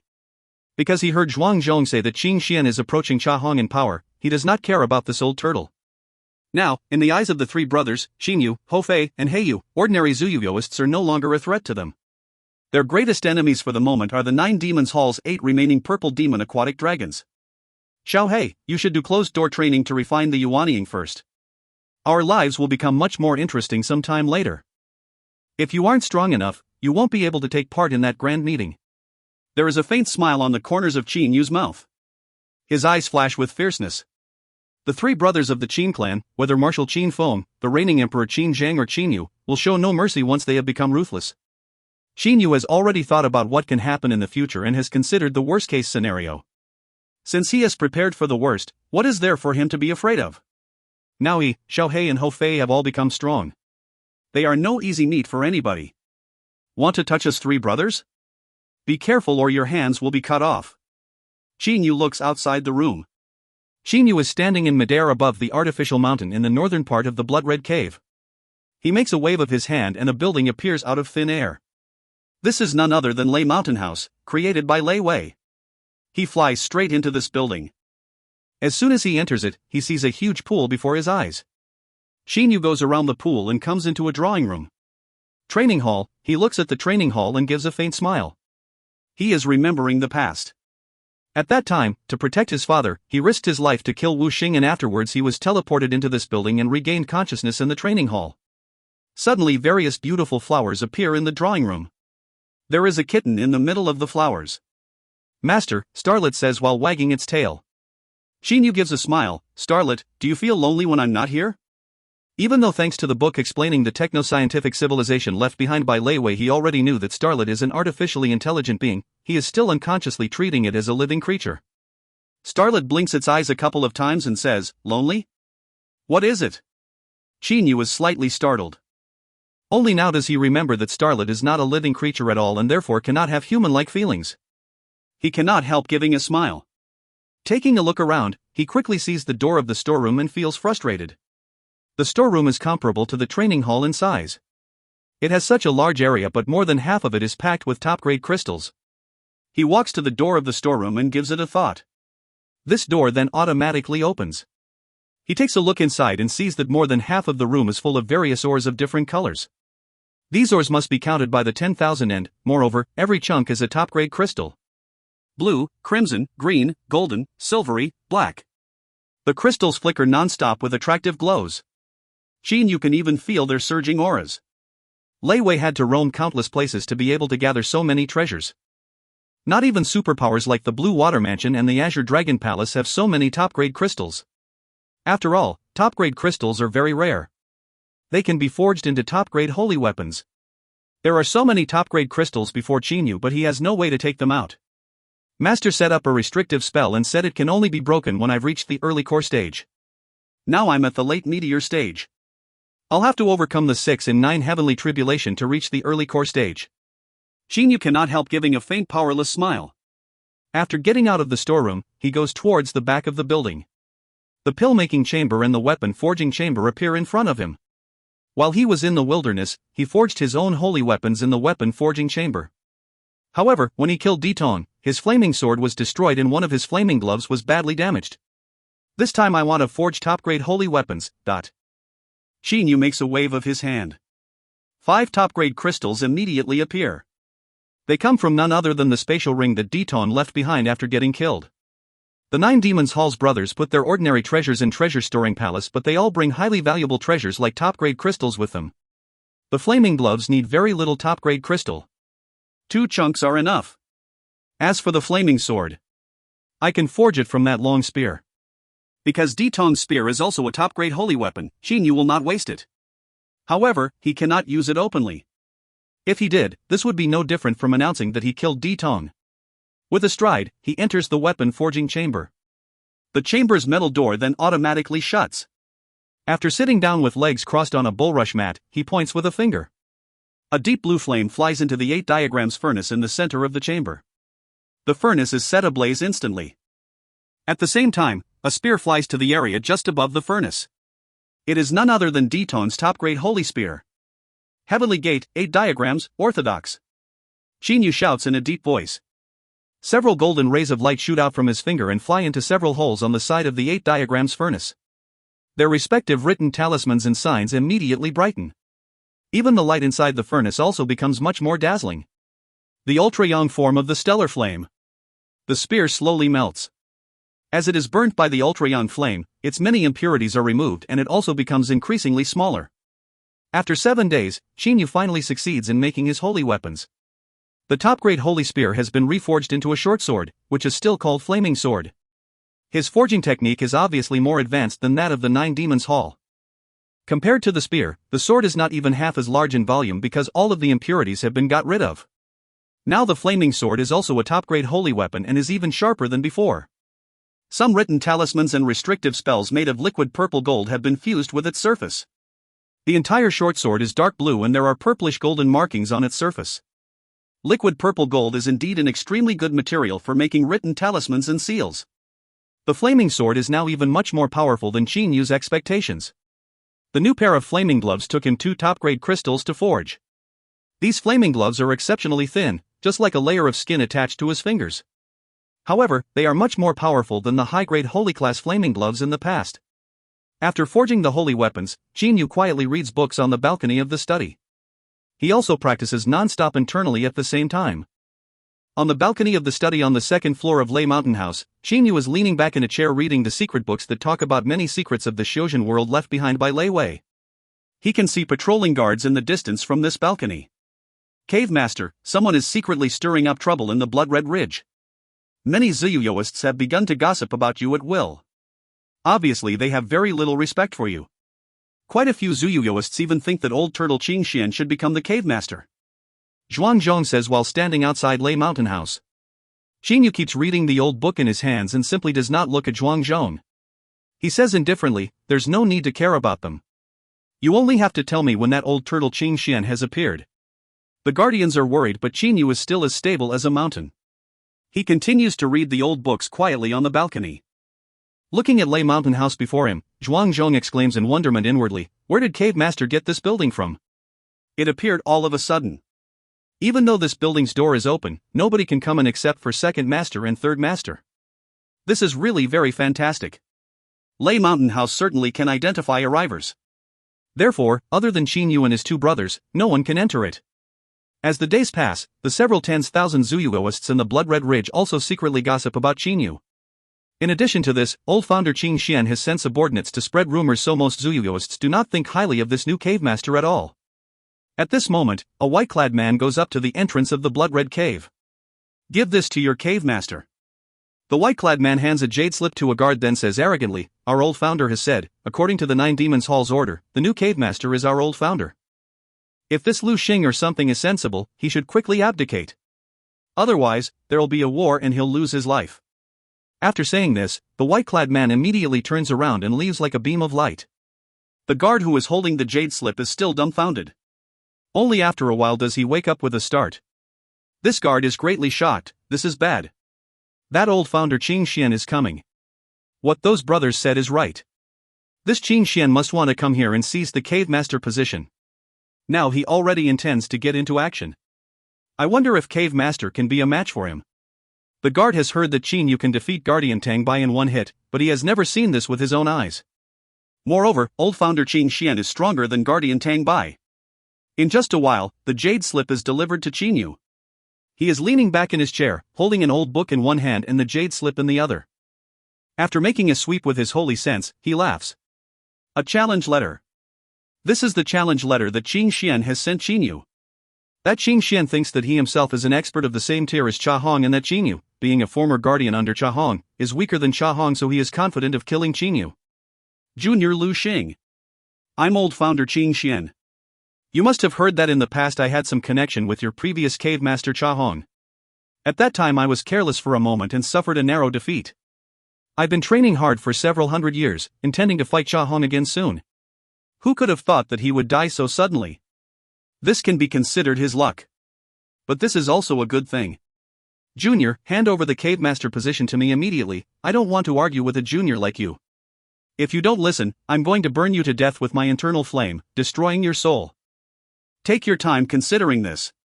I don't mind telling you that the Nine Demons Hall has appointed me as cave master. I'm not fooling you. Plus, I don't feel like fooling a junior like you. I'm going to the Blood Red Cave 3 days later. Whether you'll live or die then depends on your choice. Old founder Qin Xian. Looking at this jade slip, Qin Yu cannot help bursting out laughing. A deep blue flame comes out from his hand and burns the jade slip to ashes. Don't overrate yourself. He remarks indifferently, then continues reading the old book in his hand without any anger. 3 days later. A massive group of several thousand Zuyuyoists comes. Highest among this group is a chair carried by 4 Zuyuyoists. An old man is leaning back in the chair. His long hair is flowing like a bluish flame. Old founder Qin Xian occasionally holds his long eyebrows between his index fingers and middle fingers. His slightly closed eyes sometimes flash with coldness. A great number of the Blood Red Ridge's Zuyuyoists are watching from a distance. The Zuyuyoists who have been living for a long time all know about Qin Xian. They know that he is formidable. Qin Yu is only a guardian under Cha Hong. How can he possibly be a match for Qin Xian, who is on the same level as Cha Hong? A crowd of Zuyuyoists stands in midair in front of the Blood Red Cave, then uniformly turns around and looks at Qin Xian and his large entourage. This crowd of Zuyuyoists is led by none other than the white-clad man Bai Yen. Old founder. Bai Yan gets down on one knee and says respectfully, "Old founder." The nearly 1,000 Zuyuyoists behind him all get down on one knee and say. Quite a few Zuyuyoists in this crowd came to the Blood Red Ridge together with Bai Yan to manipulate other Zuyuyoists here. It is only because of this that today many Zuyuyoists are standing on Qin Xian's side. Qin Xian, who is leaning back in the chair, opens his eyes and takes a glance at the Blood Red Cave. "Junior Lu Xing, quickly come out to welcome your old founder." His loud and clear voice immediately resounds through the whole Blood Red Cave. The power contained in his voice even causes the faces of the Blood Red Cave's guards to change color greatly. Seeing this, the Zuyuyoists under Qin Xian become arrogant. Hearing this voice, Qin Yu, who is quietly reading a book in Lei Mountain House, cannot help but burst out laughing. "Oh! That old black turtle has come. Let's play with him a bit." He puts the book down and disappears from Lei Mountain House with a movement of his body. End of B6C4. If you find any errors, ads pop up, ads redirect, broken links, non-standard content, etc., please let us know. Report chapter so we can fix it as soon as possible. Book 6, Chapter 5. B6C5, A Sword Through the Throat. Followed by a large entourage, old founder Qin Xian is indeed in a very great position. Even though by now all of the Blood Red Cave's guardians have appeared, he is still leaning back in his chair without looking straight at them, which makes him appear all high and mighty. Qin Xian, being so arrogant at the Blood Red Cave, "You're really a bit much." Tang Bai says coldly. Qin Xian gives Tang Bai a sideways glance, then says with an evil laugh that sounds like the cry of an owl, "So it's you, Horned Dragon Tang Bai. If you join me, I'll make you my deputy. What do you think?" He certainly wants to recruit a subordinate like Tang Bai because he also knows that Tang Bai is powerful. "Oh my, old turtle Qin Xian, you're even tempting Boss Tang in front of the Blood Red Cave's main entrance. Isn't this a bit too disrespectful to our cave master?" This is simply. Yan Xing curls her lips, looking very disdainful. Qin Xian's face darkens. His eyes flash repeatedly with coldness. Yan Xing hurriedly hugs Tang Bai's arm, saying, "Boss Tang, that old black turtle scares me. I'm really frightened. You have to protect me."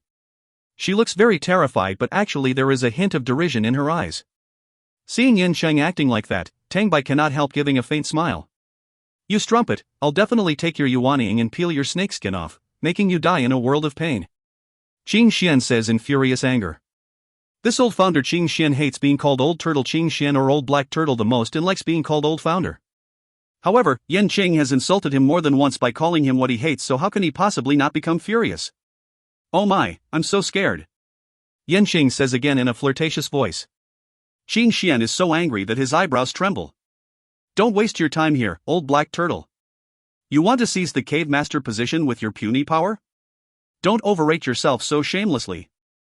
Wu Feng and Wu Tong laugh coldly while looking at Qin Xian. They are not afraid of him in the least. The three black turtle brothers, however, say nothing. Their true forms belong to a relatively rare species of black turtle, whereas Qin Xian is just a common old black turtle. He has reached his current level only because he has been practicing for a very long time. Therefore, the three black turtle brothers actually look down on him.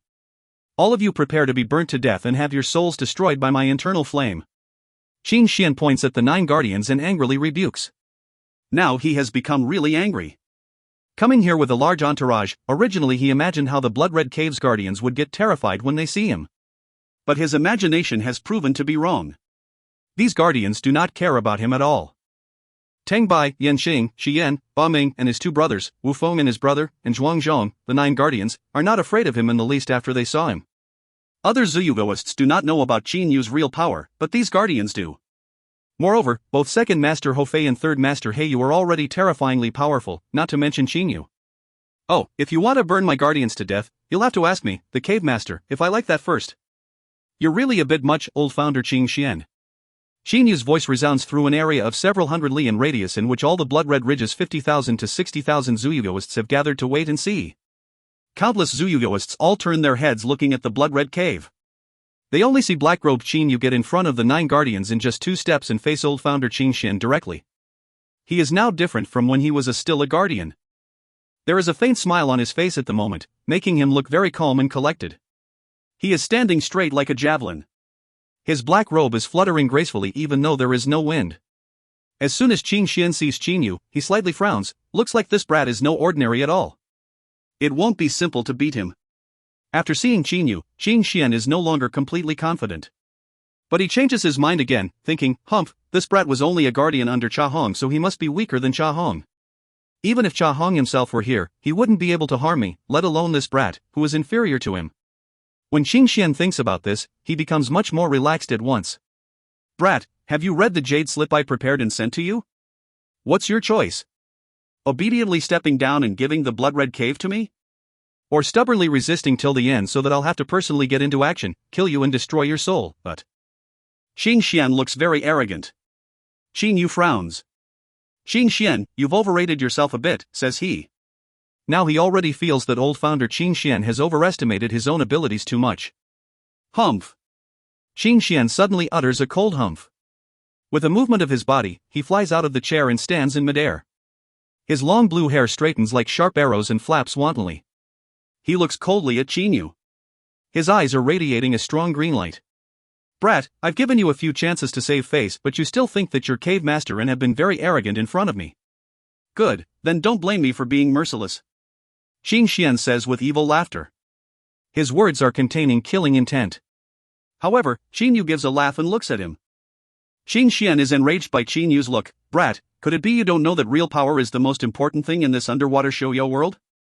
You think you're cave master just because those guardians and guards have accepted you as cave master? Alright, I'm going to let you know what real power is. Qin Yu frowns. Oh, Qing Xian, so you're finally ready to get into action? He looks disdainfully at the Zuyugoists in Qing Xian's entourage below him, then looks at Qing Xian. Could it be you're scared? A hint of satisfaction suddenly appears in old founder Qing Xian's heart. What he has been hoping for is that the current cave master willingly bows his head and subordinates himself to him. This will make him feel even prouder than killing Qin Yu to seize the cave master position. No, I've already been waiting for your attacks. It's just that you've been too noisy. Qin Yu clenches his fists. A series of cracking noises is unexpectedly heard. The faces of some Yuanying stage Zuyuyoists and above change color greatly at once, including old founder Qing Xian. The reason for this is that these experts know those noises are simply not caused by the bones in his fists but by the explosions of the air in his palms when he suddenly clenches his fists. Those noises show how extremely powerful and fast his hands are. One should know that in general when ordinary experts clench their fists, they cannot make the air in their palms explode because it flows out too fast. Only when the clenching speed of the hands surpasses the escaping speed of the air can such a phenomenon occur. Very well, you've got some power indeed. Too bad, you still won't be able to take one hit from me. Qing Xian's long eyebrows flutter. A large octagonal hammer immediately appears in his hand. It is a high-grade holy-class heavy hammer. A black suit of armor then appears on his body. A great cheer goes up from below at once. Those Zuyuyoists under Qing Xian seem to have already seen him kill Qin Yu. Big brother, it's time to get rid of this old black turtle. A strange voice comes out from inside the blood-red cave. A monkey that is carrying a black stick on his shoulder then walks out while shaking his head. His body naturally gives off an extremely ferocious aura. Old founder Qing Xian's face immediately changes color. Qing Xian, don't you want to burn me to death with your internal flame? Qin Yu suddenly gives a laugh. Everybody at the scene can only see that he turns into a golden beam of light in an instant. Qing Xian opens his eyes wide in terror and hurriedly swings his large hammer out. However, his movement suddenly comes to a halt. Qin Yu's body appears again right in front of Qing Xian. He reaches out his right hand. A dark blue short sword in his right hand then penetrates Qing Xian's throat. Old founder! Old founder! Bai Yan cries in a terrified voice. Bai Yan knows that old founder has reached the early Dongshu stage and therefore, in theory, his soul can merge with his Yuanying to escape. However, Bai Yan simply does not know that when Qin Yu's flaming sword pierced Qing Xian's throat, a portion of the stellar flame immediately entered his body. Before Qing Xian's Yuanying can flee, that portion of the stellar flame enfolds it. Spare me, please spare me. Qing Xian's Yuanying cries in terror. Don't you want to burn me to death with your flame? I'm going to give you a taste of your own medicine. Qin Yu says through his holy sense. He has excellent control of his own flame, so even though part of his flame is currently inside Qing Xian's body, it does not damage Qing Xian's body. With an anguished cry, Qing Xian's soul is finally shattered. Qin Yu sucks that Yuanying into his spatial ring directly. He cannot help giving a faint smile because he has just obtained another early Dongshu stage Yuanying so easily. Pooh. He pulls his sword out. Blood immediately spurts from old founder Qing Xian's throat. However, Qin Yu has already moved away several meters instantly as if he has used teleportation. Bang! Qing Xian's corpse falls down powerlessly, then drifts non-stop in the ocean's water. Stupefied. The several thousand Zuyugoists under Qing Xian are stupefied by this scene, so are the Blood Red Cave's 5,000 guards, the 9 guardians and the 50,000 to 60,000 Zuyugoists in the Blood Red Ridge as well. How is this possible? Bai Yan says to himself in disbelief. The other Zuyugoists, however, are so shocked that they are speechless. Qing Xian was an early Dongxu stage expert, but he was unable to survive just one move executed by Qin Yu and got his throat penetrated. The most shocking thing is Qin Yu's speed. Except for Hou Fei, all of the experts at the scene were not able to see how Qin Yu moved at all. Previously, they all thought that energy and strength were the most important things to an expert. But now they have realized that an extreme speed is also a terrifying weapon. Everybody. Qin Yu's voice rises. All of those Zuyuyoists no longer dare to make a noise. They focus their attention to listen to what he is going to say. They revere strong individuals the most, so who among them would not respect Qin Yu after he has shown that he is so powerful? Today Qing Xian wanted to seize my cave master position, but, his voice turns cold, to do this, you must have enough power. If you attempt to fight for this position with insufficient power like Qing Xian, you'll only get yourself killed. He coldly sweeps his eyes across everyone at the scene. I don't want to see another place like the Qing Xian Ridge in the Blood Red Cave's territory. I want everybody in this 8 million li radius area to be clear that there is only one ruler, that is, the Blood Red Cave. Anyone who defies me shall be reduced to nothing and have their soul destroyed. Overbearing. No resistance is allowed. There are nearly 100 Yuanying stage experts in the Blood Red Cave's territory. 40 to 50 of them live in the Blood Red Ridge even though they're not guardians. They will also listen to the Blood Red Cave's orders in serious situations. It seems the Qing Xian Ridge has 20 to 30 Yuanying stage experts. Qin Yu suddenly goes up to Bai Yan. I ask you all. Do you want to continue following Qing Xian's old path? You should know that you will suffer the same fate as him walking this path. Right after saying this, he turns around and returns to the Blood Red Cave. Bai Yan is smart, so he understands what Qin Yu said. In the beginning Qin Yu said he did not want to see another rebellious place like the Qing Xian Ridge, and if such a place appeared, it would be destroyed completely. So, now, judging from what Qin Yu just personally said to him, the leader of the Qing Xian Ridge, he knows that he has been given 2 paths. Obeying Qin Yu, he will live. Defying Qin Yu, he will die. Bai Yan clenches his teeth. He has made a decision. After entering the Blood Red Cave, Qin Yu and Hou Fei walk back to Lei Mountain House side by side. Ha, it was awesome, big brother, really awesome. A sword through the throat. Hou Fei is very excited. He is violent and bloodthirsty, so if someone annoys him, he will only want to smash them to death with his stick. If in the beginning Qin Yu had not told him not to get involved, he would have killed someone so arrogant like Qing Xian early on. Hearing Hou Fei's words, Qin Yu does not know what to say. This time he has behaved in such an overbearing manner, but actually he did not want to do so. He is the type who only cares about those who are on his side, so why would he want to control those strangers? However, this is the Shojin world, and Qin Yu knows that if he appears to be soft and harmless, those Zuyugoists will look down on him. It is a rule in the Shojin world that only strong individuals are respected. Therefore he had to subdue everyone with such imperiousness to make them understand that he is the ruler of this 8 million li radius area. Now no one here will dare to revolt against him because any rebel will be utterly destroyed. He can only gain total control of this 8 million li radius territory by doing this. As time passes, the results confirm that Qin Yu's method is correct. The population of the Blood Red Ridge quickly increases. Not only do the Qing Xian Ridge's Zuyugoists immigrate to the Blood Red Ridge, some other Yuanying stage Zuyugoists also move over here because they are scared of Qin Yu. Some Yuanying stage Zuyugoists even ask to become guardians. In just a month, the whole Blood Red Ridge has become stable like an iron panel, with every Zuyuist here listening to the Blood Red Cave's orders. It can be said that the Blood Red Cave's persuasiveness is now much stronger than it was during Cha Hong's time. The reason for this is that Cave Master Qin Yu is even more powerful than Cha Hong. However, this news spreads very fast, and the Great Shell Cave, which is near the Blood Red Cave, quickly hears it. End of B6C5. If you find any errors, ads pop up, ads redirect, broken links, non-standard content, etc., please let us know. Report chapter so we can fix it as soon as possible. Book 6, Chapter 6. B6C6, Uncle Lon, a real expert. In the Silver Claw Cave, one of the 8 caves under the 9 Demons Hall. At the moment the Silver Claw Cave is putting on a grand show. Various kinds of delicacies and fine wines have been prepared properly.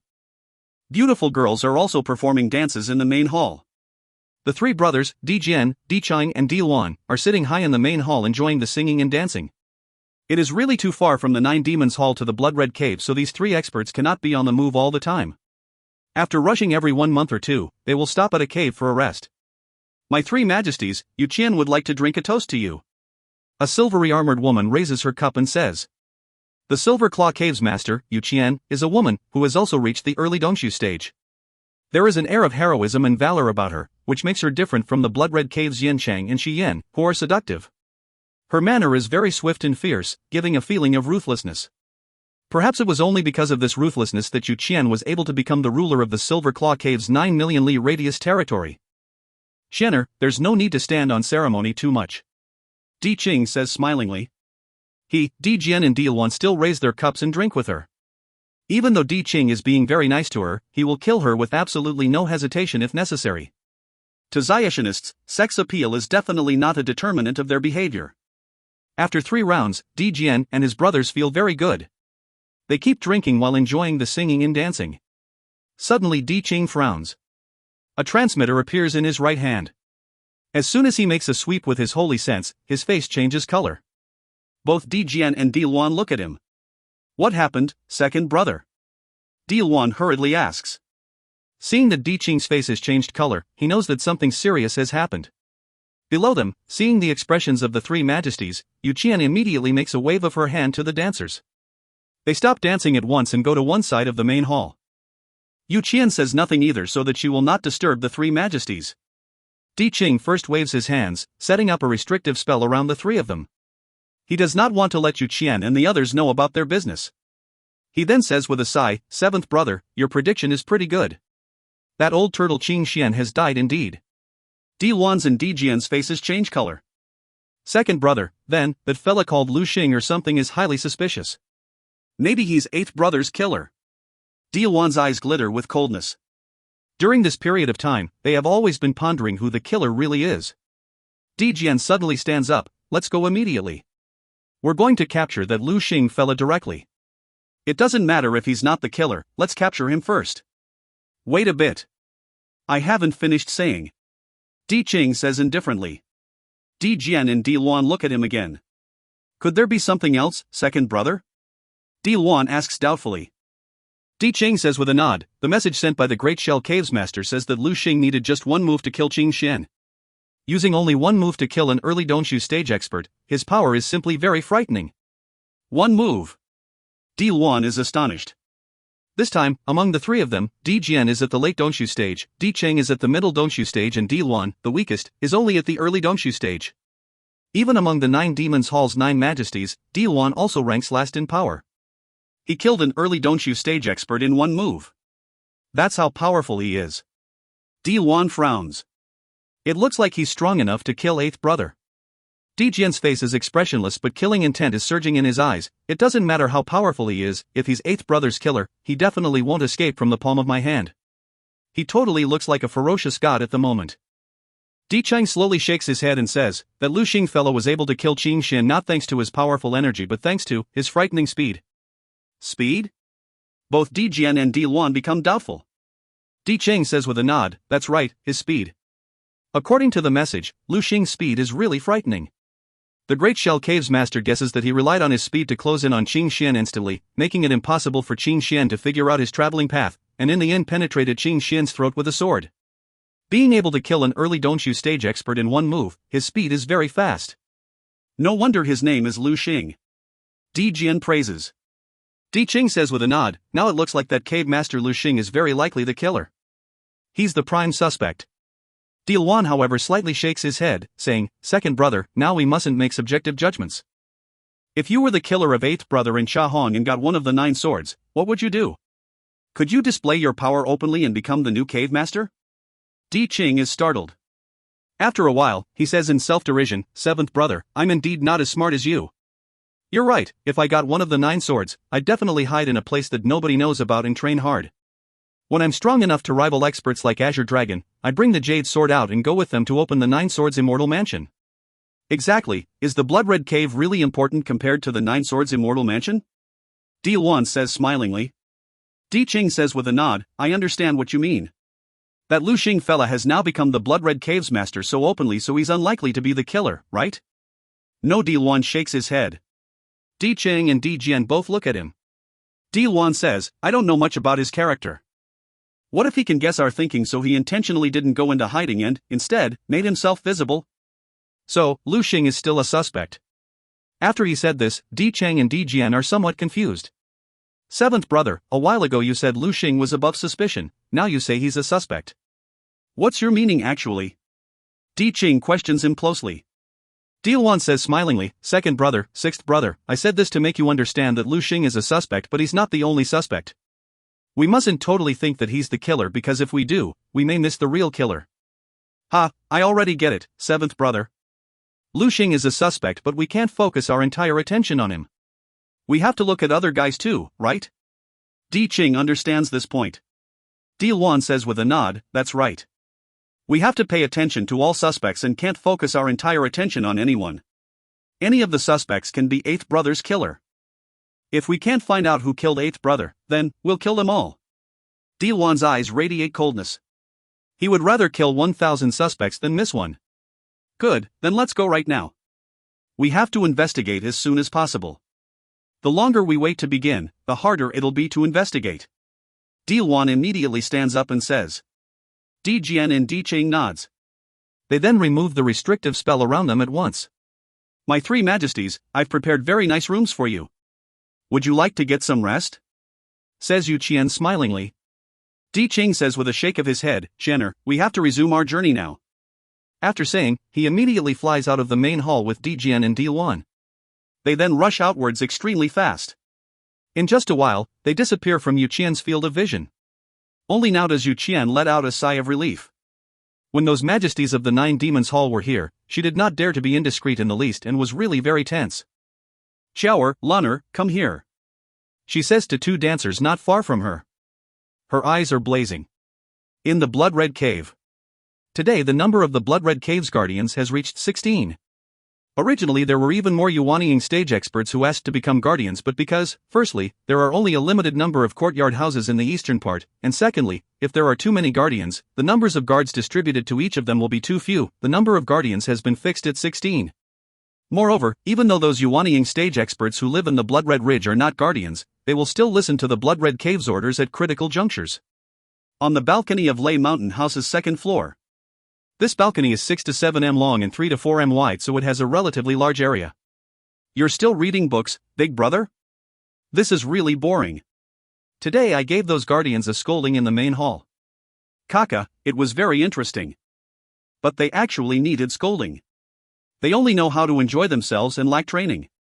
Ho Fei sits down on one side of Qinyu.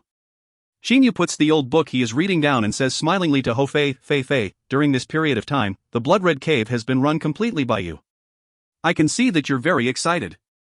In the past you said you'd occupy a mountain and become a boss. This means you like to manage subordinates, right? From now on, I'll give the entire Blood Red Cave to you. Xiaohei and I won't manage it. Only find me in Xiaohei if something important arises, okay? Xinyu has largely been alone since he was a kid, so he is used to solitude. As for Xiaohei, he is aloof and proud, so he does not like to manage a large number of subordinates either. By contrast, Ho Fei likes the feeling of being followed by a large entourage and being a boss. Ha, very good, this is really very good. Anyway, there are 3 positions in the main hall, so you two can come whenever you like. But I'll come every time you want to have a meeting. Ho Fei is so excited that he makes strange quacks and scratches his head. Xin Yu gives a smile. In a place like this Shoya world, a cave master's main role is to rely on his individual intimidation to occasionally give orders and not to manage his subordinates every day. Of course, it will be much better if the subordinates are managed every day. Fei, this black stick of yours is made of a very strange material. What grade is it? Xinyu asks Ho Fei. Ho Fei is startled. After a while, he says with a shake of his head, I don't know either. But I feel that this stick is at least not lower than top-grade holy weapons. Master gave me this black stick when I was little. I've been carrying it with me all the time. It has also never disappointed me. Xin Yu nods. It is not strange for him to have asked so.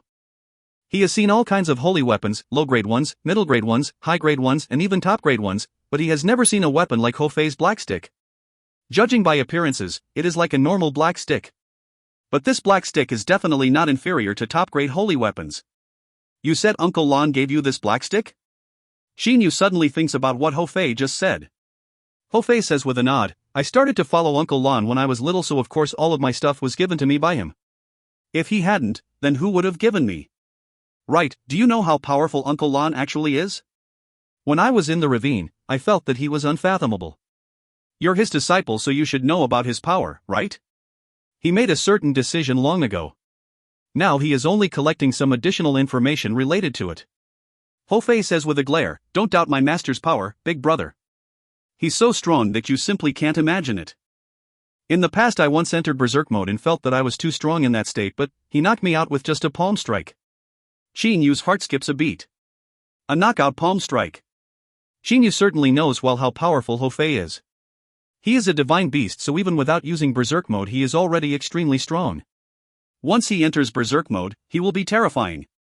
Xinyu even thinks that, in that state, Ho Fei can be a worthy adversary for D Long of the Nine Demons Hall. However, even in that state, Ho Fei was knocked unconscious by Uncle Lon with a palm strike. Right, after regaining consciousness, did you feel unwell in any way? Xinyu asks again. Ho Fei says smilingly, no, I didn't. Master is much more powerful than me, so his palm was just enough to knock me out and didn't harm me at all. Heaven knows how many times more powerful than me he really is. Ho Fei cannot help marveling. This is also the reason why Ho Fei never dares to complain when Uncle Lon tells him to do something. So strong. Xinyu is delighted.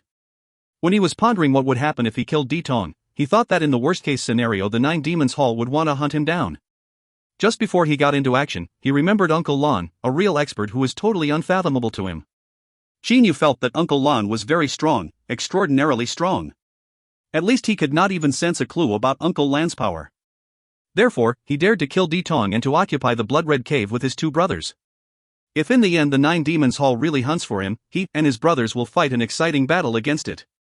Given their abilities, they can certainly shake the Nine Demons Hall. Even if they suffer a defeat, they can still run to Uncle Lon and ask him to help them. Xinyu is totally confident about his speed. 2 days later, Xinyu is saying goodbyes to Heiyu and Ho Fei. According to his calculations, there are several months left before the Nine Demons Hall's members arrive. But he has still decided to take a trip back to the ravine in advance. The three brothers therefore have to part even though they do not want to. Xiao Hei, these are 2 top-grade crystals. Your all is only a high-grade holy weapon. If you think they aren't enough, I still have another chunk. Before leaving, Xinyu gives Heiyu 2 chunks of crystal. 1 chunk is enough. Heiyu receives a chunk and does not touch the other. Xinyu takes back the other chunk without saying anything. There is already no need for reserve between them. On one side, Ho Fei is discontented. Big brother, you gave that hairy bird a top-grade crystal, but why didn't you give me one? He says resentfully. Your black stick is already not weaker than top-grade holy weapons. If you still want top-grade crystals, then give me that black stick. Xinyu says smilingly. Ho Fei immediately hugs his black stick, then fuses it with his body. Alright, let's stop chatting. I'm going now. You two can tell the guardians that I'm doing closed-door training. Get it? Xinyu looks smilingly at his 2 brothers. Heiyu and Ho Fei nod. The dark blue flaming sword immediately appears under Xinyu's feet. His golden stellar energy then flows through his body and the sword. In an instant, his entire body turns into a golden beam of light and disappears in the distance. His speed is really frighteningly fast. End of B6C6. If you find any errors, ads pop up, ads redirect, broken links, non-standard content, etc., please let us know. Report chapter so we can fix it as soon as possible. Book 6, Chapter 7. B6C7, Psychic. The ravine is less than a million li from the Blood-Red Ridge, and Xinyu has become nearly 10 times faster than before, so it takes him just 1 day to reach the ravine. Not even those purple demon aquatic dragons from the Nine Demons Hall can imagine his speed. Late Meteor stage experts can rely on their speed and concentrated offense to fight late Dongxu stage Xiaxianists. This means that late Meteor stage experts are at least superior to late Dongxu stage Xiaxianists in speed. Therefore, it is easy to imagine how fast Xinyu is. He rushes to the entrance of the ravine. At first sight, there is only a continuous mountain range around this place. Outsiders basically will not be able to notice that there is a ravine hidden here. Big brother Lu Xing. No, big brother Xinyu. A purple-clad girl who appears to be in her early teens rushes out through the flora at the bottom of the ocean and shouts loudly in excitement as soon as she sees Xinyu. He turns around to take a look and cannot help bursting out laughing. Little Yanzi, why did you go out of the ravine? It was boring inside, so I went out for a stroll. Yanzi opens her little mouth wide and says. The purple fish scale between her eyebrows is shining. Her purple hair, which is long enough to reach her hips, is flowing freely. Yanzi suddenly says with brightening eyes, let's go, brother Chinyu. Go with me into the ravine. Sis Lear will definitely be very happy once she knows that you've returned. Quick, don't be sluggish. As she is saying this, she holds Chinyu's hand and pulls him while rushing at a precipice. Before Chinyu and Yanzi smash into the precipice, they disappear. After entering the ravine, when Chinyu sees those familiar plants and scenes, his eyes cannot help brightening. In the past, he stayed in this ravine for 3 years. Now, having returned to the ravine, he feels as if he has broken away from the bloodshed outside and his mental tranquility has been restored. Ting! A sound of a zither string is heard and then the music he is familiar with rises. Chinyu stands outside the bamboo house and closes his eyes to listen to it quietly. There is a faint smile on the corners of his mouth all along. When he is listening to the music, time seems to pass very quickly. When the music stops, Chinyu opens his eyes. Only now does he notice that Yanzi has already gone into the bamboo house. After a while, some Zuyuyoists gather. All of them live in the ravine. They and Chinyu are also very familiar with each other. Every one of them greets him. Big brother Lu Xing. Oh, right, it's big brother Chinyu. The fat Zuyuist with a black turtle shell on his back shouts in excitement. Chinyu says with a smile when he sees him, so it's you, fatty. There are also Thinny and Silver Shell here. Fei hasn't been here for a while, so, without anyone beating you, your time must have passed very comfortably, right? He looks smilingly at the Zuyuyoists before him. The fat Zuyuist with the black turtle shell shakes his head a couple of times and says complacently, of course it's been comfortable. Now I can sleep for 3 days and nights without being disturbed by anyone. When I've got nothing to do, I can play chess with Thinny and the others. The game of Go Uncle Lon taught us is really interesting. It's just that, he frowns, sometimes I still rather miss Boss Ho. Silver Shell, who is carrying 2 daggers, is pondering. It seems he rather misses Ho Fei too. Oh my, you really haven't got beaten enough. Chinyu jokes.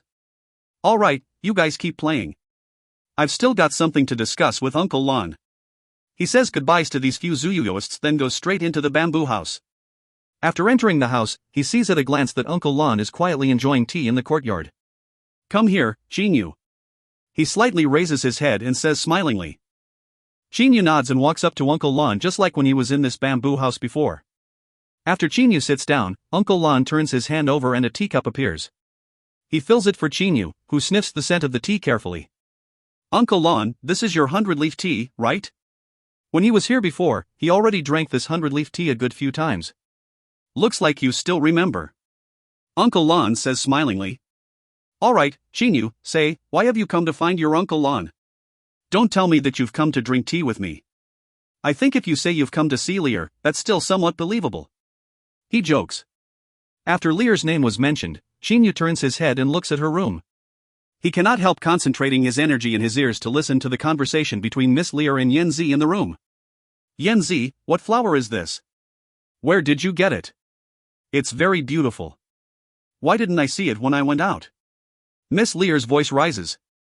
Hee, there's an island not far from here on the ocean surface. I went up there to pluck it. There are still many flowers there, but this kind of flower only lives on land and can't grow in the ocean. I had to put it in my storage bracelet to bring it down here. What are you listening, brat? Uncle Lan's voice suddenly rises in his ears. Ah. Chinyu wakes up with a start and looks at Uncle Lon, who seems to be smiling without smiling. Right, Uncle Lon, just now you asked why I'd come back here, didn't you? I've returned because of an important matter indeed and I need your help with it. Uncle Lon says with dissatisfaction, don't change the subject. Chinyu can only smile and act the fool. I can guess what you want me to do. You courted trouble outside and the enemies are too strong for you to be confident of handling them, so you want me to help you, right? Uncle Lon looks at Chinyu and says smilingly. Chinyu suddenly feels that the look Uncle Lon is giving him seems to be able to see through his mind. Expert. He's really an expert. Chinyu marvels inwardly. There is no point in lying, so he says sincerely, I asked for trouble by killing a purple demon aquatic dragon. But there's no danger for the moment because the enemies still don't know that I'm the killer. I've come to ask for your help just in case they find out the truth. You also know Fei Fei's temper. If a real fight happens, he won't be able to restrain himself. You don't want to see Fei Fei and me get beaten to death by our enemies, do you? Killing a purple demon aquatic dragon? No, this is not the source of trouble. Uncle Lan's sagacious eyes stare at Chinyu. The source of your troubles is that jade sword. But it can also be a blessing to you. Chinyu is dumbfounded. Uncle Lan, you. He is stupefied. Could it be Uncle Lan is psychic? He has only told Xiaohei and Ho Fei that he obtained that jade sword. Moreover, neither of them has told Uncle Lan about it, so how is Uncle Lan able to know about it? This is really a bit too frightening. You think you can fool me with so little cunning? That jade sword is troublesome, but you're qualified to have it. Uncle Lan says after pondering for a while. Chinyu listens to him carefully. The more he communicates with Uncle Lan, the more he finds Uncle Lan unfathomable. At the same time, he feels that Uncle Lan treats him really very well. He also believes that everything Uncle Lan says and does is for the benefit of him. Mr. Lu Xing, oh, Mr. Chinyu, you have returned? Miss Lear walks out from her room. She is clad in blue and her long hair is tied up with just a hairband. Yan Zi is beside her. Obviously Miss Lear is very happy upon seeing Chinyu. They have been apart for a long time, so when Chinyu sees her again, his eyes brighten. He says immediately, Miss Lear, I've returned this time because I got some matters to discuss with Uncle Lan.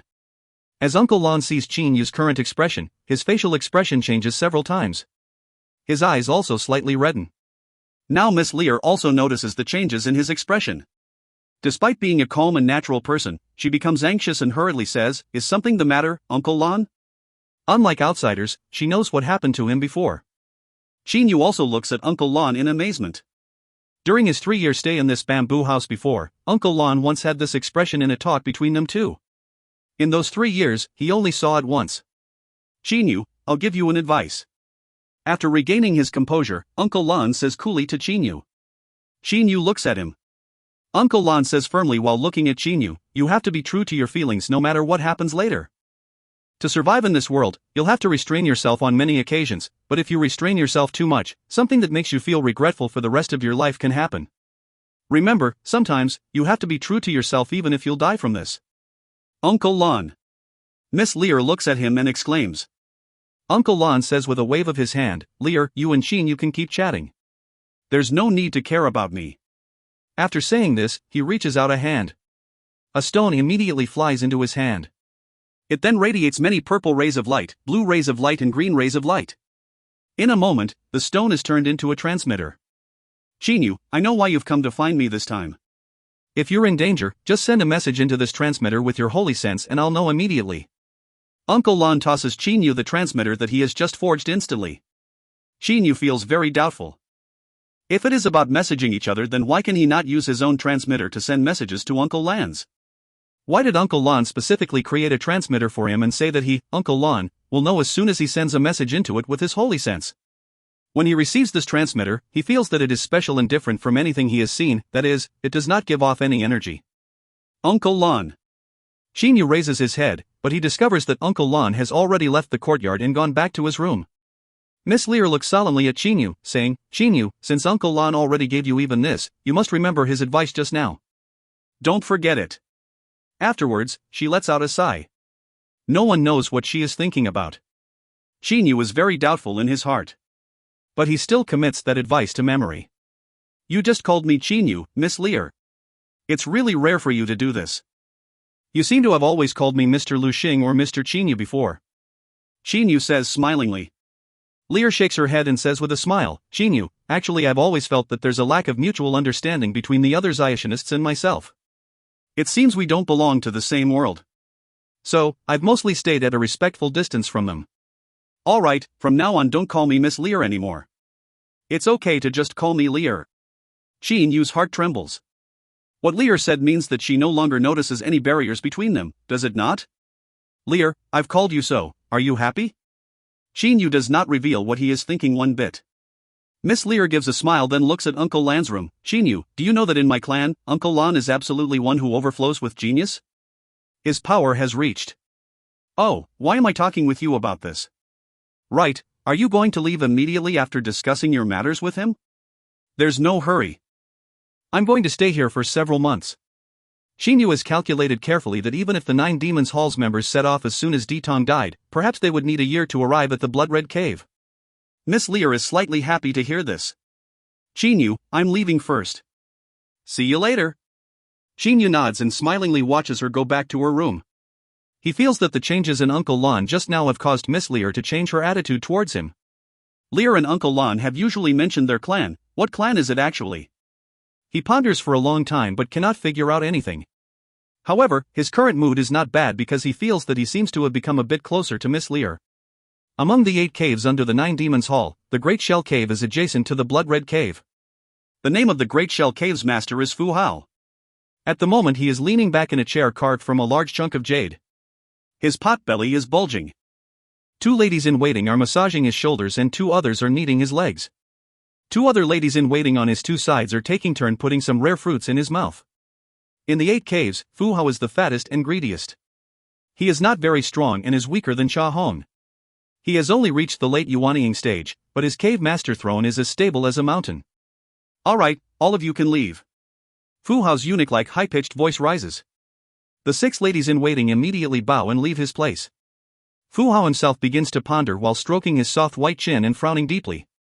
He is fat, but his skin is white and smooth and his eyes are lively like children's. Judging from the information from both sides, 8th Majesty is really dead. Now that 2nd Majesty, 6th Majesty and 7th Majesty are rushing to the Blood-Red Cave, 8th Majesty's death should have something to do with the Blood-Red Cave. Given 8th Majesty's status, why did he approach the Blood-Red Cave, which is near the Qianlong continent? Fu Hao considers carefully for a while. Could it be because of some treasure? Even if he were smarter, he would not figure out the true reason, because he knows nothing about the existence of the 9 swords. Suddenly, Fu Hao. A red light beam flashes and a silhouette appears in front of Fu Hao. The arriver is very thin and straight like a pole and is dressed in a blood-red robe. His facial expression is ice-cold and grim. With his face, even if he smiles, he will still give a grim feeling. As soon as Fu Hao sees this man, his eyes brighten. He bows and says with a big smile on his face, "Greetings, Lord Tung, **. May I ask why you have come to my place? I'll definitely tell you everything I know." His pleasant smile coupled with his white and smooth fat face makes him look really lovable. 3 Majesties of the 9 Demons Hall should have messaged you, am I wrong? This Lord Tang says smilingly. Despite his smile, his eyes are ice-cold like 2 stars in a winter night. Note. * Lord Tang and Tang Bai have the same surname in Chinese. End of B6C7. If you find any errors, ads pop-up, ads redirect, broken links, non-standard content, etc., please let us know. Report chapter so we can fix it as soon as possible.